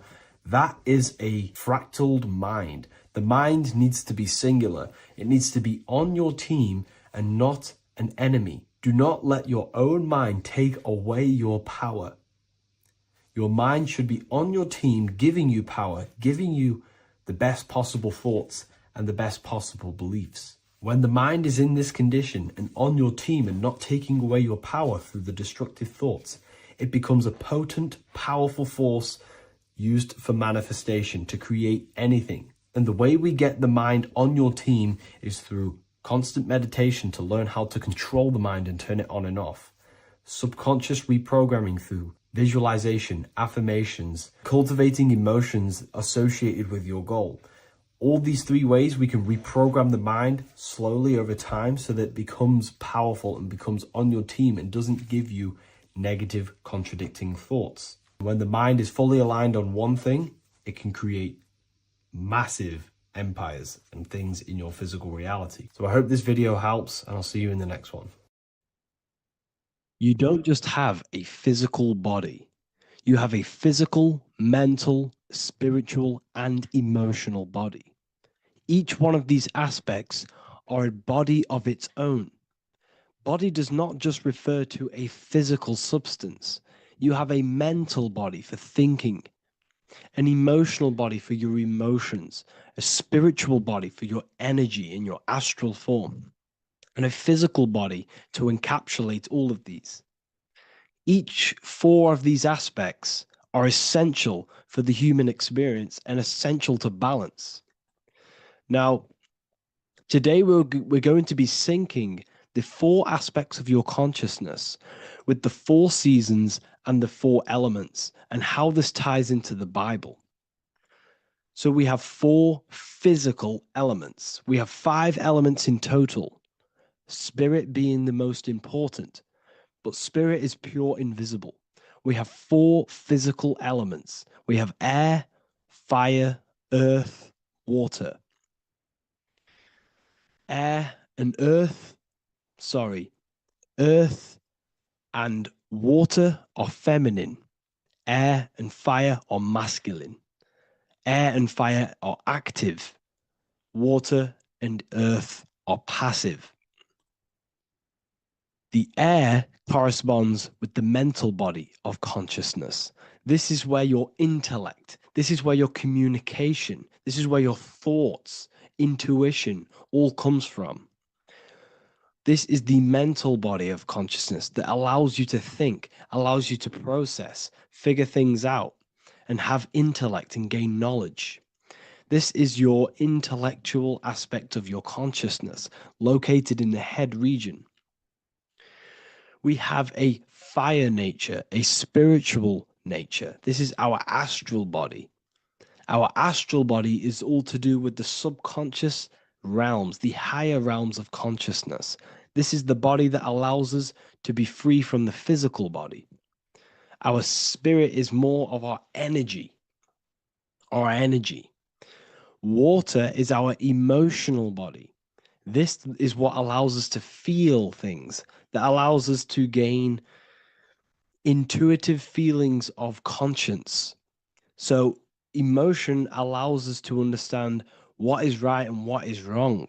When we feel something bad, we know that this is wrong. When we feel something good, we know that we are doing good. Emotions are a creational force that allows us to feel certain things to bring them into existence. Our emotional body is a creational force and should not be reactive, and it should be controlled. Most actions are stemmed from emotions. Actions bring thought into physical existence. Emotions are the driving power. They are what drives your actions. The thought, then the emotion, then the action. Earth is your physical body. This is your physical state that allows you to take mind and emotion into action, into fruition, into physical matter. This is what your physical body allows your consciousness, your soul, to interact with the physical world and bring things into physical existence. The physical body, the physical world, is an outcome and an effect of the thinking mind. All physical substance comes from the thinking mind. The pen, the phone you're holding, the microphone I'm speaking into, all began as a thought in the thinking mind, then it was brought into physical reality. Earth is the most dense. So it goes in this order: body, emotions, spirit, mind. The higher you go up, the more lucid and fluidic it becomes. The lower you go down, the more dense and dull it becomes. Air is the mind, fire is the spirit, water is the emotion, earth is the physical body. So this is why you are a microcosm. You have these 4 things within you. You contain of these 4 elements, which correspond to the 4 bodies of your consciousness, the 4 bodies of the soul. You are the soul. You are the spirit. So this is why in Theologians 4:17, it says, caught up together with them in the clouds to meet the Lord in the air. You don't meet God or the Lord in the physical air, in the clouds. This is clearly a parable. A human being cannot go up to the clouds and meet a mystical man in the clouds. This is obviously a parable, a metaphor. The air is your mind. You must raise your consciousness beyond the body, beyond the emotions, beyond the spirit, and enter in the mind during meditation, turning the mind inward to connect with the Lord. The Lord is the highest aspect of your consciousness, the one that exists beyond the physical body, beyond your emotions, beyond the thought. So you meet the Lord in the air, in the mind. The mind represents the air. This is why in America there's a saying called an airhead. You're an airhead. This means that you are stupid, or you don't think, or you have nothing in your mind. You have nothing in your head. When someone's very stupid, you call them an airhead, because air represents the mind. The air is elevated. The air is invisible. The mind is totally invisible to the human eyes. It is a metaphysical substance. In fact, it's not a substance at all. It's so fluidic. It's everywhere. The mind can be everywhere at all times. It can be anything. Nothing is impossible within the mind. Now, this is synced with the 4 seasons. The 4 seasons represent the 4 aspects of human consciousness, the 4 bodies of your consciousness, the 4 bodies of your soul. The sun is your soul, okay? And the sun travels around 4 seasons. Summer, when the sun is the most hottest point. Autumn, when the sun starts to move away from the hottest point. Things start to die. Then it goes to winter. This is when everything dies. This is when things enter in within itself. This is when darkness occurs. Then spring. This is the reignition of the sun. This is when the sun starts to bring back the warmth back to the summer. You have 4 seasons which correspond to the 4 bodies of consciousness. Fire is the spirit. This is when you are passionate. This is when you are taking action. This is when you are fiery. The sun is blazing. You're taking action. You're very passionate. You're very spirit. You're in the spirit. Autumn is water, emotion. This is when you start to become very reflecting. This is when you start to feel emotional. Because in autumn, there's lots of water. This represents the emotional body of consciousness. Winter is the mind. This is air. Winter, what happens in winter? Everything enters within itself. The leaves die. The trees die. Everything dies and goes within. This is the mind. The mind is the darkness, remember. You close your eyes to enter within the mind. The winter represents meditation. In the winter, what do people do? They stay inside of their house. They research more. They read more books. They become more intellectual. They think more in the winter because we are so we're stuck inside. So we're more reflective. We're thinking more. We're more communicative. We're more intellectual. In the spring, this represents the earth, the body. This is when we start to come out of the mind and we awaken to the body, and things start to grow again. The plants start to grow. The earth is growing again and reborn again. This is the body. This is when you become more active in the spring. And then the summer, back to the summer, we then take action on these thoughts and these thoughts that we gained over the winter. Essentially, this is just a massive cycle. And this is a daily cycle also. The nighttime is the winter. The morning is the spring. The midday is the summer. And the evening time is the autumn. This is a microcosm. We have 4 bodies of consciousness. You are the sun. You are the soul. And the soul has 4 bodies: summer, autumn, winter, spring. Emotion, air, body, spirit. Sorry, emotion, mind, body, spirit. So you are the soul. You are the pure essence of consciousness. The sun is your soul in the heart. And the seasons are inside of you because you are a microcosm. Okay? You are a microcosm. The word sun is son. The Latin word for sun is sol, which is soul or solo, because the sun is solo. It's on its own. You are the soul, and the soul has the 4 different bodies of consciousness. So before we move on any further, if I've blown your mind, please, if you can, leave a like, a comment, a share, and a subscribe. Let me know what videos you want me to make in the future. Please drop a like. It definitely will help me. You are a microcosm of the macrocosm. Man is a miniature universe that goes through its own cycles. The seasons of the summer, winter, spring, and autumn do not occur merely outside of him, but within him as well. The summer is within you. You feel different in the summer. You feel different in the winter. You feel, depending on the body of consciousness, it's your soul's interacting with. So the sun in the sky is your soul inside, and the sun goes through these cycles, which is affecting your bodies of consciousness, because the cycles represent your bodies of consciousness. Now, this ties in with the Bible. This is why we have 4 Gospels. This is why Matthew, Mark, Luke, and John are always seen with the 4 different zodiac sign animals or symbols.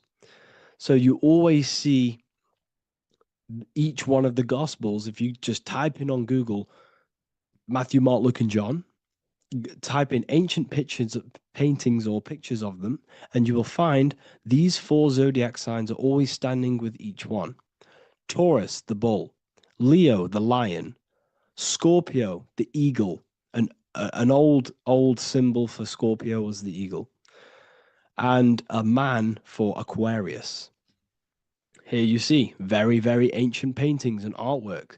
Here we see Matthew, the man, Aquarius. Here we see John, the Scorpio. The same here. We also see it on the tarot cards, on the world card. We see the 4 fixed zodiac signs. Here we see it as well.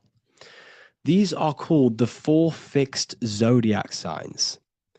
Now, when we look at the zodiac, we're no longer looking at the sky, because what you must understand is as above, so below. What is above you is inside of you. What is above is what is below. What is outside of you is within you. The zodiac is inside of you. The zodiac revolves around the sun. The sun is your soul. These are different energies of your soul. Like I said earlier, the 4 seasons are the 4 bodies of your consciousness. And in each body of consciousness, you have these different energetic energies that you can work with. Okay, so this is the true astrology. This is the true astrology, the internal esoteric astrology. You can't find much information on this at all. Very hard to find. So what we're looking at are the 4 bodies of consciousness. Obviously, when you look in the middle of each, when we look in the middle of each season, spring, the middle of spring is Taurus. The middle of winter is Aquarius. The middle of autumn is Scorpio. The middle of summer is Leo. These 4 signs are known as the 4 fixed signs. Okay, Scorpio is fixed. It's the middle of autumn. Scorpio is a water sign, emotion. Aquarius is the air sign, the mind. Taurus is an earth sign, the body. Leo is a fire sign, the spirit. This is why we see Matthew, Mark, Luke, and John with the 4 fixed signs of the zodiac, which represent the 4 bodies of consciousness. Leo, the spirit, fire. Luke, Taurus, earth, body. Matthew, Aquarius, air, mind. John, Scorpio, water, emotion. Each gospel is depicting Jesus and showing Jesus in each gospel. Each one of these gospels is showing and depicting Jesus according to the different body of consciousness. In John, this is when Jesus starts to turn water into wine. Water is emotion. Wine is transmuted emotion. This is when he does miracles with his emotions, water into wine. Aquarius, which is Matthew, air, the mind. Inside of the Gospel of Matthew, this depicts Jesus as an intellectual person, a person who's communicating and using his mind, his mental body a lot inside of the Gospel of Matthew. Go and read it, and you will see this. Luke, Taurus, Earth, the body. Luke shows and depicts Jesus according to the body of consciousness, the physical body. He shows Jesus as a human, being a human being, helping people physically and helping people's physical needs, like giving away food and doing all sorts of good things for other people. Leo, Mark, inside of the Gospel of Mark, this shows Jesus as a spiritual teacher, a passionate person who is taking action. Each gospel is showing Jesus according to the different body of consciousness. And Jesus represents you, the sun. That's why it's called the Son of God, the light of the world.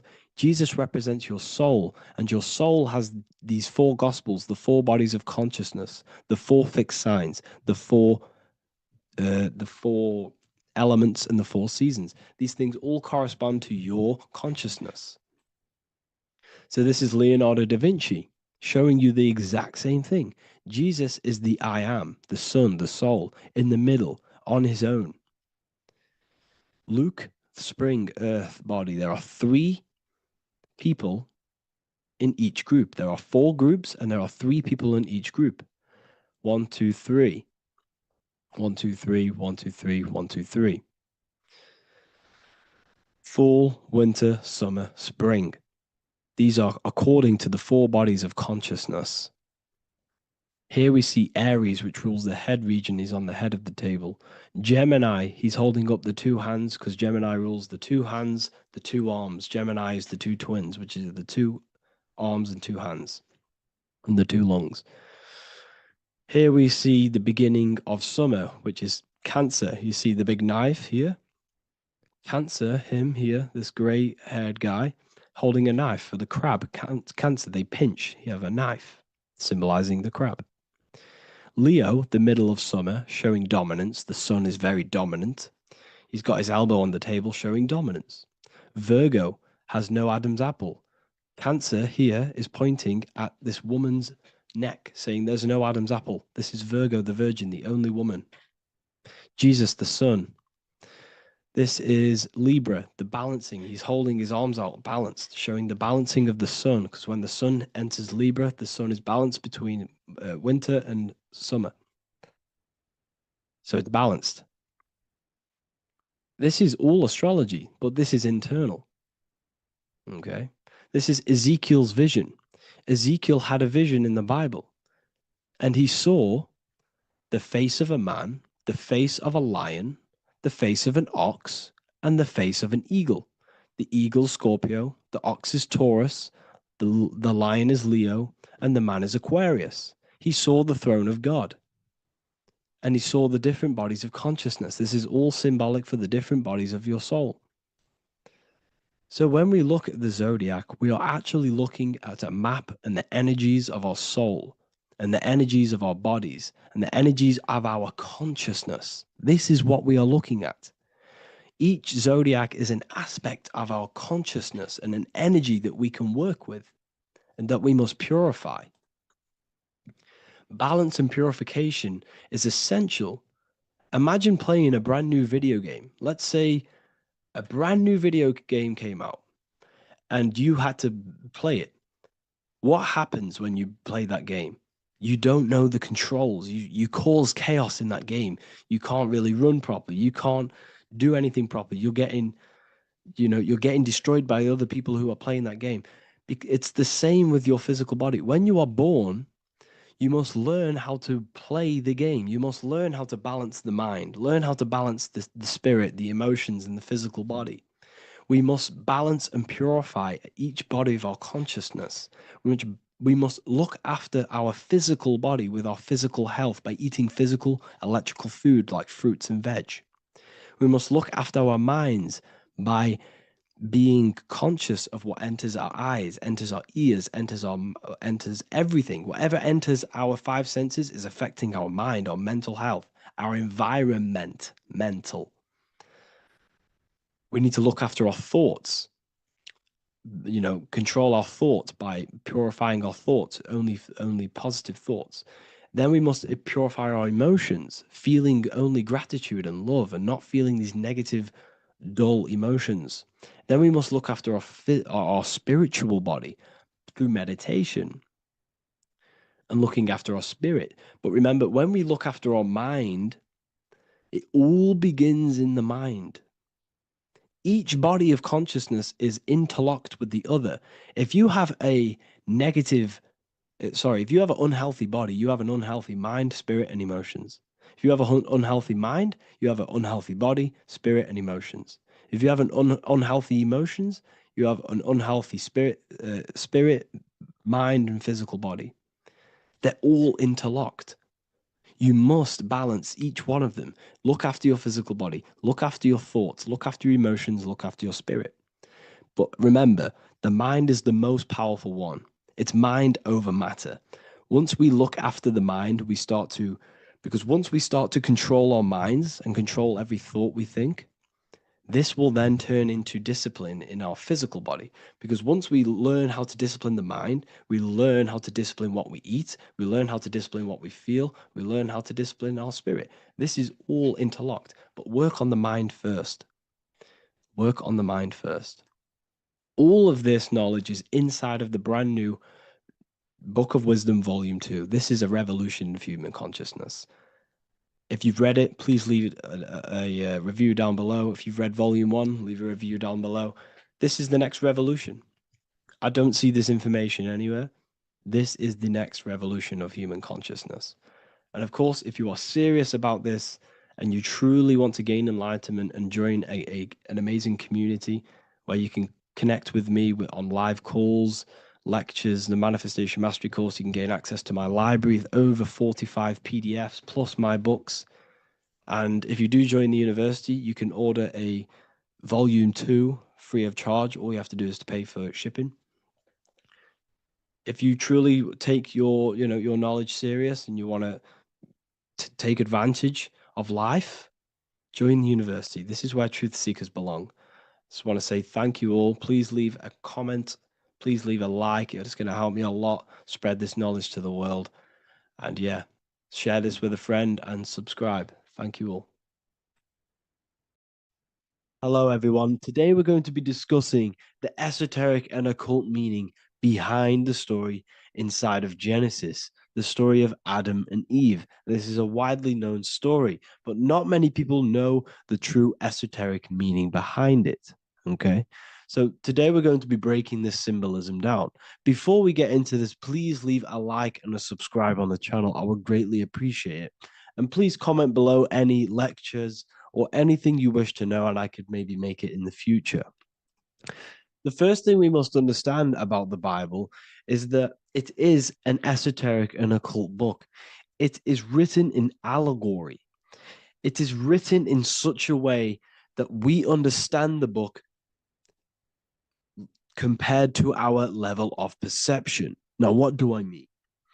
If a child read the Bible, they would gain a standard meaning and story behind it. They would gain a normal interpretation of the book, of being good, praise God, and be a good person. However, me, who have studied the occult and esoteric and symbolism for a very long time, when I read the Bible, I see a deeper meaning. I can read between the lines of the allegories, which means the Bible is written in such a genius way that it speaks to your level of intelligence. Depending on how advanced you are mentally and with knowledge will depend on how you decipher this book and how the parables inside the book can speak to you in your personal life. Okay, so the Bible is the greatest psychological book ever written in history. This is why it's known as the greatest story ever told. It's a story. What we must understand with the Bible is that the Bible creates on the surface a logical way of thinking, which is what we call religion. We read the Bible and if we think logically and we take that book literally, then we gain a religion. But if we look beyond the surface, this is what we call esoteric, metaphorical, symbolic. You can read between the lines using our right hemisphere of the brain in deciphering this book and what it truly means to us and the evolution of our mind, body, and soul. What this book actually reveals between the lines is instructions and stories which teach you how to level up your consciousness, how you can sync the mind, body, and spirit and the soul all together so you can live like a god. This is what the esoteric is. It's the purification of consciousness. Now, when it comes to Adam and Eve, okay, what we must understand is that this is the beginning of creation. This represents the beginning of your life in an esoteric way.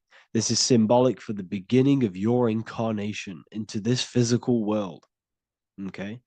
And we have Adam, masculine, Eve representing feminine. These are the two masculine and feminine energies which create the whole material universe. Okay. And as we are born with a pure consciousness. We are born with pure consciousness. Well, now, what do I mean? As a baby, we have no knowledge. We are pure essence of the soul. You know, we don't gain the knowledge of good and evil. We are pure.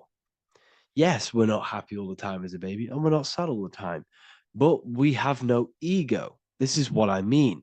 Our consciousness is not split. As a baby, you are whole. You have a whole consciousness. You are yourself. You have no false identifications, no limiting belief systems, nothing. You are pure awareness and the pure soul and the pure mind. Now, this is what Genesis is representing. As we grow older, the more experiences we gain, the more thoughts we start to think, the more knowledge we gain of this world, the more impure our mind, our heart, our soul, our spirit becomes, the more impure our body becomes. As we grow older, we're infected with negative beliefs, negative thoughts, and society norms. This is a big one. As we grow older, we are molded by society. We shut off areas of ourself and we push them away so that we fit in with society. We all know this. We all did this in school. We pushed away parts of ourselves to act cool or to fit in, whatever it may be. Whatever type of person you were in school, we all went through this because society and culture is programmed. So as we grow older, our consciousness splits. We gain a persona, an ego, and we gain a shadow self, the subconscious, and we gain an ego. Now, the ego is what you show to people. It's that character that you show, that you put on to your culture, to your family, to your friends. This is a false identification. And we also gain a shadow self. The shadow self is gained through experience. This is the subconscious. Our ego is created through experience. And so is the subconscious and the shadow self. Okay. So as we gain age in this material body, we fall from the Garden of Eden. We gain the knowledge of good and evil. This is what the symbolism represents of us leaving the garden, us eating from the fruit. Now, the fruit represents the knowledge, it represents the insight, the experience, which splits our pure consciousness. Our soul splits. Okay? We lose connection with the divine, we lose connection with our pure self. Through material experiences. We may lose ourselves in material experiences. We may lose ourselves in lust and material gain, wealth, and all of these lovely things that the material world offers. We lose ourselves in this. Okay? And not only that, there's another symbolic thing that we're missing with being a child. There's another symbolic meaning behind this tree in this story of Adam and Eve. And this is sexual energy. Okay? As we are a baby, we have no ability to create another human life. We have no sexual urges. We have no desire for the material things as a baby. Nothing. As we grow older, our sexual energy cultivates around the age of, it's like 10, maybe earlier for some people or later for some people. This is what we call puberty, when our sexual energy activates. This is when the masculine and feminine energies are present within the body. And we are now given the ability to create human life. We're now given the ability to bring in a soul into the material world. Now, this is what we believe and know in the esoteric world. That is what sex is. You're bringing a soul from the astral into the physical. Okay? So as you grow older, you gain this ability to use the power of creation.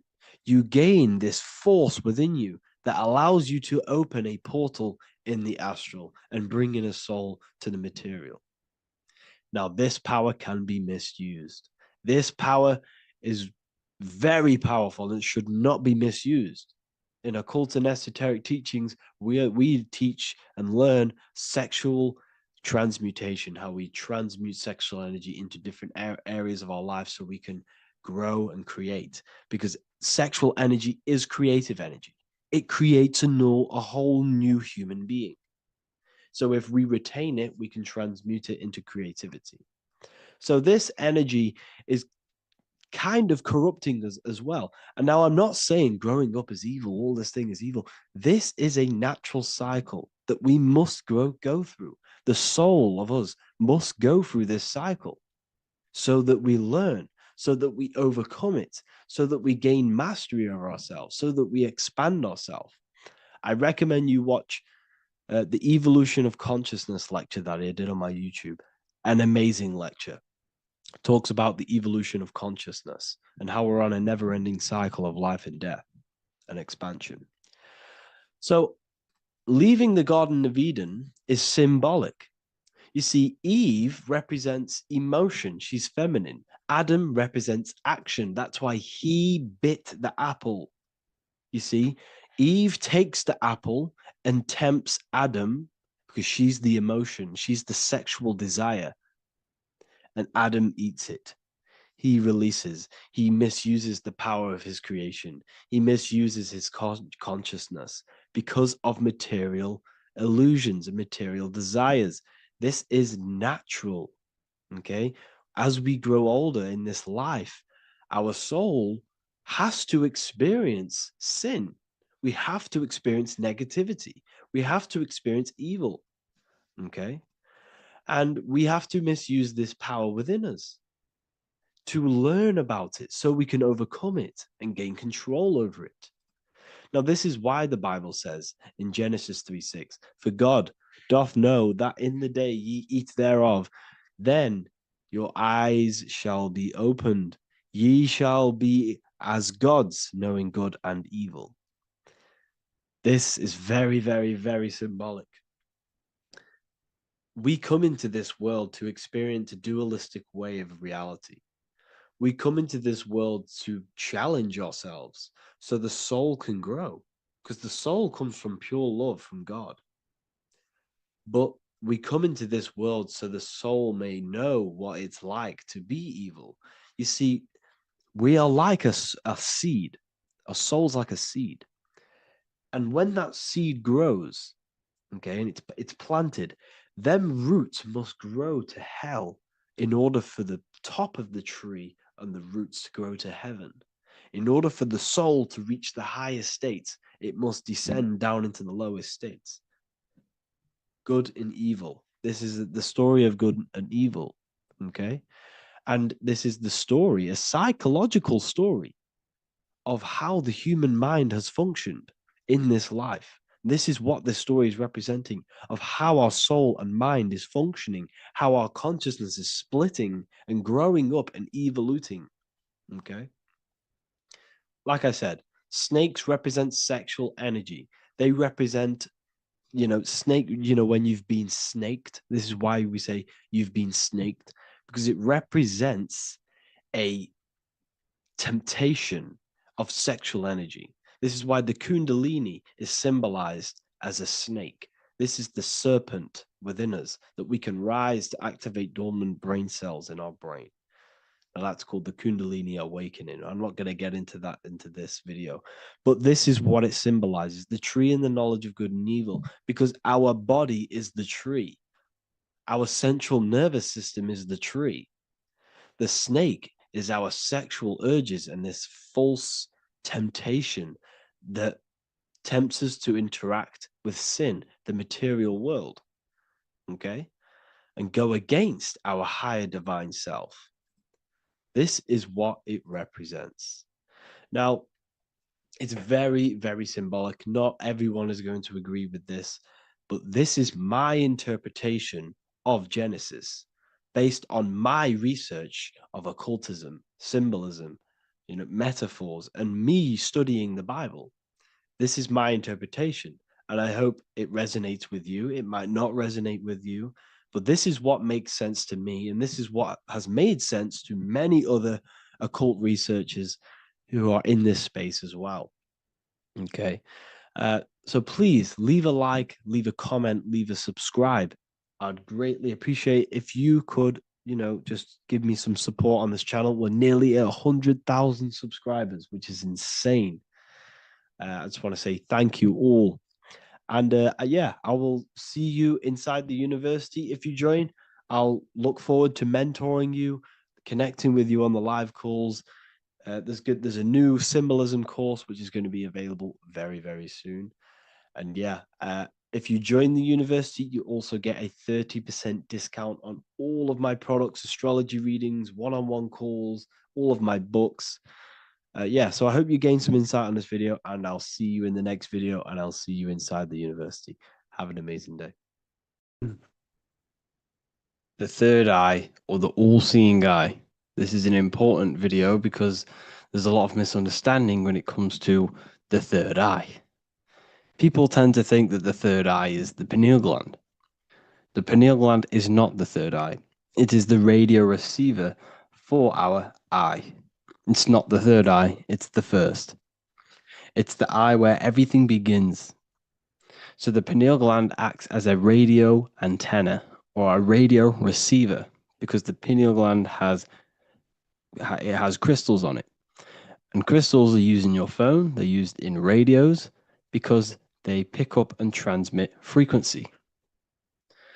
So the pineal gland is the radio receiver for the higher consciousness, for the thoughts, for the commands that come from within. Before you move your body, it begins mentally in the eye. Before you say something, before you kick a football, it all begins in the eye. What happens above happens below. What you think, you manifest into the body. Whatever you think, your body reacts. You see, this eye is the universal cosmic intelligence, the higher consciousness, which is controlling the physical body. Like I said, you have the Buddhic, mental, astral, etheric plane. This is a page from the brand new Book of Wisdom, Volume 2. You have the Buddhic plane, the nothingness. Then you have the mental plane, infinite potential. This is the I, the singular consciousness. This is the infinite potential within you. The I is where the thoughts are. This is the mental plane. And it is this I which experiencing everything. It's the I behind the body. It's the I behind the thoughts. Yes, the mental plane is the plane of thoughts, but you are the I experiencing the thoughts. You are the I behind the thoughts, behind the emotion, behind the words. Deep, deep down within your being, there is the all-seeing I, which the body obeys. Everything the I says, the body does. This is the I in between the two pillars, or in between the sun and the moon in the Masonic artwork. Sun, masculine, left brain. Moon, feminine, right brain. The all-seeing I in the middle, consciousness. The I, the order, the intelligence, the infinite potential within you, the creative force within you that can create the good and the bad, the left and the right. So you are either creating negative or good. You're even doing good, which is God, or evil, or the devil, which is do evil. You have this creative ability within you, which is God, the consciousness, and you have the choice to do the devil or the God. So the third eye is the human mind. It's the mind. It's the infinite awareness, infinite potential within you. And when you see it in the triangle, it represents the ethereal plane. This is the ethereal, the triangle. This is the eternal. This is the material. Because the physical plane is the box. It's the square. That's why we say think outside of the box. Because you got to think outside of the box to awaken your divinity. You see, humans have been given the tools to awaken to their true divinity. No other animal on this planet, or whatever you think it is, on the earth, has the ability to have self-awareness. Humans have been given the tools to understand the very, very complex things and understand who we are, and what the universe truly is on a higher level, not just physical. We have the ability to access planes beyond the physical world, which is unlike any other animal. This is why the humans are gods. So when you see the pyramid with the capstone on top, it's cut off, it's separate from the rest of the pyramid. This is the consciousness that is looking through the ether into the material plane. It's like I discussed down here with these planes. This is the eye, the mental plane. Your consciousness, your eye is looking through the ether. It materialized through the ether into the physical plane, and you are now the eye looking into the material realm. And when you come here, you lose that divinity, but you have to awaken. So you don't lose the divinity, you forget your divinity while you are incarnated in physical. So when you see the triangle with the eye in it, this represents the eye looking through the ether. It's materialized, but it also represents, when you see it's illuminated like this and it's separate, because this is separate from the physical plane. The consciousness within you, the thought within you, that intelligence within you, that voice is separate from this physical world. And everything above manifests below. Everything what happens in this realm of consciousness, of thought, manifests into the physical plane. It's separate. So you see the illumination. This represents the awakened self, because the mind is the third eye. So when you have a closed third eye, this just means that your mind has not experienced things other than physical. When you expand your mind, expand your consciousness from having an out-of-body experience or a mystical experience where you had experienced a higher plane of consciousness or a higher level of consciousness, this is now an open third eye, which is an opened mind. It's nothing separate. So when people say, working and opening the third eye by imagination and stuff like that, you're working on your mind. And to open your third eye, you do need to work on imagination, mental discipline, and all of these higher faculties, which we'll go over in another video. So that your mind has higher faculties which you need to work on. Visualization being one of them, imagination, and mental willpower. We'll go over that. But the illuminated eye in a triangle represents the illuminated mind, the awakened mind that has self-consciousness. It's conscious of itself and it's experienced higher planes of consciousness. Like I said, the I and the I. The idea. So when you see I on the beginning of words, it represents that inner self, that inner cosmic intelligence within yourself. That's why you say inside, intelligence, or idea. It's the idea, the I, the all-seeing eye. This is why the Roman numerals, I was one. And what is one? It's one line. The I is also one line. Because we are all the same intelligence with the same consciousness. The universe is one. There is only one being in the universe, which is God. And we are all expressions and fractals of God. We are all manifestations of God. We share the same creative power as God. We all have the ability to bring non-physical thoughts into a physical reality, which is the word made flesh in the Bible. So when you see hovering the eye with the 666, this represents the eye stuck in matter, worshipping the physical body, the God in flesh, which is Satan. Satan represents God in flesh, yourself in flesh, because evil love bondage. And everything these artists and, actors are doing, they're part of these cults. They're promoting materialism to keep your eye, your consciousness, stuck in three-dimensional awareness. So this is what they're promoting. You see that the hand symbol creates 666, which is your body, the carbon. Your body's created out of carbon. And all life forms are created out of carbon. The I in it, the I in the 666, represents I being in material, keeping the mind in material. Matthew 6:22, the light of the body is the eye. Therefore, if thine eye be single, thy whole body should be full of light. But if thine eye be evil, thy whole body should be full of darkness. You see, this is a very powerful verse. A very powerful verse. The light of the body is the eye. This is the first part of the verse. This is where everything comes from. The mind. The infinite mind. The infinite potential within you. Think of anything in your mind. Nothing is impossible in your mind. As soon as you think of it, it's there. Infinite potential. It's the light of the body, because the mind is what gives life to the body. It manifests its will through the body. It's the light. All the things that the body does happens mentally before it happens physically. Before you move your hand, it is a mental power. Just like when you astral project. When you astral project, you use your mind to move your body. It's mental.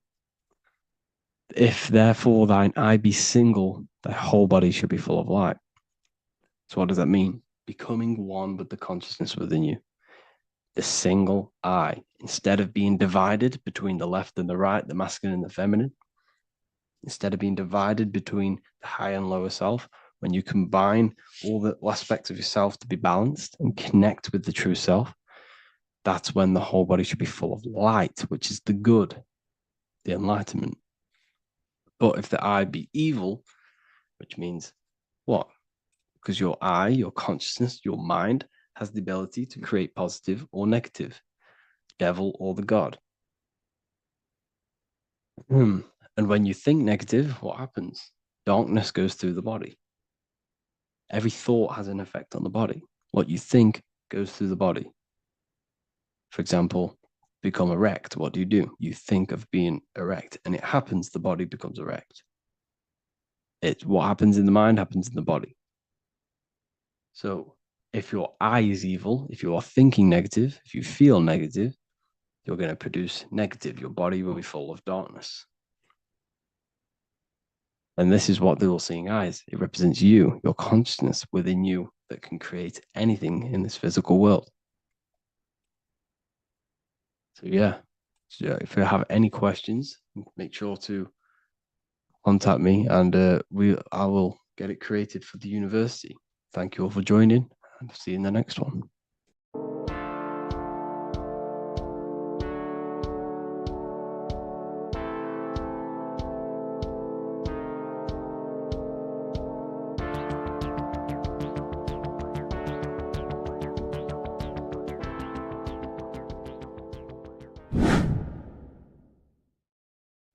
What is up, people? How are we all doing?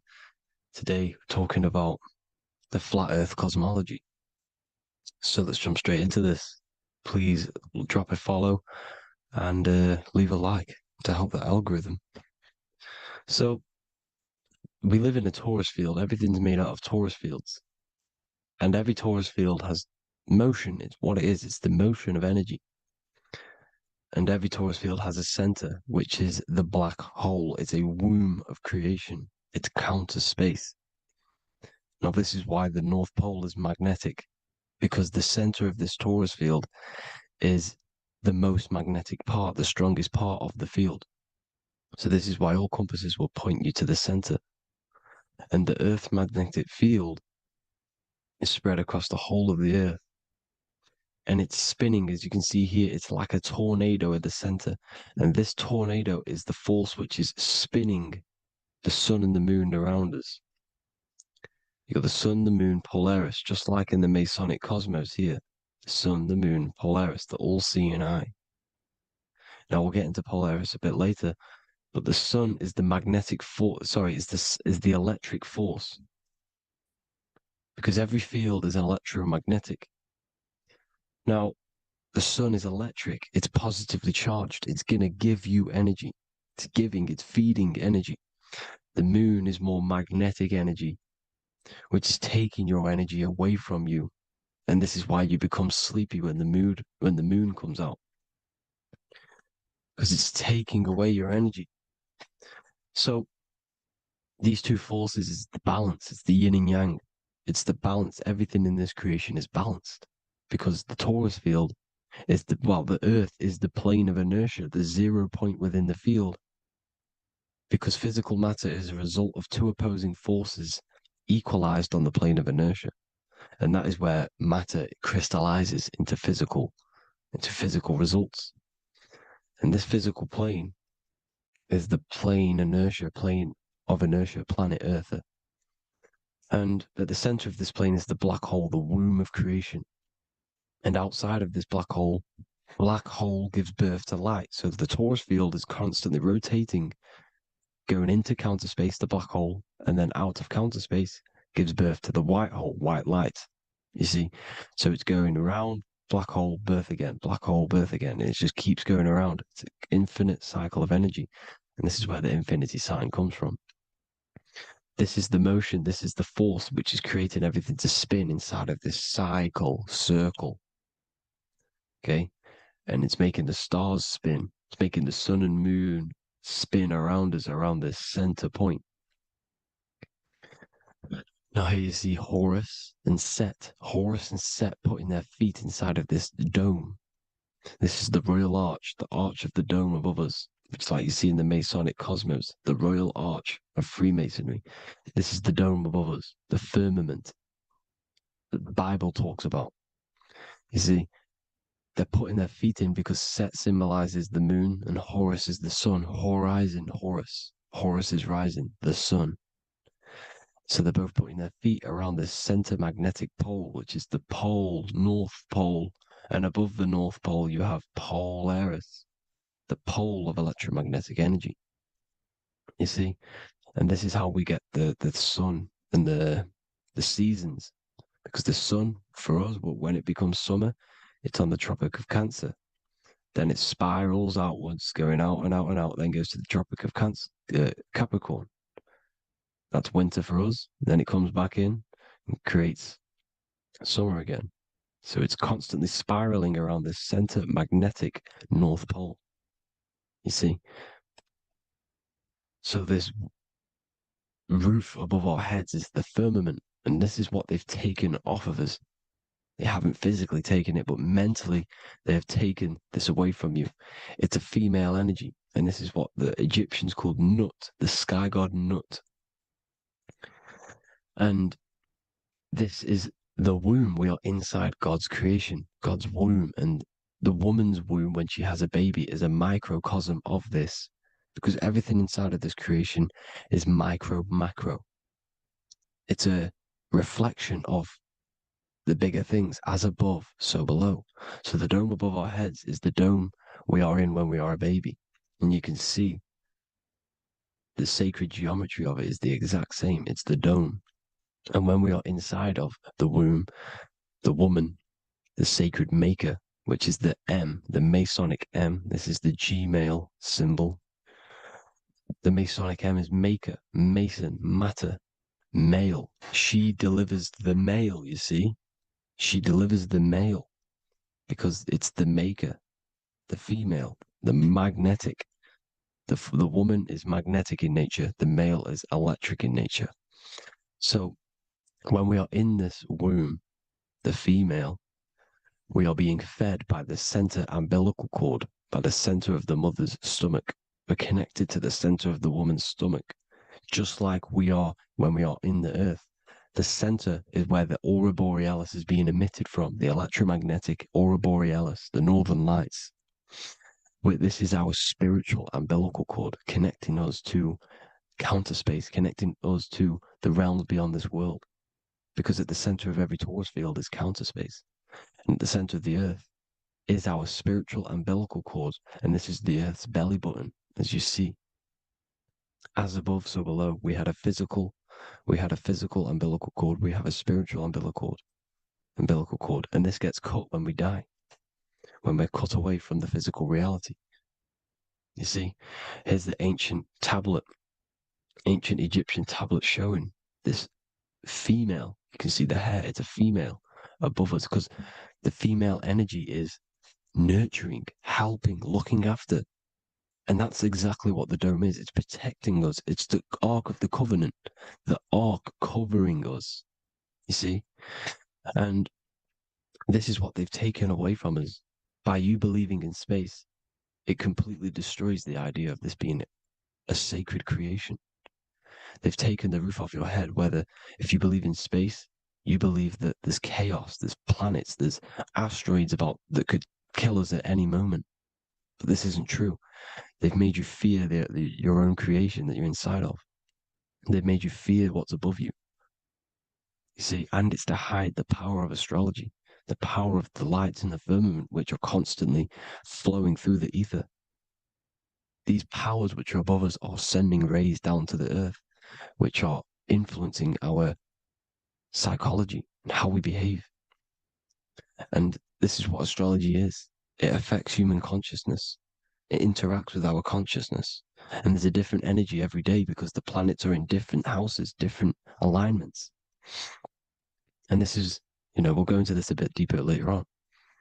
So the world tree, this magnetic north pole, the pole of electromagnetic energy, was symbolized as a tree, the great tree at the center of the earth. You see? And this tree is symbolized everywhere. You can see here how the center person, this Egyptian person, is holding up the sky. This is the North Pole, the hyperboloid, at the center of every Taurus field. And this tree was in the Mayan cosmology. This is an ancient depiction. This is the Taurus field. There's the plane of inertia. Here's the center tree. Here's the tree in the center, the magnetic North Pole, the woman holding the stars. Here's the Hindu with the two birds symbolizing the sun and the moon revolving around this center tree. The Mayan tree, his Horus and Set around the North Pole. They all knew this flat earth cosmology. They knew these secrets. It's so sacred you understand the creation that you're inside of. Because if you don't, you'll be led astray.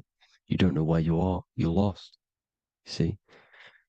And here's the Masonic art with the rays of the stars coming down with the tree in the center. So it was personified as a tree. And we are in Asgard, Midgard, the middle garden, where there's good and evil. So the 7 layers of heaven, which is talked about in the Quran. Each planet has a different layer of the firmament, and this is the 7 layers of heaven, and these are our 7 layers of the energy centers in our body. So we start in the stars, so we are stars in a physical body. And this is why we say Mr., Sister, Fraudster, Sinister. Stir is star, and we are in the stars, and our star descends into the soul system, not solar system. And as we descend into the soul system, we enter Satan's kingdom, Satan's world. As it says in the Bible, Satan is the god of this world. Well, if you've been into my research for a while, you know Satan is Saturn. Saturn's world, because Saturn's the outermost ring. He's the Lord of the Rings. And you enter his kingdom, the kingdom of time. And this is why Saturn's the time god. As soon as you go past the rings of Saturn, you're now in the soul system. You're now in time. You're now bound by space and time. And you're bound to the earth plane, the heart. Earth is heart. It's a rearrangement. It's an anagram for heart. And the heart of the electromagnetic color spectrum is green, and that's why the earth is green. And above green is blue, and this is why the sky is blue. In order to go to heaven on the macro scale, you have to go through the blue sky, through the 7 layers of heaven. In order to reach heaven in your body, whilst you're here, you have to go through the blue chakra to your head, which is heaven. It's micro, macro. Everything is micro, macro inside of this creation. It's an ancient, I think this is a French image, piece of art from the ancient French, with obviously the 7 layers of heaven, which they all depict. And notice how it's like a dome. We'll go into this dome symbolization, the Royal Arch of Masonry, which is next. But these 7 layers of heaven give us the 7 metals, the 7 days of the week, the 7 diatonic tones, the 7 chakras, the 7 everything. It's God's favorite number. And this is why the Masons use the G inside of the compass, because the G is the 7th letter and God starts with G. You see? So it's 7. God is 7. Here's another depiction of the heart, the soul system, the 7 layers of heaven. La Fermente. You see, La Firmament, with the stars on the outermost layer. Here are the 7 planets: Jupiter, Mars, La Sophie, the sun, La Luna, the moon. So Saturn. So we are in the heart of this soul system. In order to ascend, we need to ascend up our chakra system, reach 144,000 hertz, God consciousness, the God man. You have to unfold God man, master of the mind, mastery of the mind. So what are the stars? The stars make everything unique. The stars are constantly rotating around the center, magnetic North Pole, the tornado at the center, which is stirring everything. It's stirring the ether. The center is the ether, and the 4 elements are born out of this ether. There's 5 elements: ether, spirit, water, air, and earth. The ether gives birth to the 4 other physical elements, which the whole of creation are made out of. About them 4 elements. 4 is the number of stability.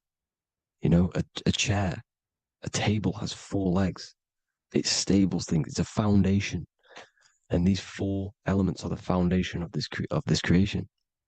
You see, and this magnetic North Pole is stirring this, and the 4 vibrational states of the ether are the 4 elements. Now let me get back to the stars. I just wanted to give you that. The stars are being stirred around this center point, center. It's stirring everything, and they're always in different alignments. Every millisecond, they're moving in different placements of the stars. And the planets are called the 7 wanderers because they're not fixed. The stars are fixed, but the planets are called the 7 wanderers, the 7 layers of heaven, because they move faster and slower than each other. Each planet is slower and faster, has a different rate of speed it's moving. So these alignments are mixing in with the energies of the different 12 constellations. And this is why you have a unique characteristic. You have a unique look, a unique energy, a unique personality. This is because when you were born and you took your first breath, that energy which was in the ether, because the ether is all around you, and energy travels through the ether. The energy that the stars were casting down and the energy that the planets was mixing in with the 12 constellations was in the ether. So when you came out of the womb and your first breath, because breath is spirit, okay? So that first breath you took, that is the energy that is imprinted within your DNA, your soul. And you reflect that energy, you emit that energy.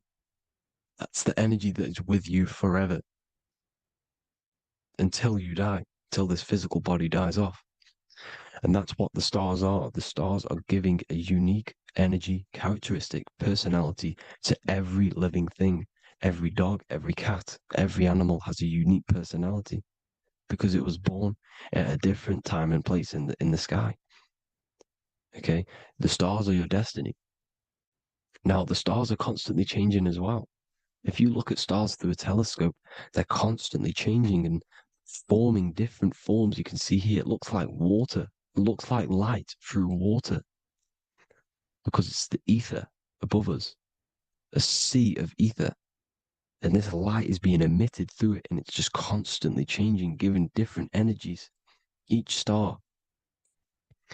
So this is why this is what the zodiac is. It's the expression of energy. It's the expression of the stars. And each constellation has many different personality, different energies, different traits.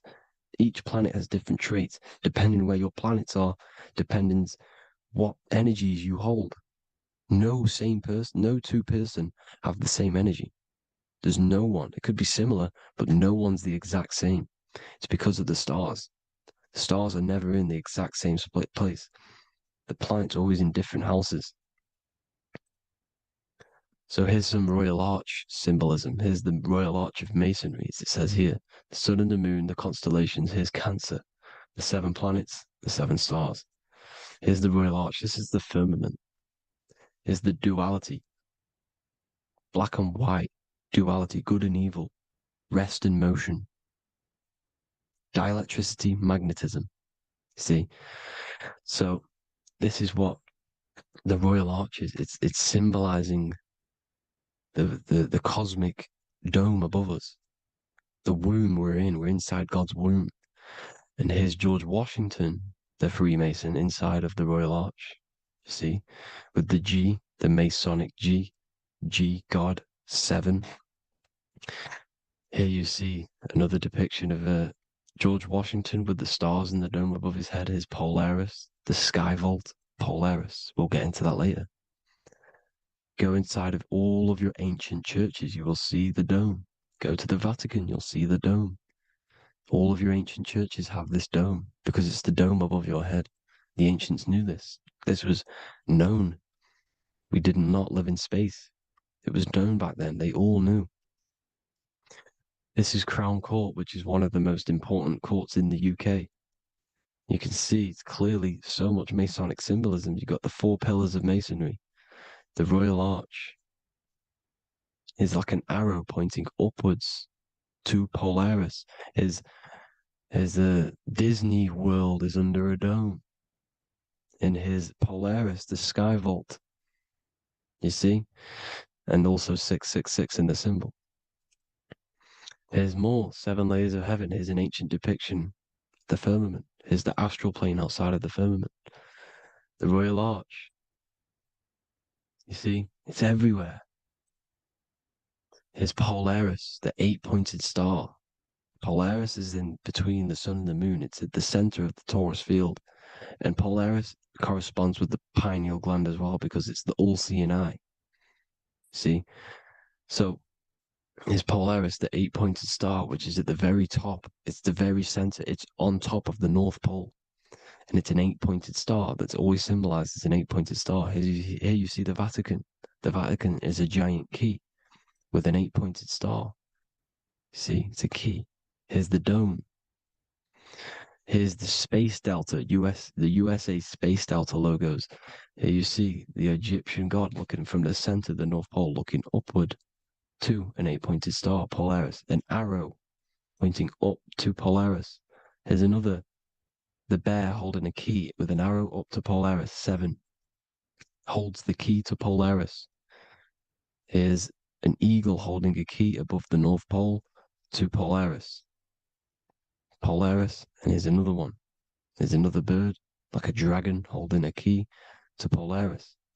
Because Polaris is definitely something to do with leaving this creation. Okay, maybe, I can't say for sure, but maybe it's to do with ascension, and this is why the Vatican hold the key to the 8-pointed star. And this is why the space, well, we all know space is a lie, but they're showing Polaris and its sacred symbology. Maybe it's to do with something leaving this creation, going to another. Here's some North Pole symbolism. As above, so below. See the four seasons of the Big Dipper constellation going around Polaris. This is Polaris, this is the Big Dipper constellation, and this is the swastika. This image gives us the swastika, because all the symbols we use are created in nature. They're created somehow in nature. This is how we get them. As above, so below. This is the map of the North Pole. with the 4 rivers, looking like the Big Dipper constellation. It's the Masonic, is the ancient cosmology with the 4. You see the 4 islands, Mayan cosmology, 4 islands. This is the alchemical symbol for Earth, 4 sections. The windows, because the center at the North Pole is a window to another dimension. The 4 lucky 4-leaf clover, which is supposed to be lucky. It's just it's truth in plain sight.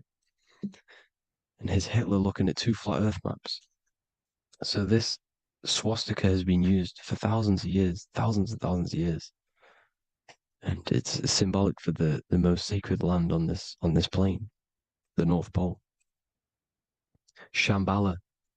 Do some research on Shambhala, people. It's a it's a Hindu mythology about the sacred lands at the center of the earth. And it's known to be full of enlightened beings. And it's all symbolized at the center. You can see their paintings of Shambhala. It's all at the center, the North Pole. And it's known to be the most godly place ever, because it takes you to a portal to the higher places. And maybe this is something to do with Polaris, connecting you to this sacred land at the very center. But anyways, people, thank you all for tapping in. Hope you all learned something. Have an amazing day. Please follow, subscribe, like. All the links in the description for the courses, the PDF. Please have an amazing day. God bless.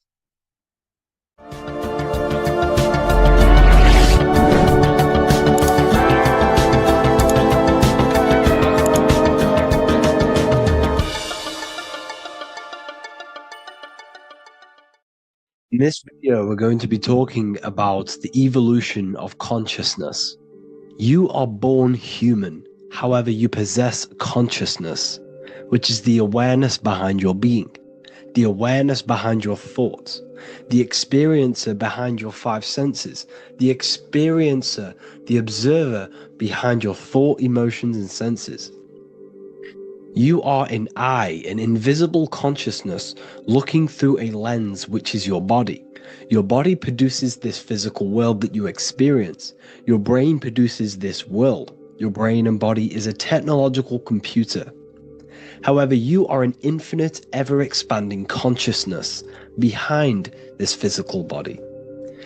And there is an evolution of consciousness, a cosmic journey of expansion. And this is why we see so much pyramid symbolism in the occult and esoteric world, and especially within Freemasonry. Because the pyramid represents climbing, an evolution, a raising state of consciousness, a journey. Steps symbolize a journey upwards. This is the raising and the evolution of consciousness, our inner world. The transmutation of our inner selves, of our souls and consciousness and our minds. So when we see this pyramid, we're seeing a evolution, a way up to source consciousness. And the eye in the pyramid represents your source consciousness. It represents illumination. It represents divine guidance through this evolution of consciousness. This is why we see the ladder. Consciousness is ever expanding on an infinite journey of evolution. Each individual is a part of this cosmic process, contributing towards the ongoing expansion of both mind and awareness. As we evolve, we collectively explore deeper levels of existence, expanding the boundaries of thought and consciousness. The mind has the ability to expand infinitely into new realms of thought, into new dimensions of mind. The mind cannot be filled up. It is not a physical substance. The body can be filled up because it is a physical thing, but you cannot fill the mind. Therefore, the mind is constantly expanding, ever expanding into new fields of thought. So what we see in Freemasonry, the ladder, is again a journey, an elevation of consciousness. When we are born with an infant consciousness, and as we gain older, we gain an adult consciousness, our inner world, our inner mind, and our emotional intellect changes and evolves. We are significantly different from when we were very young as an infant. It's because our consciousness evolutes, it changes, it alters like water. So just like this evolution of your own consciousness as growing up, there is consciousness of beings existing in cycles beyond our own. And their consciousness is unimaginably different from ours. They operate on a higher level of understanding and knowing, experiencing reality in ways that transcend our current comprehension. Our minds right now cannot comprehend the highest states of consciousness. There are entities, there are beings beyond our own, existing in higher dimensions of consciousness that we cannot comprehend because they have expanded. They are on a further way up the ladder of consciousness. However, we are all on the same journey. None of us can take the same journey. There is one ultimate goal, reaching source consciousness. However, this is always ever expanding. However, we are all on a different journey. There is one truth, one source, one goal. However, there are billions in different ways of reaching it, and we are all on these different paths to source consciousness, to this ladder, this evolution of universal evolution. Okay? Their awareness is attuned to new dimensions of existence, reflecting a more advanced stage in the cosmic journey of consciousness evolution. So when you take DMT, you are shot into these higher realms of consciousness where you meet these beings who look similar to these images. They are not speaking to you physically. They don't speak to you three-dimensionally through vibration and words. They speak to you mentally. If you have done DMT, then you know this. And if you have met these beings, then you know this. You might have even met some of these types of beings on mushrooms or any psychedelic drugs. Because ultimately, when you take these mind-altering substances, it's altering your consciousness. It's merging your consciousness with the spirit of that substance. And you are essentially attuning your mind to higher dimensions of consciousness. That's why we say we're getting high when we take these substances. Therefore, when you meet these beings on DMT, you are essentially meeting beings who are attuned to higher dimensions of consciousness, and they speak to you mentally. They speak to you telepathically through thought, because the universe is mental. Everything exists within the mind. The way you are now, your physical existence, is a state of mind. Mind, thought creates matter. Spirit and matter are two opposing ways of thinking. If we have a very spiritual mind, we have an expanded mind, we are a spiritual person through the mind. However, if we have a very low state of consciousness where we think about food, sex, lust, and all physical things, then we have a physical consciousness. Matter and spirit are two opposing forces, two ways of thinking. The mind attunes itself to different levels of understanding in different dimensions. So, essentially, this is what we're looking at. The body is a vessel for the fluidic, formless consciousness, a temple that houses the essence of our awareness. While the five senses are limited to perceiving only the physical plane, the mind transcends these limitations, capable of perceiving the full scope of reality. It is through the mind that we access deeper truths beyond the material, tapping into boundless nature of existence. Physical existence is a thin band, a thin layer of reality. It's like 0.001% of reality. And your five senses are only tuned into this layer of reality. But the five senses are, by design, only allowed to perceive physicality. But the mind has the power to expand beyond this physical five sense state. The mind has the power to expand and evolute. It is a conscious decision whether you want to take this path or not. You can stay in a three-dimensional way of thinking, or you can expand your consciousness from within. It's not an external journey. There is no God going to save you. You must save yourself. Therefore, behind every single one of these eyes is the same source consciousness. However, we are all different cells in a different journey. The organs in your body, the cells in your body are all alive. They all possess same consciousness, universal consciousness. However, we are all on a different journey of evolution. As above, so below. As the baby is in the mother's womb, when the baby becomes conscious, there is a world outside of its mother. What does it do? It presses and seeks a way out to be born in the other world outside of its mother. It is the same with your consciousness, your mind. When your mind becomes aware that there is realities beyond the immediate surroundings, it seeks a way out. And this is exactly what I'm doing to you now. I am now expanding your mind and telling you there is other ways of reality. There is other dimensions of consciousness which you can access through inner transmutation, through different ways of thinking, spiritualism and meditating and connecting with yourself and detaching from external things. We can upgrade our consciousness. Your body is a womb. Why Jesus says you must be born again to see the kingdom of God, because you are born physically and then you must be born again spiritually, awakening your inner consciousness. So like I said, as the baby is in the womb, it's the same principle. As above, so below.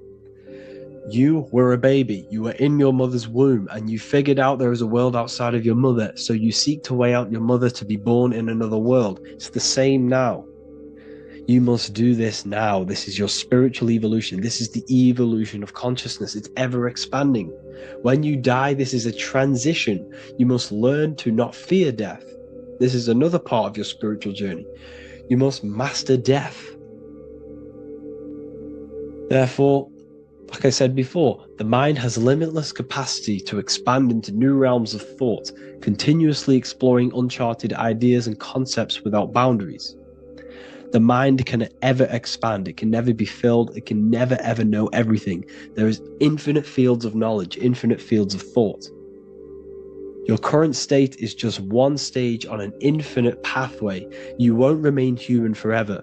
The human experience is a crucial phase where we learn to balance polarities, master the fundamental laws of the cosmos. It is a period of growth and transformation, preparing us for the next stages in our cosmic evolution. The goal is to strive for perfection, yet the true perfection is unattainable. It's like a tunnel, and there is a light at the end of the tunnel. And as you walk through this tunnel, the light is ever moving backwards. You should forever seek to meet that light, but you will never meet that light because consciousness is ever expanding. You should strive for perfection, yet knowing that perfection is forever unattainable. The journey is endless, with each step revealing deeper layers of understanding and experience. The pursuit of growth and expansion is itself the essence of our evolution.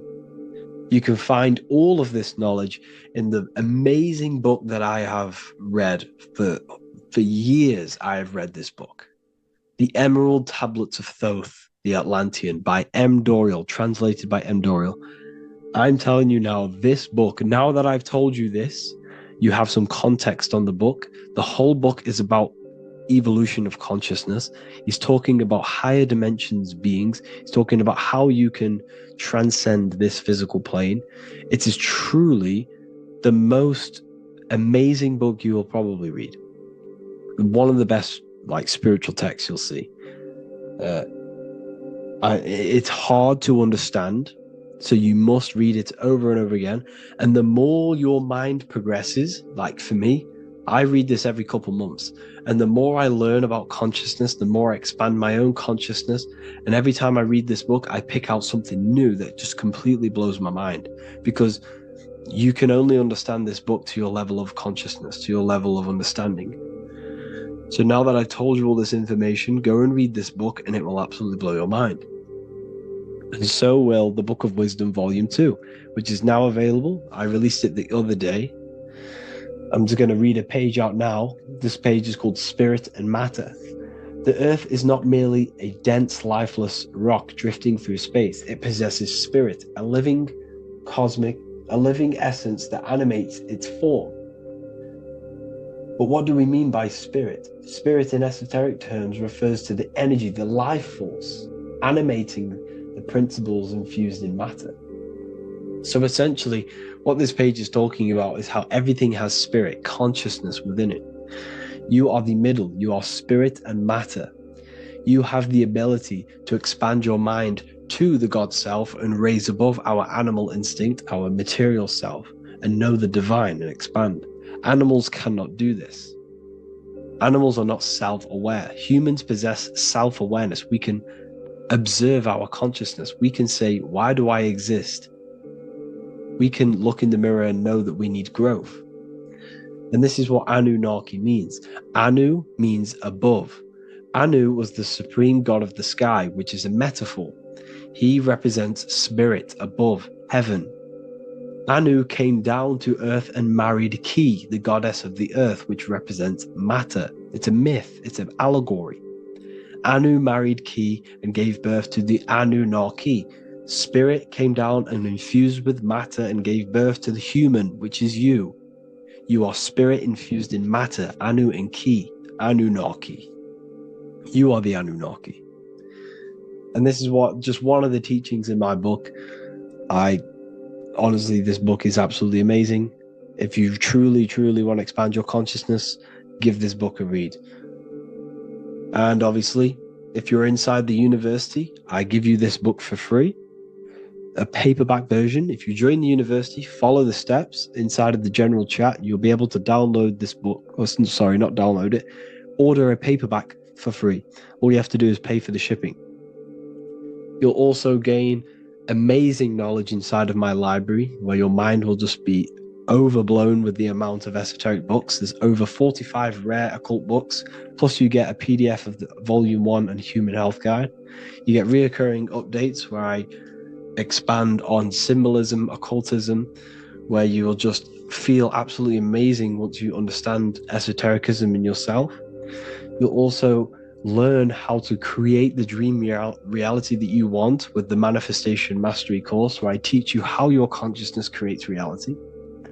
You'll have a real lectures where I post lectures on symbolism, occultism, esotericism. There's a conscious community and live calls and Q&A where you can ask me questions and I'll answer your questions. I just want to say thank you to everyone who has joined the university. Thank you for even liking and watching this video. Any support I just appreciate every single one of you. Please, if you can, leave a comment and a like on this video and let me know any videos you want me to make in the future. And I will start uploading a lot more to the YouTube. So yeah, thank you all for tuning in today. Have an amazing day.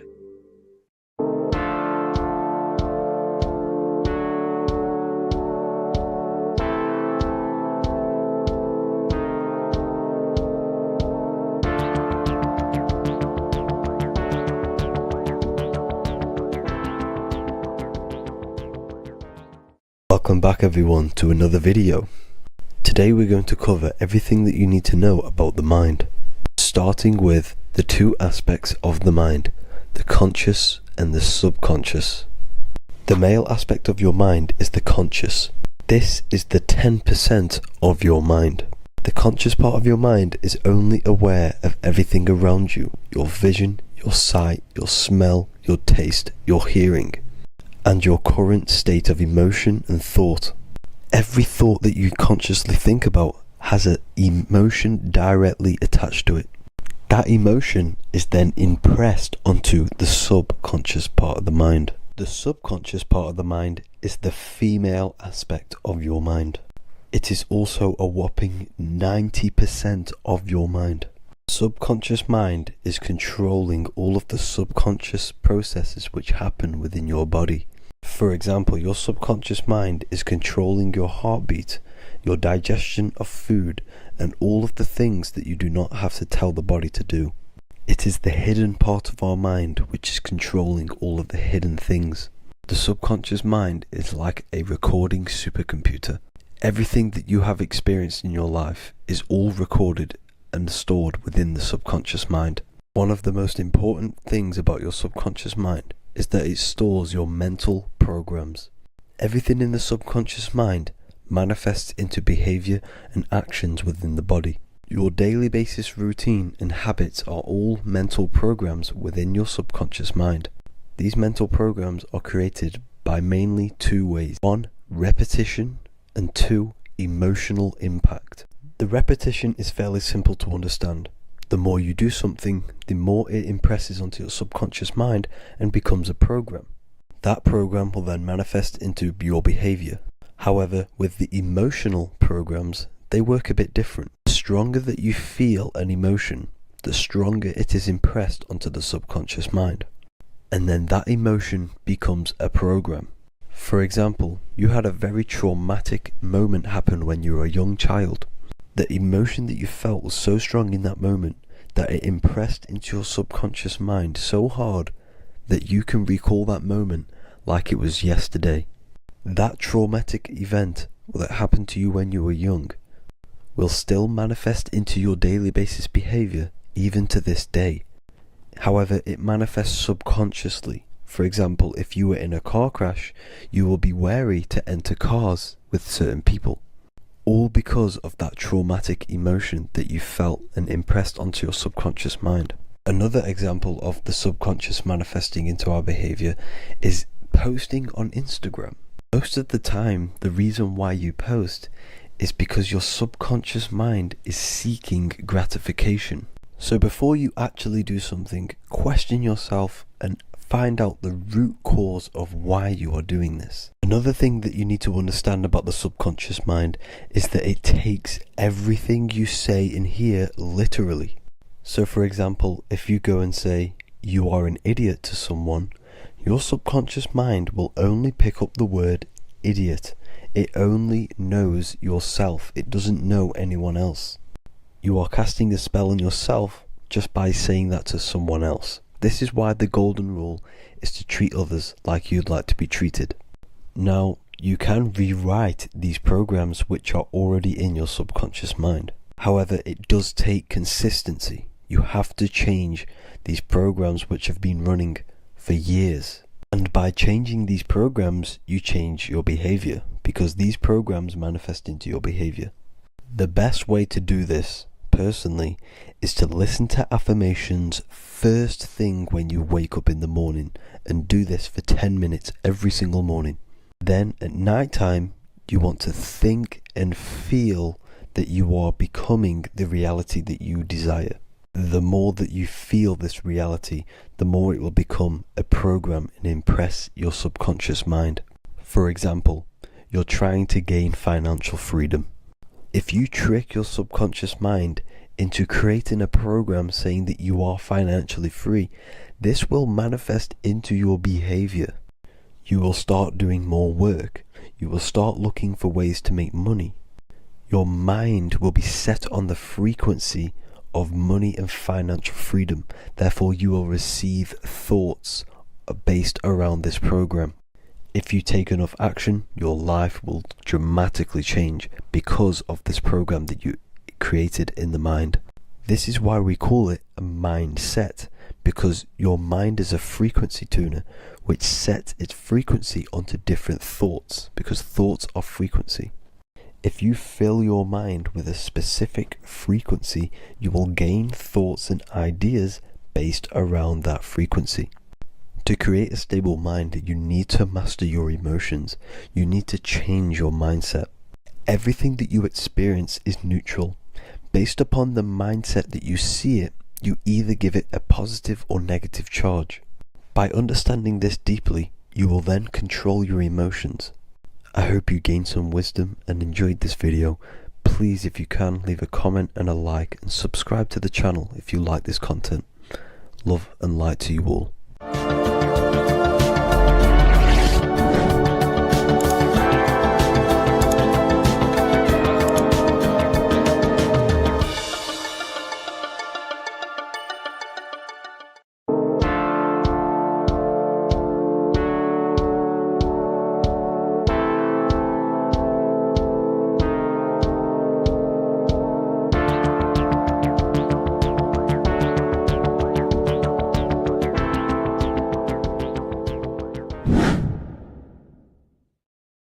What's good, people? We're back with another video.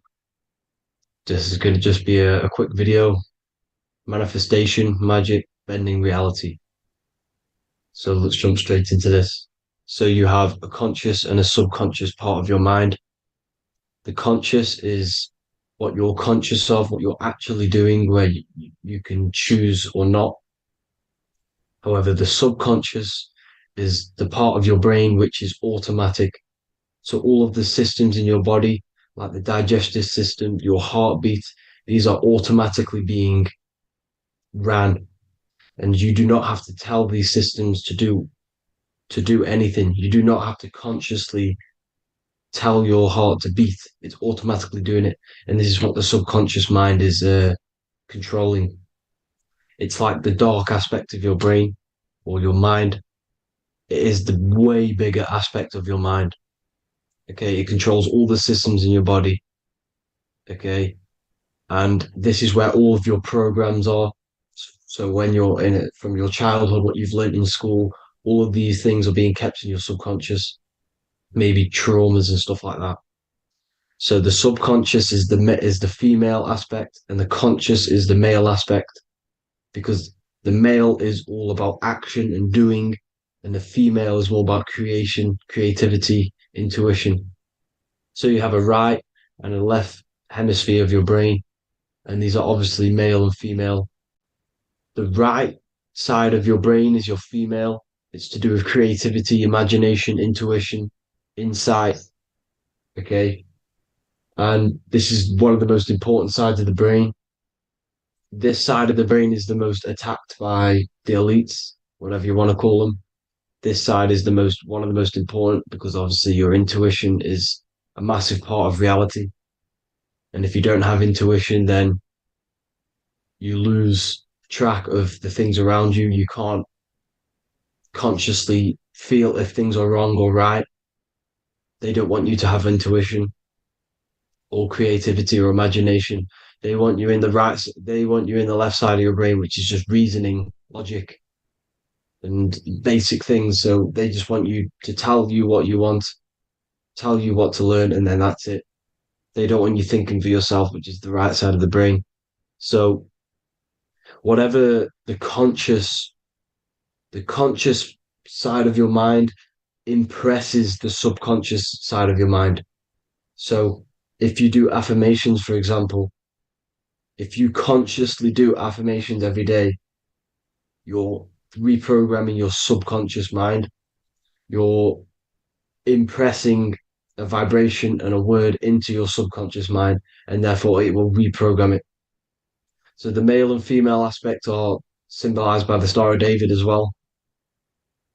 The male being the upside triangle, the female being the downside, connected all in one, because we both have male and female energy.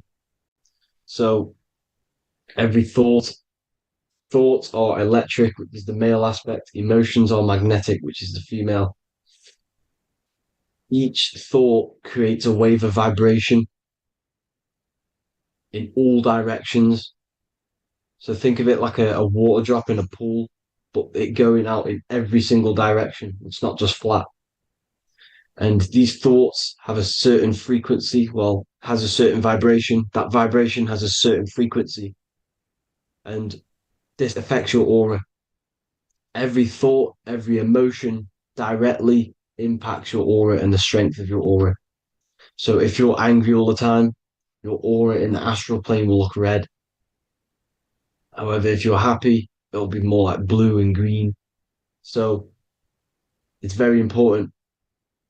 your electromagnetic field is created out of your emotions and thoughts, and that affects reality because you're 60% water, and frequency and vibration create certain patterns and has a certain effect on water. We'll get into that after this slide.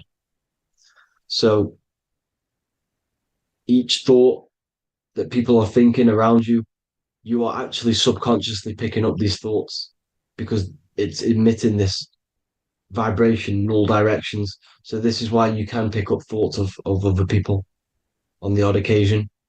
However, when you're more in tune with your intuition, your right side of your brain, you can start to pick up on vibrations, thoughts, and other people's auras. You can pick up on the energy once your third eye is open, and you know whether you should be in that environment or not. This is what we call an atmosphere when we go into a room and you can feel the tension if someone's been arguing, for example.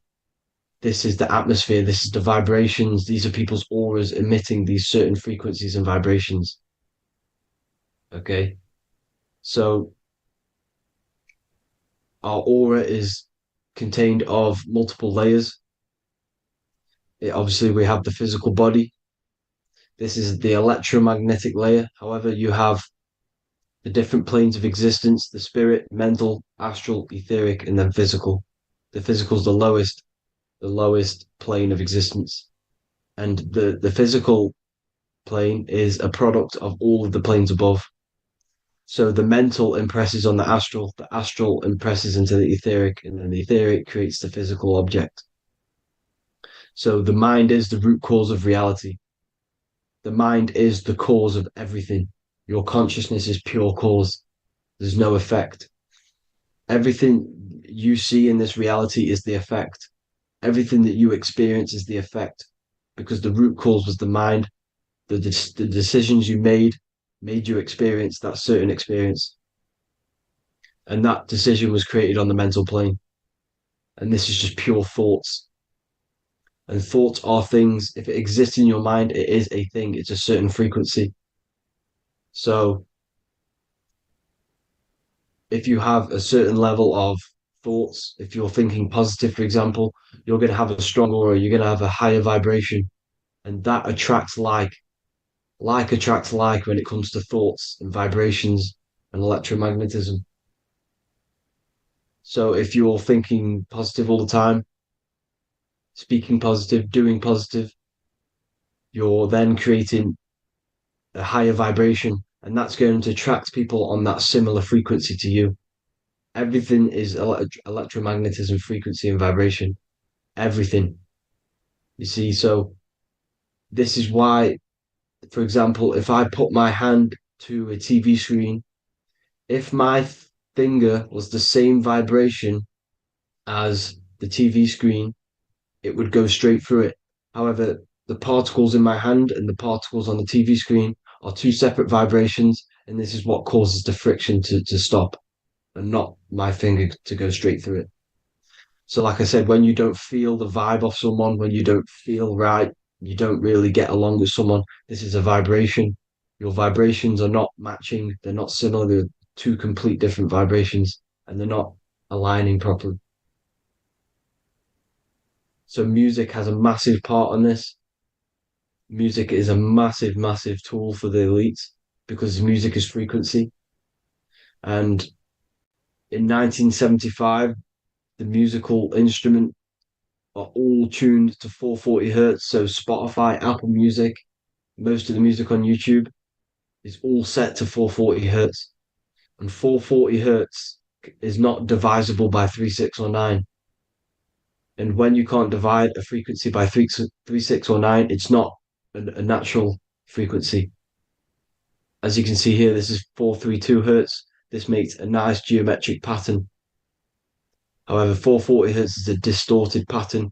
So when you listen to this, this actually shuts off the whole right side of your brain. Like I said at the start, this is the most attacked side of your brain. It's to do with creativity, imagination, intuition. When you listen to 440 hertz, it shuts off the whole right side of your brain. And obviously shutting off all of these forms of your brain Music is very, very powerful tool for the elites because it's the only thing which can enter your soul or your ears without consent, your body without consent. Everything else has to be through consent. You choose whether to eat something, you choose whether to drink something, but frequency, you're going to hear it no matter what. This is why it's so powerful. And music influences the body in many different ways. It's the most powerful imitator of everything. It directly affects all listeners. It directly affects intentions, gestures, movements, and actions. It stimulates your mind, and certain songs, certain catchy songs, can reprogram your subconscious mind, invoking certain emotions. This is why when you listen to slow beat songs, it makes you feel more sad. When you listen to upbeat songs, you feel more energetic. This is because these frequencies have a profound influence on reality and on how you feel. Because, like I said, you are 60% water.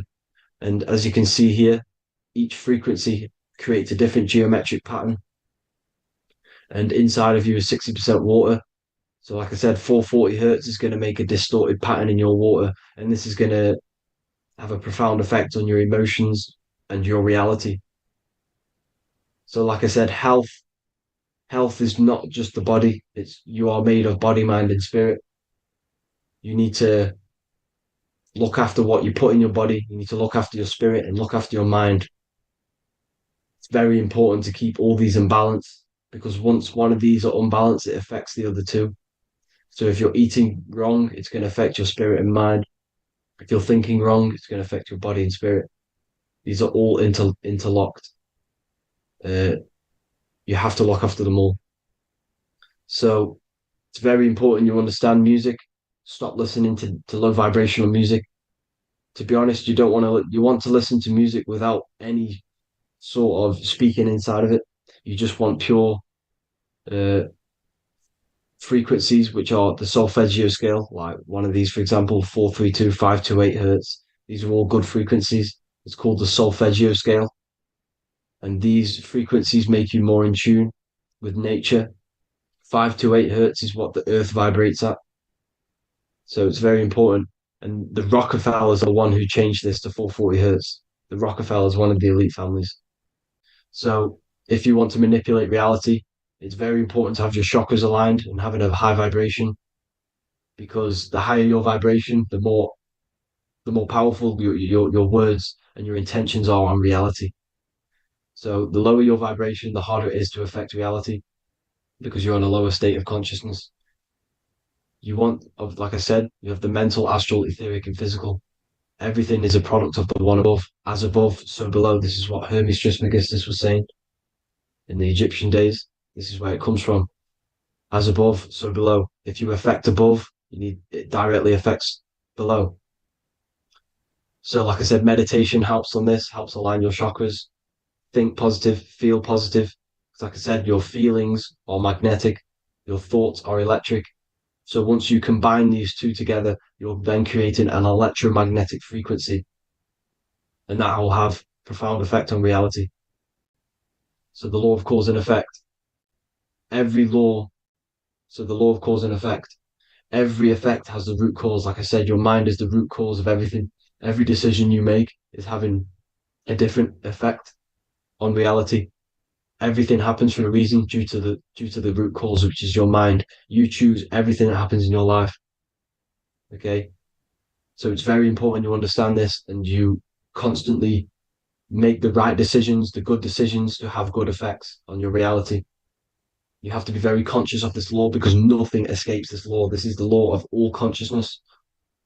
So think about it. Imagine a massive ball of consciousness.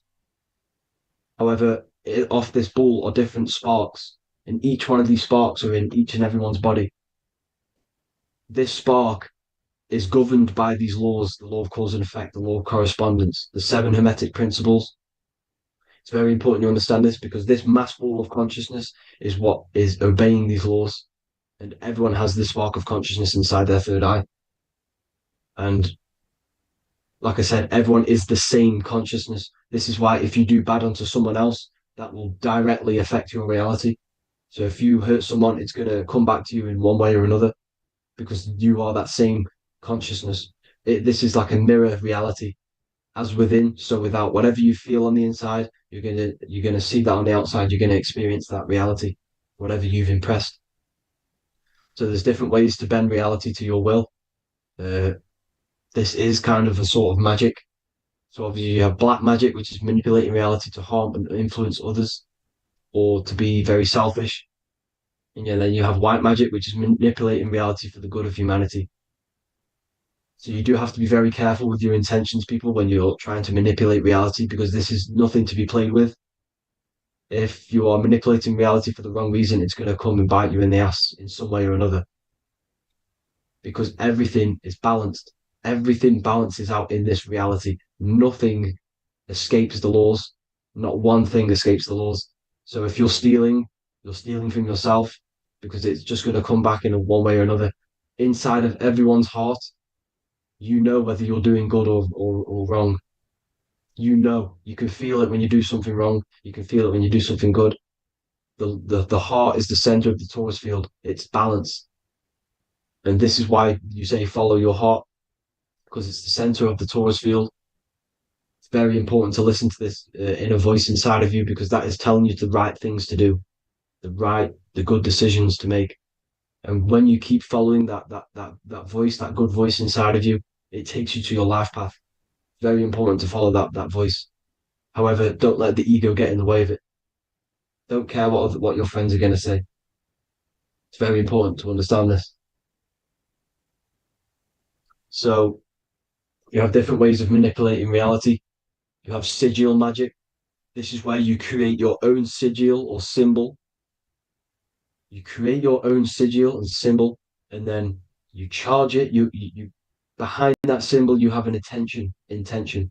So, for example, if you want to manifest wealth, you create a sigil which represents what you want. You create that sigil, you draw it out, you charge it, because wherever your attention goes, energy flows.